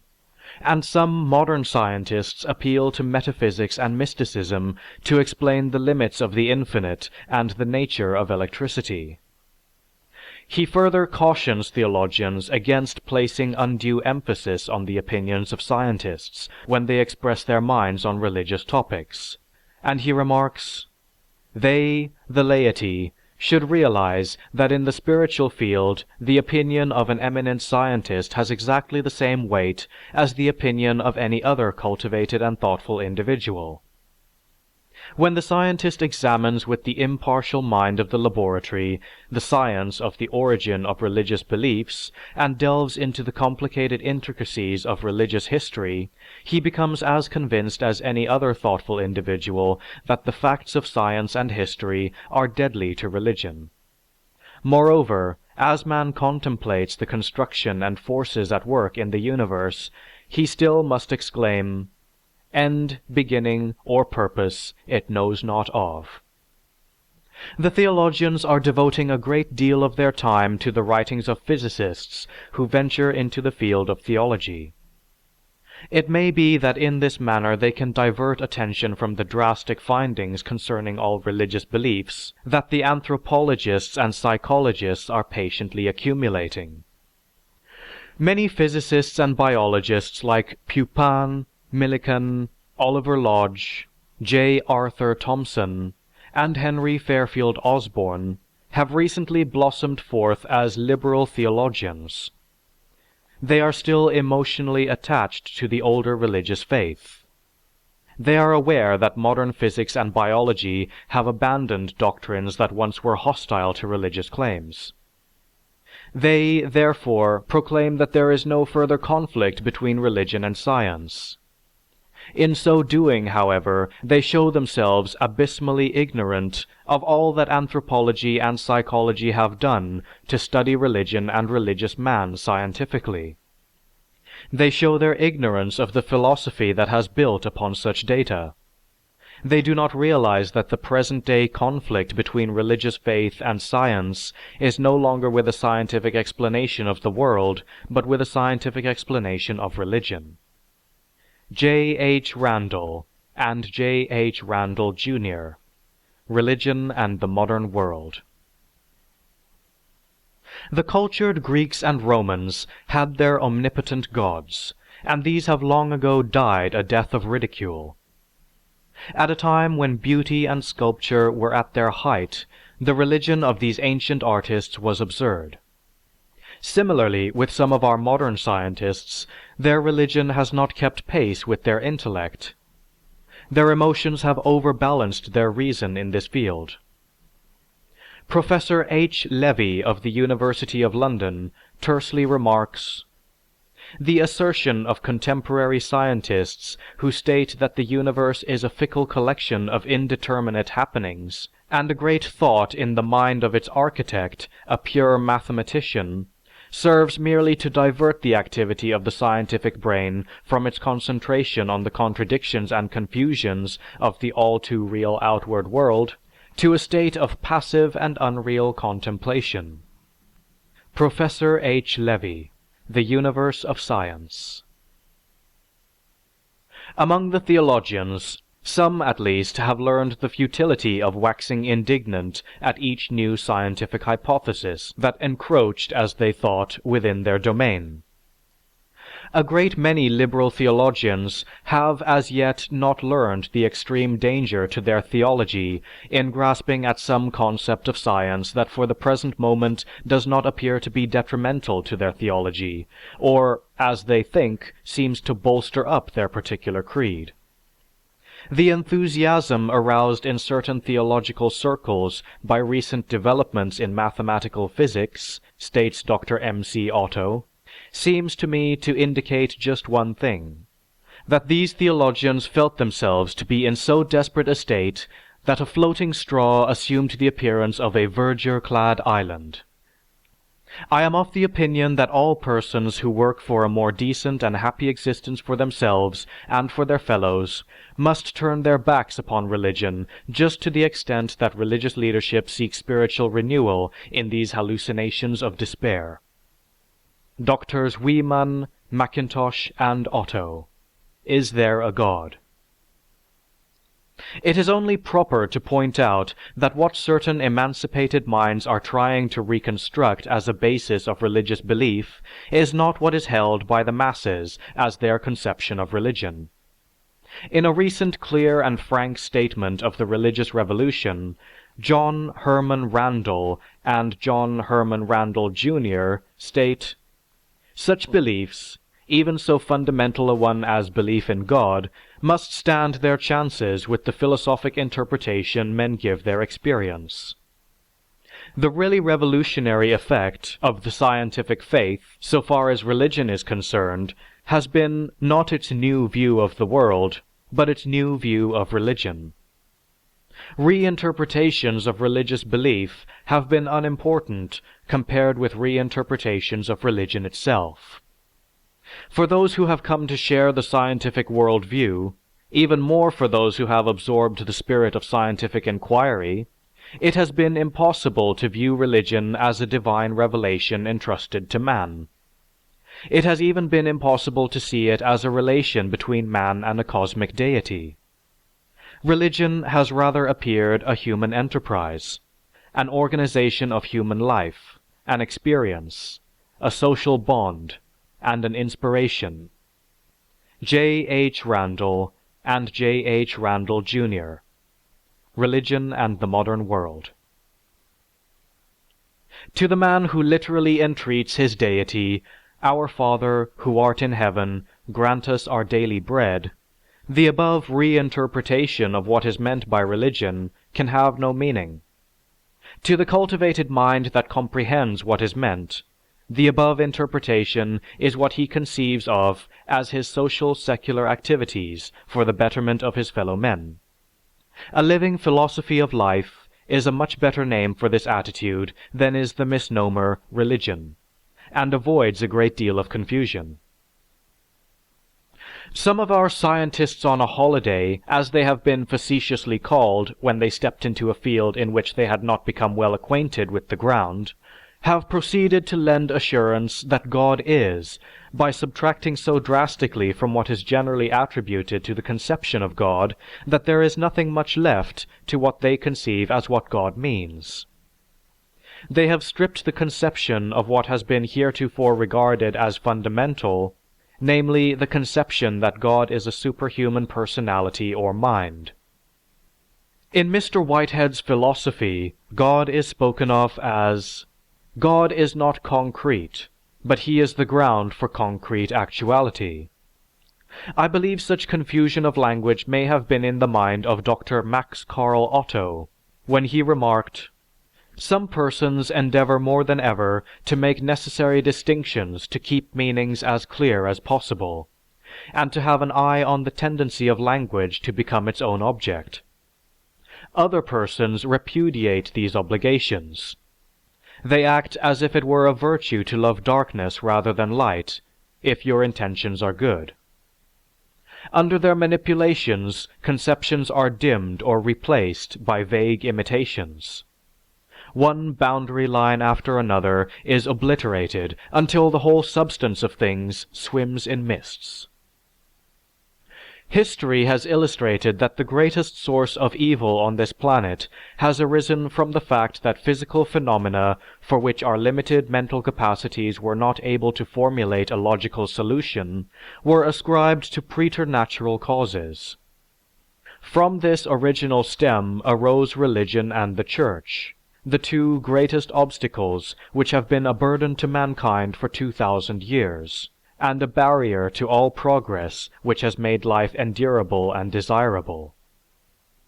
The lower man is in the scale of civilization, the more does he call in the supernatural to explain all the happenings and experiences of his life. When he had been beset by an intellectual failure, he had been thrown back to religion. Lacking the courage and mental capacity to proceed further against obstacles, he succumbed to the drug of religious explanations. The need was not for a narcotic, but for a stimulant. The mental stimulant was provided for man in the form of science. Science is but organized knowledge, and it is this knowledge that has elevated man to the position where he is now, his own God.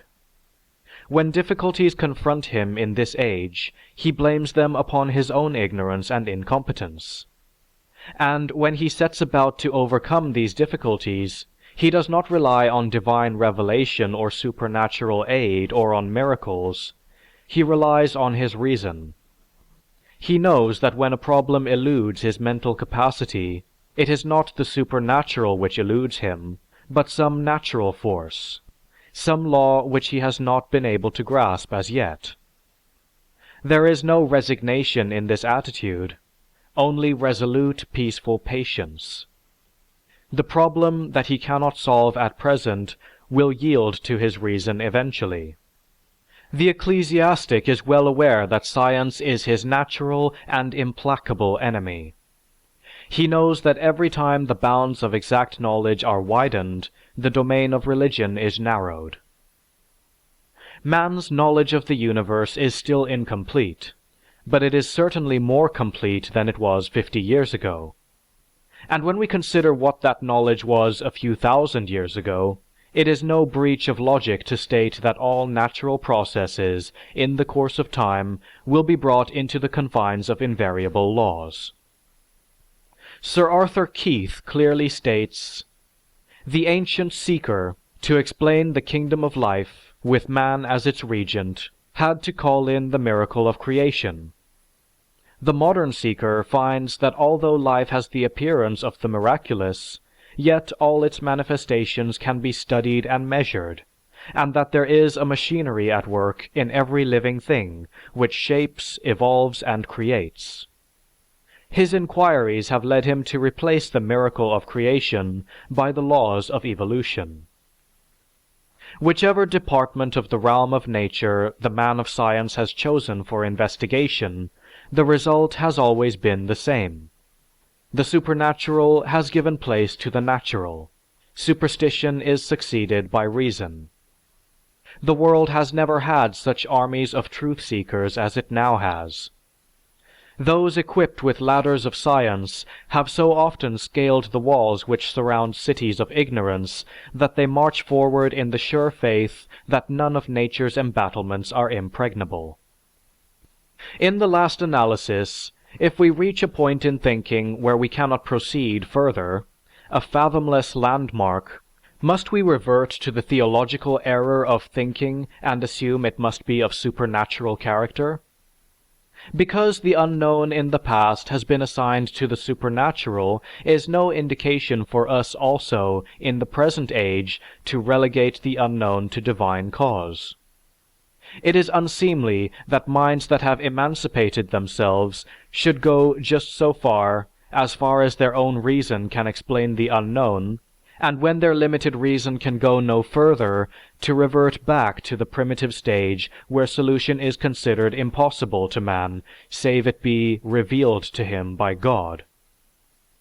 If man's mind is free, if no coercion of any kind is placed on its exercise, it will expand and unravel what at present is still fathomless.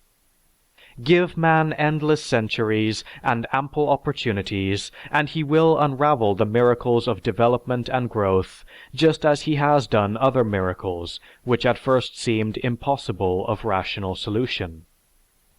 For how much longer will man be a slave to his inferiority complex with regard to his own rational capacities? If faith is vital to man, why not relate it to that which at least holds a promise of solution? Man's mind has not as yet arrived at the point which might even give the slightest indication of its ultimate exhaustion. We cannot assume the knowledge of what man's fullest capacities are. All things must unravel themselves with the progress of his mind. Those things which he cannot explain now, he must not assign to a superhuman force. man must use his reasoning faculties to investigate and search for the truth so that these unknown may become part of the known. Again, to quote Sir Arthur Keith, "Only 80 years have come and gone since the anatomist obtained his first glimpse of the structural complexity of the human brain.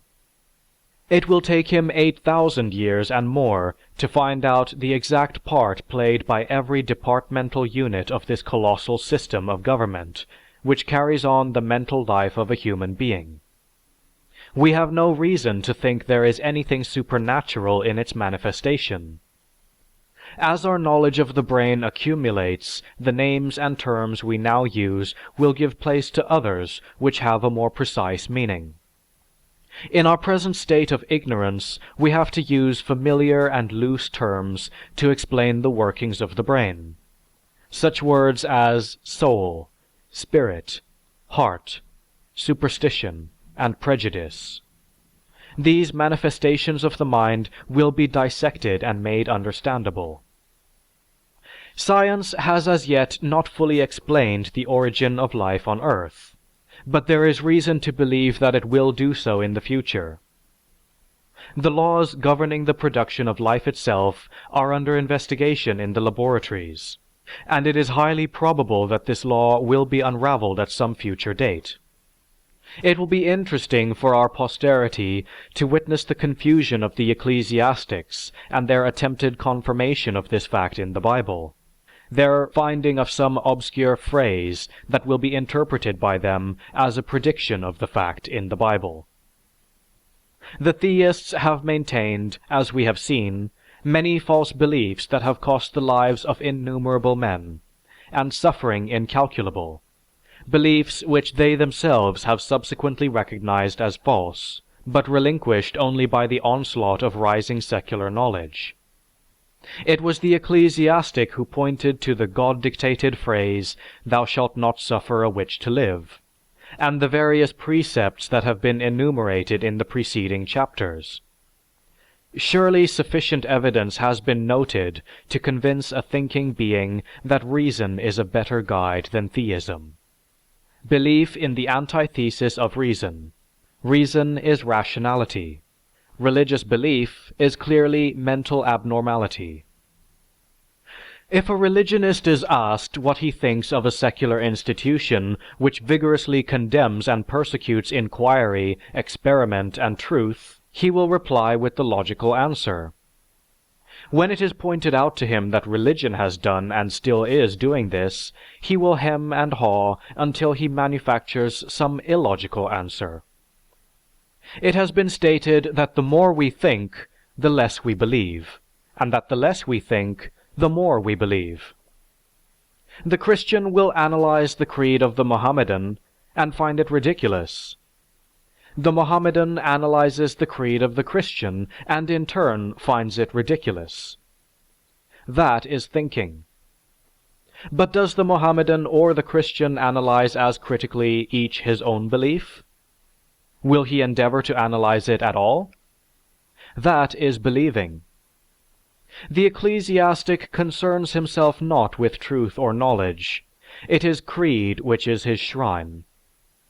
He definitely is at war with knowledge, and he wants to learn only such things as fit in with his preconceived notions and prejudices. When the minds of men are from infancy perverted with these ideals, how can mankind build a virile race? It is often asserted that the alleged universality of the belief in God is an argument for its truth. But what of the fact that men had everywhere come to the conclusion that the earth was flat, and yet a wider and truer knowledge proved that universal belief to be false? In the discussion of witchcraft, it has been shown that a delusion may be as widespread as a truth. During the 10th and 11th centuries, the Spanish Moors had recognized the sphericity of the earth, and were teaching geography from globes in their common schools. Rome, during the same ages, was asserting in all its absurdity the flatness of the earth. It was not until almost 500 years later that Rome was forced to see its absurdity, and then only when the enlightened world mocked at its error. In this 20th century, certain enlightened men are teaching the absurdity and harmfulness of a belief in a deity. Must it take 500 years for all mankind to come to a similar conclusion? May it not well be that in a few centuries our posterity will view belief in a deity in the same light that we in this age view the Church's inconsistence that the earth was flat? The God idea has been one of the most divisive and antisocial notions cherished by mankind. In fact, it has been asserted that the idea of God has been the enemy of man. It has driven multitudes of men and women into the unnatural asceticisms and wasted lives of the convent and abbey. It has taxed the economic resources of every nation. Every church, no matter of what creed, is a pathetic monument of God-ridden humanity which has been built by the pennies sweated by the poor, and wrested from them by fraudulent promises of reward, appeals to fear, and the pathetic human tendency to sacrifice. The theologians have in their arguments resorted to philosophy. The consequence of this transference of the idea of God to the sphere of philosophy is the curious position that the God in which people believe is not the God whose existence is made the product of an experimental argument, and the God of the argument is not the God of belief. It is a nice question, remarks Walter Lippmann, whether the use of God's name is not misleading when it is applied by modernists to ideas so remote from the God men have worshipped. Plainly, the modernist churchman does not believe in the God of Genesis, who walked in the garden in the cool of the evening and called for Adam and his wife who had hidden themselves behind a tree, nor in the God of Exodus who appeared to Moses and Aaron and 70 of the elders of Israel, standing with his feet upon a paved walk as if it were a sapphire stone, nor even in the God of the 53rd chapter of Isaiah, who in his compassion for the sheep who had gone astray, having turned everyone to his own way, laid upon the man of sorrows the iniquity of us all. Walter Lippmann, A Preface to Morals. It is one kind of God that is being set up in argument, and it is really another God that is being depended upon and believed. The philosophical conception of a deity that may be in control of phenomena is an impersonal physical law, and has nothing to do with the conception of a personal deity to whom people pray for active intervention in their troubles. Religious belief is a monstrous apparition. The philosophy of atheism is a solid structure, laboriously founded on solid rock. The philosophy of atheism had temporarily failed in previous ages, since the knowledge of those ages did not furnish facts enough upon which to build. At the present, although our knowledge is far from complete, and the surface has only been scratched, yet sufficient facts have been unearthed to reveal that there is no supernatural, and the greatest hope of advancement lies in the philosophy of atheism. A philosophy that builds upon a foundation of purely secular thought, that leaves the idea of God completely discarded as a useless and false relic of bygone days, is the essence of atheism. Atheism is more than the speculative philosophy of a few, that it is in sober truth the logical outcome of mental growth. So far as any phase of human life can be called inevitable, atheism may lay claim to being inescapable. All mental growth can be seen leading to it, just as we can see one stage of social development giving a logical starting point for another stage, and which could have been foretold had our knowledge of all the forces in operation been precise enough. Atheism is, so to speak, implicit in the growth of knowledge. Its complete expression is the consummation of a process that began with the first questionings of religion. And the completion of the process means the death of supernaturalisms in all forms. Circumstances may obstruct its universal acceptance as a reasoned mental attitude, but that merely delays. It does not destroy the certainty of its final triumph. Chapman Cohen. The philosophy of atheism leads man to a critical, analytical, and logical examination of his environment. And it is this that has led to all of our advances. Religion creates a stunted standard of reasoning. The pathetic cry of St. Augustine, "But if I was shapen in iniquity, and in sin did my mother conceive me, where, I pray thee, O my God, where, Lord, or when was I thy servant innocent?" typifies the major concern of the narrow, egotistical mystic. From the time that the ideas of the later Greek philosophers had been forgotten until the present time, man has floundered in a sea of supernaturalism. It is high time that man faced his realities with fortitude in his own mentality. And when he does this, there will be produced a race of men who will seek for truth's sake, a race of supermen who will lead the world intellectually.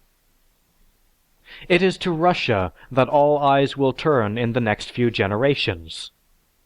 At the present, she is going through the throes of childbirth. She is immature, and as a child she staggers. The abuse and ridicule heaped upon her now is but the repetition of that given by all frightened societies of past ages, when they contemplated new ideas which their immature minds could not fathom.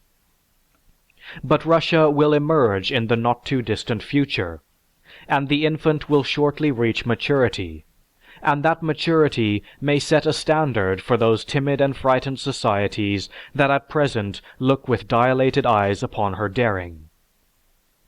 The age is approaching when the God idea in its entirety will be classed with the gods of the Egyptians and Babylonians, when surplices and sacramental plate will be exhibited in museums, when nurses will relate to children the legends of the Christian mythology, as they now tell them fairy tales.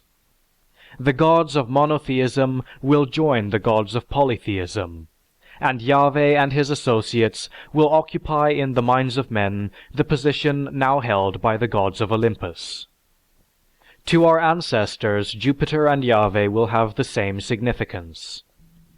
In a little time, the cathedrals and churches will have taken upon themselves the proud, poetical glamour of abandoned temples. Men and women will enter them with reverent indulgence as they now in meditative mood visit the few remaining pantheons of the pagan worship. Llewellyn Powys, An Hour on Christianity. The age is approaching when the current idea of the hereafter will be accounted a strange and selfish idea, just as we smile at the savage chief who believes that his station will be continued in the world beneath the ground, and that he will there be attended by his concubines and slaves. The age is fast approaching when love, not fear, will unite the human race.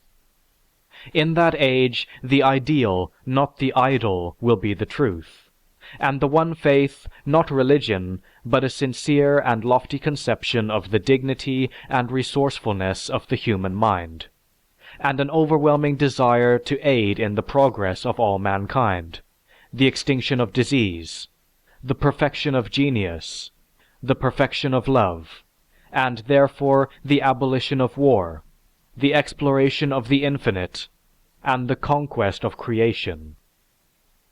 Such an age can never come to be during the maljurisdiction of a theistic philosophy. It can only come into being when the vast majority of men are by the force of advancing knowledge made aware of the truth of the atheistic philosophy. An English observer, C. E. M. Joad, remarks, "The churches, no doubt, will continue to function for a time, but they will be attended increasingly and in the end exclusively by ignorant men, women, and children. Already, a stranger attending an average Church of England service would almost be justified in assuming that the churches, like theater matinees, were kept up for the benefit of women and children. So far as present indications go, it seems not unlikely that science will deliver the coup de grace to organized Christianity within the next 100 years. We have caught a glimpse of what theism has done, and what the philosophy of atheism might have done and will yet achieve. Has man profited by having remained in his mental infancy so long? Atheism is an emancipating system of thought that frees the mind from myths, fables, and childish fancies. There can be no inquisition, no witchcraft delusion, no religious wars, no persecutions of one sect by another, no impediment to science and progress, no stultification of the mind as a result of its teachings. The philosophy of atheism teaches man to stand on his own feet, instills confidence in his reasoning powers, and forces him to conquer his environment. It teaches him not to subject himself and debase himself before mythical superhuman powers, for his reason is his power. The march from faith to reason is the march on which dwells the future hope of a really civilized mankind. Atheism teaches man to endeavor constantly to better his own condition and that of all his fellow men, to make his children wiser and happier. It supplies the powerful urge to add something new to the knowledge of mankind. And all this not in the vain hope of being rewarded in another world, but from a pure sense of duty as a citizen of nature, as a patriot of the planet on which he dwells. There is no cold and cheerless philosophy. It is an elevating and ennobling ideal which may console him in his afflictions and teach him how to live and how to die. It is a self-reliant philosophy that makes a man intellectually free, and this mental emancipation allows him to face the world without fear of ghosts and gods. It relates solely to facts, while theism resorts to opinions that are grounded only upon emotionalism. Joseph Lewis has well noted that atheism does not believe that man's mission on earth is to love and glorify God, but it does believe in living this life so that when you pass on, the world will be better for your having lived. The history of the past ages informs us what the world was like with God. The progress of secular knowledge and science have given us measures by which we could produce a better society than has ever existed under the obstructionism of the gods. The knowledge exists by which universal happiness can be secured. The chief obstacle to its utilization for that purpose is the teaching of religion. Religion prevents our children from having a rational education. Religion prevents us from removing the fundamental causes of war. Religion prevents us from teaching the ethics of scientific cooperation in place of the old fierce doctrines of sin and punishment. It is possible that mankind is on the threshold of a golden age. But if so, it will be necessary to slay the dragon that guards the door. And this dragon is religion. Bertrand Russell. It is interesting to contemplate the changes that may occur in our civilization in the next few centuries. On the one hand, we have that long period of sterile time, 15,000 years, for the stage of Neolithic man, and on the other, the vast material progress of the past 300 years. We may not be able to discern with clarity in what direction changes will occur, but in one aspect we can discern a well-marked tendency. That is the inevitable conquest of the philosophy of atheism. And with this conquest can be clearly seen that it would give to this earth a much sounder foundation upon which to build our progress, and that long-delayed freedom, the emancipation of the mind from all myths and fables. The inevitableness of atheism has been well summed up by Chapman Cohen. Looking at the whole course of human history, and noting how the vilest and most ruinous practices have been ever associated with religion, and have ever relied upon religion for support, the cause for speculation is not what will happen to the world when religion dies out, but how human society has managed to flourish while the belief in the gods ruled. Substantially, we have by searching found out God.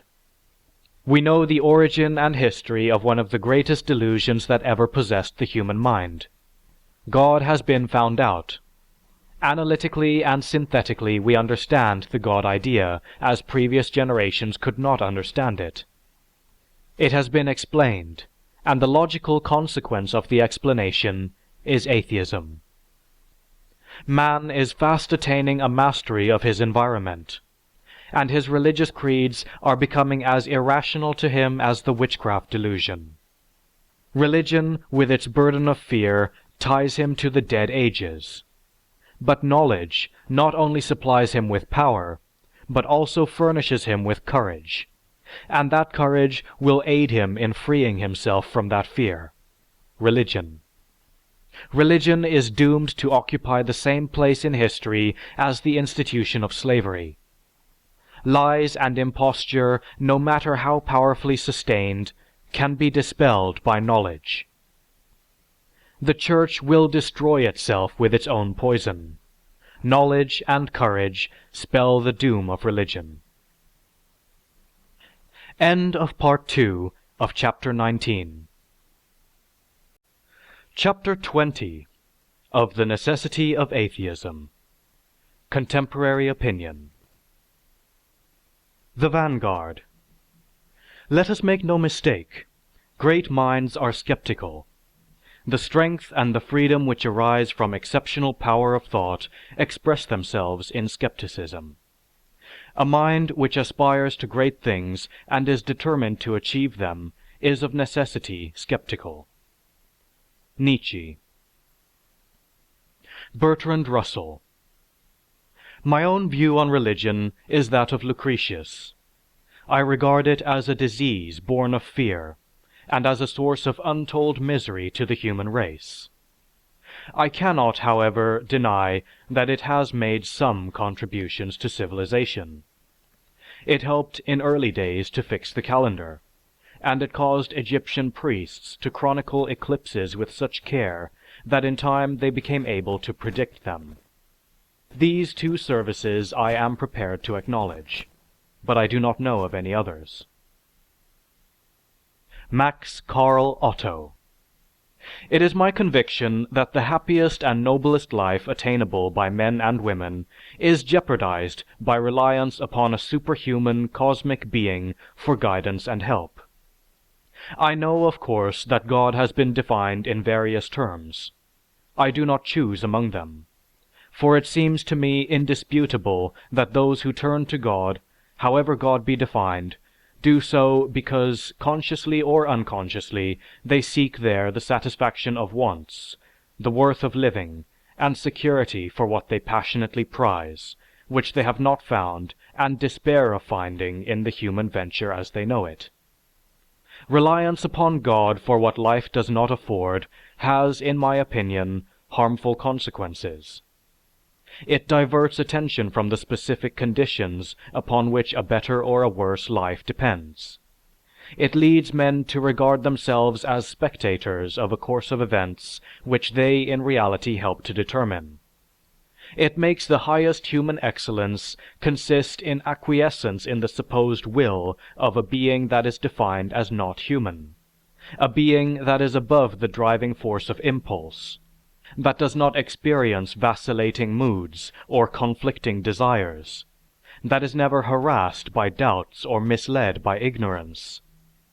Theism is in essence repressive, prohibitory, ascetic. The outcome of its influence is that expertness in practical living and expertness in evaluating life, instead of uniting to take advantage of a common opportunity, are set against each other. This is the profound dualism which remains to be mastered. It can be mastered by the concentration upon human needs and powers. John Dewey. The method we term scientific forms for the modern man, and a man is not modern merely because he lives in 1931, the sole dependable means of disclosing the realities of existence. It is the sole authentic mode of revelation. This possession of a new method, to the use of which no limits can be put, signifies a new idea of the nature and possibilities of experience. It imports a new morale of confidence, control, and security. C. E. M. Joad. All through the century, 19th, whenever and wherever there is a movement for change and betterment, the clergy are found opposing it. In this, they are merely carrying on the tradition of their order. When one looks back over history, one realizes that there is scarcely any discovery which science has made for human advancement and happiness, which churchmen and theologians have not violently opposed. Not content with burning each other, they burnt the men who discovered the earth's motion, burnt the men who made the first tentative beginnings of physics and chemistry, burnt the men who laid the foundations of our medical knowledge. Bad as has been the Church's record in the past, it has not greatly improved in the present. For 2,000 years, teachers and preachers have striven, by inculcating the principles and precepts of Christianity, to mold men's character and to improve their conduct. Yet we still have our prisons, our judges, and our wars. And it remains today as it has done for 2,000 years past, an arguable question whether men are better or worse than they were before Christianity was introduced. William Pepperell Montague. If we will for a moment imagine the Bible to have come suddenly to our attention today, unencumbered by a tradition of divine authority, and with no more sacredness than a newly discovered writing of ancient China or Egypt, we can see quite readily that it would occur to nobody who took the work merely on its merits either to accept it as scientifically or historically true, or to twist its statements into a far-fetched allegory of the truth. Religion will be outmoded, and its tidings of escape to another and better world will ring cold in the ears of those who love this. The new worldliness that religion must face is based on the faith that there is not only no place for heaven, but no need for it. Humanity, adolescent at last, has tasted the first fruits of the victory of secular intelligence over nature, and dreams grandly of far greater victories to come. Erwin Edman. The hope of the world certainly lies in intelligence. Certainly there is no hope anywhere else. I cannot look to anything so remotely definable as God for aid, nor do I ever regret not being able to do so. Walter Lippmann. Many reasons have been adduced to explain why people do not go to church as much as they once did. Surely the most important reason is that they are not so certain that they are going to meet God when they go to church. If they had that certainty, they would go. If they really believed that they were being watched by a supreme being who is more powerful than all the kings of the earth put together, if they really believed that not only their actions but their secret thoughts were known and would be remembered by the Creator and ultimate judge of the universe, there would be no complaint whatever about church attendance. The most worldly would be in the front pews, and preachers would not have to resort so often to their rather desperate expedients to attract an audience. If the conviction were there that the creed professed was invincibly true, the modern congregation would not come to church as they usually do today to hear the preacher and to listen to the music. They would come to worship God. H. L. Mencken. Alone among the great nations of history, we have got rid of religion as a serious scourge, and by the simple process of reducing it to a petty nuisance. For men become civilized, not in proportion to their willingness to believe, but in proportion to their readiness to doubt. The more stupid the man, the larger his stock of adamantine assurances, the heavier his load of faith. When Copernicus proved that the earth revolved around the sun, he did not simply prove that the earth revolved around the sun. He also proved that the so-called revelation of God, as contained in the Old Testament, was rubbish. The first fact was relatively trivial. It made no difference to the average man then, as it makes no difference to him today. But the second fact was of stupendous importance, for it disposed at one stroke of a mass of bogus facts that had been choking the intelligence and retarding the progress of humanity for a millennium and a half. I believe that religion, generally speaking, has been a curse to mankind. That its modest and greatly overestimated services on the ethical side have been more than overborne by the damage it has done to clear and honest thinking. Horace M. Callan. It is a significant trait of history that the times and nations most distinguished for piety are also most distinguished for backwardness. Tsarist Russia and contemporary Spain are near examples, but illustrations may be drawn from any part of the world. The southern states of the United States of America, for instance. Everywhere, the scope and intensity of belief in the supernatural seem to be directly proportional to the misery and weakness of the believer. One compensates for the other. Freedom of speech and of press and discussion, which means generally restraint of all interference in the amicable threshing out of conflicting opinions, means, with respect to religious beliefs, refraining from talking, writing, or discussing candidly at all. In every society, belief in the supernatural is privileged belief, and there accrue to it all the advantages and disadvantages of privilege. But mystics and religionists are not silent. On the contrary, they become, having passed through a religious experience, voluble. Albert Einstein. I do not believe we can have any freedom at all in the philosophical sense, for we act not only under external compulsion, but also by inner necessity. I cannot imagine a God who rewards and punishes the objects of his creation, whose purposes are modeled after our own. A God, in short, who is but a reflection of human frailty. Neither can I believe that the individual survives the death of his body, although feeble souls harbor such thoughts through fear or ridiculous egotism. It is enough for me to contemplate the mystery of conscious life perpetuating itself through all eternity, to reflect upon the marvelous structure of the universe which we can dimly perceive, and to try humbly to comprehend even an infinitesimal part of the intelligence manifested in nature. Luther Burbank. Our lives as we live them are passed on to others, whether in physical or mental forms, tinging all future lives forever. This should be enough for one who lives for truth and service to his fellow passengers on the way. No avenging Jewish God, no satanic devil, no fiery hell is of any interest to him. The scientist is a lover of truth for the very love of truth itself, wherever it may lead.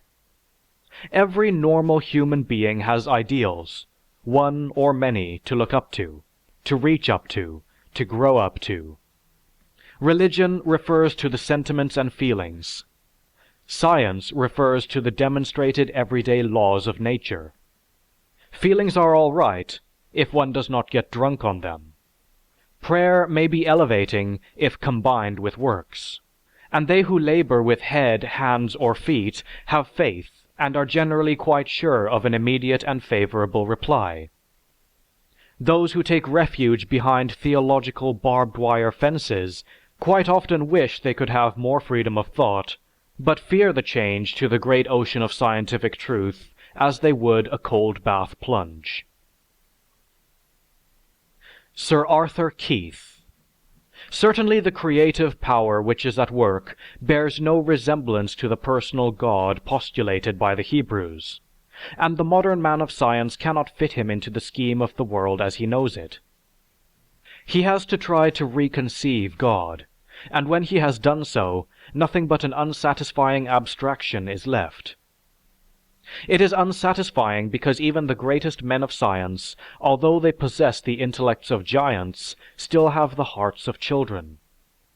And children cling to that which is endowed with a human shape and has been given the warmth of living flesh. H. Levy. A structure of absolute moral and religious beliefs, erected initially as beyond criticism, imposed upon a changing society from above rather than emerging from below, has no affinity with science, whatever personal solace and comfort it may provide. For it assumes that the facts of life, including the material facts of the world, can be compassed within a rigidly prescribed framework. It has taken several centuries of history for the scientific movement to be emancipated from just these cramping human assumptions. The writings of many scientists show, alas, that the emancipation has not yet been completed. J. B. S. Haldane. We know very little about what may be called the geography of the invisible world. The religions, if I may continue the metaphor, have covered the vacant spaces of its map with imaginary monsters. The philosophies have ruled them with equally imaginary parallels of latitude. But both have affirmed, in opposition to the so-called practical man, that the meaning of the visible world is to be found in the invisible. That has been the secret of their success. They have failed when they tried either to describe the details of the visible world or to dictate the details of conduct in it. The churches are half empty today because their creeds are full of obsolete science, and their ethical codes are suited to a social organization far simpler than that of today. Howard W. Haggard, M.D. When, in the 5th century, the Roman Empire fell at the hands of the barbarians, rational medicine ceased altogether in Europe. Although the Christian religion survived, the Christian theology of that time denied liberty of conscience and taught superstitions and dogma. It was bitterly hostile to the scientific spirit.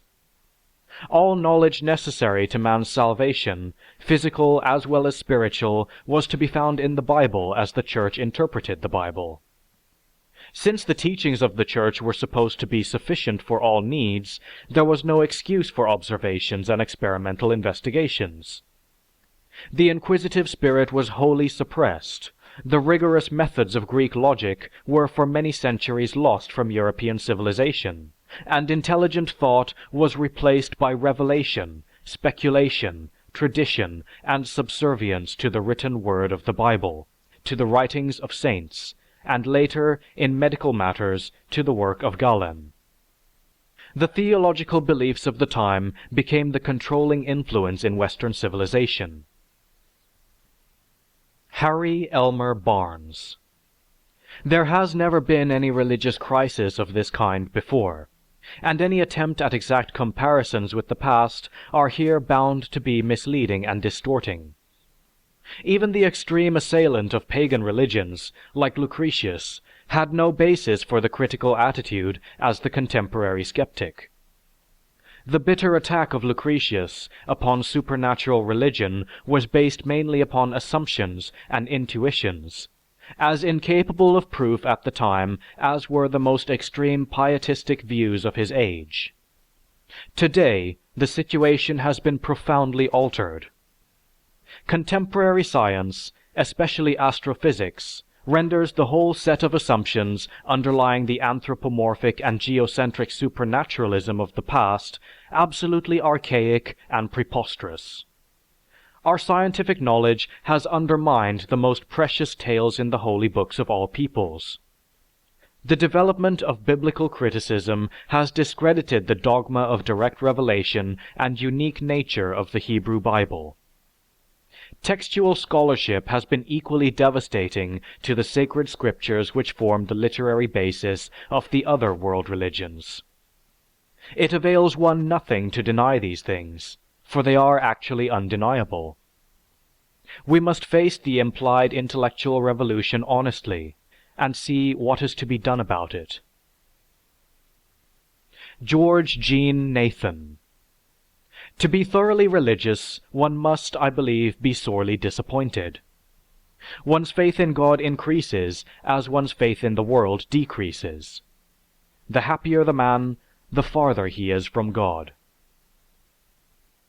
Rupert Hughes. It is important that the truth be known. Is religion, is church membership a help to virtue? The careless will answer without hesitation, yes, of course. The statistics, when they are not smothered, cry no. Who she? On the basis of biological, sociological, and historical knowledge, we should recognize that the individual self is subject to death and decay, but the sum total of individual achievement, for better or for worse, lives on in the immortality of the larger self. That to live for the sake of the species and posterity is religion of the highest kind, and that those religions which seek a future life, either in heaven or in the Pure Land, are selfish religions. Dr. Frankwood E. Williams. In these difficult times, we are told that we should go to the temple, that we should get in touch with God. We do not need the temple. We do not need to get in touch with God. We need to get in touch with each other. William Floyd. This Bible bears every evidence of being a book like every other book, conceived by man, written by man, altered by man, translated by man, printed by man. But, and this is where it differs from every other book, the Bible is swallowed by man. And it has disagreed with him. Man has not digested it properly through lack of sufficient dissection of its parts. It has been taken with a spiritual sauce that has disguised its real flavor. Anything in the Bible, no matter how raw, is taken as God's food. It is used to demonstrate problems of diet which do not provide a balanced ration.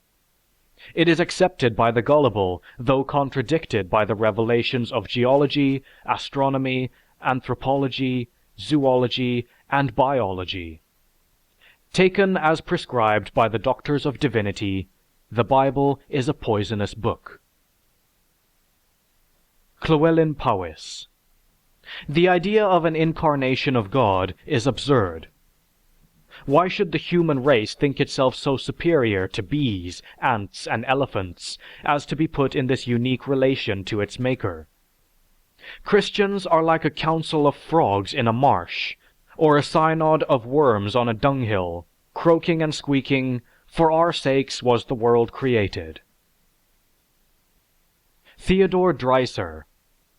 And why, again, composed though we may be of this, that, and the other proton, electron, etc., etc., why should we not in some way be able to sense why we are as we are, assembled as we are of the same ultimate atoms, and doing as we do?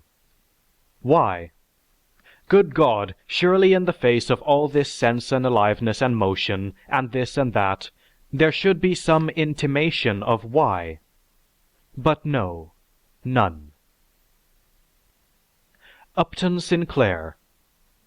It is a fact, the significance of which cannot be exaggerated, that the measure of the civilization which any nation has attained is the extent to which it has curtailed the power of institutionalized religion. There are a score of great religions in the world, each with scores or hundreds of sects, each with its priestly orders, its complicated creed and ritual, its heavens and hells. Each has its thousands or millions or hundreds of millions of true believers.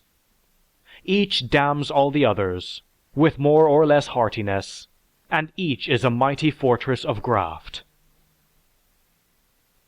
The Middle Guard. It is terrible to die of thirst at sea. Is it necessary that you should salt your truth, that it will no longer quench thirst? Nietzsche. Alfred North Whitehead. Indeed, history, down to the present day, is a melancholy record of the horrors which can attend religion. Human sacrifice, and in particular the slaughter of children, cannibalism, sensual orgies, abject superstition, hatred as between races, the maintenance of degrading customs, hysteria, bigotry, can all be laid at its charge. Religion is the last refuge of human savagery. Robert Andrews Millikan. The anthropomorphic god of the ancient world, the god of human passions, frailties, caprices, and whims is gone, and with him the old duty to propitiate him, so that he might be induced to treat you better than your neighbor. Can anyone question the advance that has been made in diminishing the prevalence of these medieval, essentially childish, and essentially selfish ideas? The new God is the God of law and order. The new duty, to know that order and to get into harmony with it, to learn how to make the world a better place for mankind to live in, not merely how to save your individual soul. However, once destroy our confidence in the principle of uniformity, our belief in the rule of law, and our effectiveness immediately disappears. Our method ceases to be dependable, and our laboratories become deserted. Albert C. Diefenbach. The plain truth is, thousands upon thousands of men and women have gone out of the church. They take no stock in its obsolete teachings to which they once subscribed in order to become members. After great tribulation, they have made their declaration of religious independence. They have taken the right turn for their own salvation. The churches as a whole do not know that today there is a violent intellectual revolution among all people who think. The so-called theism that is embalmed in the old theology and is still preached is utterly defunct for many persons of this generation. Like it or not, that is a fact. Dr. Charles W. Eliot. The creeds of the churches contain conceptions of God's nature and of his action toward the human race which are intolerable to the ethical mind of the 20th century. The conception of one being, human or divine, suffering, though innocent, for the sins of others, is revolting to the universal sense of justice and fair dealing. No school, no family, no court would punish the innocent when the guilty were known. This conception of God is hideous, cruel, insane, and no Christian church which tolerates it can be efficient in the promotion of human welfare and happiness. End of chapter 20. End of The Necessity of Atheism by Dr. David Marshall Brooks.